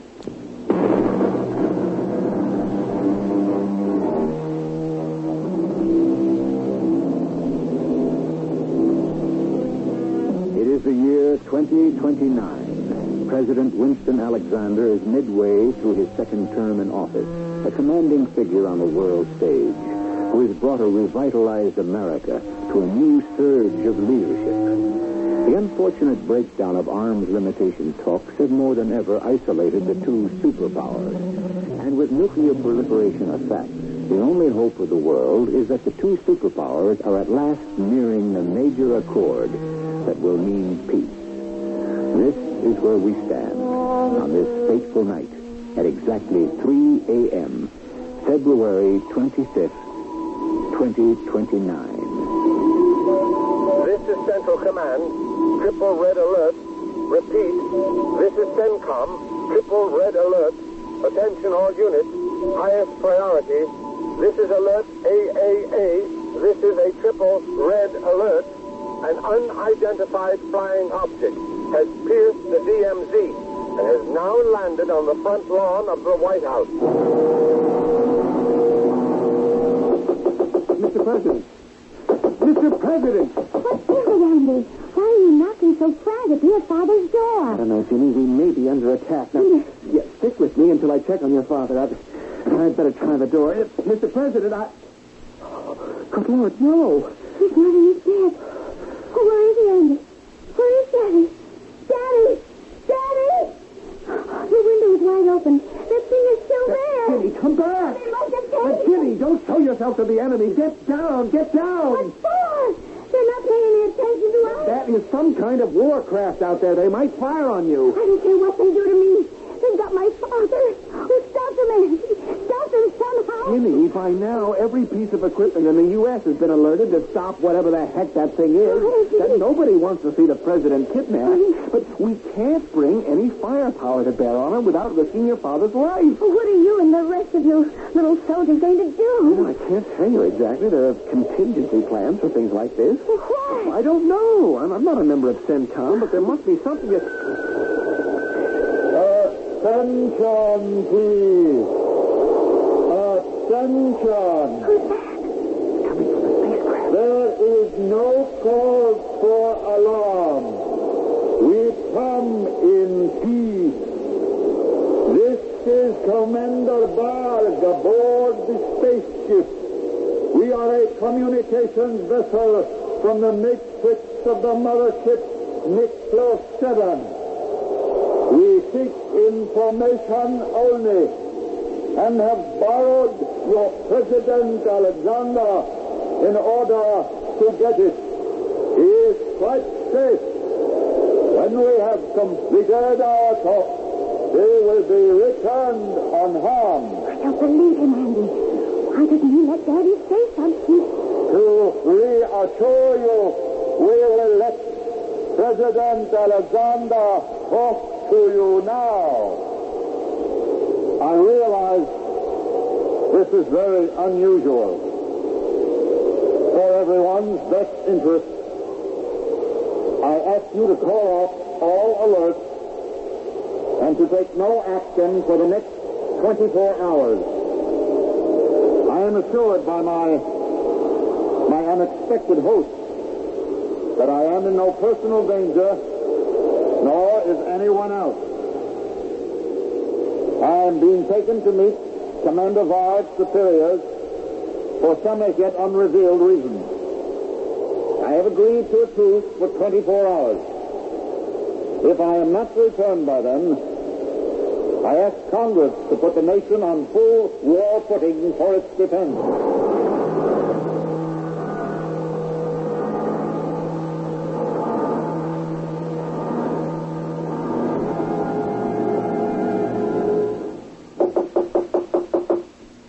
Who is it? Colonel Harris, Miss Alexander. Oh, just a sec. Oh, come in, Andy. Any news? No, not yet. Oh, do I have to be cooped up here like this? Jenny, do I even have to answer that? You know what it's like out there? Panicsville. Oh, what do you think it's like in here? Inside me? Oh, hold me, Andy. Yeah, I got you, Slugger. Oh. Now, hang in. What's happening to us, Andy? To the whole world? Who are they? I don't know, Jenny. Nobody knows yet.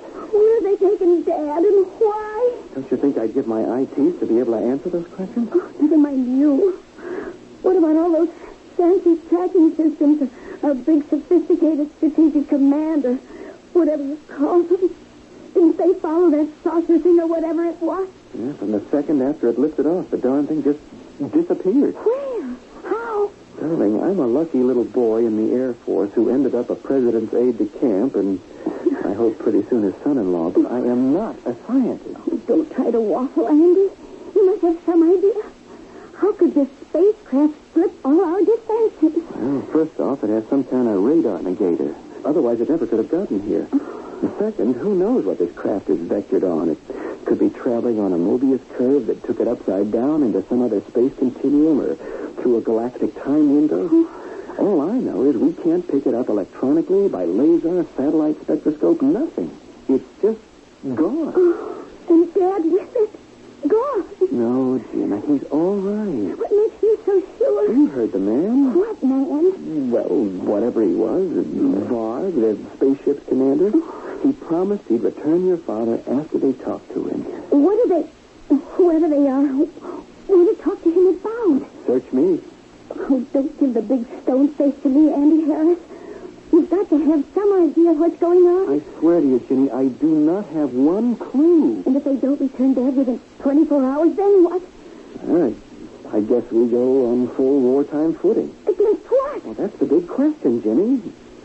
Bad enough that we have to take a step into the last unthinkable war, but to have to make that step without knowing the enemy is kind of mind-boggling. Did you even know that they are the enemy? Yeah, I think President Alexander answered that one for us in the speech we heard.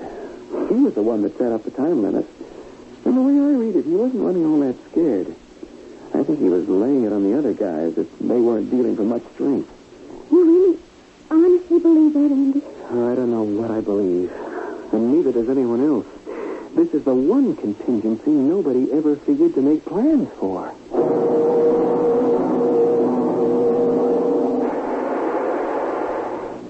Welcome, Varg. You were successful, I hear. I am always successful. It's nice to know someone has a good opinion of you. Someday I will make you sorry for your contempt for me. It isn't contempt, Varg. You're beneath that. Do not give yourself airs, Zeta, because you are half borrowed from the life stream. These modules are just as good as you. I don't intend to argue with you. Have you brought our hostage? He is just beyond the door. Can we get on with the business at hand before the Supreme One questions the delay? Oh, one of these days, Zeta. Open. You may come in, Mr. President. Thank you. This is Dr. Zeta. You will be in her control now. May I ask why I've been brought here, wherever I am? My instructions do not permit me to do so. Then I demand to be taken before this Supreme One. What is it you want of me? My desires are simple and quite practical, Mr. President. I am a doctor. A medical doctor? Yes. May I ask your name? Zeta. That's all? Dr. Zeta? Won't that serve? It's only identification, after all. Why am I here?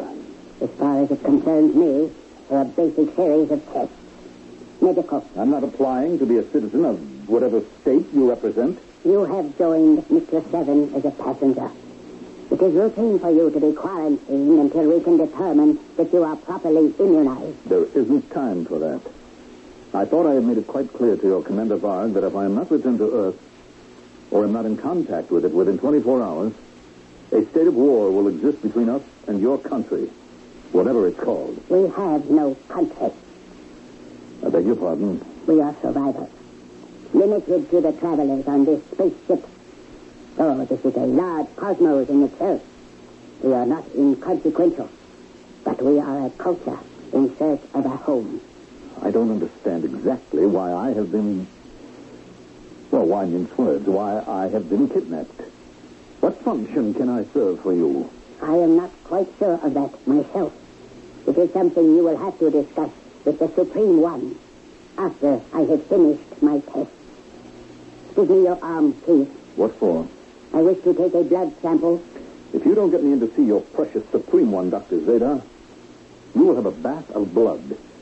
My country, for its own protection, will throw all our might against you and blow you and your mother ship out of the sky. Not while you are hostage. Oh, yes. I would disappear with you. I am, after all, not indispensable. You mean you would permit your people to destroy you? I would expect them to if you were the enemy. Are you? First of all, I must carry out my test. And then, I will seek an audience with the Supreme One and tell him you wish to appear before him.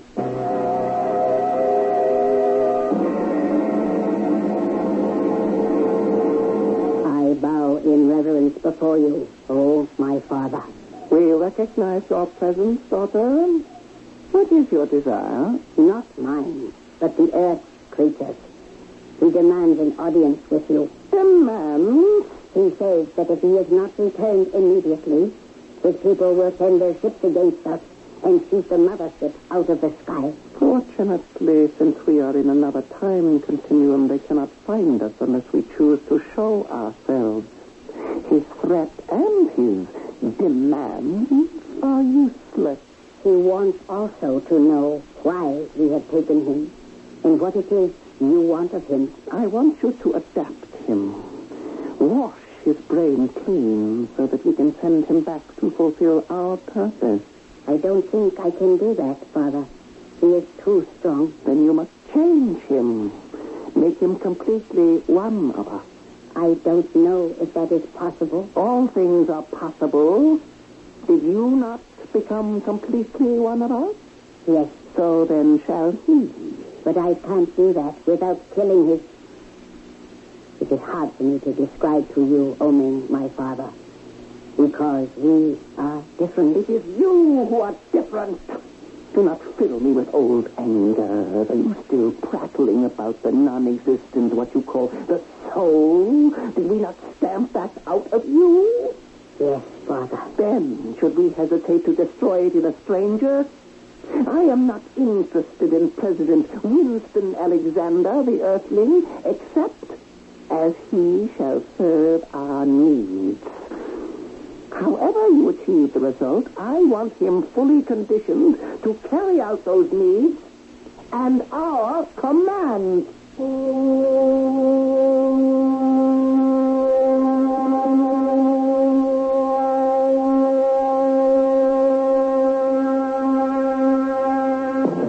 Now remember, this is a story of supposing if. Supposing there was a mothership from some unimaginable planet, coursing in space, looking for a new land to colonize. And supposing if they singled out Earth and felt that was their promised land, how much of it would they lay claim to? Or would they simply follow the pattern of colonialism and take it all? I shall return shortly with Act 2.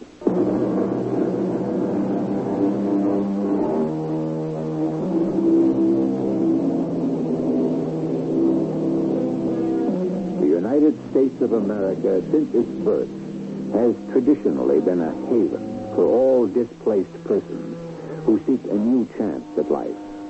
By and large, with few exceptions, no country has welcomed the alien more generously.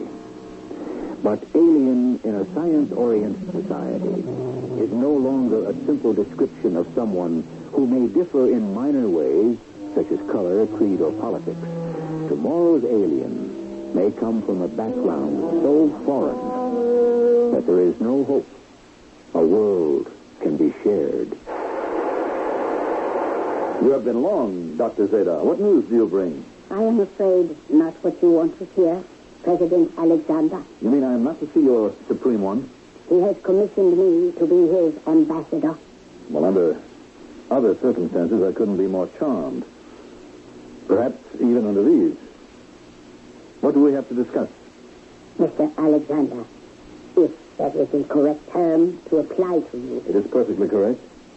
Except somehow between us, Yes? Well, I don't know what made me say that. Some strange tug underneath everything makes me want to deny any formality between us. I must tell you, Mr. Alexander, you are wasting your time. I am not a woman as you conceive of women. Are you so sure? Yes. You must understand about us aboard this ship. We are only humanoids. You cannot judge us by your standards. Humanoids? Robots, if you prefer the word. Although it is not exact. Let me explain. The mothership on which we are now traveling was named after the planet that was our home, Miklos 7, in the Adumbrian galaxy. Some generations ago, a supernova in our galaxy exploded, and in the Holocaust that swept across our planet, almost all of my ancestors were destroyed. Those that were left found in that environment that was left, the human body, as you would call it, could not be sustained. You mean there was no atmosphere? No air to breathe? What? Oh, there was atmosphere, poisoned by radiation, and that forced us to adapt. To adapt in what way? Since the human body was eroded, we had to provide an envelope in which to sustain life. We developed what was essentially a machine, an engine wrapped in the simulacrum, the semblance of the human. And we powered it with the mind, the individual souls of those left alive. Well, if you were so successful, why didn't you develop and recolonize your planet? Because, unfortunately, our atmosphere was not stable. And in the time following the Holocaust, we were left with no air to breathe and no way to adapt our robots to some other form of energy. The strongest of us set out on this ship to seek a home in another planet. And you have brought me here to discuss introducing you and your shipmates into our culture? Oh, no, Mr. President. There is nothing to discuss. It is my function to prepare you so that you will make it possible for us to take over your planet. How? It would be hard for me to explain. In storage, against the necessity for constant replacement, we have robots ready to be activated. You see this machine here. Machine? Perhaps you did not recognize it as such. 2 rooms behind glass doors. In one, they are already placing your robot. My robot? He does not look much like you yet. But the electrodes they are attaching to him will be synchronized with the electrodes we attach to you. And when we are finished, he will be, in every physical sense, a simulacrum of you, a duplicate of you. And what happens to me? You become a husk to be discarded. What? An outmoded model, unable to function in the atmosphere of our new world. What new world? The one that will exist in the dust of radiation and the end of Earth. The world that all of us from Miklos 7 are going to build with your help. I will not be party to anything like this. You have no choice. Varg, seize him. No. All right, Varg. Put him in the transformer. Afternoon, Jenny. Afternoon, Andy. I've been dying till you got here. What's new? Not a thing. No news of Dad? None. Oh, no. Well, what else is happening? What isn't? We've tried to keep it as secret as possible, but they're always leaked. What is it? Oh, thank heavens the country doesn't know about it yet, and the press is chapped, but the diplomatic wires are burning. What do they say? Well, they don't say anything, baby. They just ask. Naveed has been on the hotline off and on all day with President Brusco. What's his reaction? What's in it for them, first off? Then diplomatic regrets. They probably figure if we're going to be under attack from outside in space, it might be time for a little more cooperation. But we don't know yet that they are under attack. Baby, a pirate ship turns up on the White House lawn, and in spite of the greatest security set up in this old globe, they just take our president away like he was off for Disneyland? Hey, everybody's running scared because they don't know what's next. What is next, Andy? I wish I knew. Or, come to think of it, maybe I don't. It's too scary even to estimate. Baby, we don't know what we're up against.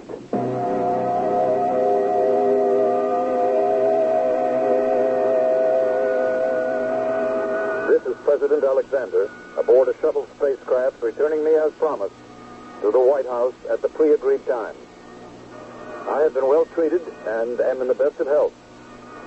No one need have any concern about me.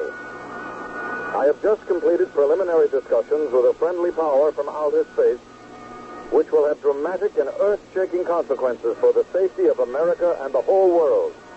I am aware that all our armed forces have been alerted. I ask them as President and Commander-in-Chief to extend safe conduct to the spaceship and allow it to land me and then depart in full safety.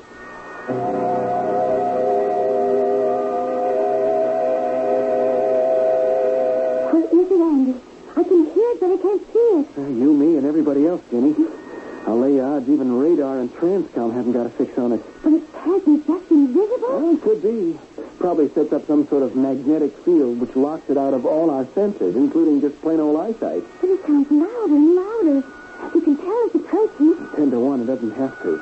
They just want to warn us they're on the way. You better keep to one side of the window, Jenny. There it is. See it, Andy? Where? Oh, by the monument. It's spinning in like a frisbee. At least that's all it was. Oh, you don't think anything's going to go wrong, don't you? Sure had better not. Since that thing showed up in the first place, I got a hunch nothing's going right.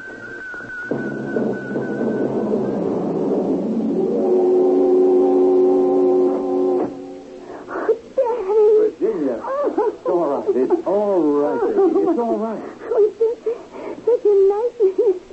It was quite an adventure. What are you doing? Shut up. Is there anyone who's been aware of what's going on in the last 24 hours? Sleep's been out of the question. Well, I hope the knowledge hasn't been too general. Oh, I wouldn't know. But Andy says not. He thinks we've been able to keep the lid on. I hope so. Oh, you're okay, aren't you, Daddy? As you can see. Oh, but what went on? Why did they take you? Who are they? No. One question at a time. Incidentally, let me close this door. Tell me, who are they? What happened? First of all, they are friends. Friends? I shudder to think of what might be about to happen to our world if they hadn't warned me. Warned me what? A monstrous plot to destroy America. An unholy alliance to take over and rule the world, if there is any left of it. What do you mean? It's too complex to explain to you, Virginia. There is a secret alliance between a group of mineral-rich nations and our main enemy, which is called the Consortium. The Consortium? They are poised to unleash a massive strike against us, which would wipe us out before we had a chance to reply. Now that plot has been uncovered. We have an opportunity to treat with them, or at least with our knowledge, to instigate a preventive strike. Thanks to our friends from outer space, we have a chance to buy some time, or force enough, to hammer out a new agreement. If not, we must move first. That's the decision that I have to make. And unfortunately, it must be made alone. Oh, poor Dad. Like you always say, if he only could have shared it with Boots. Boots? Mom, what you used to call her. Oh, yes. But what does that have to do with anything? This is a decision of state.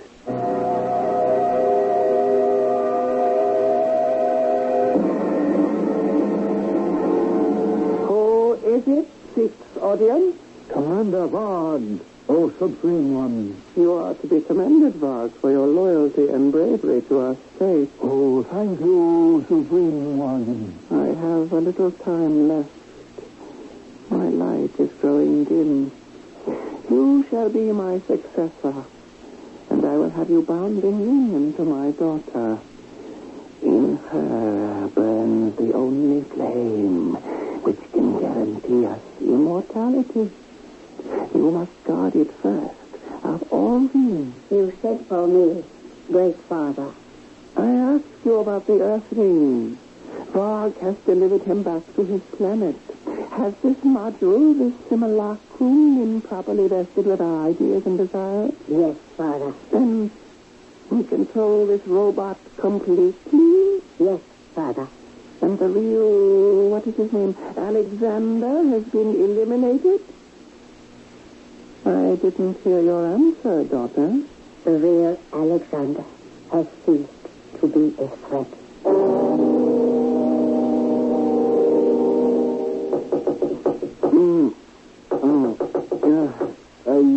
Who is it? Andy, it's me, Tim. Hold it. I'll be right there.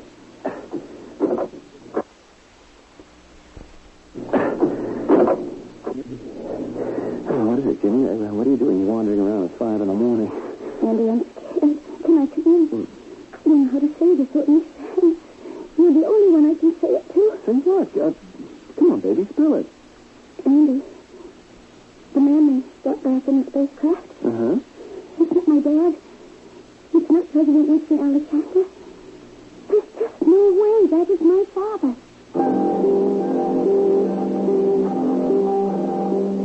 As President of the United States, Winston Alexander holds the fate of the world in less than one hand. In cold fact, in the finger that may press the button to unleash atomic warfare to end the world. But has Winston Alexander been replaced by a robot activated by a power in space who has everything to gain from the end of Earth and nothing to lose? I shall return shortly with Act 3.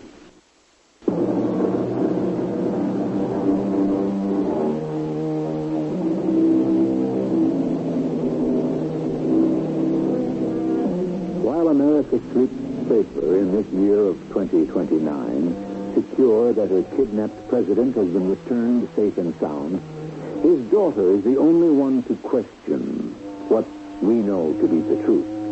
That the man who sits at one end of the hotline is a robot from outer space, controlled and operated at the whim of the leader of a spacecraft desperate to find a home for his cargo of automatons. Only President Alexander's daughter faintly glimpses the truth. Can her instinct be enough to stop disaster? What are you talking about, Jimmy? I tell you, it is not my father. You mean they brainwashed him or something? I don't know what I mean, Andy. It's just, I don't know little things. It is not my father. What little things? Oh, I don't know. Like, he called me Virginia. That's funny. That's strange. Dad never called me anything but Jane. And he doesn't... I don't know how to describe it. It just doesn't feel right. Jimmy, we've all been through the ringer and been pretty shook. Now you're just jumping at shadows. I'm not. Boot. Huh? Boot. That was Dad's name for my mother. Dad could never forget it. Jimmy, your mother's been dead for 15 years. You don't forget things like that. Dad wouldn't. He can't forget his own name for her that he loved to call her. If it isn't your father, who is it? I don't know. Andy, do you think I'm losing my mind? Because there's something about him that scares me. It scares me right down to my heels.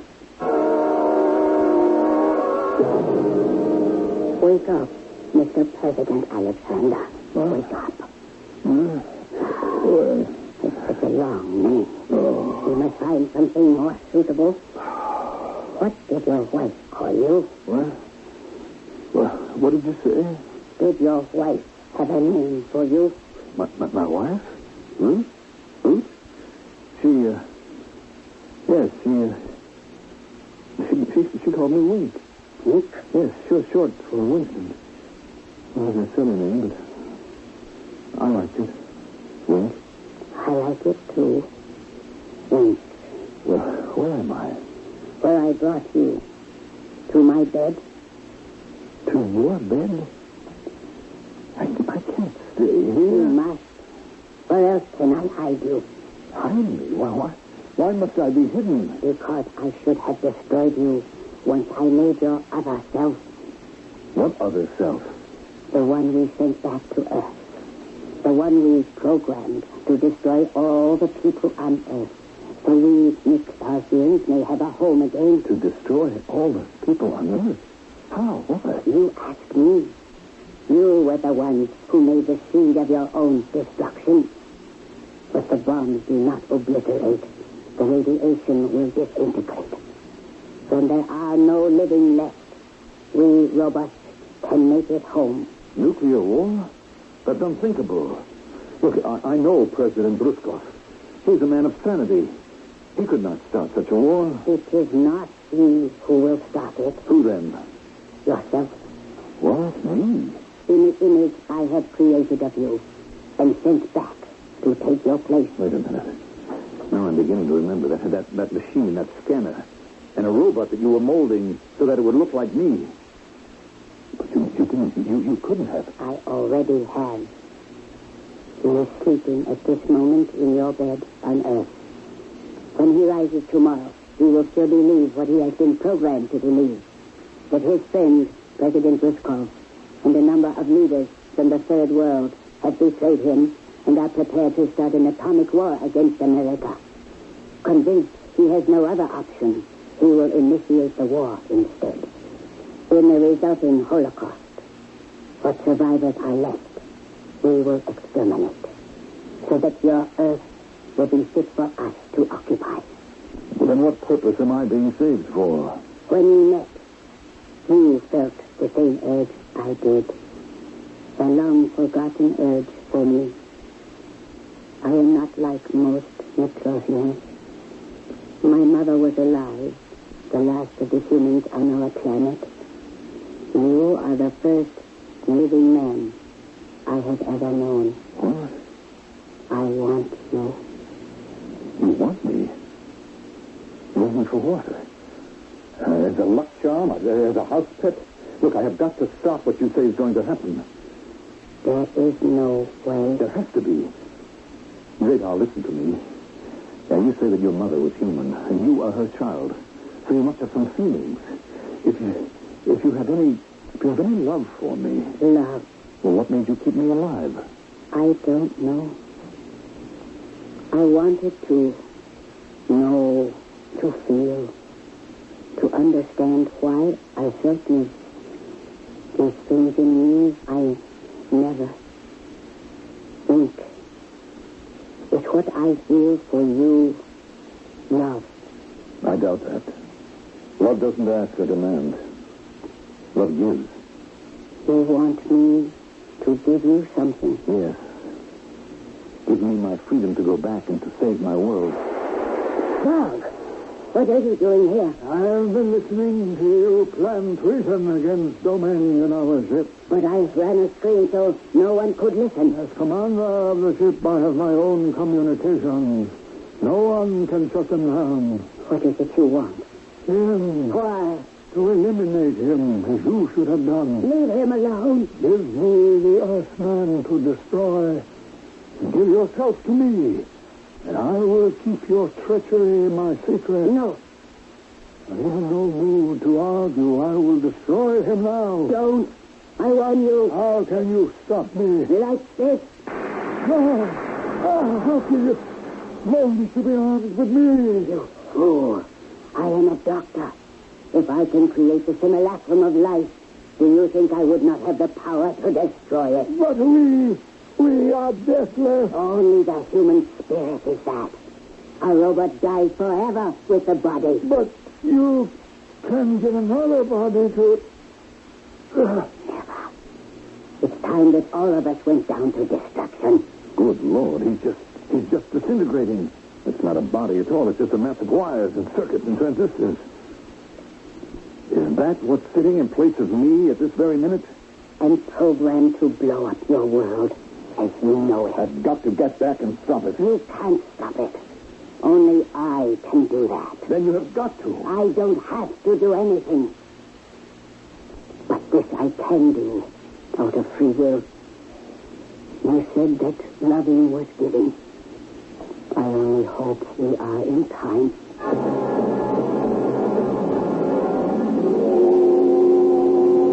We've got to get back to the White House, Andy. I know. I have the duty in an hour. Tonight, I have the black box. The phone? Yeah, the trigger.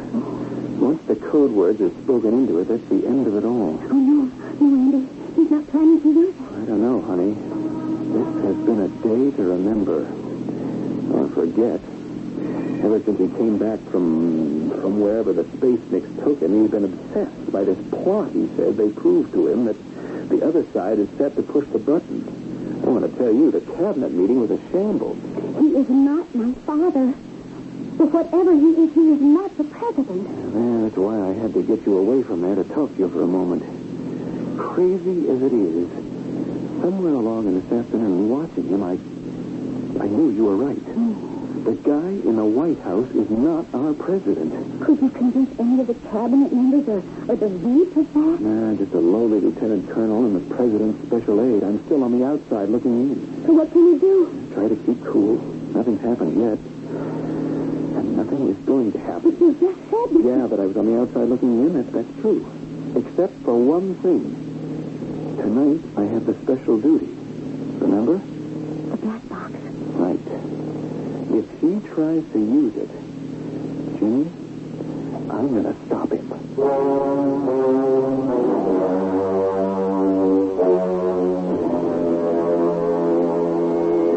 Are we going to announce this arrival? There is no need. I have the radar negator on. We can penetrate your DMZ and have landed before they can activate a screen. Still, to avoid the risk of upsetting an already uneasy situation. Wait. How much more would it upset if you were to announce yourself as President Alexander returning when your whole world believes you are already there? Yes, I suppose you're right. But what do we do when we land? There will be ground forces. Helpless against the force field I maintain, and the one I shall throw around you. And then what happens? We find your simulacrum, and I destroy him as I did Varg. And then?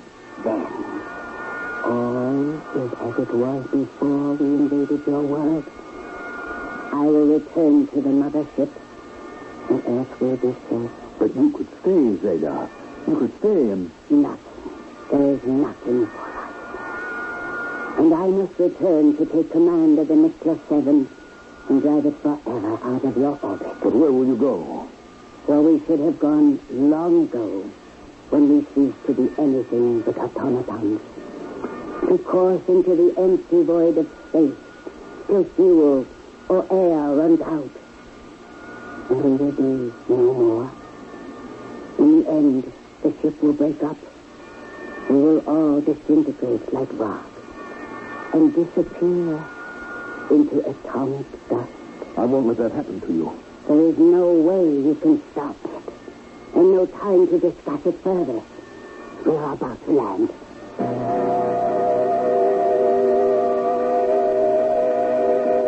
Close the door, Colonel. Yes, sir, Mr. President. Only what? Ginny wanted to talk to you for a moment. Well, Ginny will have to wait. I have no time to talk to her now. Close the door. Yes, sir. Bring the box over to the desk and open it. Yes, sir. Why did you, want me to open it, sir? Because I'm going to have to use it. Use it, Mr. President? The forces of evil have bound themselves together in an unholy alliance to wipe the America we know from the face of the earth. We have no choice but to take preemptive action. Open the box and give me the phone. No, sir. What? If you disobey my orders, I'll have you shot. Yes, sir, but not much chance of that, since I'm the only one that's armed at the moment. You think for one moment that outmoded weapon that you're pointing at me could... What's up? I'll open the window and... It's the spaceship. What's it doing here? Let me see. The door is opening. Radar! What are you doing here? Eliminating you. No! No. That is the end of it. And us, Wink? No. Don't go. I must. But I gave you something, Wink. I gave you back your world. What can I say? And perhaps me and mine were a disease that had to be stamped out. And will be. You will never see or hear of us again. But at least once, Wink, I did. I found out what love is all about. I would rather have lived it, but it is also worth dying for.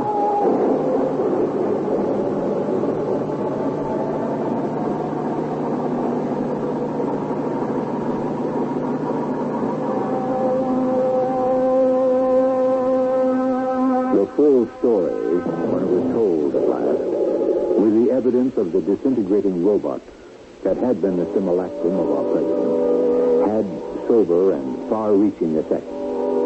Out of it came the great accord of July 4th, 2029, when the nations of all the earth reached full agreement to scrap all arms and rebuild a brave new world.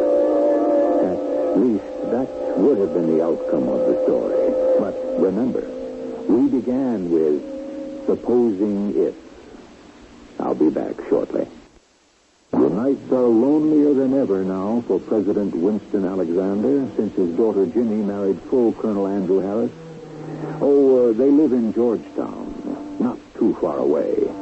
But far away are his thoughts. Far away beyond the stars, with a woman named Zeta, who learned about the miracle of love just in time, but still too late. Our cast included Mandel Kramer, Evie Juster, and Russell Horton. The entire production was under the direction of Hyman.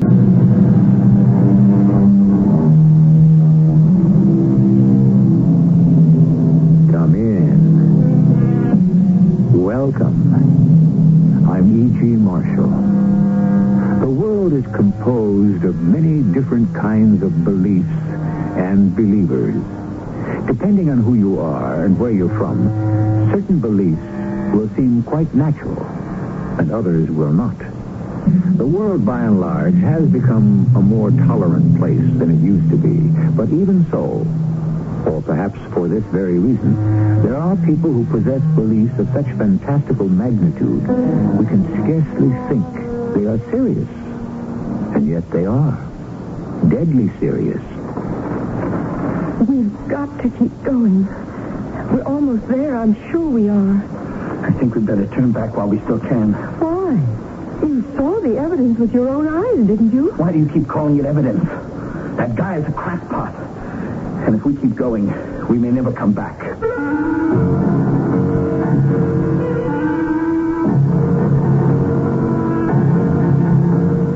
Our mystery drama, The Believers, was written especially for the Mystery Theater by Percy Granger and stars Christopher Tabori.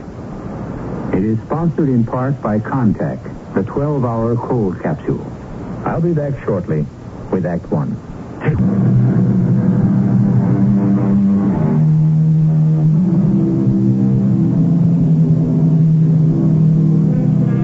Someone once said that people believe only in the commonplace, that which they are accustomed to see. But Emerson maintained that we are born believing, and that we bear beliefs as trees bear apples.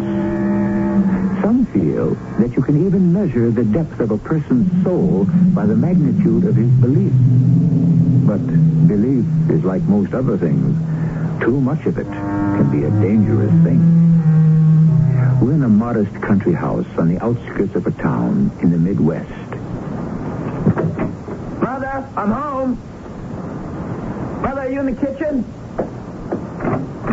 Huh. Mom, where are you? Oh, there you are. You've been in the parlor the whole time?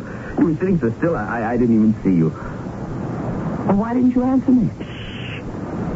Mom, what's the matter? Be quiet. I'm waiting. Waiting for what? Get away from that window. He might see you. Who? What's going on? Something very strange. I don't see anyone out there. I know. That's just it. Oh, no, Mother. It's that neighbor of ours. That's Mr. Bolivar. Oh, now, Mom, not that again. I tell you, Alan, something very immoral is happening over there. Now, Mr. Bolivar is a perfectly harmless old guy. How does he make his living? Well, that's none of our business. But we don't know, do we? At least you have an honest job. You leave the house at a decent hour each morning and come home from the factory at a decent hour each evening with a decent day's sweat on your brow. Mr. Bolivar never leaves his house at all. Well, maybe he works at home. I mean, we see him out in the garden a lot. You do not make a living with a garden. Maybe not. But I sure wish I could get our lawn to grow like his does. Look how green and thick he gets his grass to come in. Yes, just like a cemetery. He's probably got people buried in it. Oh, Mom, you've got to stop spending so much time peeping down the road at his house. I'm not peeping. Something is going on, Alan, and if something is going on, it isn't peeping to try to find out what. You spend your whole day at this window. It's not good for you, Mom. Listen to me. It's happened again. What? A woman came to Mr. Bolivar's house. She went in, and she hasn't come out. Is that her car in his driveway? Alan, it's begun to happen more and more often. People drive up to Mr. Bolivar's house, they go in, and that's the last they are seen. They probably leave at night. That's what we thought. But I found out this morning that's not true. But their cars are gone. We've heard them drive away, or you've seen them. Do you remember those people who came yesterday? Well, early this morning, the car left. I heard it. It woke me up just like it always does, but this was the first time it hadn't been pitch dark. It was just after dawn. You'd already gone to work. I rushed to the window, and you know who was driving the car? Eben Bolivar himself. And he was all alone. He returned about 2 hours later on foot. Now, you tell me there's nothing wrong going on. Are you sure there wasn't anyone else in the car? I'm absolutely positive. And now he's got some fresh victims in there at this very moment. It may already be too late to save them. What do you think we should do? Well, I think you ought to go over there and find out what's happening. Me? Well, you two have always had a friendly wave for each other. Mama, I had a long day in the factory. I'm tired. Alan, he always comes out about this time of day to tend his garden. Now, you go wash yourself up, and I'll keep watch. What about our supper? Oh, look, there he is now. Hurry, dear. Now's your chance. What am I supposed to say? Well, I don't know, but you're a clever boy. Just don't let him know you suspect anything. And don't worry, dear. I'll be watching you.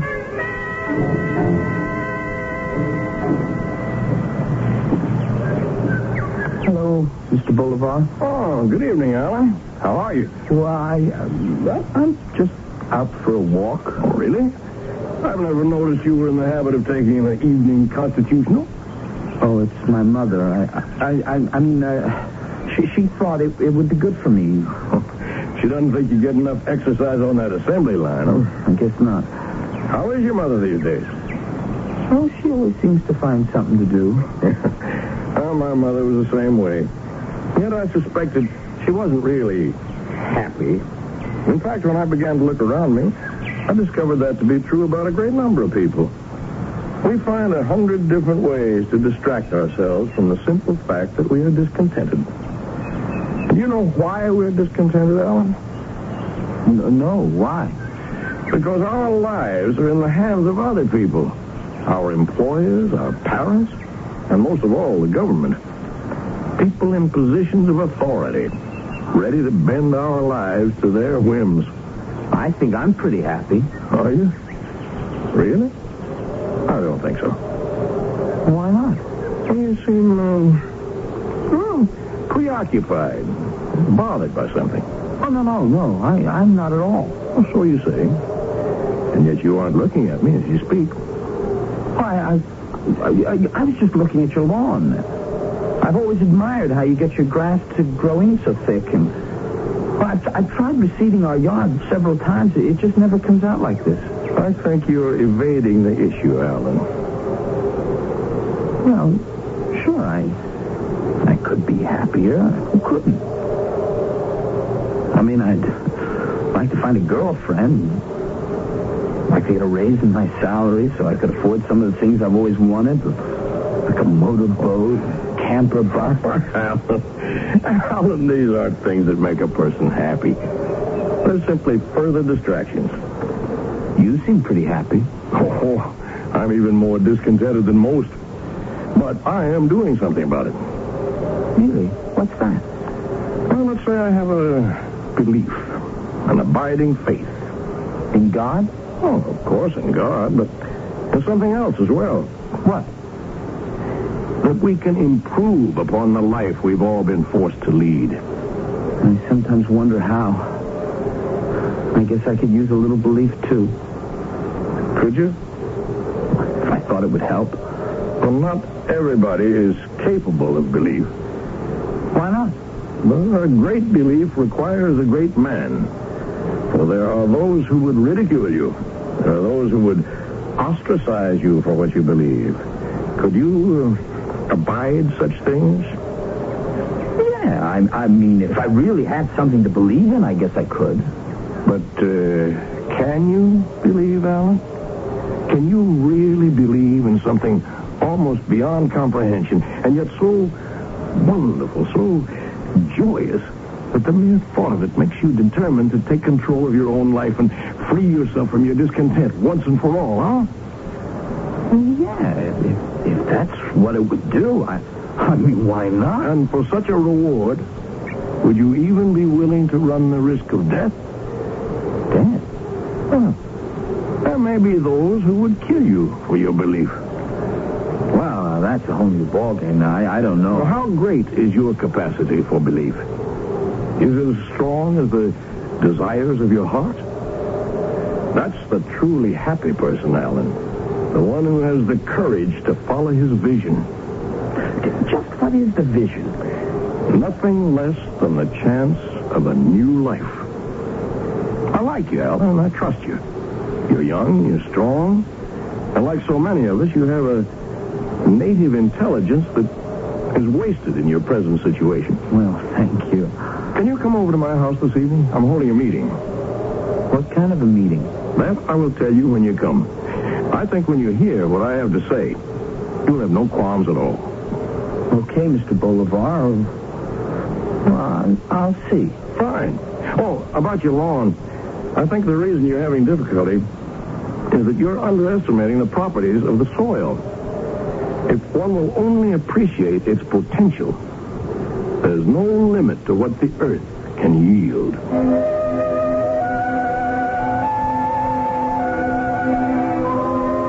Well, what was he saying? He invited me to his house tonight for a meeting. Oh, dear. I don't think I better go. Oh, no, absolutely not.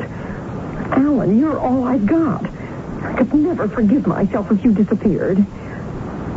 What did he say the meeting was about? Belief. Belief? In what? Some kind of new life. He said he'd explain it all at the meeting. Oh, but you're right. I don't think I should go. What time is the meeting? 8 o'clock.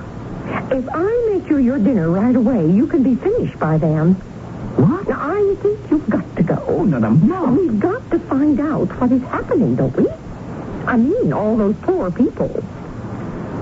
Maybe we should just call the police. No. What if they didn't find anything? Then Mr. Bolivar would be after us. But I'd be putting my life in danger, Mom. Well, yes. Yeah, but forewarned is forearmed. You'll be prepared. And Alan, you're much bigger than he is. What can he possibly do to you? Yeah, but... Anyway, it's a meeting, isn't it? I mean, there will be other people there, so you outnumber him. No, you have to go, son. I want to know what's going on. Oh, Alan, good. You decided to come. I'm sorry if I'm late. We just finished supper. Oh, that's perfectly understandable. You're not late at all. Come into the parlor. Just about to begin. I'll introduce you to the other person. The other? You mean there's only one? Hello. Joan Larkin, this is Alan Pearson. Alan's a neighbor of mine. How do you do? Oh, hello. Well, I guess we can begin. No one else is coming? I don't think so. Not tonight. But as we tend to forget in this day and age of mass conformity, even two individuals can make a quorum. And now, Alan, if you'll have a seat next to Joan, I'll welcome you to our society and tell you exactly why you're here. A precipice is something villains traditionally leave heroes verging on at the end of an act. But no matter how high the precipice, one can always see where he will fall if he fails to hang on. A precipice of the mind is an altogether different matter, for it affords no view of the abyss that awaits the hapless victim. We'll find out what kind of a precipice Alan's mother's curiosity has landed him on when I return with Act 2.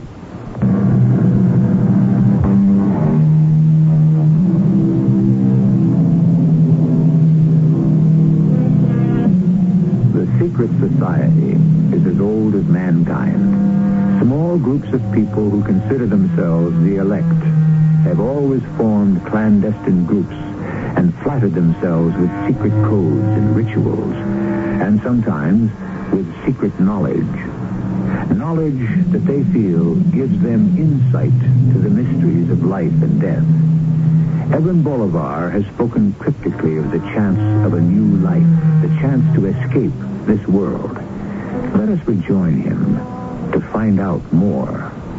Are you sure we shouldn't wait until more people show up? Oh, there won't be any more people tonight, Alan. It's just you and Joan. What kind of society is this? Doesn't he know, Mr. Bolivar? Not yet, Joan. You mean you do? Of course. Joan has traveled a great distance to be here tonight. All the way from Lipitsky, Ohio. I don't ever want to hear that name again. You know what's going to happen? Of course I do. That's why I'm here. Now I'm going to have to wait. I'm sorry, Joan. Your intended partner's had a last-minute change of heart. That happens frequently under the circumstances. It's to be expected. They can't be blamed, and there's nothing to be done about it. But you'll have to give Alan time to think about it. And I'm all ready to make the journey now. Well, that'll be up to Alan. What kind of journey are you talking about? What's the name of this society? We call ourselves the Hollow Earth Club. The Hollow Earth Club? Mm-hmm. You mean you think the Earth is hollow? We don't think so, Alan. We know it is. We have proof. This is the other world I was speaking of. It's not somewhere off in space or in the heavens. It exists right here, inside our own. It's a civilization of people superior to us in every way, technically and culturally. They live deep inside the earth, in towering cities of shimmering crystal. Mr. Bolivar, excuse me, but, I mean, are you serious? Where did you ever get a notion like this? The notion has been around for centuries. There are references to the civilization of Hollow Earth in texts dating back to ancient times. The ancient Hebrews and Greeks knew of its existence. But those were just myths. Many governments have mounted expeditions to try to go into Hollow Earth.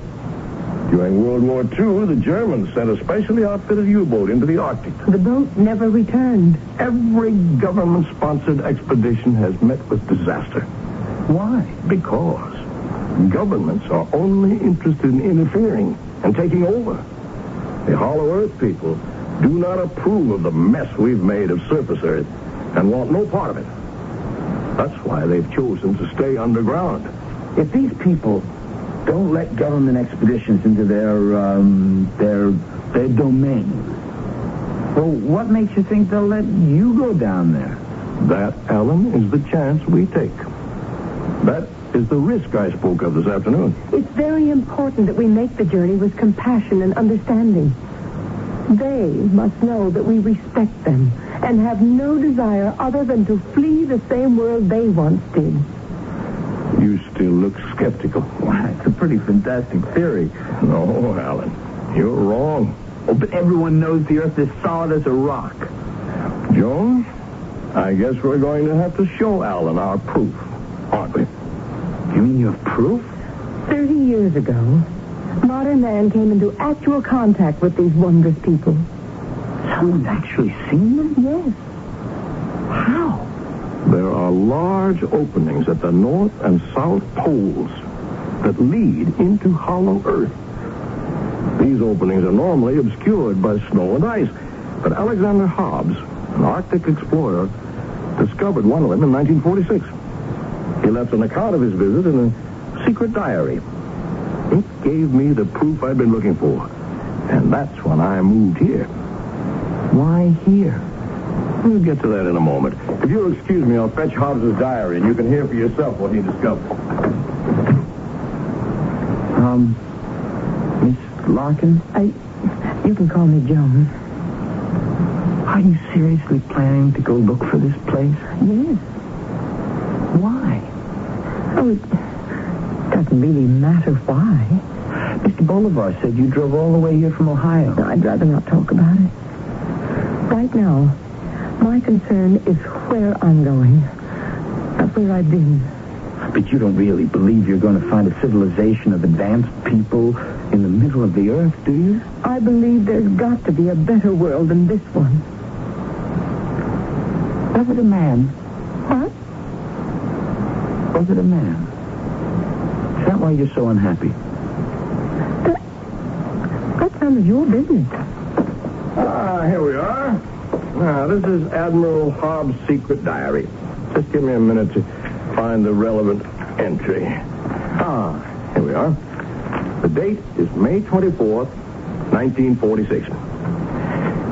My ensign and I were taken from our sled, which we'd used to make the first part of our descent into the crevasse. We were then boarded on a small platform-like conveyance with no wheels. It moved us deeper into the Earth and finally toward the glowing city with great swiftness. Soon we arrived at the large building of a type I'd never seen before. It was constructed of a crystal-like material.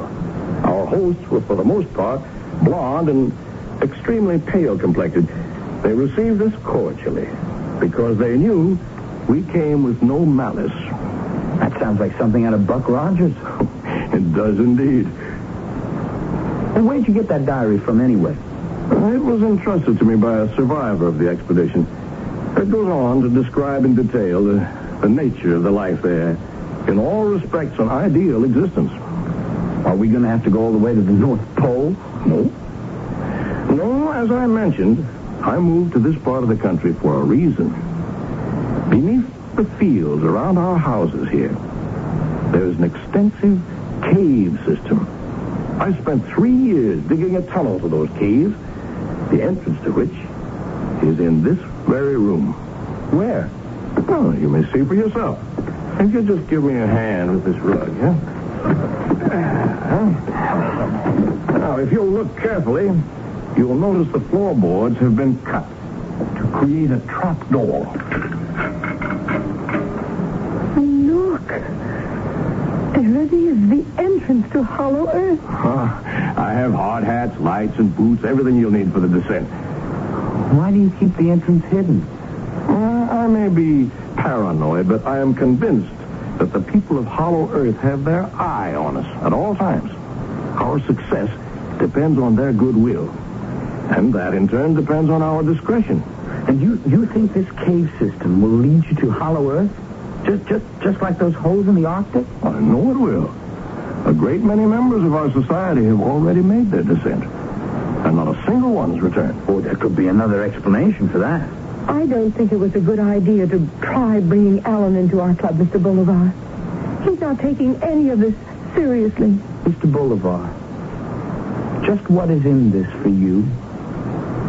Nothing. What's the catch? The members of your club have to pay some enormous sum of money or sign over all their worldly possessions to you before they can go for a ride in your magic tunnel? My only intention is to help people to a chance for a better life. I don't ask for anything in return. Well, what would you do if I decided not to go? Nothing. But I know your secret. It's no secret, Alan. It's true, we don't seek publicity, but the reasons for that should be obvious. Naturally, people would think we were crackpots. And if I say no? Well, that's up to you. You mean I could leave? All I would ask is that you be discreet about what you've learned this evening. Well, okay then. I think I'll just go home. All right. But what's going to happen to Miss Larkin? I'm going down. Alone? But doesn't it bother you that all those other people have just vanished down there? No. Mr. Boulevard, you're not going to let her go down there by herself, are you? Oh, I'd feel much better about it if she were accompanied, of course. But you won't stop her? No. What's the matter, Alan? You having second thoughts? I don't think it's right she should go down there alone. I can take care of myself. No, Joan, Alan's right. But he doesn't believe. Well, perhaps not yet. But his concern for your safety shows a charitable nature, of which I'm sure the Hollow Earth people will approve. Besides, unless I'm very much mistaken, I think I detect just a glimmer of curiosity in him. And curiosity is the beginning of belief.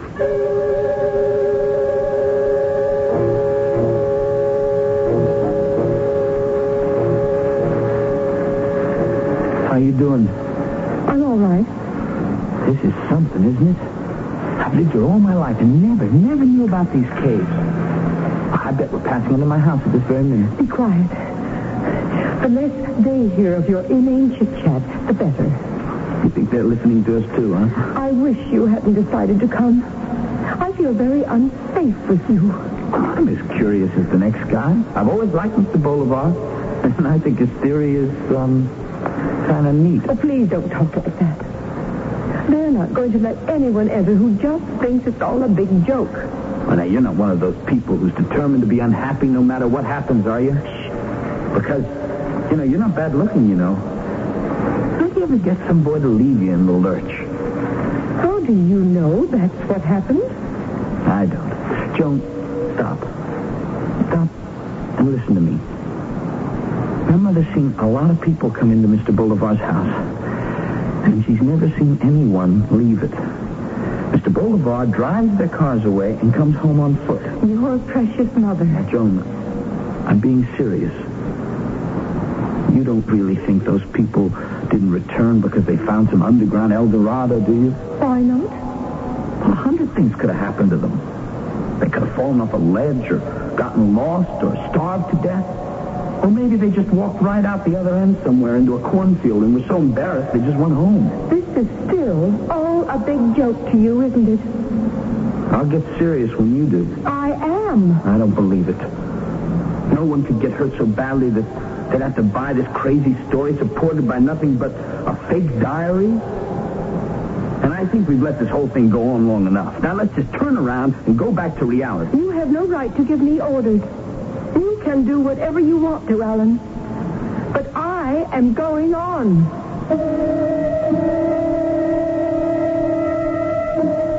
Chauncey Depew once declared that it hurt more to have a tooth pulled than a belief destroyed, because there is no such thing as Novocaine for the mind. Clearly, Joan Larkin is determined not to have Alan Pearson play dentist to her belief that the answer to the ills of the world is to escape to some legendary underground kingdom. On the other hand, I may have used the word legendary with ill-advised haste, for as fantastic as the Hollow Earth Club may seem, can we be certain that their journey will come to naught? I'll return with our concluding act in a few moments.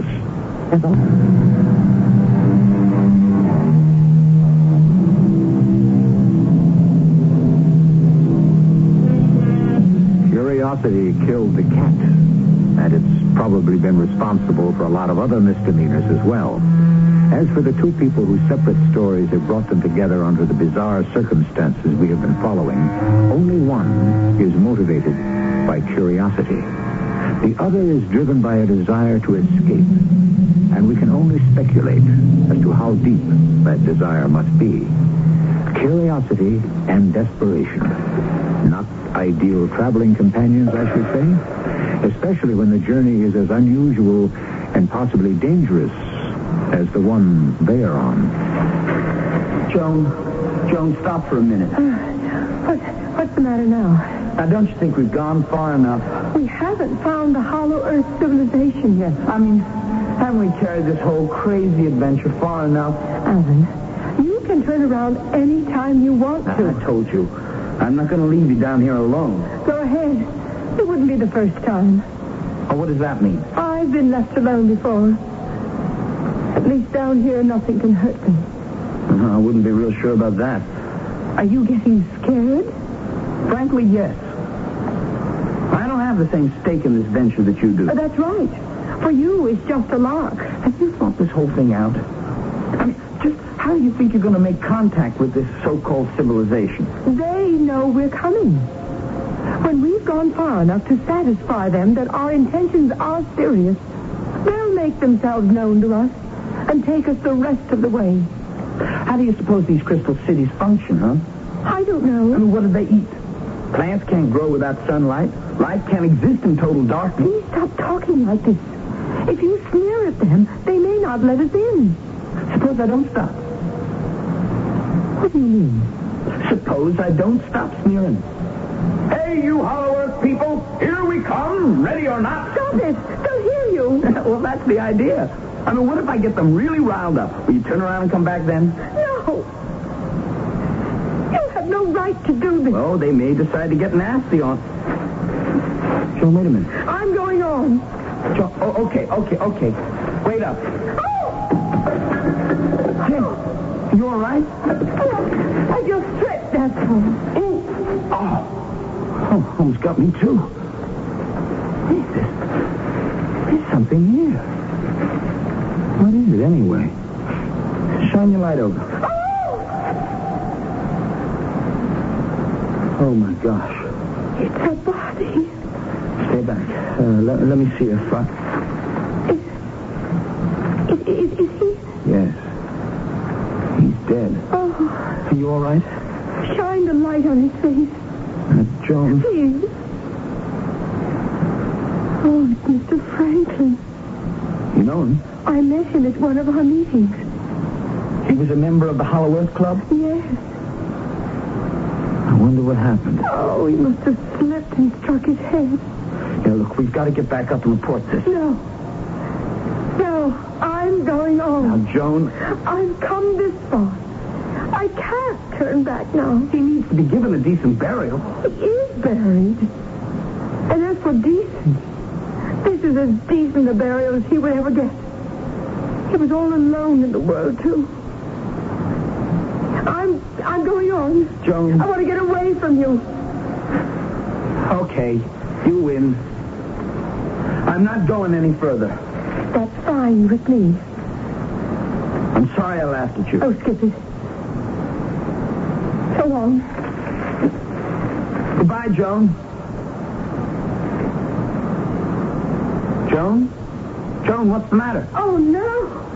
What? The others. All the others. They're here.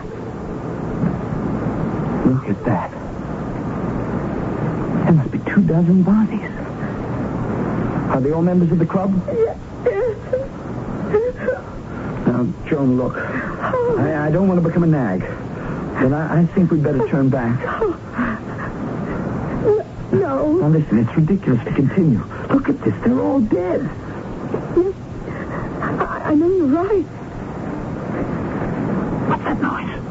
What? Shh. I hear something. Someone's coming. Yes. But from which direction? It's hard to tell. Turn off your light.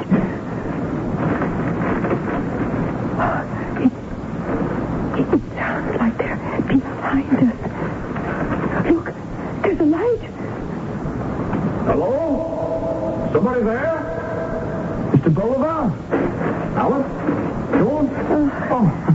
didn't expect to catch up with you so quickly. Why are you coming down now?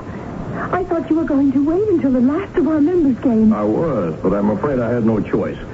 I just had a visit from the police. The police? What did they want?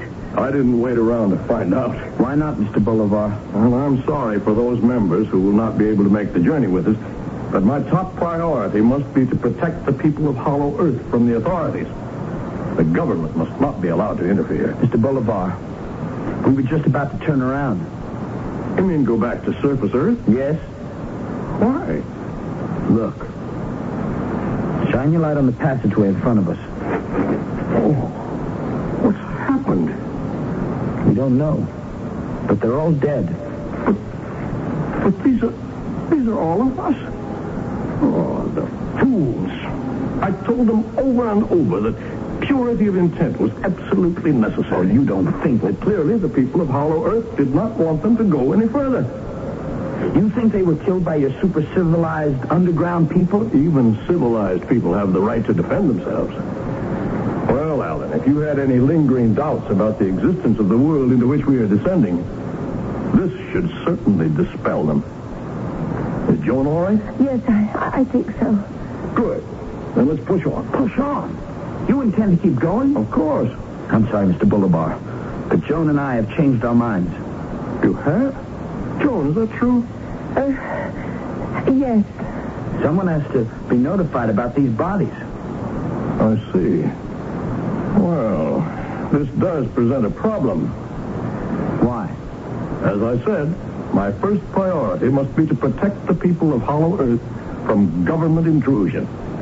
What would my chances be of gaining admittance to their world if I let you go back to surface Earth and you told the authorities about this secret entrance? I'm afraid we'll have to, Mr. Bolivar, because of all these bodies. I'm afraid you won't. Alan, he's got a gun. That's right. If you two will just walk along in front of me, we will proceed.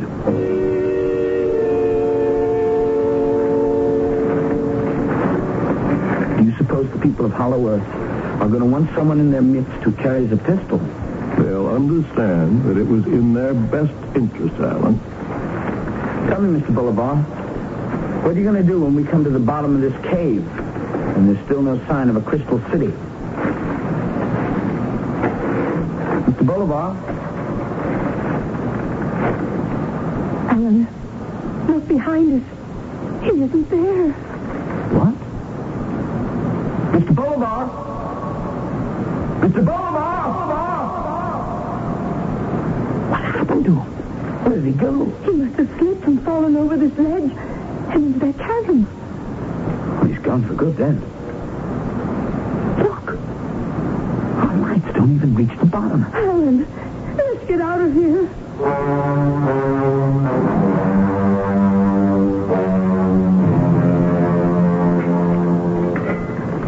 Yeah, give me your hand. Thanks. Oh, the police must have left. We better call them back right away. Wait. Before you do, Alan, I want to go. Why? I don't want to talk to the police. I don't want to have to give them a statement. Joan, you're not in some kind of trouble, are you, with the law? No, it's not that. I just don't want to talk about why I was here. Well, where are you going? Home.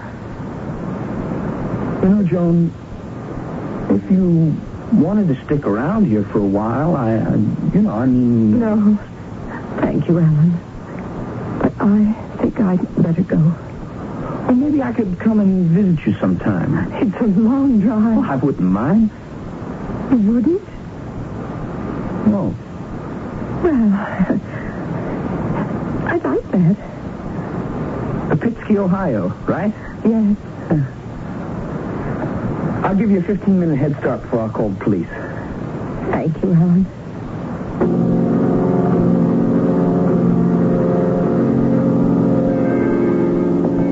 Mother, I'm home. Thank goodness. Oh, Alan, I've been so worried. Where did you go?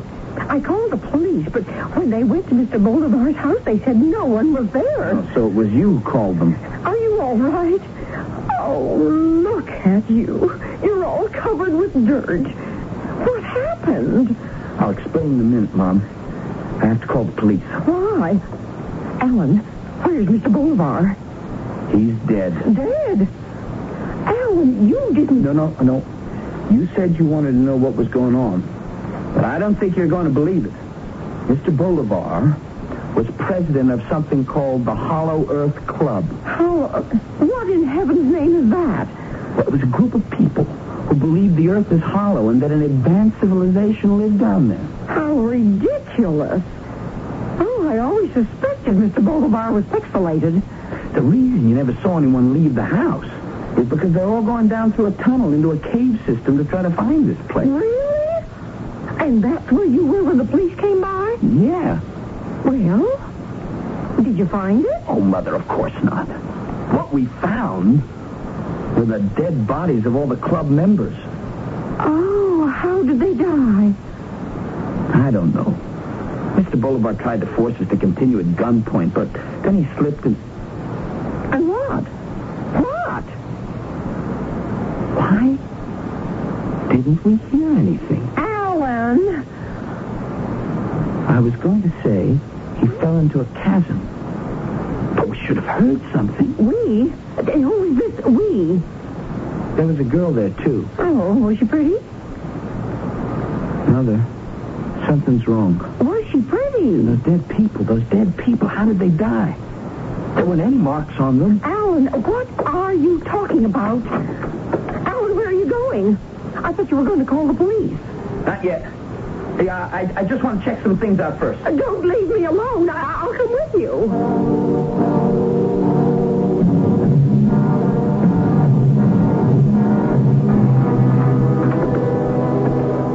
Alan, I don't think we should just go into Mr. Bolivar's house like this. There's no need to lower your voice, Mother. Mr. Bolivar's dead, remember? Now, how can you be sure? You said you didn't hear anything. You come through here now. What are you going to do? I want to go back down in that cave and have a closer look at those bodies. Now, help me move back this rug. Oh, Alan, why don't you just let the police take care of this? I want to see for myself. There we are. What? There's a trap door. It leads to the tunnel that takes you into the cave. Now, Mr. Bolivar said it took him 3 years to dig it. What? What's the matter? Mother. The tunnel. It's gone. You mean someone filled it in? The earth. It's packed solid. It's like there was never a tunnel here at all. Are you sure you have the right trap door? Of course I do. Well, looks to me like someone doesn't want you going back down there. Who? Well, gracious dear, I don't know. But we just came up through that tunnel 10 minutes ago. How could anyone have filled it in so quickly? Don't look at me, Alan. I've been at home all night. Mother, what if Mr. Bolivar was right?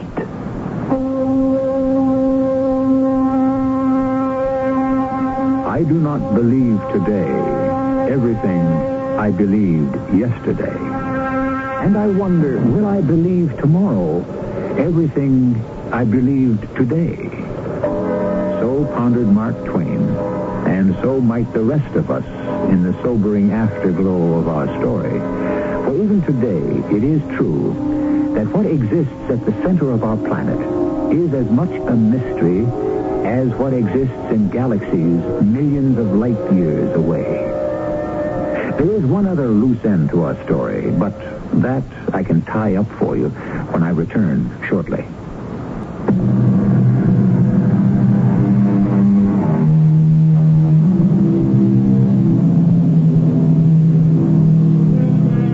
Is it possible that a race of creatures exists and thrives far beneath the Earth's surface?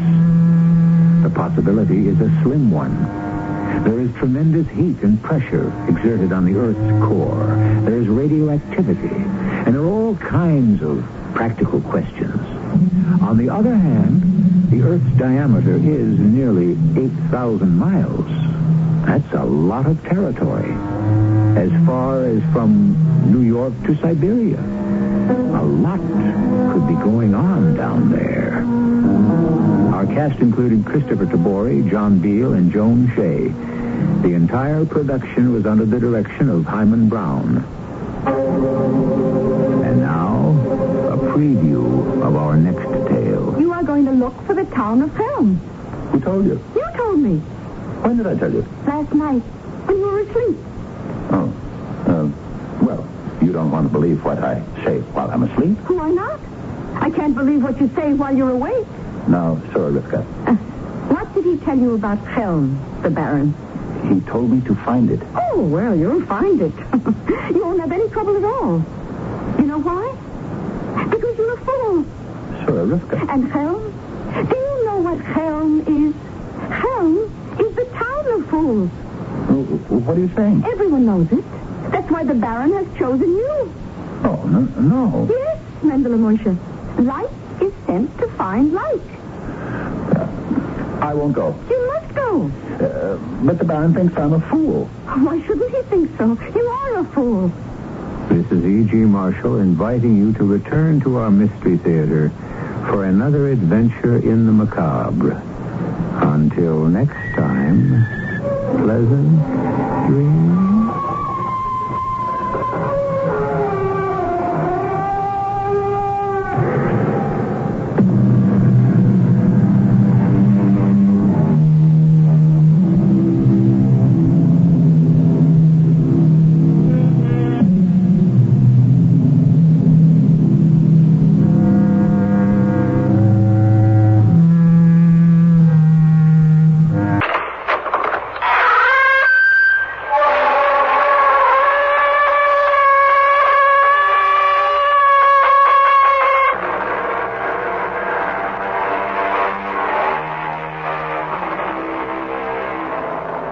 Come in. Welcome. I'm E.G. Marshall. Welcome to the world of tomorrow. I caution you, though, that because man is the creature he is, whether he is placed or misplaced in the centuries past, present or future, is no assurance he gets smarter or better. The fact that our story takes place upon some man-inhabited planet is no guarantee of brotherly love or peace. In fact, though his planetary address may have changed... I'd feed an entire nursery on that amount. I want to know, what have you got in that laboratory?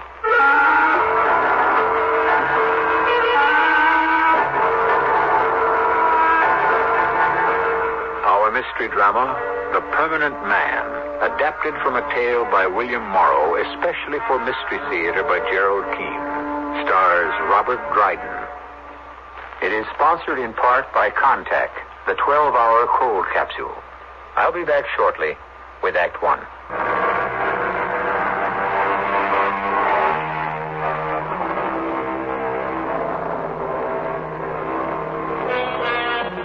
It is a lunar year 2120 in a small colony of men living on Neptune.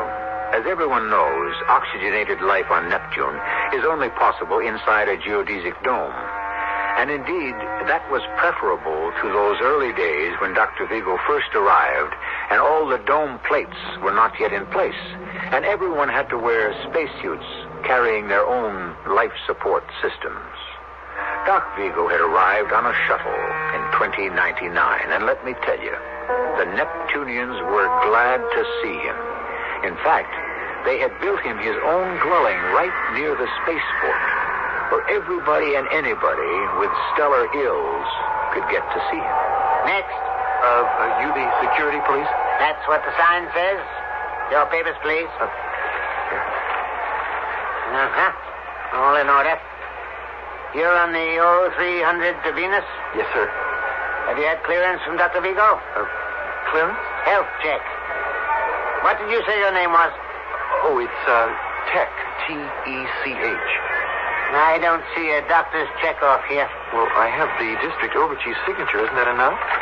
Oh, yes, so you have. I didn't turn the page. Your flight leaves at 0300. Here's that manifest. 25 males, 25 females. You know, this is a space probe for the genetic thin air colony. Probe?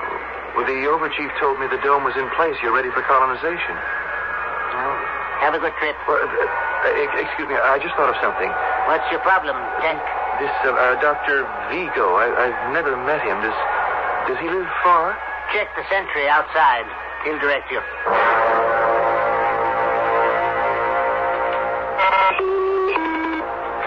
Who is it? My name is Tech. Face the lens. Don't turn away. I'd like to see Dr. Vigo. What about? You don't look sick. Well, it's a little hard to explain being outside and talking into a camera lens in the door. I can't take any more charity patients this month. Well, I'm not asking for charity. I have 300 credits in my account. Well, why didn't you say so? Just a minute.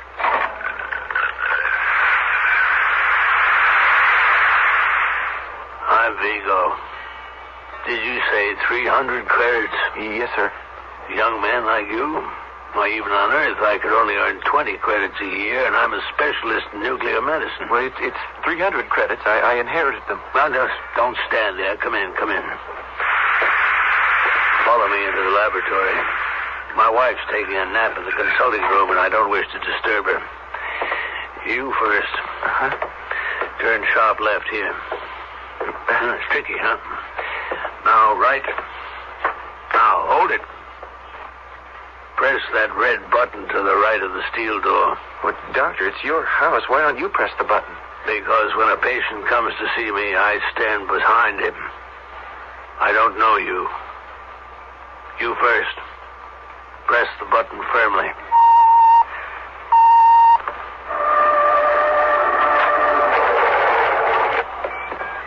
Go to that chair you see facing the marble desk and sit down. Uh-huh. Right. Hey, excuse me while I take a look at this scope. What is it? It's an adaptation of the heat-seek installations. Well, what does it show you? That you're not armed. Doctor, don't you trust me? On Neptune, I don't trust anybody. Well, you're clear. So suppose we find out what's troubling you. Doctor, I'm 25 years old. I was born on Neptune, and I shall die on Neptune. No doubt. Unless you'd like to get into the Mars or Venus colonizations. The dying here is more civilized, I'm told. You're joking with me, but I'm serious. I don't think I have long to live. What did you say your name was? Tech. I'll tell you something, Tech. 75% of my patients also believe death is around the corner. My own wife, same thing. It's due to the rationing of oxygen inside the dome. It's affected many people here. But you've got to fight it. Things will get better. You'll adapt. Already they've clamped down on immigration, so there'll be more oxygen for those of us who live here. I can give you some medication to heighten your awareness and desire to go on from day to day. But I don't want that, Doctor. You wish to die.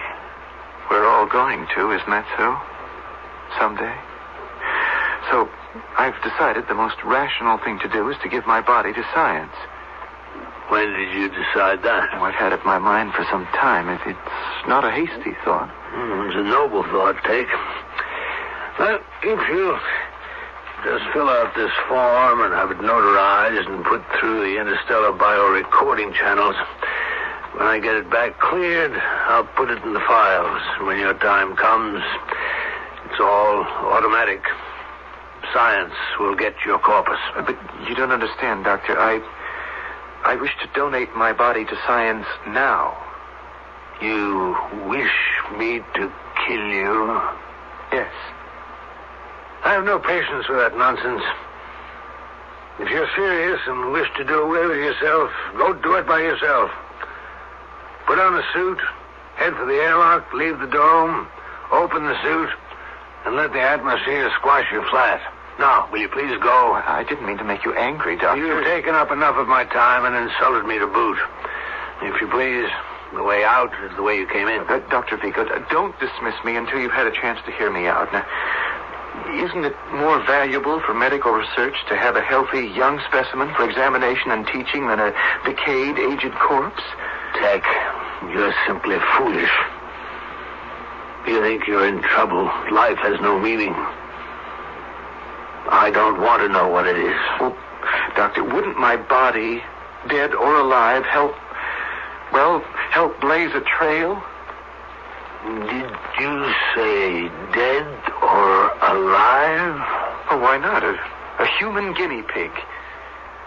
You're insane. You better surrender yourself to the authorities and be sent to an asylum for treatment. Doctor, I've heard about you.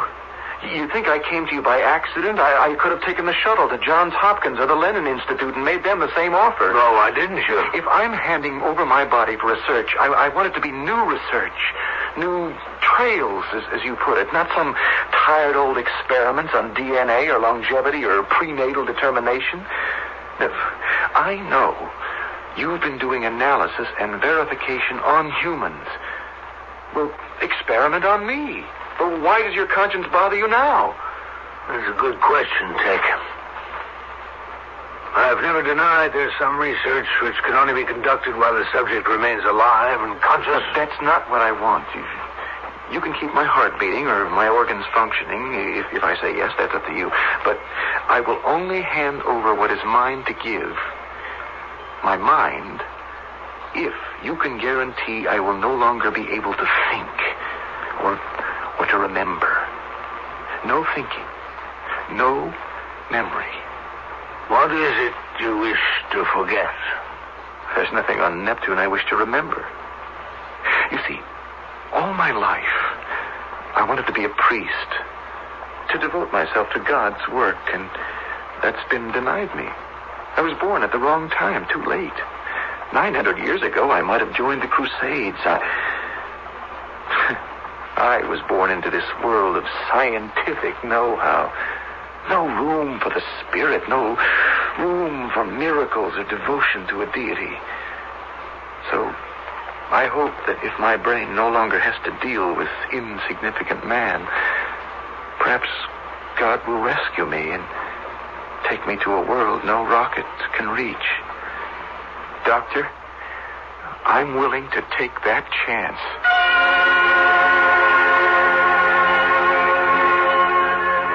Does anyone know you came here? No, Doctor. You swear it? Yes.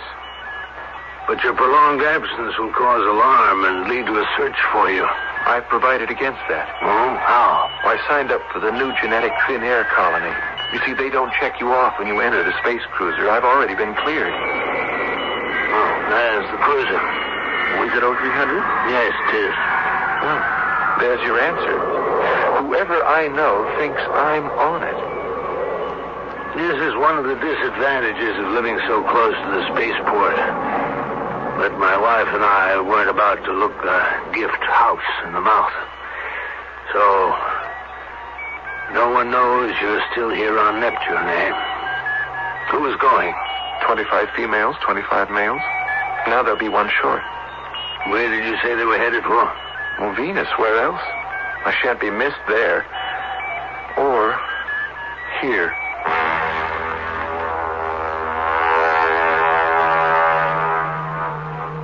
Tell me, how is your heart? No, don't tell me. You wouldn't know. Lie down on that couch and we'll soon find out. Give me your wrist. Are you taking my pulse? Be quiet. 5, 6, 7, and 8. Fine. 85. Quite good. How did you figure that? Count for 6 seconds and multiply by 10. Good, strong pulse. Have you ever had any heart irregularities? Well, none that I know of. But I don't understand the question. I mean, if you're going... I don't wish to inflict any unnecessary pain. Now, take. Before I begin, think again. Coldly, calmly, dispassionately. You have absolutely no desire to change your mind? None whatsoever. What's that liquid you're pouring in that glass? The first liquid you must drink. Take. You've asked me to rid your mind of its present state. You've told me if it means death, you don't care. But you won't die. I can promise you that. All right, here. Drink it down.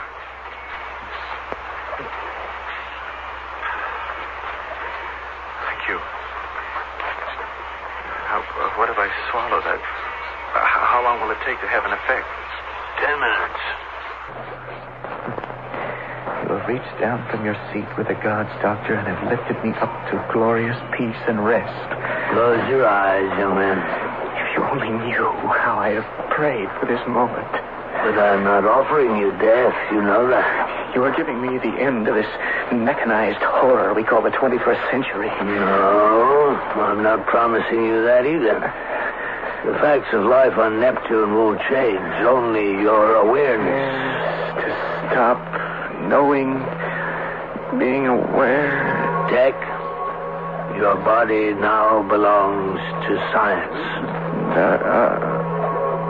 Doctor, what can you tell?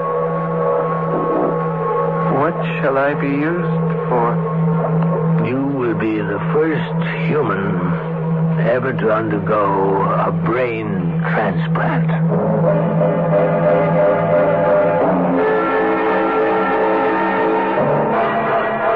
Life-taking or life-giving.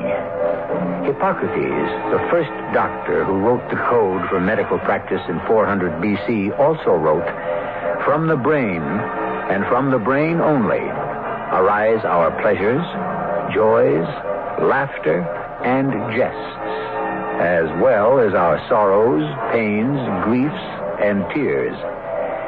Tech, the 25-year-old 21st century man, can no longer burden his brain with struggles and unhappiness, and soon shall know them no more. I shall be back shortly with Act 2.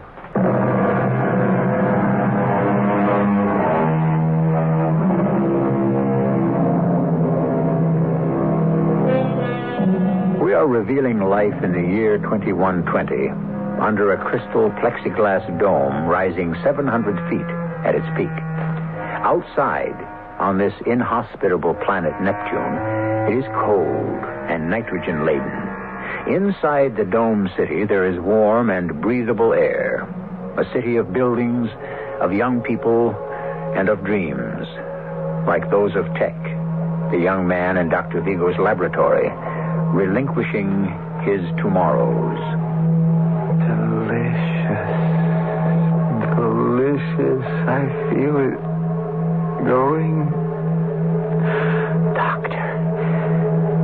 Doctor. Reflexes weakening. Doctor. Eyesight going. Can you feel my hand on your arm, Tech? I'm gripping your arm tightly. Feel? Numb. Extremities are numb. Doctor! Past hearing. Can you hear me snapping my fingers at your ear?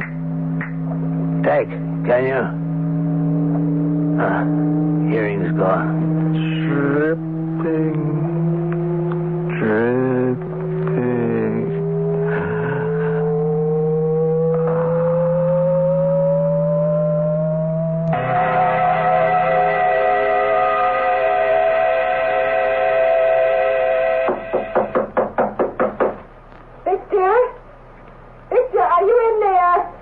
Go away.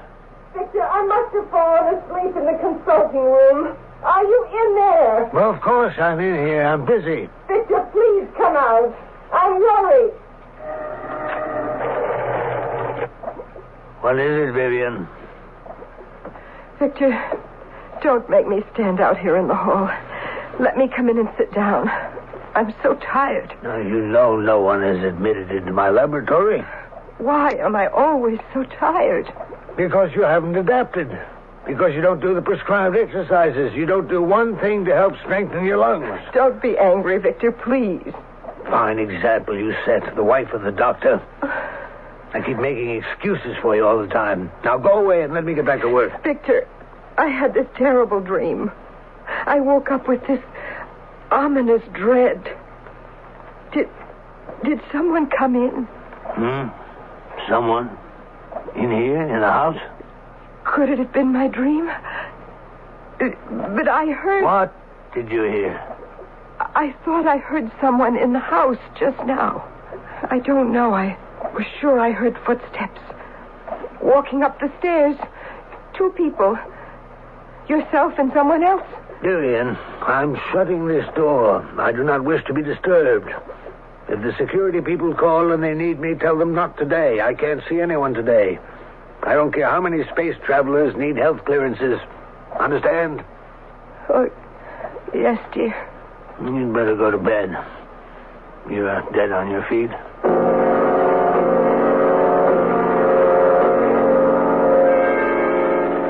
You're waiting to see me, Mrs. Vigo? Yes, sir. Are you the security police for this district? Yes. What's on your mind? May I talk to you privately? This is a little difficult for me, and I... All right, Mrs. Vigo. This way to my office.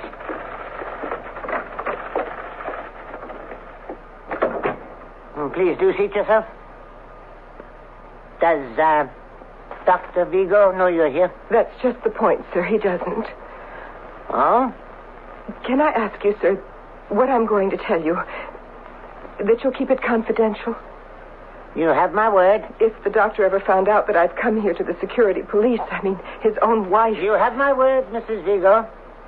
But why? I don't understand. I suppose I ought to know better, to trust what he does completely, but what's been going on in our house for weeks now, in his laboratory, it's so horrible. I'm afraid to live under the same roof any longer.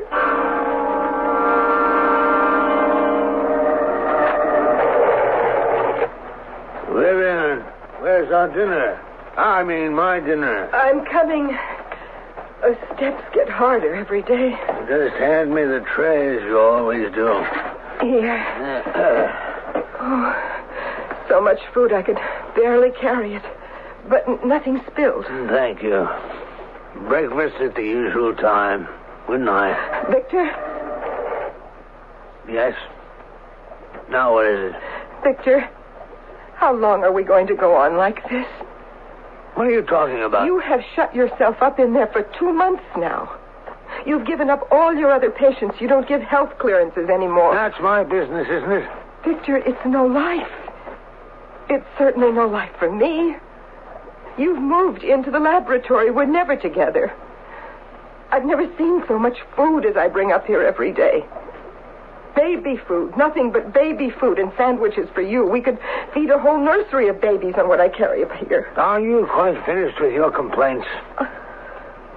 Don't you think my animals eat? That's what experimental surgery is all about. You've got to keep them fed and healthy. But I never hear them bark anymore. Victor, there's something going on in there.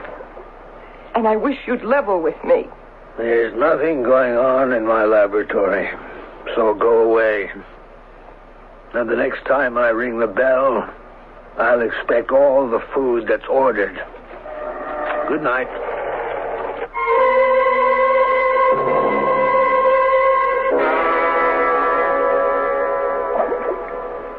Here we are, my dear Tech.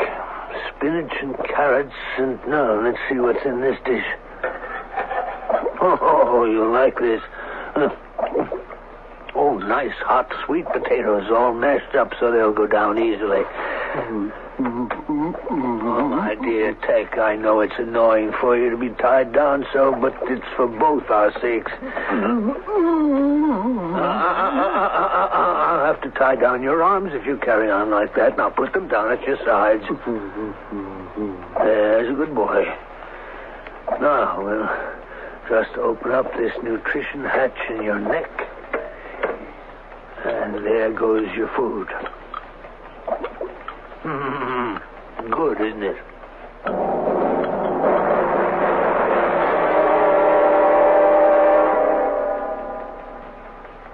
The beginning of the 4th month, and I'm very pleased with Tech. Where I failed with removing the cerebrum from the dogs, I have succeeded with the human. The dogs became idiotic. but retain their physical senses to some degree. But with tech, an opportunity of a lifetime. And I have succeeded.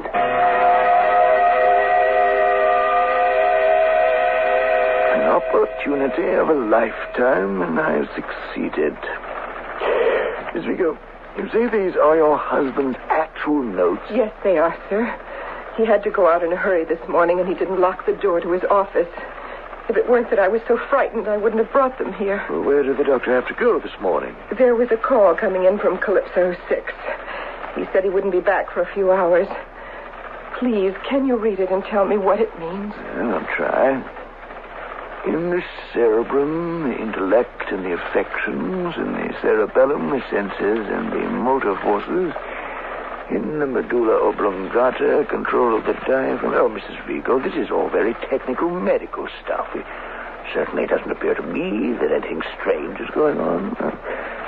May I suggest you go home, put your husband's notes back where you found them, and forget all about this? He's had a big steel door put in outside the laboratory. The windows where the dogs were kept are all boarded up, and I don't hear them bark anymore. Something he doesn't want me to know about is going on. Oh, I don't doubt it, Mrs. Vigo. Washington wouldn't be calling him on Calypso 6 if his work was to be general knowledge. Oh, excuse me. Yes, hello, District Chief George speaking. District Chief, this is Dr. Vigo. Yes, just a moment. It's your husband, Mrs. Vigo. How did he know I was here? What can I do? No, calm yourself. He doesn't know you're here. He won't see on the picture phone. I won't switch on the resistant lens. Now, sit quietly. Yes, Dr. Vigo. Are we alone? Well, if you mean just you and I talking, why, yes. Has there been any report into your district office in the past hour about my wife? Your wife, Dr. Vigo? Why should there be? I'm at the Earth consuls. I've been here all morning. We're waiting for a call through on Calypso 6. I've activated the receivers at my house, but there's no answer. Was that so unusual, Doctor? Couldn't your wife have just gone out? That's just the point. She never goes out. Oh, no, we haven't had any report on her. Well, the reason I was so concerned about my wife is that, I fear she is losing her reason. She imagines things. And I wouldn't want her wandering about the colony, you understand? She might do herself some damage. In an age of space and space travel, of planets connected by jet shuttles and interplanetary ferries, there comes a point where mechanisms are shut down and man prevails. Life, as we are picturing it, may one day exist in the remote regions of distant galaxies. Yet the human element will always remain. Man is man, with the same wisdom and the same failings, telling the same truths and the same lies.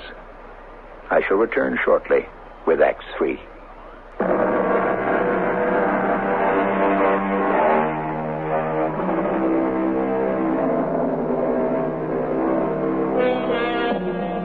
What a strange society it is, this colony on the planet Neptune, bounded by plexiglass, half a globe encasing 10 round miles. Picture it, the tallest structure on an airstrip outside the sphere, a tail-standing spaceship, 300 feet high, dwarfing humans around it.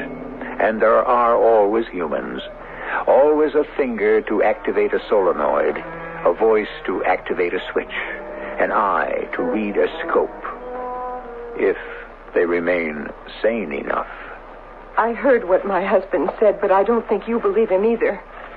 He said he doubted my sanity. Well, now, he didn't put it quite that way. Don't you see why he said it? Just in case I might be telling people what I know about his work as I'm telling you. Now, these papers you took this morning from your husband's laboratory, is he going to miss them? I hope not.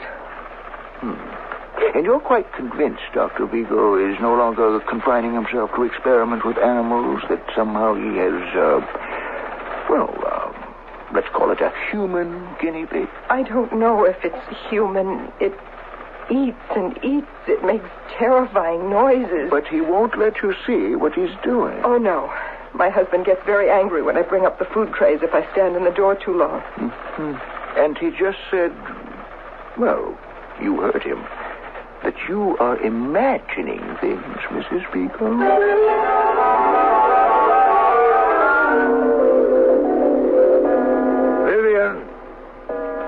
Vivian, where are you? Vivian, I'm back. Oh, look at the time, 6 o'clock. Where is she? I better hustle up some food for Tech or I'm in deep trouble. What's in this pot on the stove? Looks like some sort of cereal. Oatmeal, maybe. Well, Tech, it's oatmeal for your supper, old boy. Don't blame me. Which burner is it? She's back.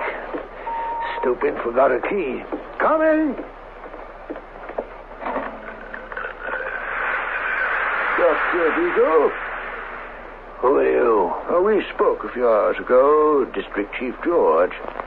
Oh, yes, come on in. I thought you were my wife. Well, it's about your wife I've come to see you, Doctor. You know, part of my job is to smooth troubled waters, especially if they concern our important colonists. You found her? Yes. As a matter of fact, we're holding her right now. Yeah, but I need her here. I'd better get her. No, I can't leave right now. Would you please bring her along? Doctor, we're inclined to agree with you. Your wife does talk a little irrationally. Yes, I know that. I told you that. But right now, I need her here. Well, I was going to recommend... does Mrs. Vigo have any relatives on Earth? You mean still alive? I don't know. I think so. Well, I was going to recommend... Dr. Vigo, do you smell something burning? Great galaxies, it's the oatmeal.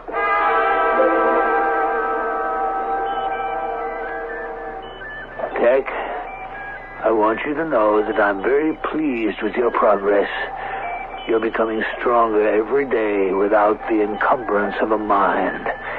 It's the mind that defeats man. Oh, you agree. I admit I haven't done a perfect job on you. The nutrition hatch is imperfect.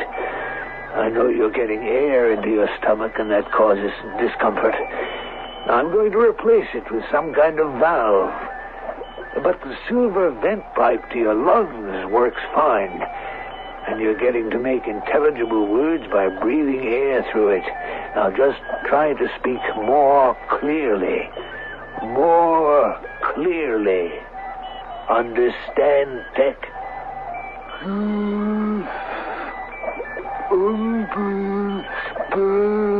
Excellent. I knew you'd master speaking. Purely a matter of sound vibrations and resonance. That metal plate on your chest is your ears. A diaphragm which vibrates to all sounds, voices included.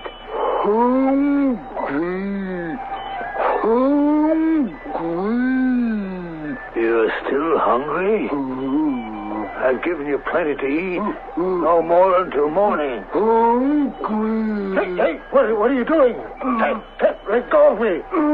Put your arms down, you big ox. Let go of me. You're squeezing the breath out of me. Stop.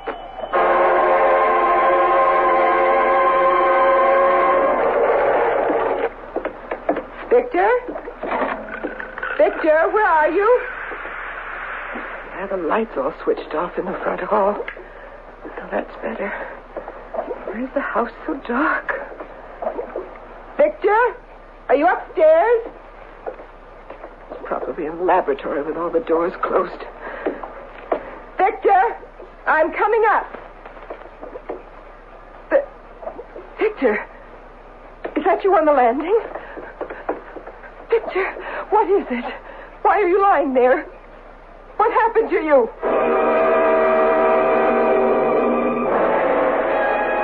Oh, my poor darling. How do you feel now? I'm all right. I must have fainted or something. You're overworking, that's why. Vivian, will you promise me something? Anything. Oh, Victor, do you realize this is the first conversation you and I have had together in months? It wasn't about bringing food to the laboratory. And you won't tell a soul until I'm ready? I promise. What time is it? Midnight. I think he's asleep by now. I'm going to show you something, Vivian.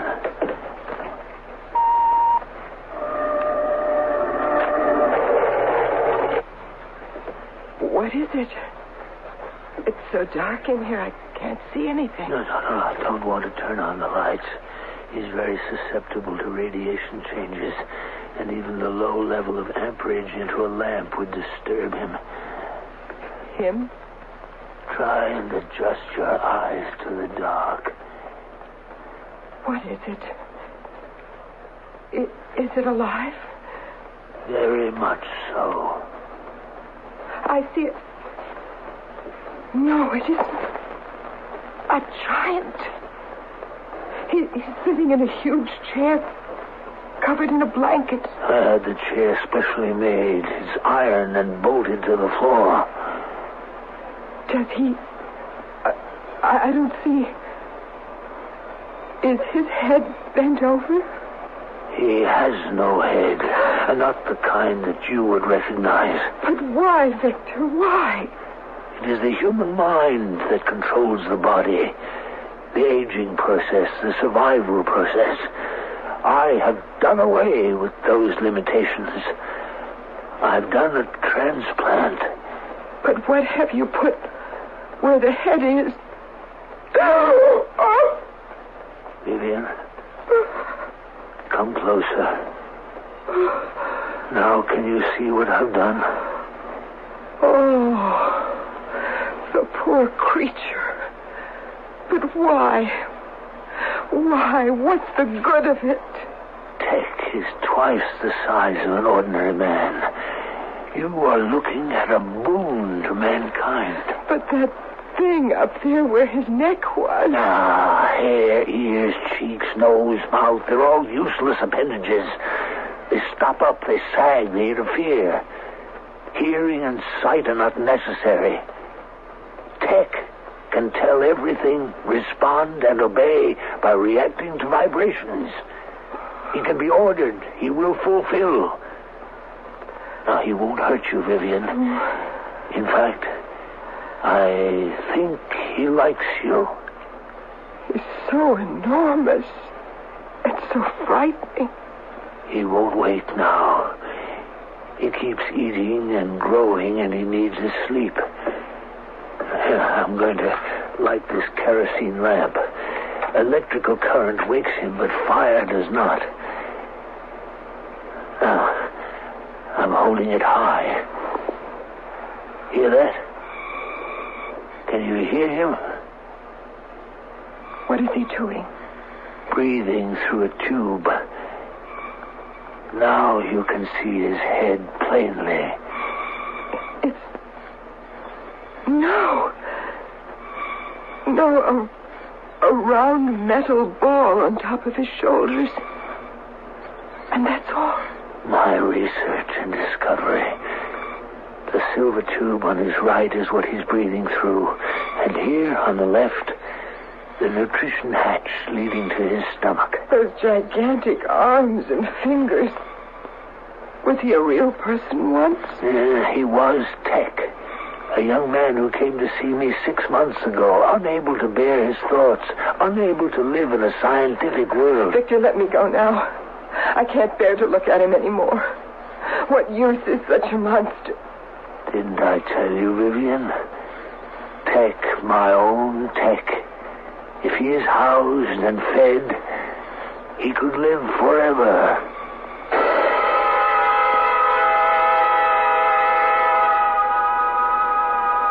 Six months. Tech has an insatiable hunger. He can no longer stand erect in the laboratory, but must hunch over. 11 feet high, 5 feet across. A living machine.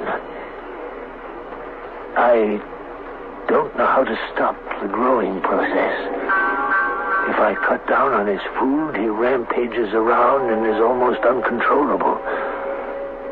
Tomorrow, I shall put in a code call to Washington on Calypso 6 to tell them that I have created the permanent man.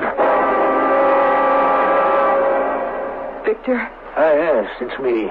I'm just leaving for the Earth Council. Victor, I don't want to stay in the house alone with it. Let me come with you. You can't. If something should happen, someone has to give the alarm. But besides, you have nothing to fear from Tech. Tech reacts through vibrations. All these months, as he has been growing, it's you who have brought him his trays of food. He cares for you. Don't say it. I swear to you, he would never, never hurt you. All right. Before you go out, Victor, take me up to the laboratory. I want to see for myself.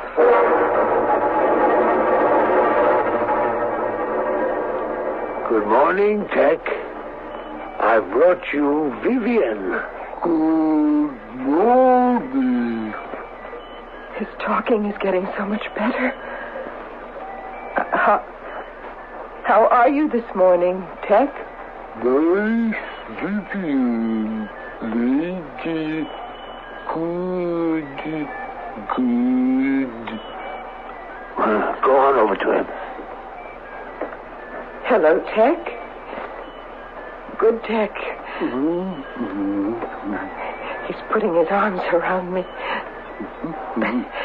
It's like being folded into a rug. Yeah, I told you he wouldn't hurt you.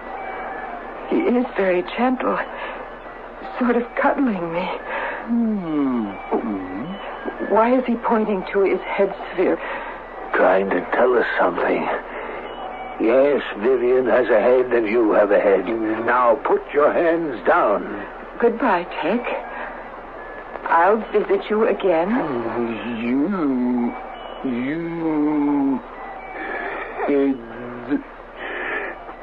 piece by head good. You too. I think he wants me to have a head like his. That's what he's trying to tell us. Yes. Why, yes. That never occurred to me. He's very fond of you, dear. Victor, why are you locking the door? Sit down, my dear, and let's talk.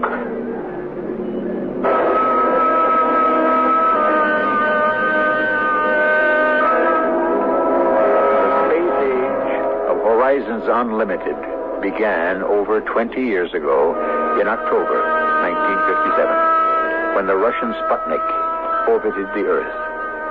Since then, landing on the moon and probes into infinite space, life on Neptune is no more improbable than the predicted landings on Mars and Venus, but always by man, bringing with him ambition and failure.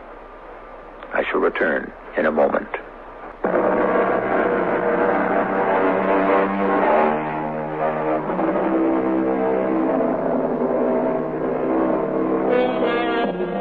The line separating fantasy from fact becomes thinner and shorter with every passing year.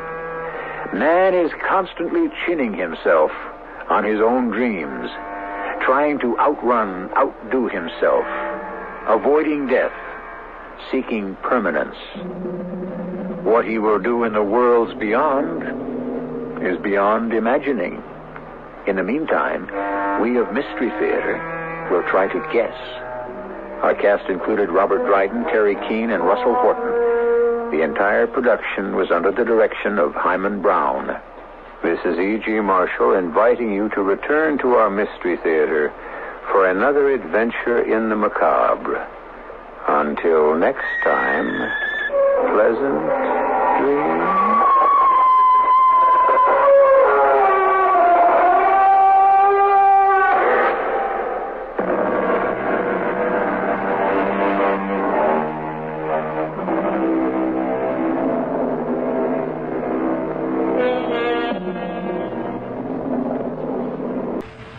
The CBS Radio Mystery Theater presents...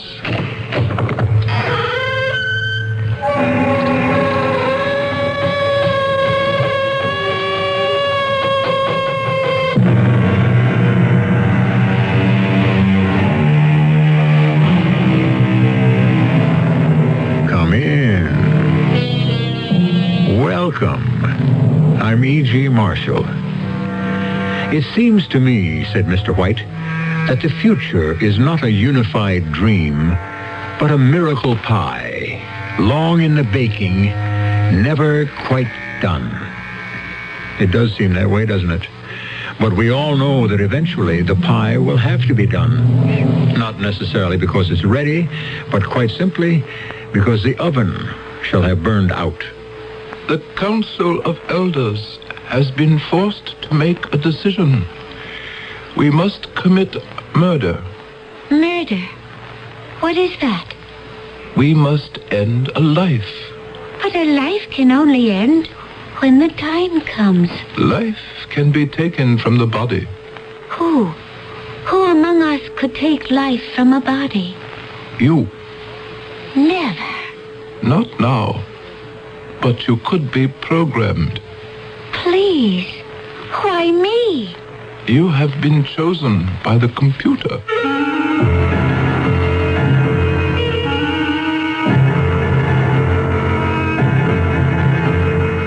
Our mystery drama, The Golden Girl, was written especially for the Mystery Theater by Sam Dan and stars Gordon Heath and Earl Hammond. It is sponsored in part by True Value Hardware Stores and ARM, Allergy Relief Medicine. I'll be back shortly with Act One.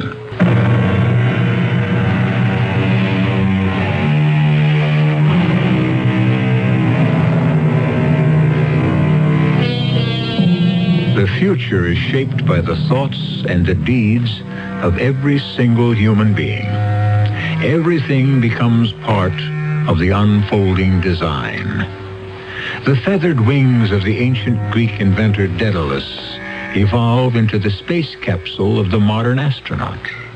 Well, our story today begins in a large and crowded auditorium. A tall, dynamic, middle-aged man is holding his audience spellbound. Yes, I am the messenger Lawrence. And you may ask, the messenger from whom?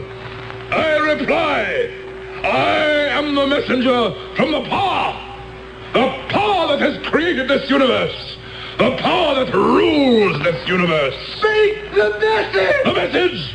You have fallen into sloth and sin. Oh, speak the message! Abomination and error. Yes, we have, yes. Therefore, you will listen to my message. Yes, oh, speak it. There must be order. Order. There must be discipline. Discipline. There must be obedience. Order. Discipline. Or shall I tell you what there will be? Oh, tell us. Or there shall be punishment. The power speaks through me. Listen, I am the messenger Lawrence. Order, discipline, obedience. Say it to me. Raise your voices.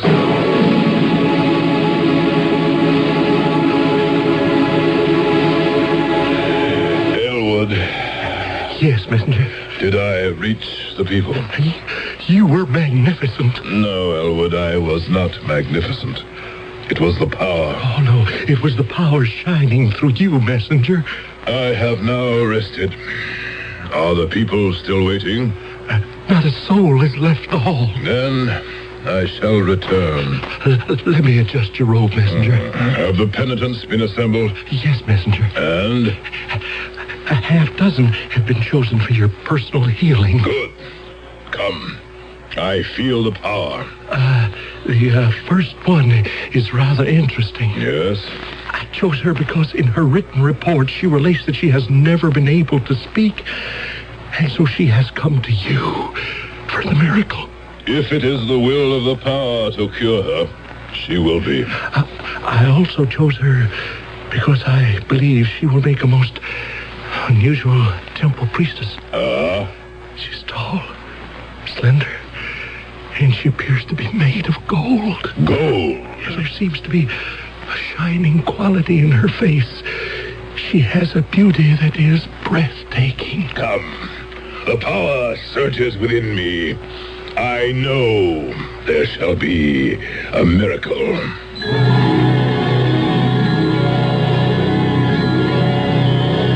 My people, it is time for the healing. It is time for the power. And here is our first penitent. What is your name, my child? Messenger, may I speak for her? Speak, and may the power hear. She has written these words. I desire the healing touch of the messenger Lawrence. Since my birth, I have known only silence. Medical science has been unable to give me a voice. I appeal, therefore, through him. Let the power give me speech. We have heard the request of this magnificent young woman. Truly a golden girl. See how the glow of goodness and purity shine in her face.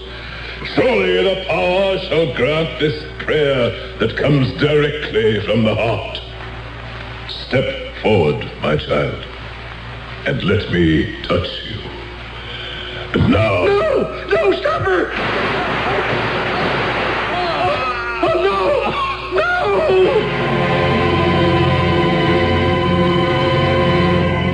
This is an up-to-the-minute recap of today's unbelievable story. The messenger Lawrence was shot and killed just a few minutes ago in the Temple of the Power by an unknown woman. It happened suddenly, before several thousands of his devoted followers.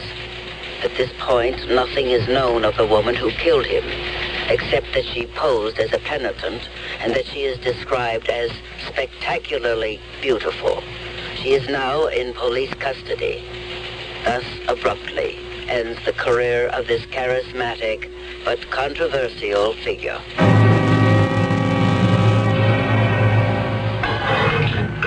Thank you, guard. I'll call you when I want you. Oh, how do you do? My name is Stillman, Arthur M. Stillman. Well, I'm here because I've been appointed by the court to serve as your counsel. You, of course, have the right to choose your own, but evidently you didn't, so, well, shall we get to it? Look, ma'am, if you don't want me to represent you, just say so. I assure you I am quite competent. May I ask you something? Are you determined not to talk to me? Now, look, I'm your lawyer. Now, sooner or later, you're going to have to talk to somebody. I killed another human being. Yes, that's what this thing is all about. I committed murder. Yes, that's why we're here. So now, let's get to it. I was able to do it. I was actually able to do it. We should begin at the beginning. I killed him. We have already established that. What will they say to me when I come home? Well, the fact is, you're not going home. I mean, for a while, at least. And if we don't get to work on a defense, you may never go home at all. Oh, I shall go home. Quickly enough. Speaking of home, where are you from? Will my life be the same? Can it ever be the same? Of course. I mean, after a while. But murder... No. You'll see. People forget. You move away. You change your name. And so what is your name? Killing. It simply is not a part of our culture. Well, I can't agree. Sometimes I look around and I have to believe that killing is actually the cornerstone of our culture. No. Your society, perhaps, but not mine. I think you're in a state of shock. You seem unable to think clearly. But certainly you're in no condition to talk to me. Would you like to see a doctor? Why should I see a doctor? I can monitor my own vital signs. Well, obviously you're disturbed. Of course I'm disturbed. I have committed murder.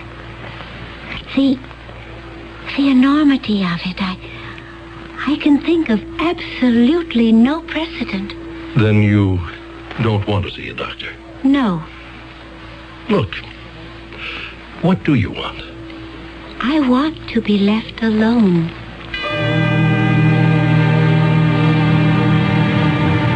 This is your late afternoon news roundup.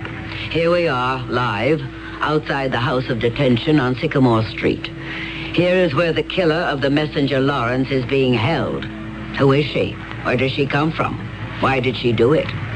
Everything about her is shrouded in mystery. All we know is that she has a kind of radiant beauty. She is like a golden statue. Hold it. Here's the man we've been waiting for. Her attorney, Arthur M. Stillman. Mr. Stillman, could we talk to you for a few seconds? Yes. In view of the tremendous public interest generated in this case, can you tell us something about your client? No. Why did she do it? I couldn't tell you that. Was she motivated by political or religious considerations? I can't comment on that. Mr. Stillman, there is one thing you can tell us. What is her name? Well, I'm afraid I couldn't tell you that either. But surely, Mr. Stillman... If you'll excuse me.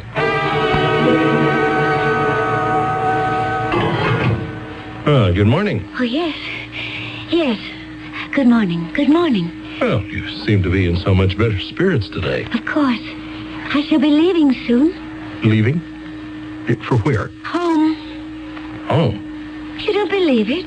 You just simply refuse to accept reality.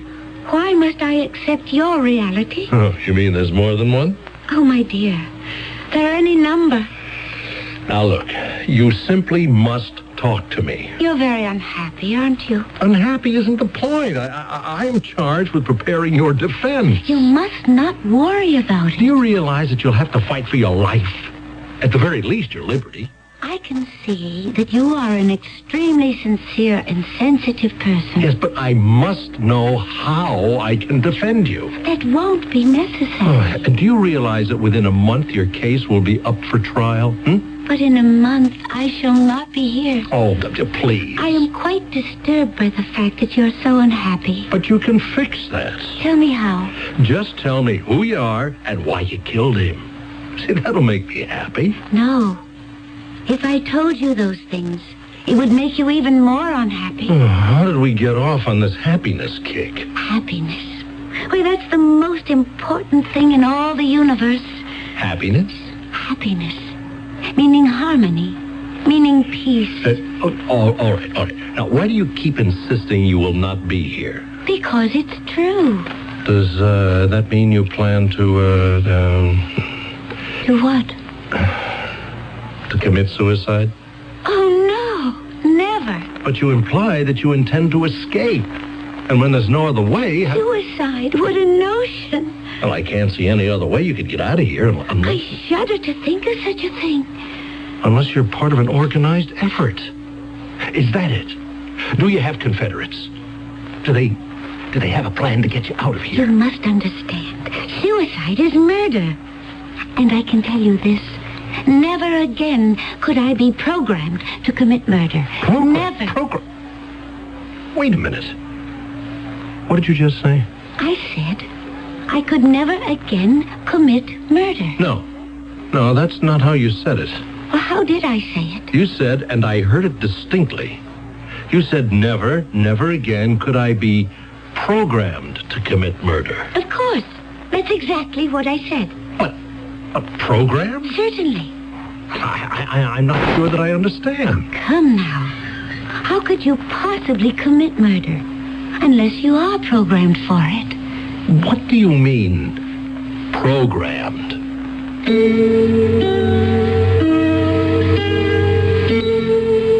Why don't we ask Mr. Webster? He tells us that program comes from the Greek, pro and graphene, which means to write down beforehand. We also note that the word program, which commonly referred to a schedule of events, has now been given new scope by the introduction of computers. Isn't it odd how one of the oldest words in the world has become the mainstay of one of the newest sciences? But what has this to do with our story? The second act tells the tale.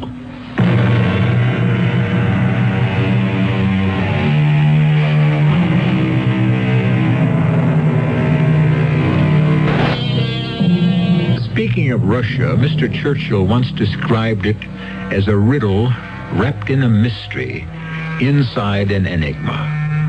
Speaking of the lady who is at the center of our story, how could we describe her?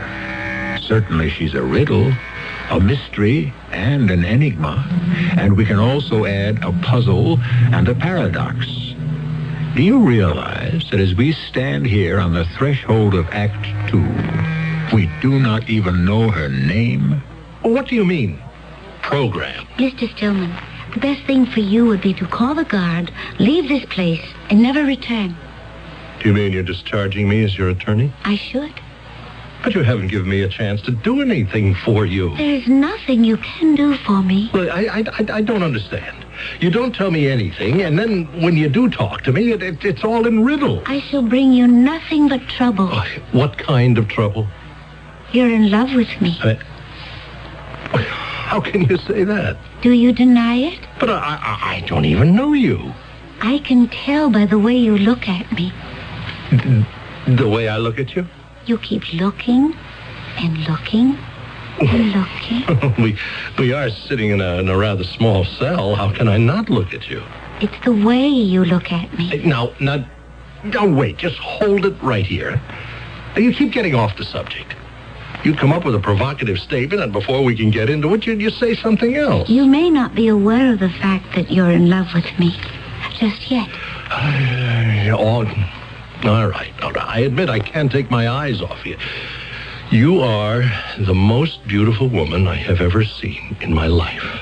Is that why you volunteered to defend me? No, that has nothing to do with it. You're a man with a kind heart.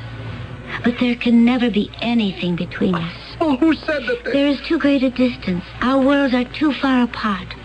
What worlds? Do you know how far my world is from here? Why, it's not even part of this solar system. What are you trying to tell me? Isn't it obvious? We could perhaps bridge the gap in space, but what about the distance in time? Now I know the defense. But there can't be any other. Insanity. All I have to do is put you on the stand. In your briefcase, among your papers, is a calendar. You see the date? Today's date? Look. I haven't been born yet. Nor shall I be for at least 3,000 years. So you see, it cannot be possible between us. I wouldn't want you to be hurt because of me. I just wish you would tell me what you're talking about. Perhaps I shall. Oh, finally. And then you shall understand why you had better leave me. My name is Raya. Raya what? Just Raya. It's enough. I come from, we call it in your language, the word would be serenity. Where is that? Well, you wouldn't know. If it were nighttime, I could point to the star and show you. It would be my solar system. Look, I did... No, I'll just listen. No, I won't say a word. But just answer this. Did you say you come from another world? From another world and another time. Huh? All right. Why not? What have you got to lose? It's a world of happiness. Sounds great. It's a world without crime, without violence. I didn't even know there were such things until I was programmed for this mission. Said mission being to assassinate the messenger Lawrence? Yes. Oh, great. We have one gang of fanatics declaring war on another. You don't believe me? No, you just go ahead. Oh, this is guaranteed to fly in the courtroom. What did you say the name of your world was? Serenity? Oh, it gets better. Why won't you believe me? You may have to do a couple of years, but it probably won't even be in jail. I know why you don't believe me. It's because you have not yet evolved into serenity. You need thousands of years of evolution. Serenity, huh? No, all right. How do we describe it to the jury? Serenity. I told you. It's a world without crime, without violence, only happiness and beauty. Such beauty everywhere. There is no ugliness in our world, no sorrow, no bitterness. Indeed, I never knew what those things were until I was programmed for the mission. No hatred in our world, no blind anger, no corroding jealousy, no malice, no spite. Indeed, I never even knew what those things were until I was programmed for this mission. No quarrels, no conflict, no discord. I never even knew what these were. I was programmed for them.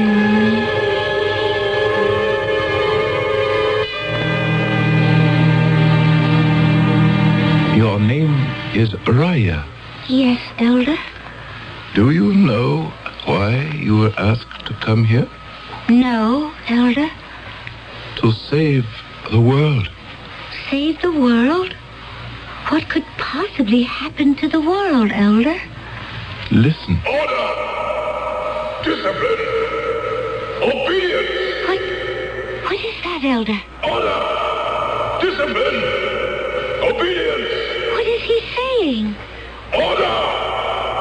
Discipline! Obedience! What do those words mean? What do you think they mean, Raya? I don't know. Yes? Oh, they frighten me. Listen. There must be order, discipline, obedience. Or shall I tell you what there will be? Elder, I feel ill. There shall be punishment. No! The power speaks through me. Oh, please! Please! And I am the messenger. I am the messenger. No, I can't listen. I can't. All right. It is no longer necessary. What is that? Raya, it's a power that is sweeping through the universe. I don't understand. These are people. Armed people. Armed? What is that? They have weapons. I don't know what you're saying. Planet by planet, system by system. They conquer. Conquer? Conquer and enslave. Each year, the armed people come closer to serenity. Soon they shall invade us. How can we fight them? Fight?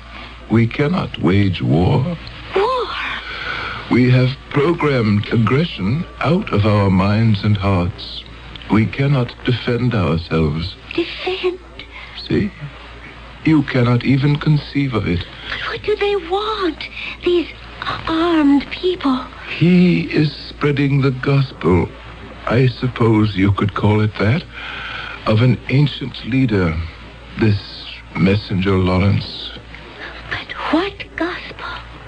Power. Why is it so difficult for me to understand?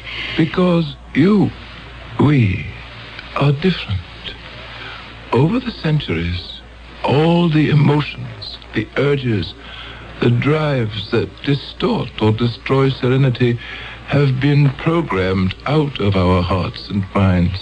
Why can't I comprehend what you're saying? You will, soon enough. You have been chosen to perform a mission. What is a mission?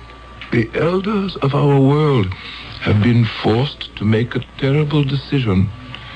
We must commit murder. Murder? We must end a life. What do you mean, end a life?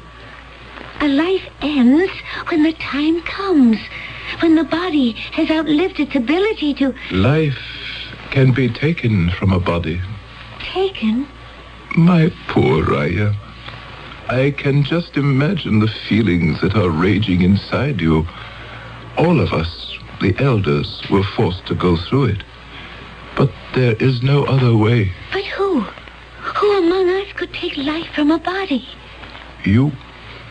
No. Not now, of course. Not yet. You would have to be programmed. Never. Our only hope is to make a change in the past. But to take a life. To make sure that something evil, loathsome, a seed of eventual destruction would not be planted. But to kill. Yes, we must kill the messenger, Lawrence. You must kill the messenger, Lawrence. I have no right. Or he will kill us all. How could I? My child, the technology has been unused for centuries now. But we have it. I don't want to. We can be transcended through time and space. But why me? Because the computer has spoken. The computer? Only you, Raya. Only you in this entire world of ours have the psyche that will accept the special programming. Nothing you could ever devise or even dream of could ever make me kill. The computer does not agree. I'm to be sent back somewhere in space to end a life. That is what you're telling me. Yes. After I take this life, what becomes of me? Is that to be the end of me? No, child. Of course not. After you have performed your mission, you will be brought back to serenity. How? The same way you left. You will be transcended through space and time. But how can I live here again afterwards? I'll be an alien. My home, my world. I will have lost it forever. No, child. That isn't true. But I shall have taken a life. I shall have known violence. After the act is performed, you will be reprogrammed. In a short while, everything that can disturb or destroy serenity shall disappear from your psyche, and then you shall return. Elder. Of course, you are free to refuse. What must I do? Sit in this chair, my child. Amora, the straps. Why am I being confined? I am not accustomed to it. Look at the wall in front of you. What do you see? A man's face. Look at his face. How does he make you feel? I don't know. Listen to his voice. I am the messenger, Lawrence. I am the messenger from the past. How does he make you feel? Frightened. Look at his face. You fear him. Yes. There must be order. You hate him. I don't know. You could kill him. No. No. Order. Discipline. Obedience. You fear him. Yes. You hate him. I'm not sure. You could kill him. No. No. I don't want to.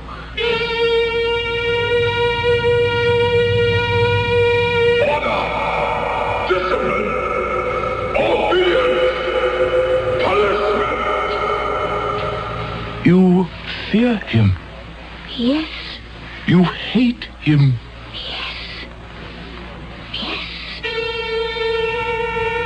Punishment! Punishment! You hate him. Yes.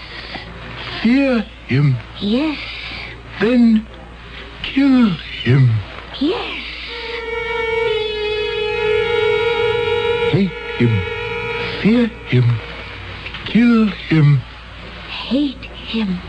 Fear him. Kill him. Again. Hate him. Fear him. Kill him.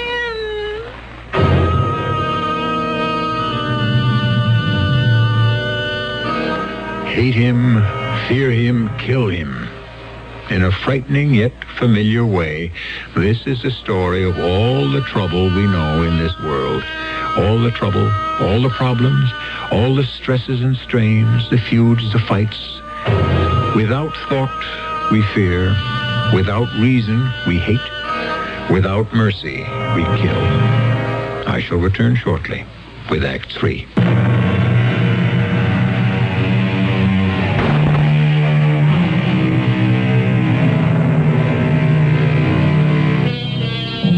The mind of man, said Mr. Conrad, is capable of anything because everything is in it. All the past as well as all the future. Yes, everything is in the human mind because everything can be put into the human mind. Everything that's good as well as everything that's evil. And who we are, what we are, depends on how we control the mixture. Which is why some of us are saints, and some of us are sinners, and most of us hover somewhere in between. Hate, violence, false ambition, violence, vanity, intolerance, violence, malice, violence. Do you hear me, Raya? You will go back there in time, across the galaxy, to the dwarf star So, to the third planet. I understand. To meet this man, the messenger, Lawrence. Yes. And you know what a weapon is. Yes. This weapon. I accept it. You know its purpose, how it is employed. I do. You are familiar with feelings of violence. I am prepared to kill. You know how to kill. Yes.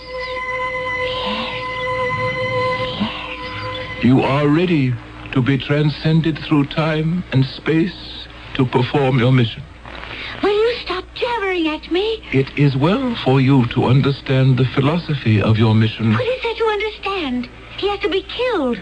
And that's all there is to it. And you are sure you shall be able to without compunction? I can kill him as easily as crushing a mosquito. What is he? Vermin. Trash. And you are aware of why you must do it. I am doing it because I want to do it. I want the joy of fooling him, of playing a trick on him.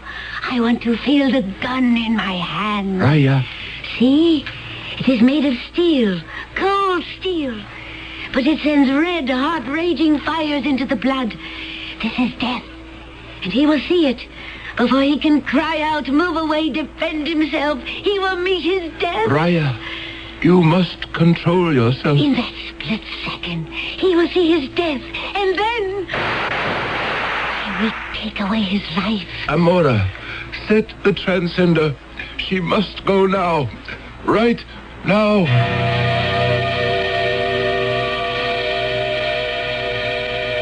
Yes. I was programmed. Programmed. Do you understand? Yes, of course I do. My mind was seething, raging, all through the transcending. You can understand. Yes, of course. But then, in order to get into the temple of the power, it was required of me to perform another evil. Deceit. There were thousands assembled. Hundreds clamored for his attention. And I used my body. What? The promise. The implied promise of my body to seduce him. I was trembling with fear, hate, violence, as I was brought before the messenger. And then he touched me. And I looked into his eyes. My heart almost stopped beating. In his eyes was all the hate and violence that had been programmed into me. The gun was in my hand. The fire was in my blood. And there had to be the inevitable climax of death. I understand.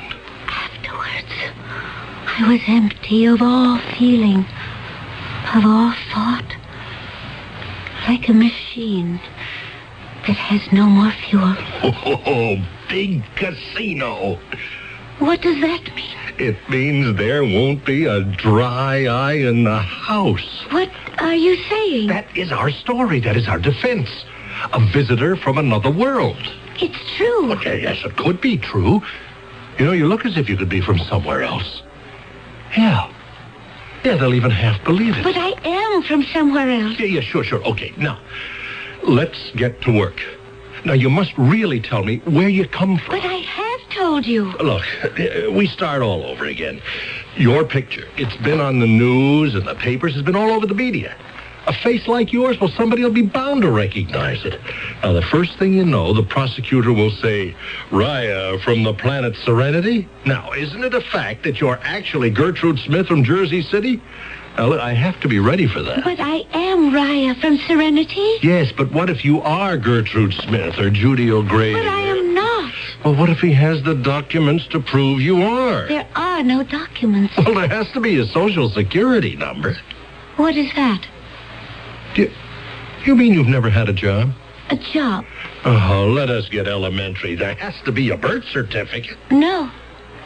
Wait, are you telling me you were never born? We must not do this. Do what? Fight. This isn't a fight. We're having a discussion. But there's violence in it. We only want to arrive at a meeting of the minds. There's violence and anger. Look, now, there is nothing personal. This is how I was programmed. Oh, come on now, will you? From anger to violence Just to murder. Listen. The steps are logical. Simmer down. The way is programmed.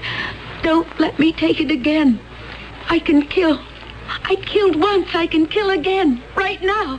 Right here. I can kill. No. It's all right. It's all right. No one's fighting with you. Everything is all right. It's just fine. You'll see. I don't know what's the matter with me. I don't know. The elder said I would be reprogrammed, brought back home. When are they going to do it? When? The elder wouldn't lie to me. Oh, no, of course not. He wouldn't break his promise. No, never. Oh, maybe he can't keep it. This kind of thing, it's never been done before. Maybe they don't know how to reprogram. Look, I'll take care of you. I want to go home. Make the best of it. You're home now.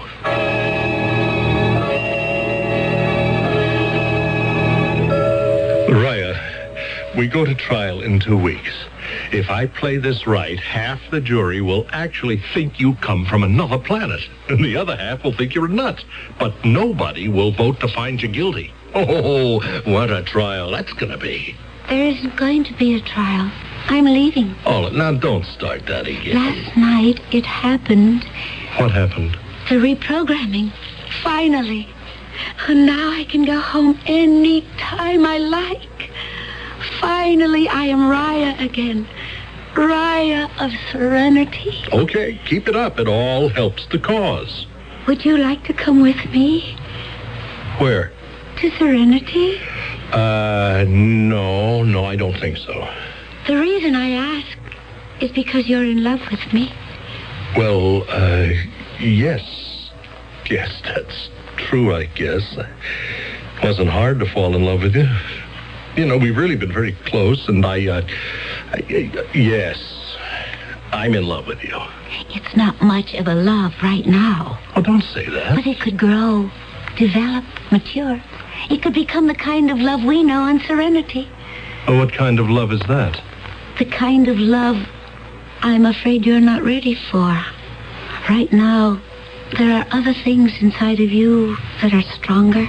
Well, what do you mean? Ambition, vanity. I saw them on your face last night. I see them now. That's why I want to help you. That's why I could love you. I am going home. You may come with me. You will be reprogrammed in Serenity. And just save that act for the jury. Is it so hard to give them up? Vanity, ambition? But your case is going to make me. It will destroy you. I will be gone. You will be held responsible for my disappearance. What are you talking about? They will say you helped me escape. You then become an accessory to my crime. What will you tell them? That I was transcended back to Serenity? If they believe you, you'll spend the rest of your life in prison. If they don't, you'll spend it in an asylum. You say you're in love with me. I am. When this case is over, I'll marry you. I'll take care of you for the rest of your life. But you're the one who needs caring for. Oh, leave this foolish, dangerous, violent world. Come with me. Come to Serenity. No. I see you're not ready. I thought I could shorten the time, but that's not possible. I suppose you really need 3,000 years. I'm sorry for what must happen to you. Nothing is going to happen to me. Arthur, will you kiss me goodbye? I've always wanted to kiss you. It will be our first kiss and our last. Raya? Raya? Raya? Where are you? Raya!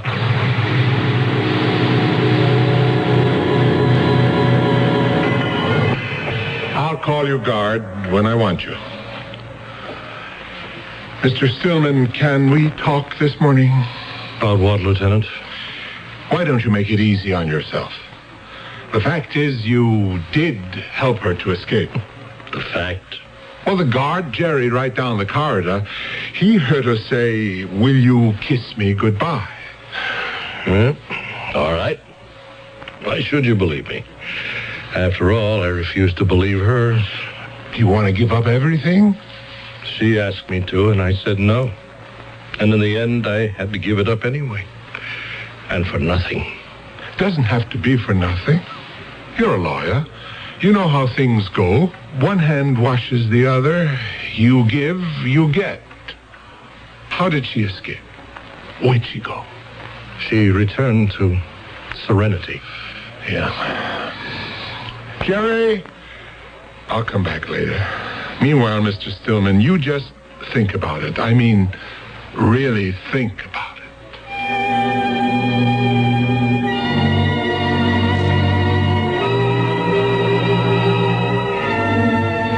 Think about it. I think about it all the time. Perhaps one day, when every single lingering trace of malice, hatred, and violence is gone, perhaps I shall arrive there.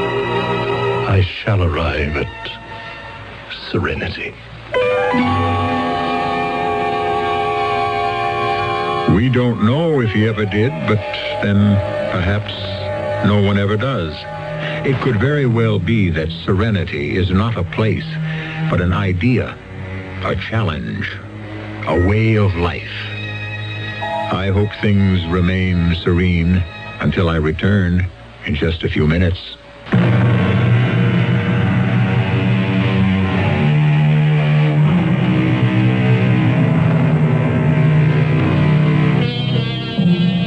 They say the optimist believes we live in the best of all possible worlds, and the pessimist is afraid that this is true.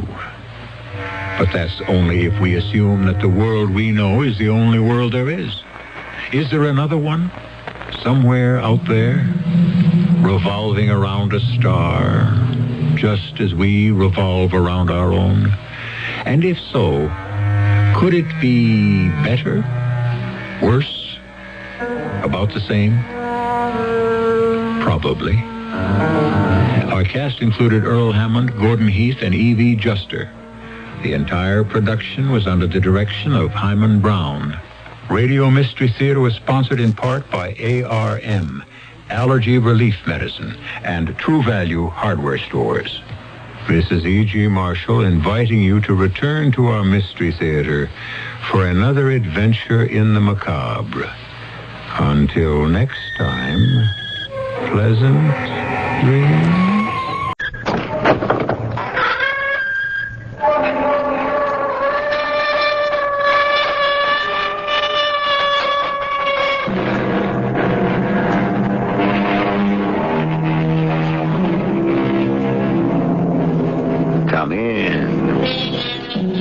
Welcome. I'm E.G. Marshall. The universe goes on and on, as round and round she goes. And where she starts and where she ends is something no one knows. Beginnings and endings. Our neat and precise human minds will insist on clearly stated limits, boundaries, definitions. But unfortunately, there are no satisfactory ways to limit, bound, or define the truly important things in life. Have you interrogated the prisoner? I have. Hey, who says I'm a prisoner? We have no use for the cargo. Destroy it and confiscate the ship. What are you trying to pull? And dispose of the prisoner. What do you mean, dispose of the prisoner? Am I being sentenced to something? To death. Don't I get a trial? You have been tried and found guilty.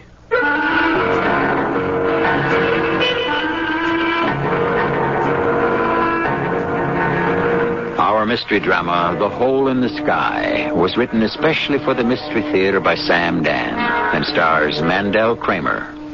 Rid of that noise, Curly. What's the matter? Don't you like good music?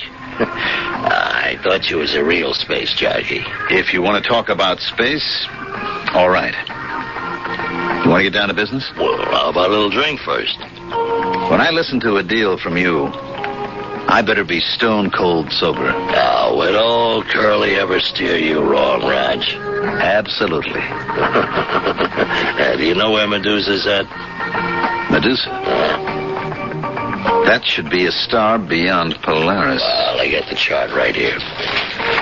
The fifth planet circling around Medusa is called Bacchus. You can see it. Mm-hmm. I can also see it's a pretty good trip. Can that lark of yours hold a 3,000-pound cargo? What kind of cargo? Why do you care? I won't handle contraband. What's contraband? Everything's contraband to somebody somewhere. You know what I'm talking about, Curly. What's the difference, huh? The trip's illegal anyhow. There are no solo flights allowed outside the solar system, so what do you care? No drugs, no weapons, Curly. Now, would I be mixed up with weapons and drugs? Up to your ears. No. This is just stuff for the ladies. Yeah? Yeah. This Bacchus is a wild place. It's just being colonized. Now, you could clear a fortune with some makeup. You know, powder, makeup, things the ladies just have to have. That's contraband. Sure. But it's nice, harmless contraband. Look, if I'm caught with any sort of non-essential... If you're caught, what's the difference what you're caught with? What's the deal? Hey, fantastic. You split the take 50-50. I what? That's right, old buddy. Right down the middle. What's the catch? No catch. No ifs, ands, and maybes. 50-50. Some deal, huh? When do I leave? Your cargo's ready right now. Tonight? Well, it better be tonight. You're due to sit down at Bacchus no later than the 21st. 21st of what? 21st of this month. 21st? That's in 6 days. Well, actually, 6.5. Look at the chart. You see where Bacchus is? Sure. Well, this trip should take 6 weeks. There's no way I could ever cover this distance in 6 days. Oh, sure there is. How? Why, Roger, old buddy, you know how. You just go through the hole. Oh, I see. That's the catch. Ah, now don't tell me you're scared of the hole. I'm scared out of my wits. Now, look, if anybody had ever told me that Rog Thorpe had that little streak of yellow... Don't try to get a rise out of me, Curly. I'm not yellow. I'm smart. I'll see you around. Make it around 8 o'clock. That's as long as they can hold the job open. Goodbye, Curly. Hey, don't go away, man. It'll make it harder for you to come back here. I'm not coming back.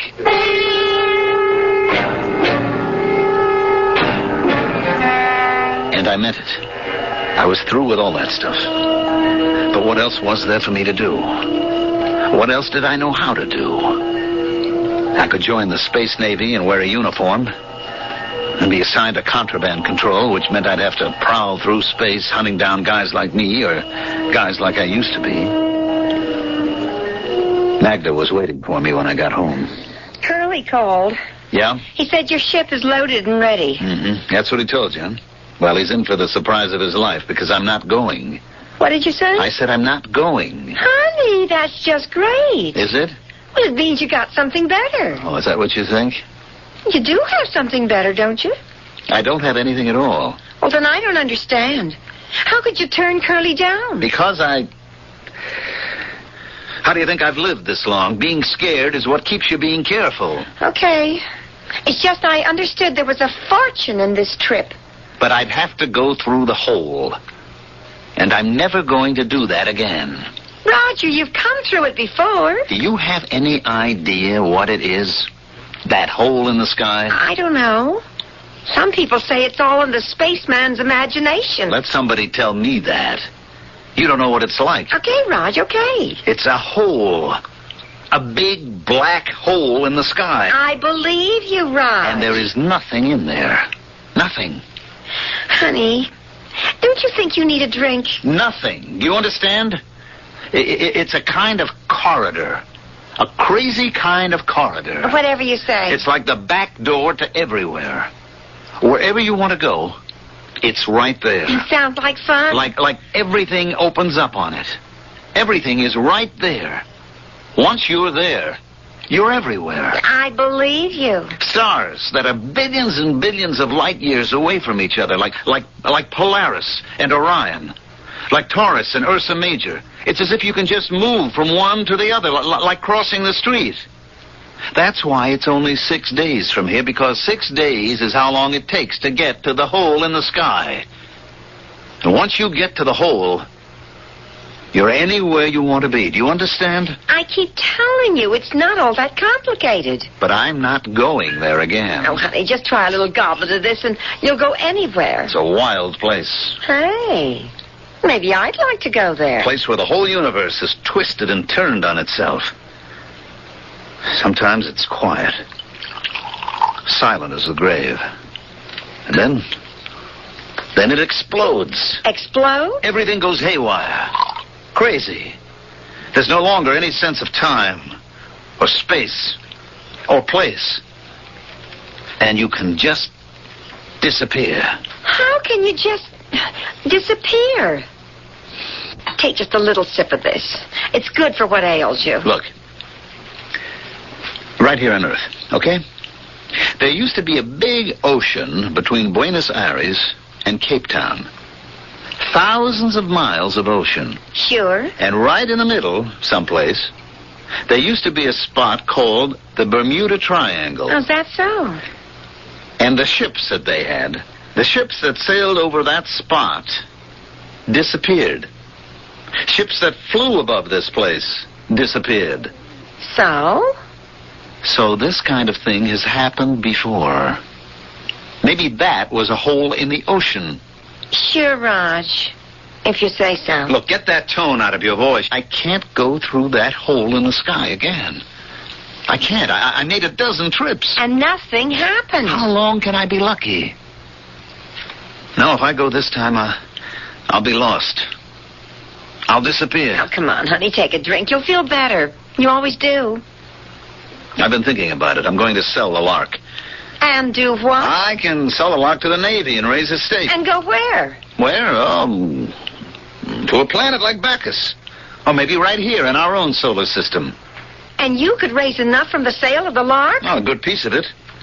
For the rest, well, I gave you plenty of jewels, money, credits. I know you did. All I'm asking is for you to give me some of it so I can get started. That's not all you're asking, Raj. You're also asking me to go with you and break my back in a mine or on a ranch. It's only tough for the first couple of years. I don't want to go. And as far as the money's concerned, it's mine. You gave it to me. I thought you and I were beyond words like yours and mine. Just said ours. Yeah. What'll I do the day you get tired of me? I'll never get tired of you, Magda. I'm sorry, Roger. I can't say to you, my darling, everything I own in the world is yours. Take it. Magda, I'm not asking for anything which You know that basically, I'm out for myself. Did you think you could change me? All right, Magda. 6 days there and 6 days back. Well, honey, that's less than 2 weeks. I'll be waiting for you when you come home. She could only give me what she had to give. Why did I think I was entitled to more? And who was I kidding? I'd become a farmer, a rancher, a miner. I was nothing but a space rat. And I might as well learn to live with it. And die with it. I didn't even bother to tell Curly what he already knew. I went directly to the spaceport. The space car, but we had to go through the ritual. Hey, Roger. Hi, Joe. You're inspected and cleared. Okay. Let's do page 2. Destination? Venus. And cargo? None. Purpose of journey? To visit friends. Oh, come on, Roger. You got to do better than that. Why? What's the matter? Give me a break. The sheet does get checked. How does that look? To visit friends? Well, what do you want me to say? You could say medical emergency. Say medical emergency. You got to prove you're sick, though. You got to name the doctor and so forth and so on. Joe, write down anything you please. But don't bite my head off. You and I know what you're doing. You and I know where you're going, okay? All right, look, I'm going to visit my poor old mother. Great. But you better have one, and she better be on Venus. Joe, just let me get out of here, will you? Raj, don't go. What do you mean, don't go? I mean, pack it in. Walk away from it. Are you telling me I can't go? No, I'm not telling you not to go. I'm just asking you not to. Why? Because you won't be coming back. How do you know? I know all the signs. You're not coming back, Raj. I know you are not coming back. At this point, he probably knows something we don't. But what? Obviously, there's something especially dangerous and ominously unusual about this one. Well, Act 2 is but a few minutes away.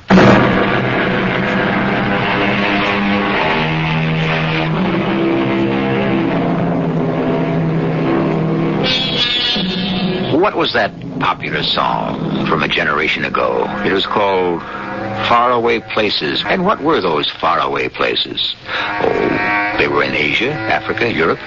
Just a hop, skip, and a jump away. But our story today is about really faraway places with strange names like Tau Ceti, Betelgeuse. And on a clear night, sometimes you may see them up there in the sky. What kind of thing is that to say to me? I'm not coming back. Because it's true. Raj, 5 years ago, I had my own ship, too. 5 years ago, Curly had a job for me. Something like this, only mine was in Orion someplace. Look, why don't we swap stories when I come back? You are not coming back, Raj. You better listen. I came out to the field here feeling just like you do. Everything inside me like jelly, and like you, I knew I wasn't coming home again. I'd been through that hole in the sky too many times. Like you, I was scared. Scared to face guys like Curly. Also scared of starving. What was I going to do to make a living? What else can I do to make a living? Join up, Raj. No, I could never do that. That's what I thought at first. But isn't it better all around if guys like you and me wear the uniform? At least we understand. I have to go now. It isn't too bad. The money's good. It's clean. Bribery, that's clean? Maybe not, but hey, you can protect your friends. I'm only on the take as far as cargo and destination's concerned. All the money in the world wouldn't get you off the ground if I knew your ship wasn't space-worthy. Yeah. Well, look, I got a schedule to keep. Don't go, Raj. I have to. Well, then, don't go through the hole. You know as well as I do I have no choice. Okay, I'm on the desk tonight. Maybe I can keep the hounds off your trail. In 15 minutes, I was completely clear of the Earth. I would have no problem while in the boundaries of our own solar system. But as soon as I was out in the galaxy, the patrols would be after me. I could outdistance any single pursuit ship. But if they had my position and course, they could set up a fire network that could destroy me in the fraction of a second. I could hear Joe Dresden on the monitor. He was getting reports from all of his scouts who had sighted or thought they had sighted me. He would be feeding all this data into a computer, which would calculate my exact position. Attention all ships, Rainbow Command. Illegal craft identified as Lark, registered Captain Roger Thorpe, probably headed for Polaris. Consult charts 946 and 202. Subtract coordinates 4 and 8 from coordinates 12 and 18. Lock, challenge. Allow 5 minutes for reply, then open fire. Thank you, Joe. He had sent the pursuit off in exactly the opposite direction. He had bought me at least 2 days' time. Attention, all ships, Rainbow Command. Fugitive reported headed for Ursa Major. Consult charts 380426. Fugitive reported headed for Tau Ceti. How skillfully he kept directing the pursuit away from me. I was coming to the end of the 5th day, and now I didn't have to worry. I was near the hole in the sky, and even though so many people were convinced that it was all fiction, that was back down there in the safety and security of Earth. Up here, even the most skeptical suddenly became believers. I could rest assured there was nobody within 1 trillion miles of me now. Roger. Roger. You can answer me, Rog. You won't give away your position. I'm on a sealed frequency. Joe? You're at the edge of the hole, Rog. I know. Turn back. I can't. I'll clear a path for you. I have to keep going. I'll bring you home safe and sound.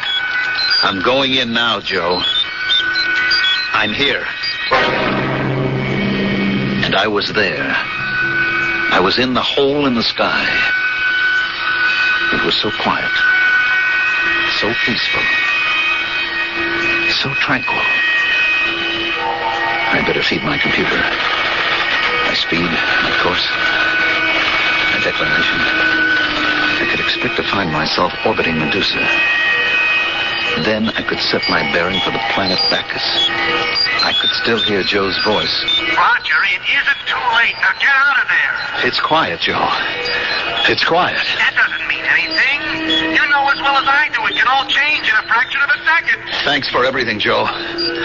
I'm all right now. Come home, Roger. Come home before it's too late. Roger, come home before it's too late. Joe! Joe, where are you? Where are you?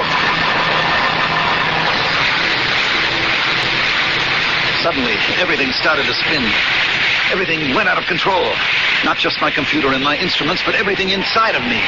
It was as if I was just coming apart under some terrible pressure. An unbelievable stress and strain that began to pull me in every direction. It was as if it were the end of the world. Or maybe it was the beginning. Maybe it was the chaos that was in the very beginning. Then, there was nothing.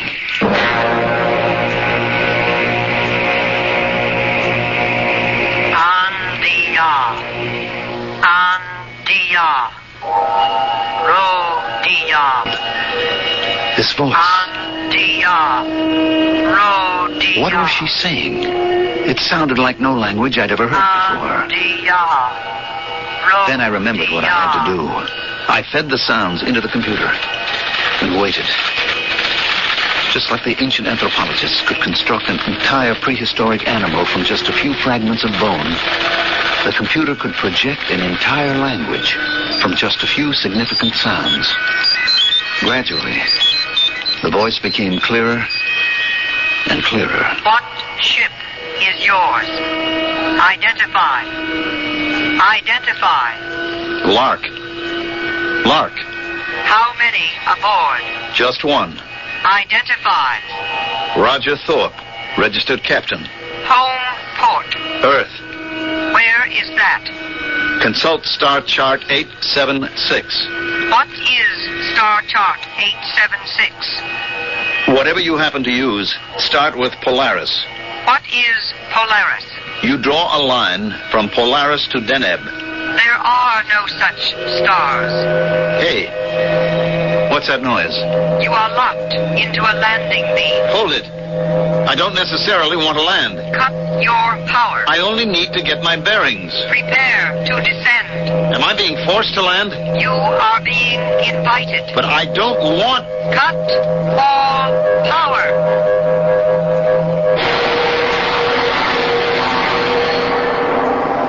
Step clear of the ship. But where... Follow instructions. Under protest. Follow the red line. Where am I going? Stop at the door. Wait. For what? It will slide open. Step inside. What's in there? Step inside. There's nothing in here. Step inside. Oh, all right. All right. What do I do now? Wait. What do you people want? Who are you? Where am I? I was in a room of some kind. A plain, bare space. There was a chair. Just a single chair, and that was the only furniture. I sat down. I waited. Who were these people? What did they want? Then the wall slid away. And facing me was a woman. She was sitting behind a desk of some kind. She was young, about 30-ish. She wore a black robe. Her red hair was short. She might have been good-looking if she didn't have such a serious look on her face. She touched a switch, and suddenly on the entire wall behind, there appeared an enormous sky chart. Point out your home star. My home star? Well, it doesn't show up too well, you see. It's a red dwarf. I can give you its position. Yes? Just let me orient myself. I'll have to find Polaris. And then Tau Ceti. I've never heard of any... Wait a minute. Wait a minute. This isn't possible. I don't recognize any of these patterns. I warn you to tell the truth. But this is all very strange. Orion should be right there. Orion? I don't see a single thing I know in this entire sky. This is the universe. Well, maybe it's a part of it that's off somewhere. This is the complete universe. Wait a minute. The universe is infinite. Why did you do that? Blasphemy. Everyone knows the universe is closed and limited. Okay, have it your way. Why are there no papers on your ship? Because I didn't need any. What is your cargo? I'm sure you looked it over by now. Cosmetics. What are cosmetics? Didn't your translating computer tell you? Yes, but I don't understand. Well, it's just stuff that women put on their face. For what purpose? I guess it makes them look better. Better? What's the difference? Please, answer the question. Is it important? It may be the most important thing in the universe. These cosmetics, they change people's faces? You could say that. It disguises them. Well, strictly speaking, it might. I see. Yes. Yes, I see. Well, I hope you see something, because I don't. Interrogator. Yes, censor. We have examined the ship. Have you examined the prisoner? Who says I'm a prisoner? You have not been spoken to. I have examined the prisoner. We see no use for the cargo. Destroy it. At once. Confiscate the ship. Immediately. Dispose of the prisoner. What does that mean, dispose? Save him for the games or eliminate him quietly. Whatever suits you. What is he talking about? I shall save him for the games. Look, am I being sentenced to something? To death. Wait a minute. Don't I get a trial? You have been tried and found guilty. I have the right to defend myself. You have no rights at all. What sort of place is this? It could very easily fit certain places here on our own Earth. But this is a story that takes place far in the future, in a place so far away that the imagination can scarcely encompass the distance. But space, time, what do these things matter? People are people everywhere, aren't they? I shall be back shortly with Act 3.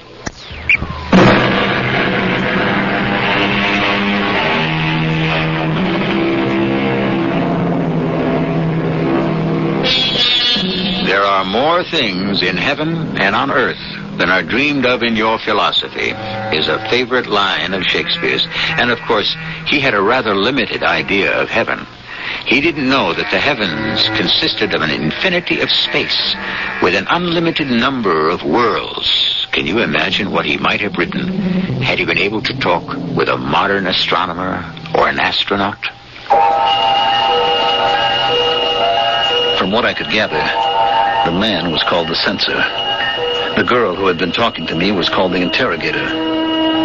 Anyhow, they both decided that it was all over for me. The man left. You will be executed at the games. What games are these supposed to be?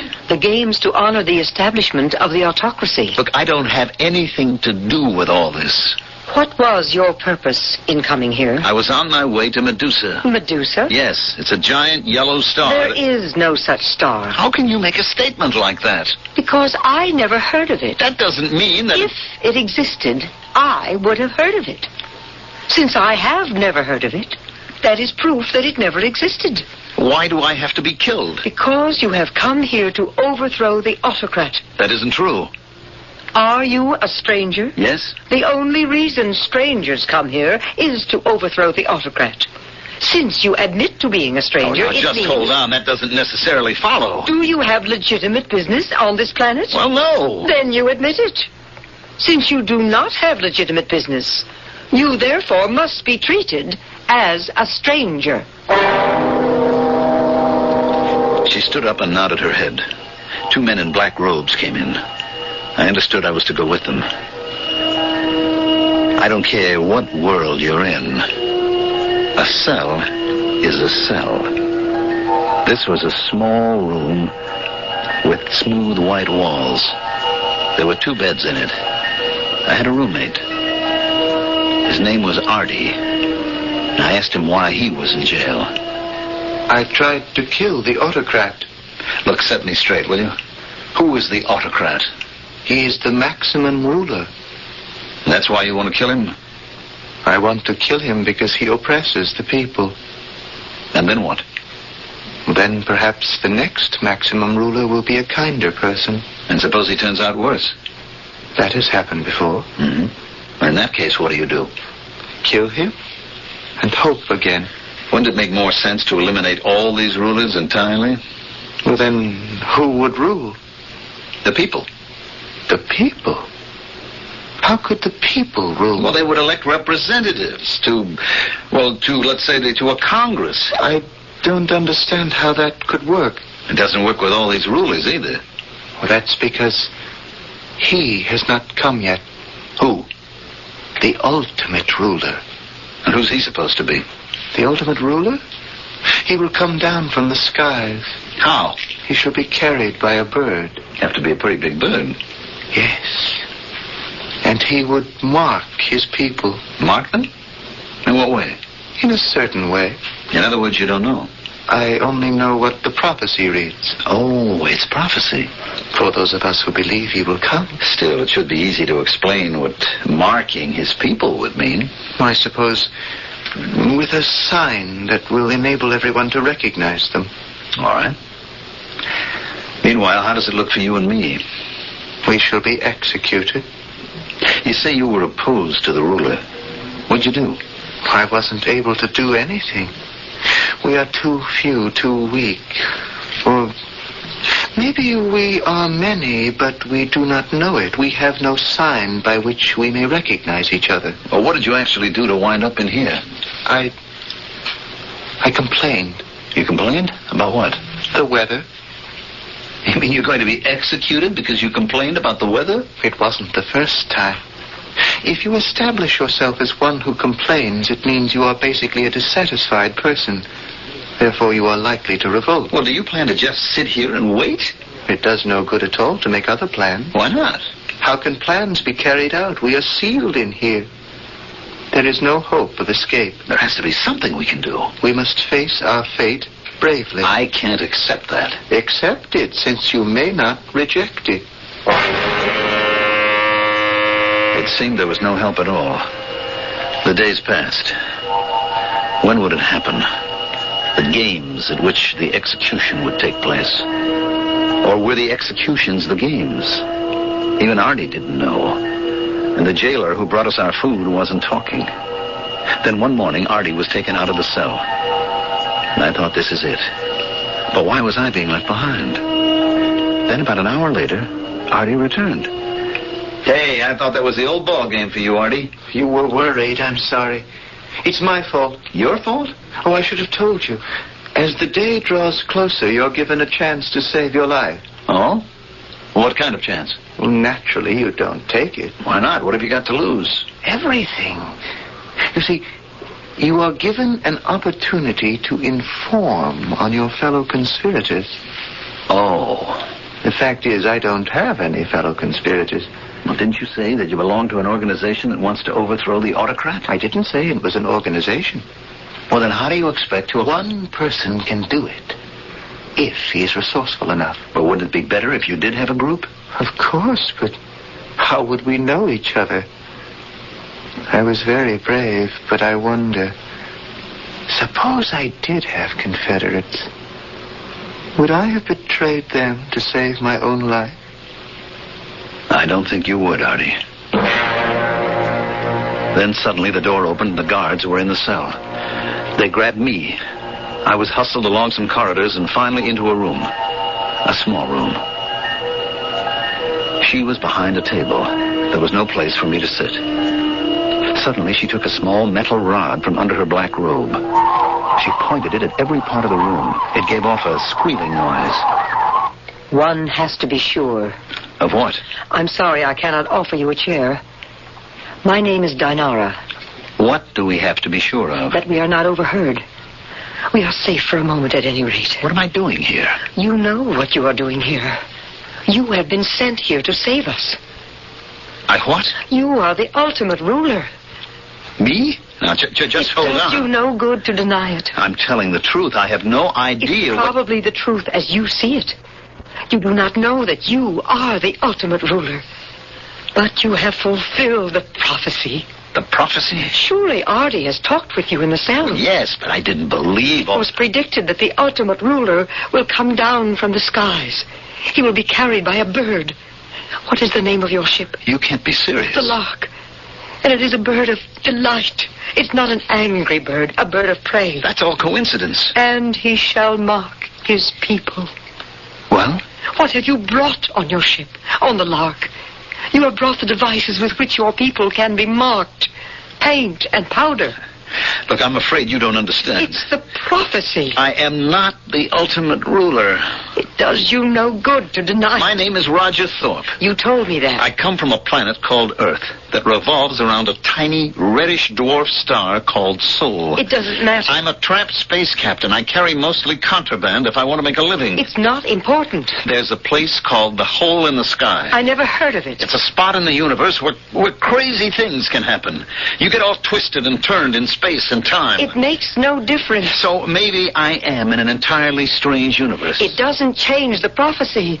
If you are aware or not of being the ultimate ruler, you fulfill all the requirements. Why are you telling me this? I, too, wish to overthrow the autocrat. You?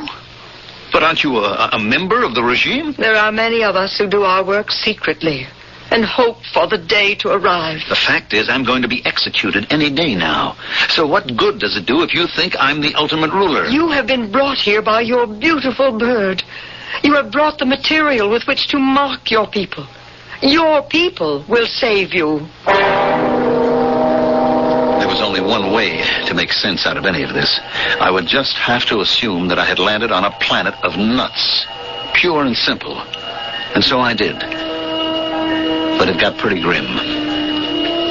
One day, Artie and I were taken from our cell and brought to an enormous stadium. There must have been 100,000 people. All of them wore black robes with hoods that covered their heads. Artie and I were led to the center of the arena. Then we heard the voice of the censor. These men have plotted against the autocrat. Their fate is to be consumed by the mighty electric energy of the state. In a few moments, they shall no longer exist. Let this then serve as a lesson to all who would attempt similar madness. Not a single word was heard from the robed and hooded crowd. And then we heard it. A humming that grew louder and louder. I began to feel warm, then hot, and soon it was as if I was on fire. Stop! Who dares halt the execution? I, the interrogator. For what purpose? Revolt. Arrest her! Before anyone dares to touch me, I shall remove my hood. Look at my face. Let all who have the same marking now show their faces. Her face was white as powder could make it. Her lips were red as the most flaming scarlet. I could hear her voice shouting, Believers in the ultimate ruler, show your markings. And now by the thousands, the hoods came off. And there they were. Men, women, children, with stark white faces and flaming red lips. Hardly anyone remained masked, except for the censor and a few high officers. And they were quickly hustled away. And now the silent crowd began to kneel. Kneel! Homage to the ultimate ruler. No one should kneel to me. You are the ultimate ruler. They must. About that makeup. You mean the sacred markings. Men shouldn't really wear any. Would you deprive us of the privilege of showing our reverence and respect, ultimate ruler? The prophecy has been fulfilled. The ultimate ruler has arrived on a beautiful bird. He has brought with him the markings that his faithful followers have proudly put on and shall wear forever. And now, all hail the ultimate ruler!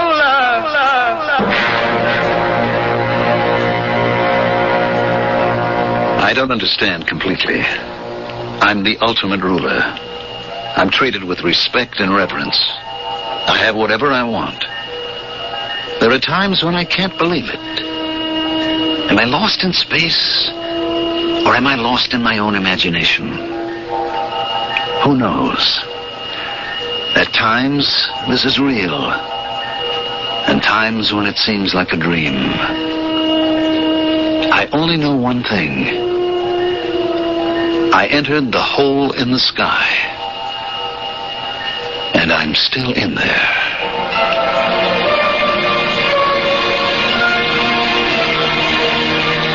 Do any of us know what it means? Is there a hole in the sky? Is there a Bermuda Triangle? Are there mysterious disappearances that simply defy all rational explanation? We work for centuries to solve a riddle. And then when we think we know the answer, suddenly the original question looms larger than ever. I'll be back shortly.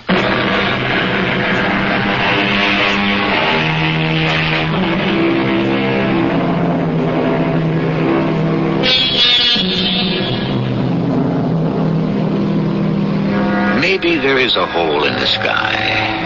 After After all, Einstein spoke of a place where the past, the present, the future are all intermixed and intermingled. He says it occurs at the speed of light. But just think, in the universe that's surrounded by our own minds, the private universe that each of us presides over, the past, present, and future frequently mix and mingle. And that truly can be where you find the hole in the sky. Our cast included Mandel Kramer, Joan Shea, Earl Hammond, and Russell Horton. The entire production was under the direction of Hyman Brown. This is E.G. Marshall inviting you to return to our Mystery Theater for another adventure in the macabre. Until next time, pleasant dreams.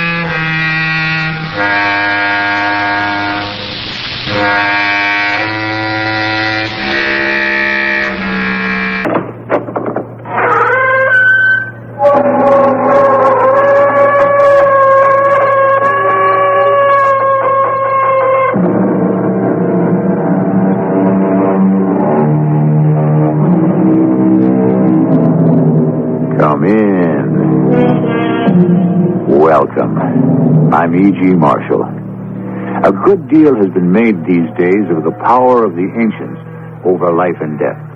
Since no one has ever returned to tell us, we have no idea whether any one belief in any one deity guarantees life after death. Does Charon run his ferry across the Styx in both directions? Will Anubis guide any other nationality than ancient Egyptians to judgment? Will Vishnu appear to the Hindus or to all of us to punish the wicked? Though we have no positive answer, today's mystery tale is worth checking out. Frank, where have you been? I've been going crazy trying to reach you. I've been to Boston for a 3-day seminar. What's the matter? Can you please come over right now?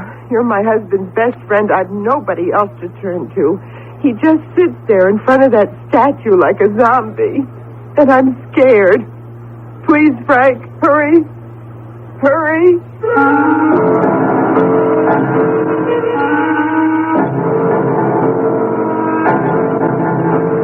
Our mystery drama, Messenger from Yesterday, written especially for the Mystery Theater by Gerald Keane, stars Norman Rose.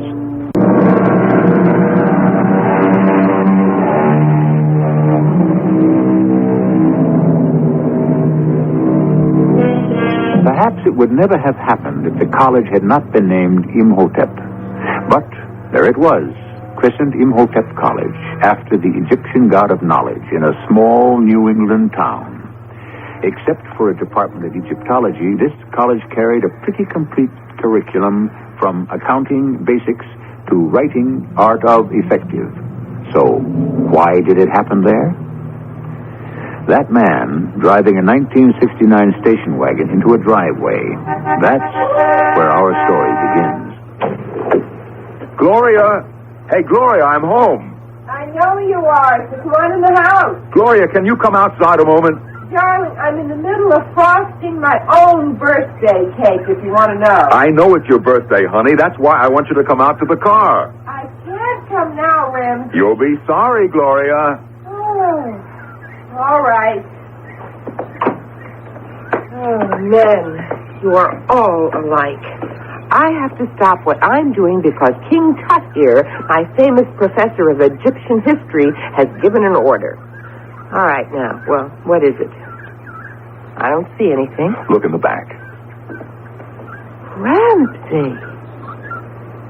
What is that? Are you crazy? Happy birthday, darling.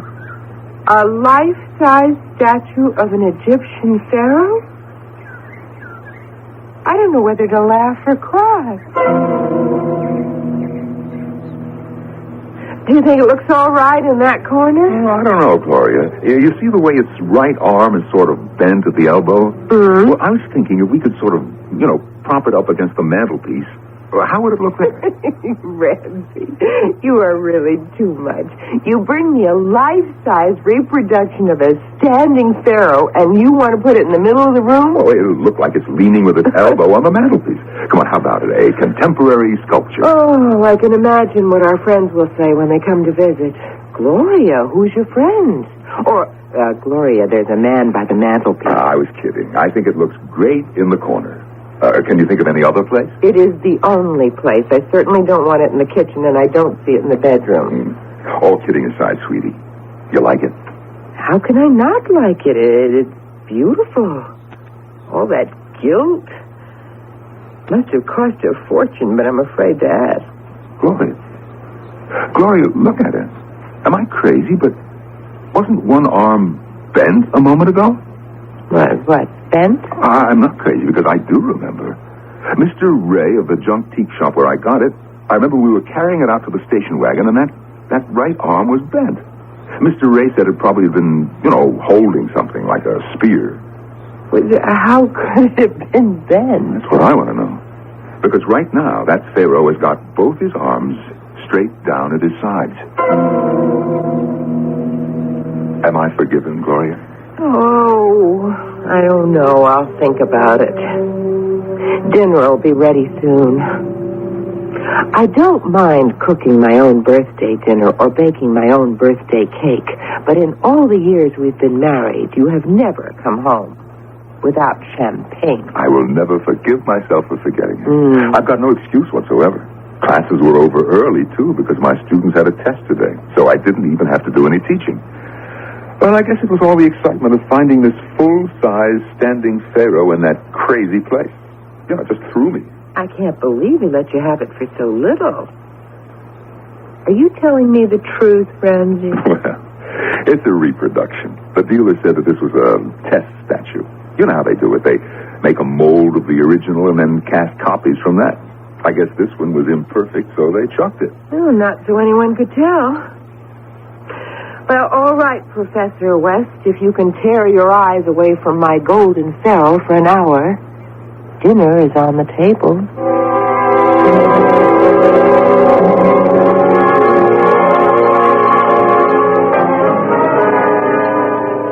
Oh, boy, that was some feast, Gloria.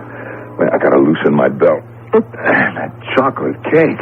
Some more coffee, darling? Ah, you bet. Look, can I have a second piece? You cannot. I'm putting the rest of this cake in the fridge where you cannot get at it.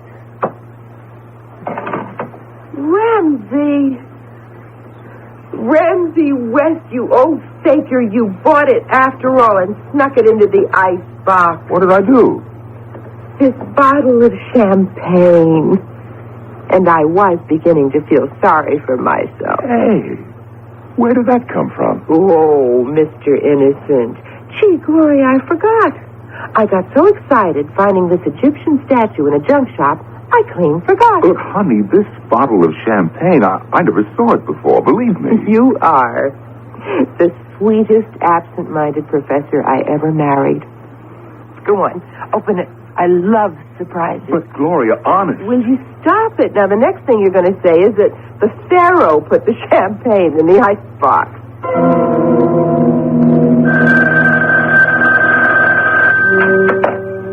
Hello? Ma. Oh, gosh, it's good to hear your voice. How's Dad? Mm-hmm. How's life in Florida? What? Oh, she is. When did that happen? Oh, my gosh. Well, now, look, if Sis is ill and there's no one to take care of the kids, sure, I'll go. Which hospital? Uh-huh. I'll take the next plane to Chicago. Don't you worry. No, Ramsey can't come. It's exam time at college. Now, listen, don't you worry about Sis. And call you when I get there. Okay. And love to Dad.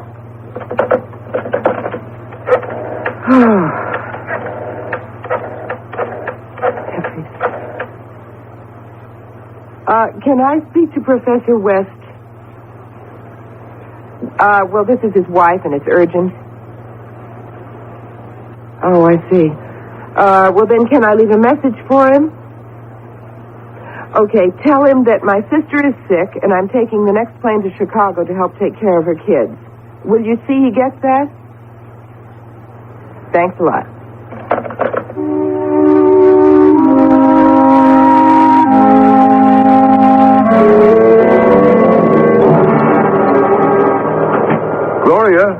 Gloria, I thought you'd gone to your sister's.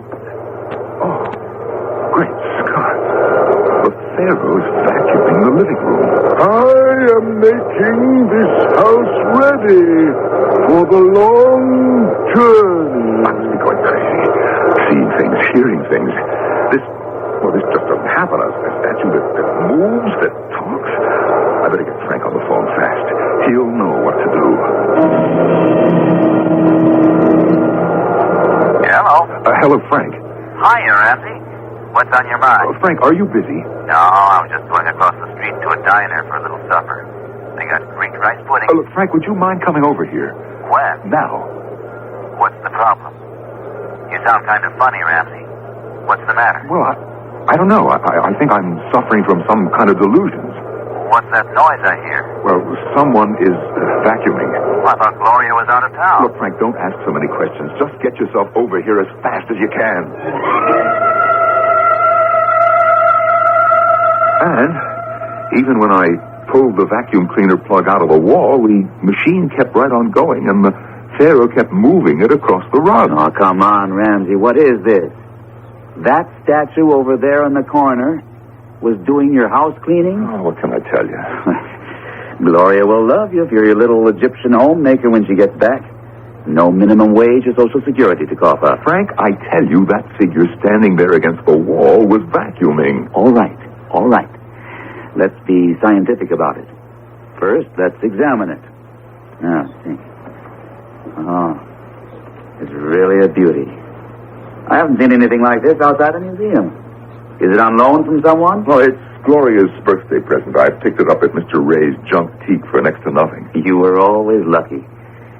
Look at the workmanship. This must have been made by one of the master carvers. And the age of it.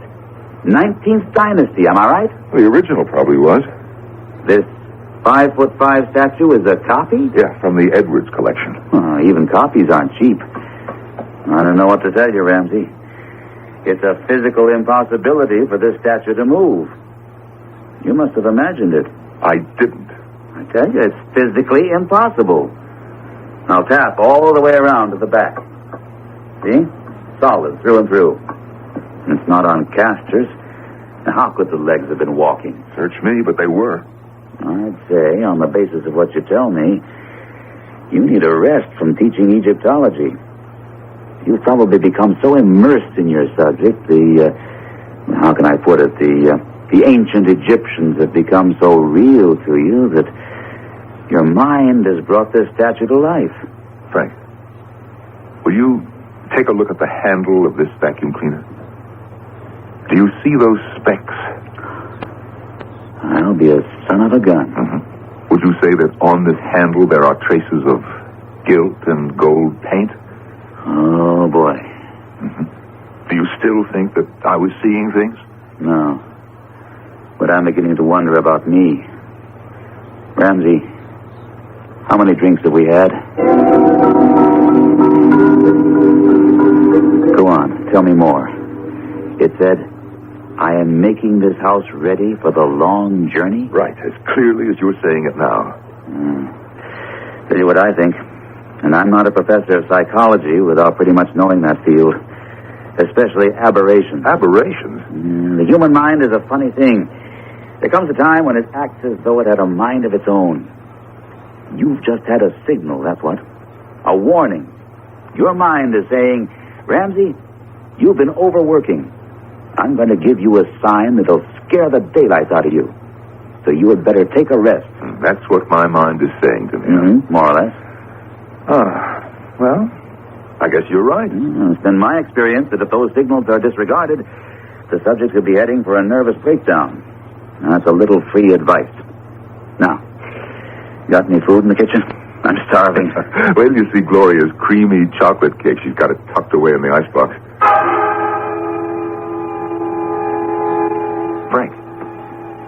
Frank, look at all that food on the kitchen table. Hey, you're a heck of a cook. And lit candles, and my favorite little fat steaks. And chocolate cake on the side, and coffee on the burner. Hey, I ought to come over here more often. Frank, I didn't prepare that meal. What are you talking about? I tell you, I had nothing to do with cooking this dinner, or setting the table, or lighting the candles. Well, whatever magic you practiced, it turned out great. It sure beats the diner. I'm sitting down and digging in. Wonderful. Cooked to a T.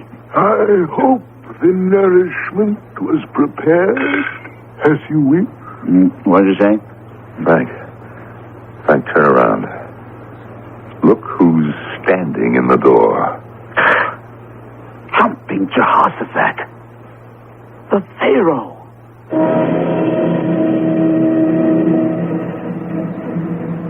When faced with extraordinary or unexplainable phenomena, the first step is to assess what you know. Better than most other people, Professor West knows the ancient Egyptians believed that life continued after death. Whether there is fact in such a belief, who can tell? But certainly, the power of movement, recognition, and speech had been given to this plaster effigy of a man who lived 2,500 years ago. I shall return shortly with Act 2.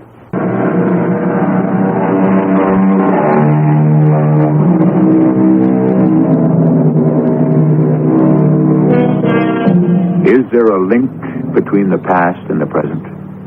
Some theorists believe we are all linked in a chain, an endless belt of humanity, destined to go round and round, which might explain why generation after generation seems to make the same mistakes.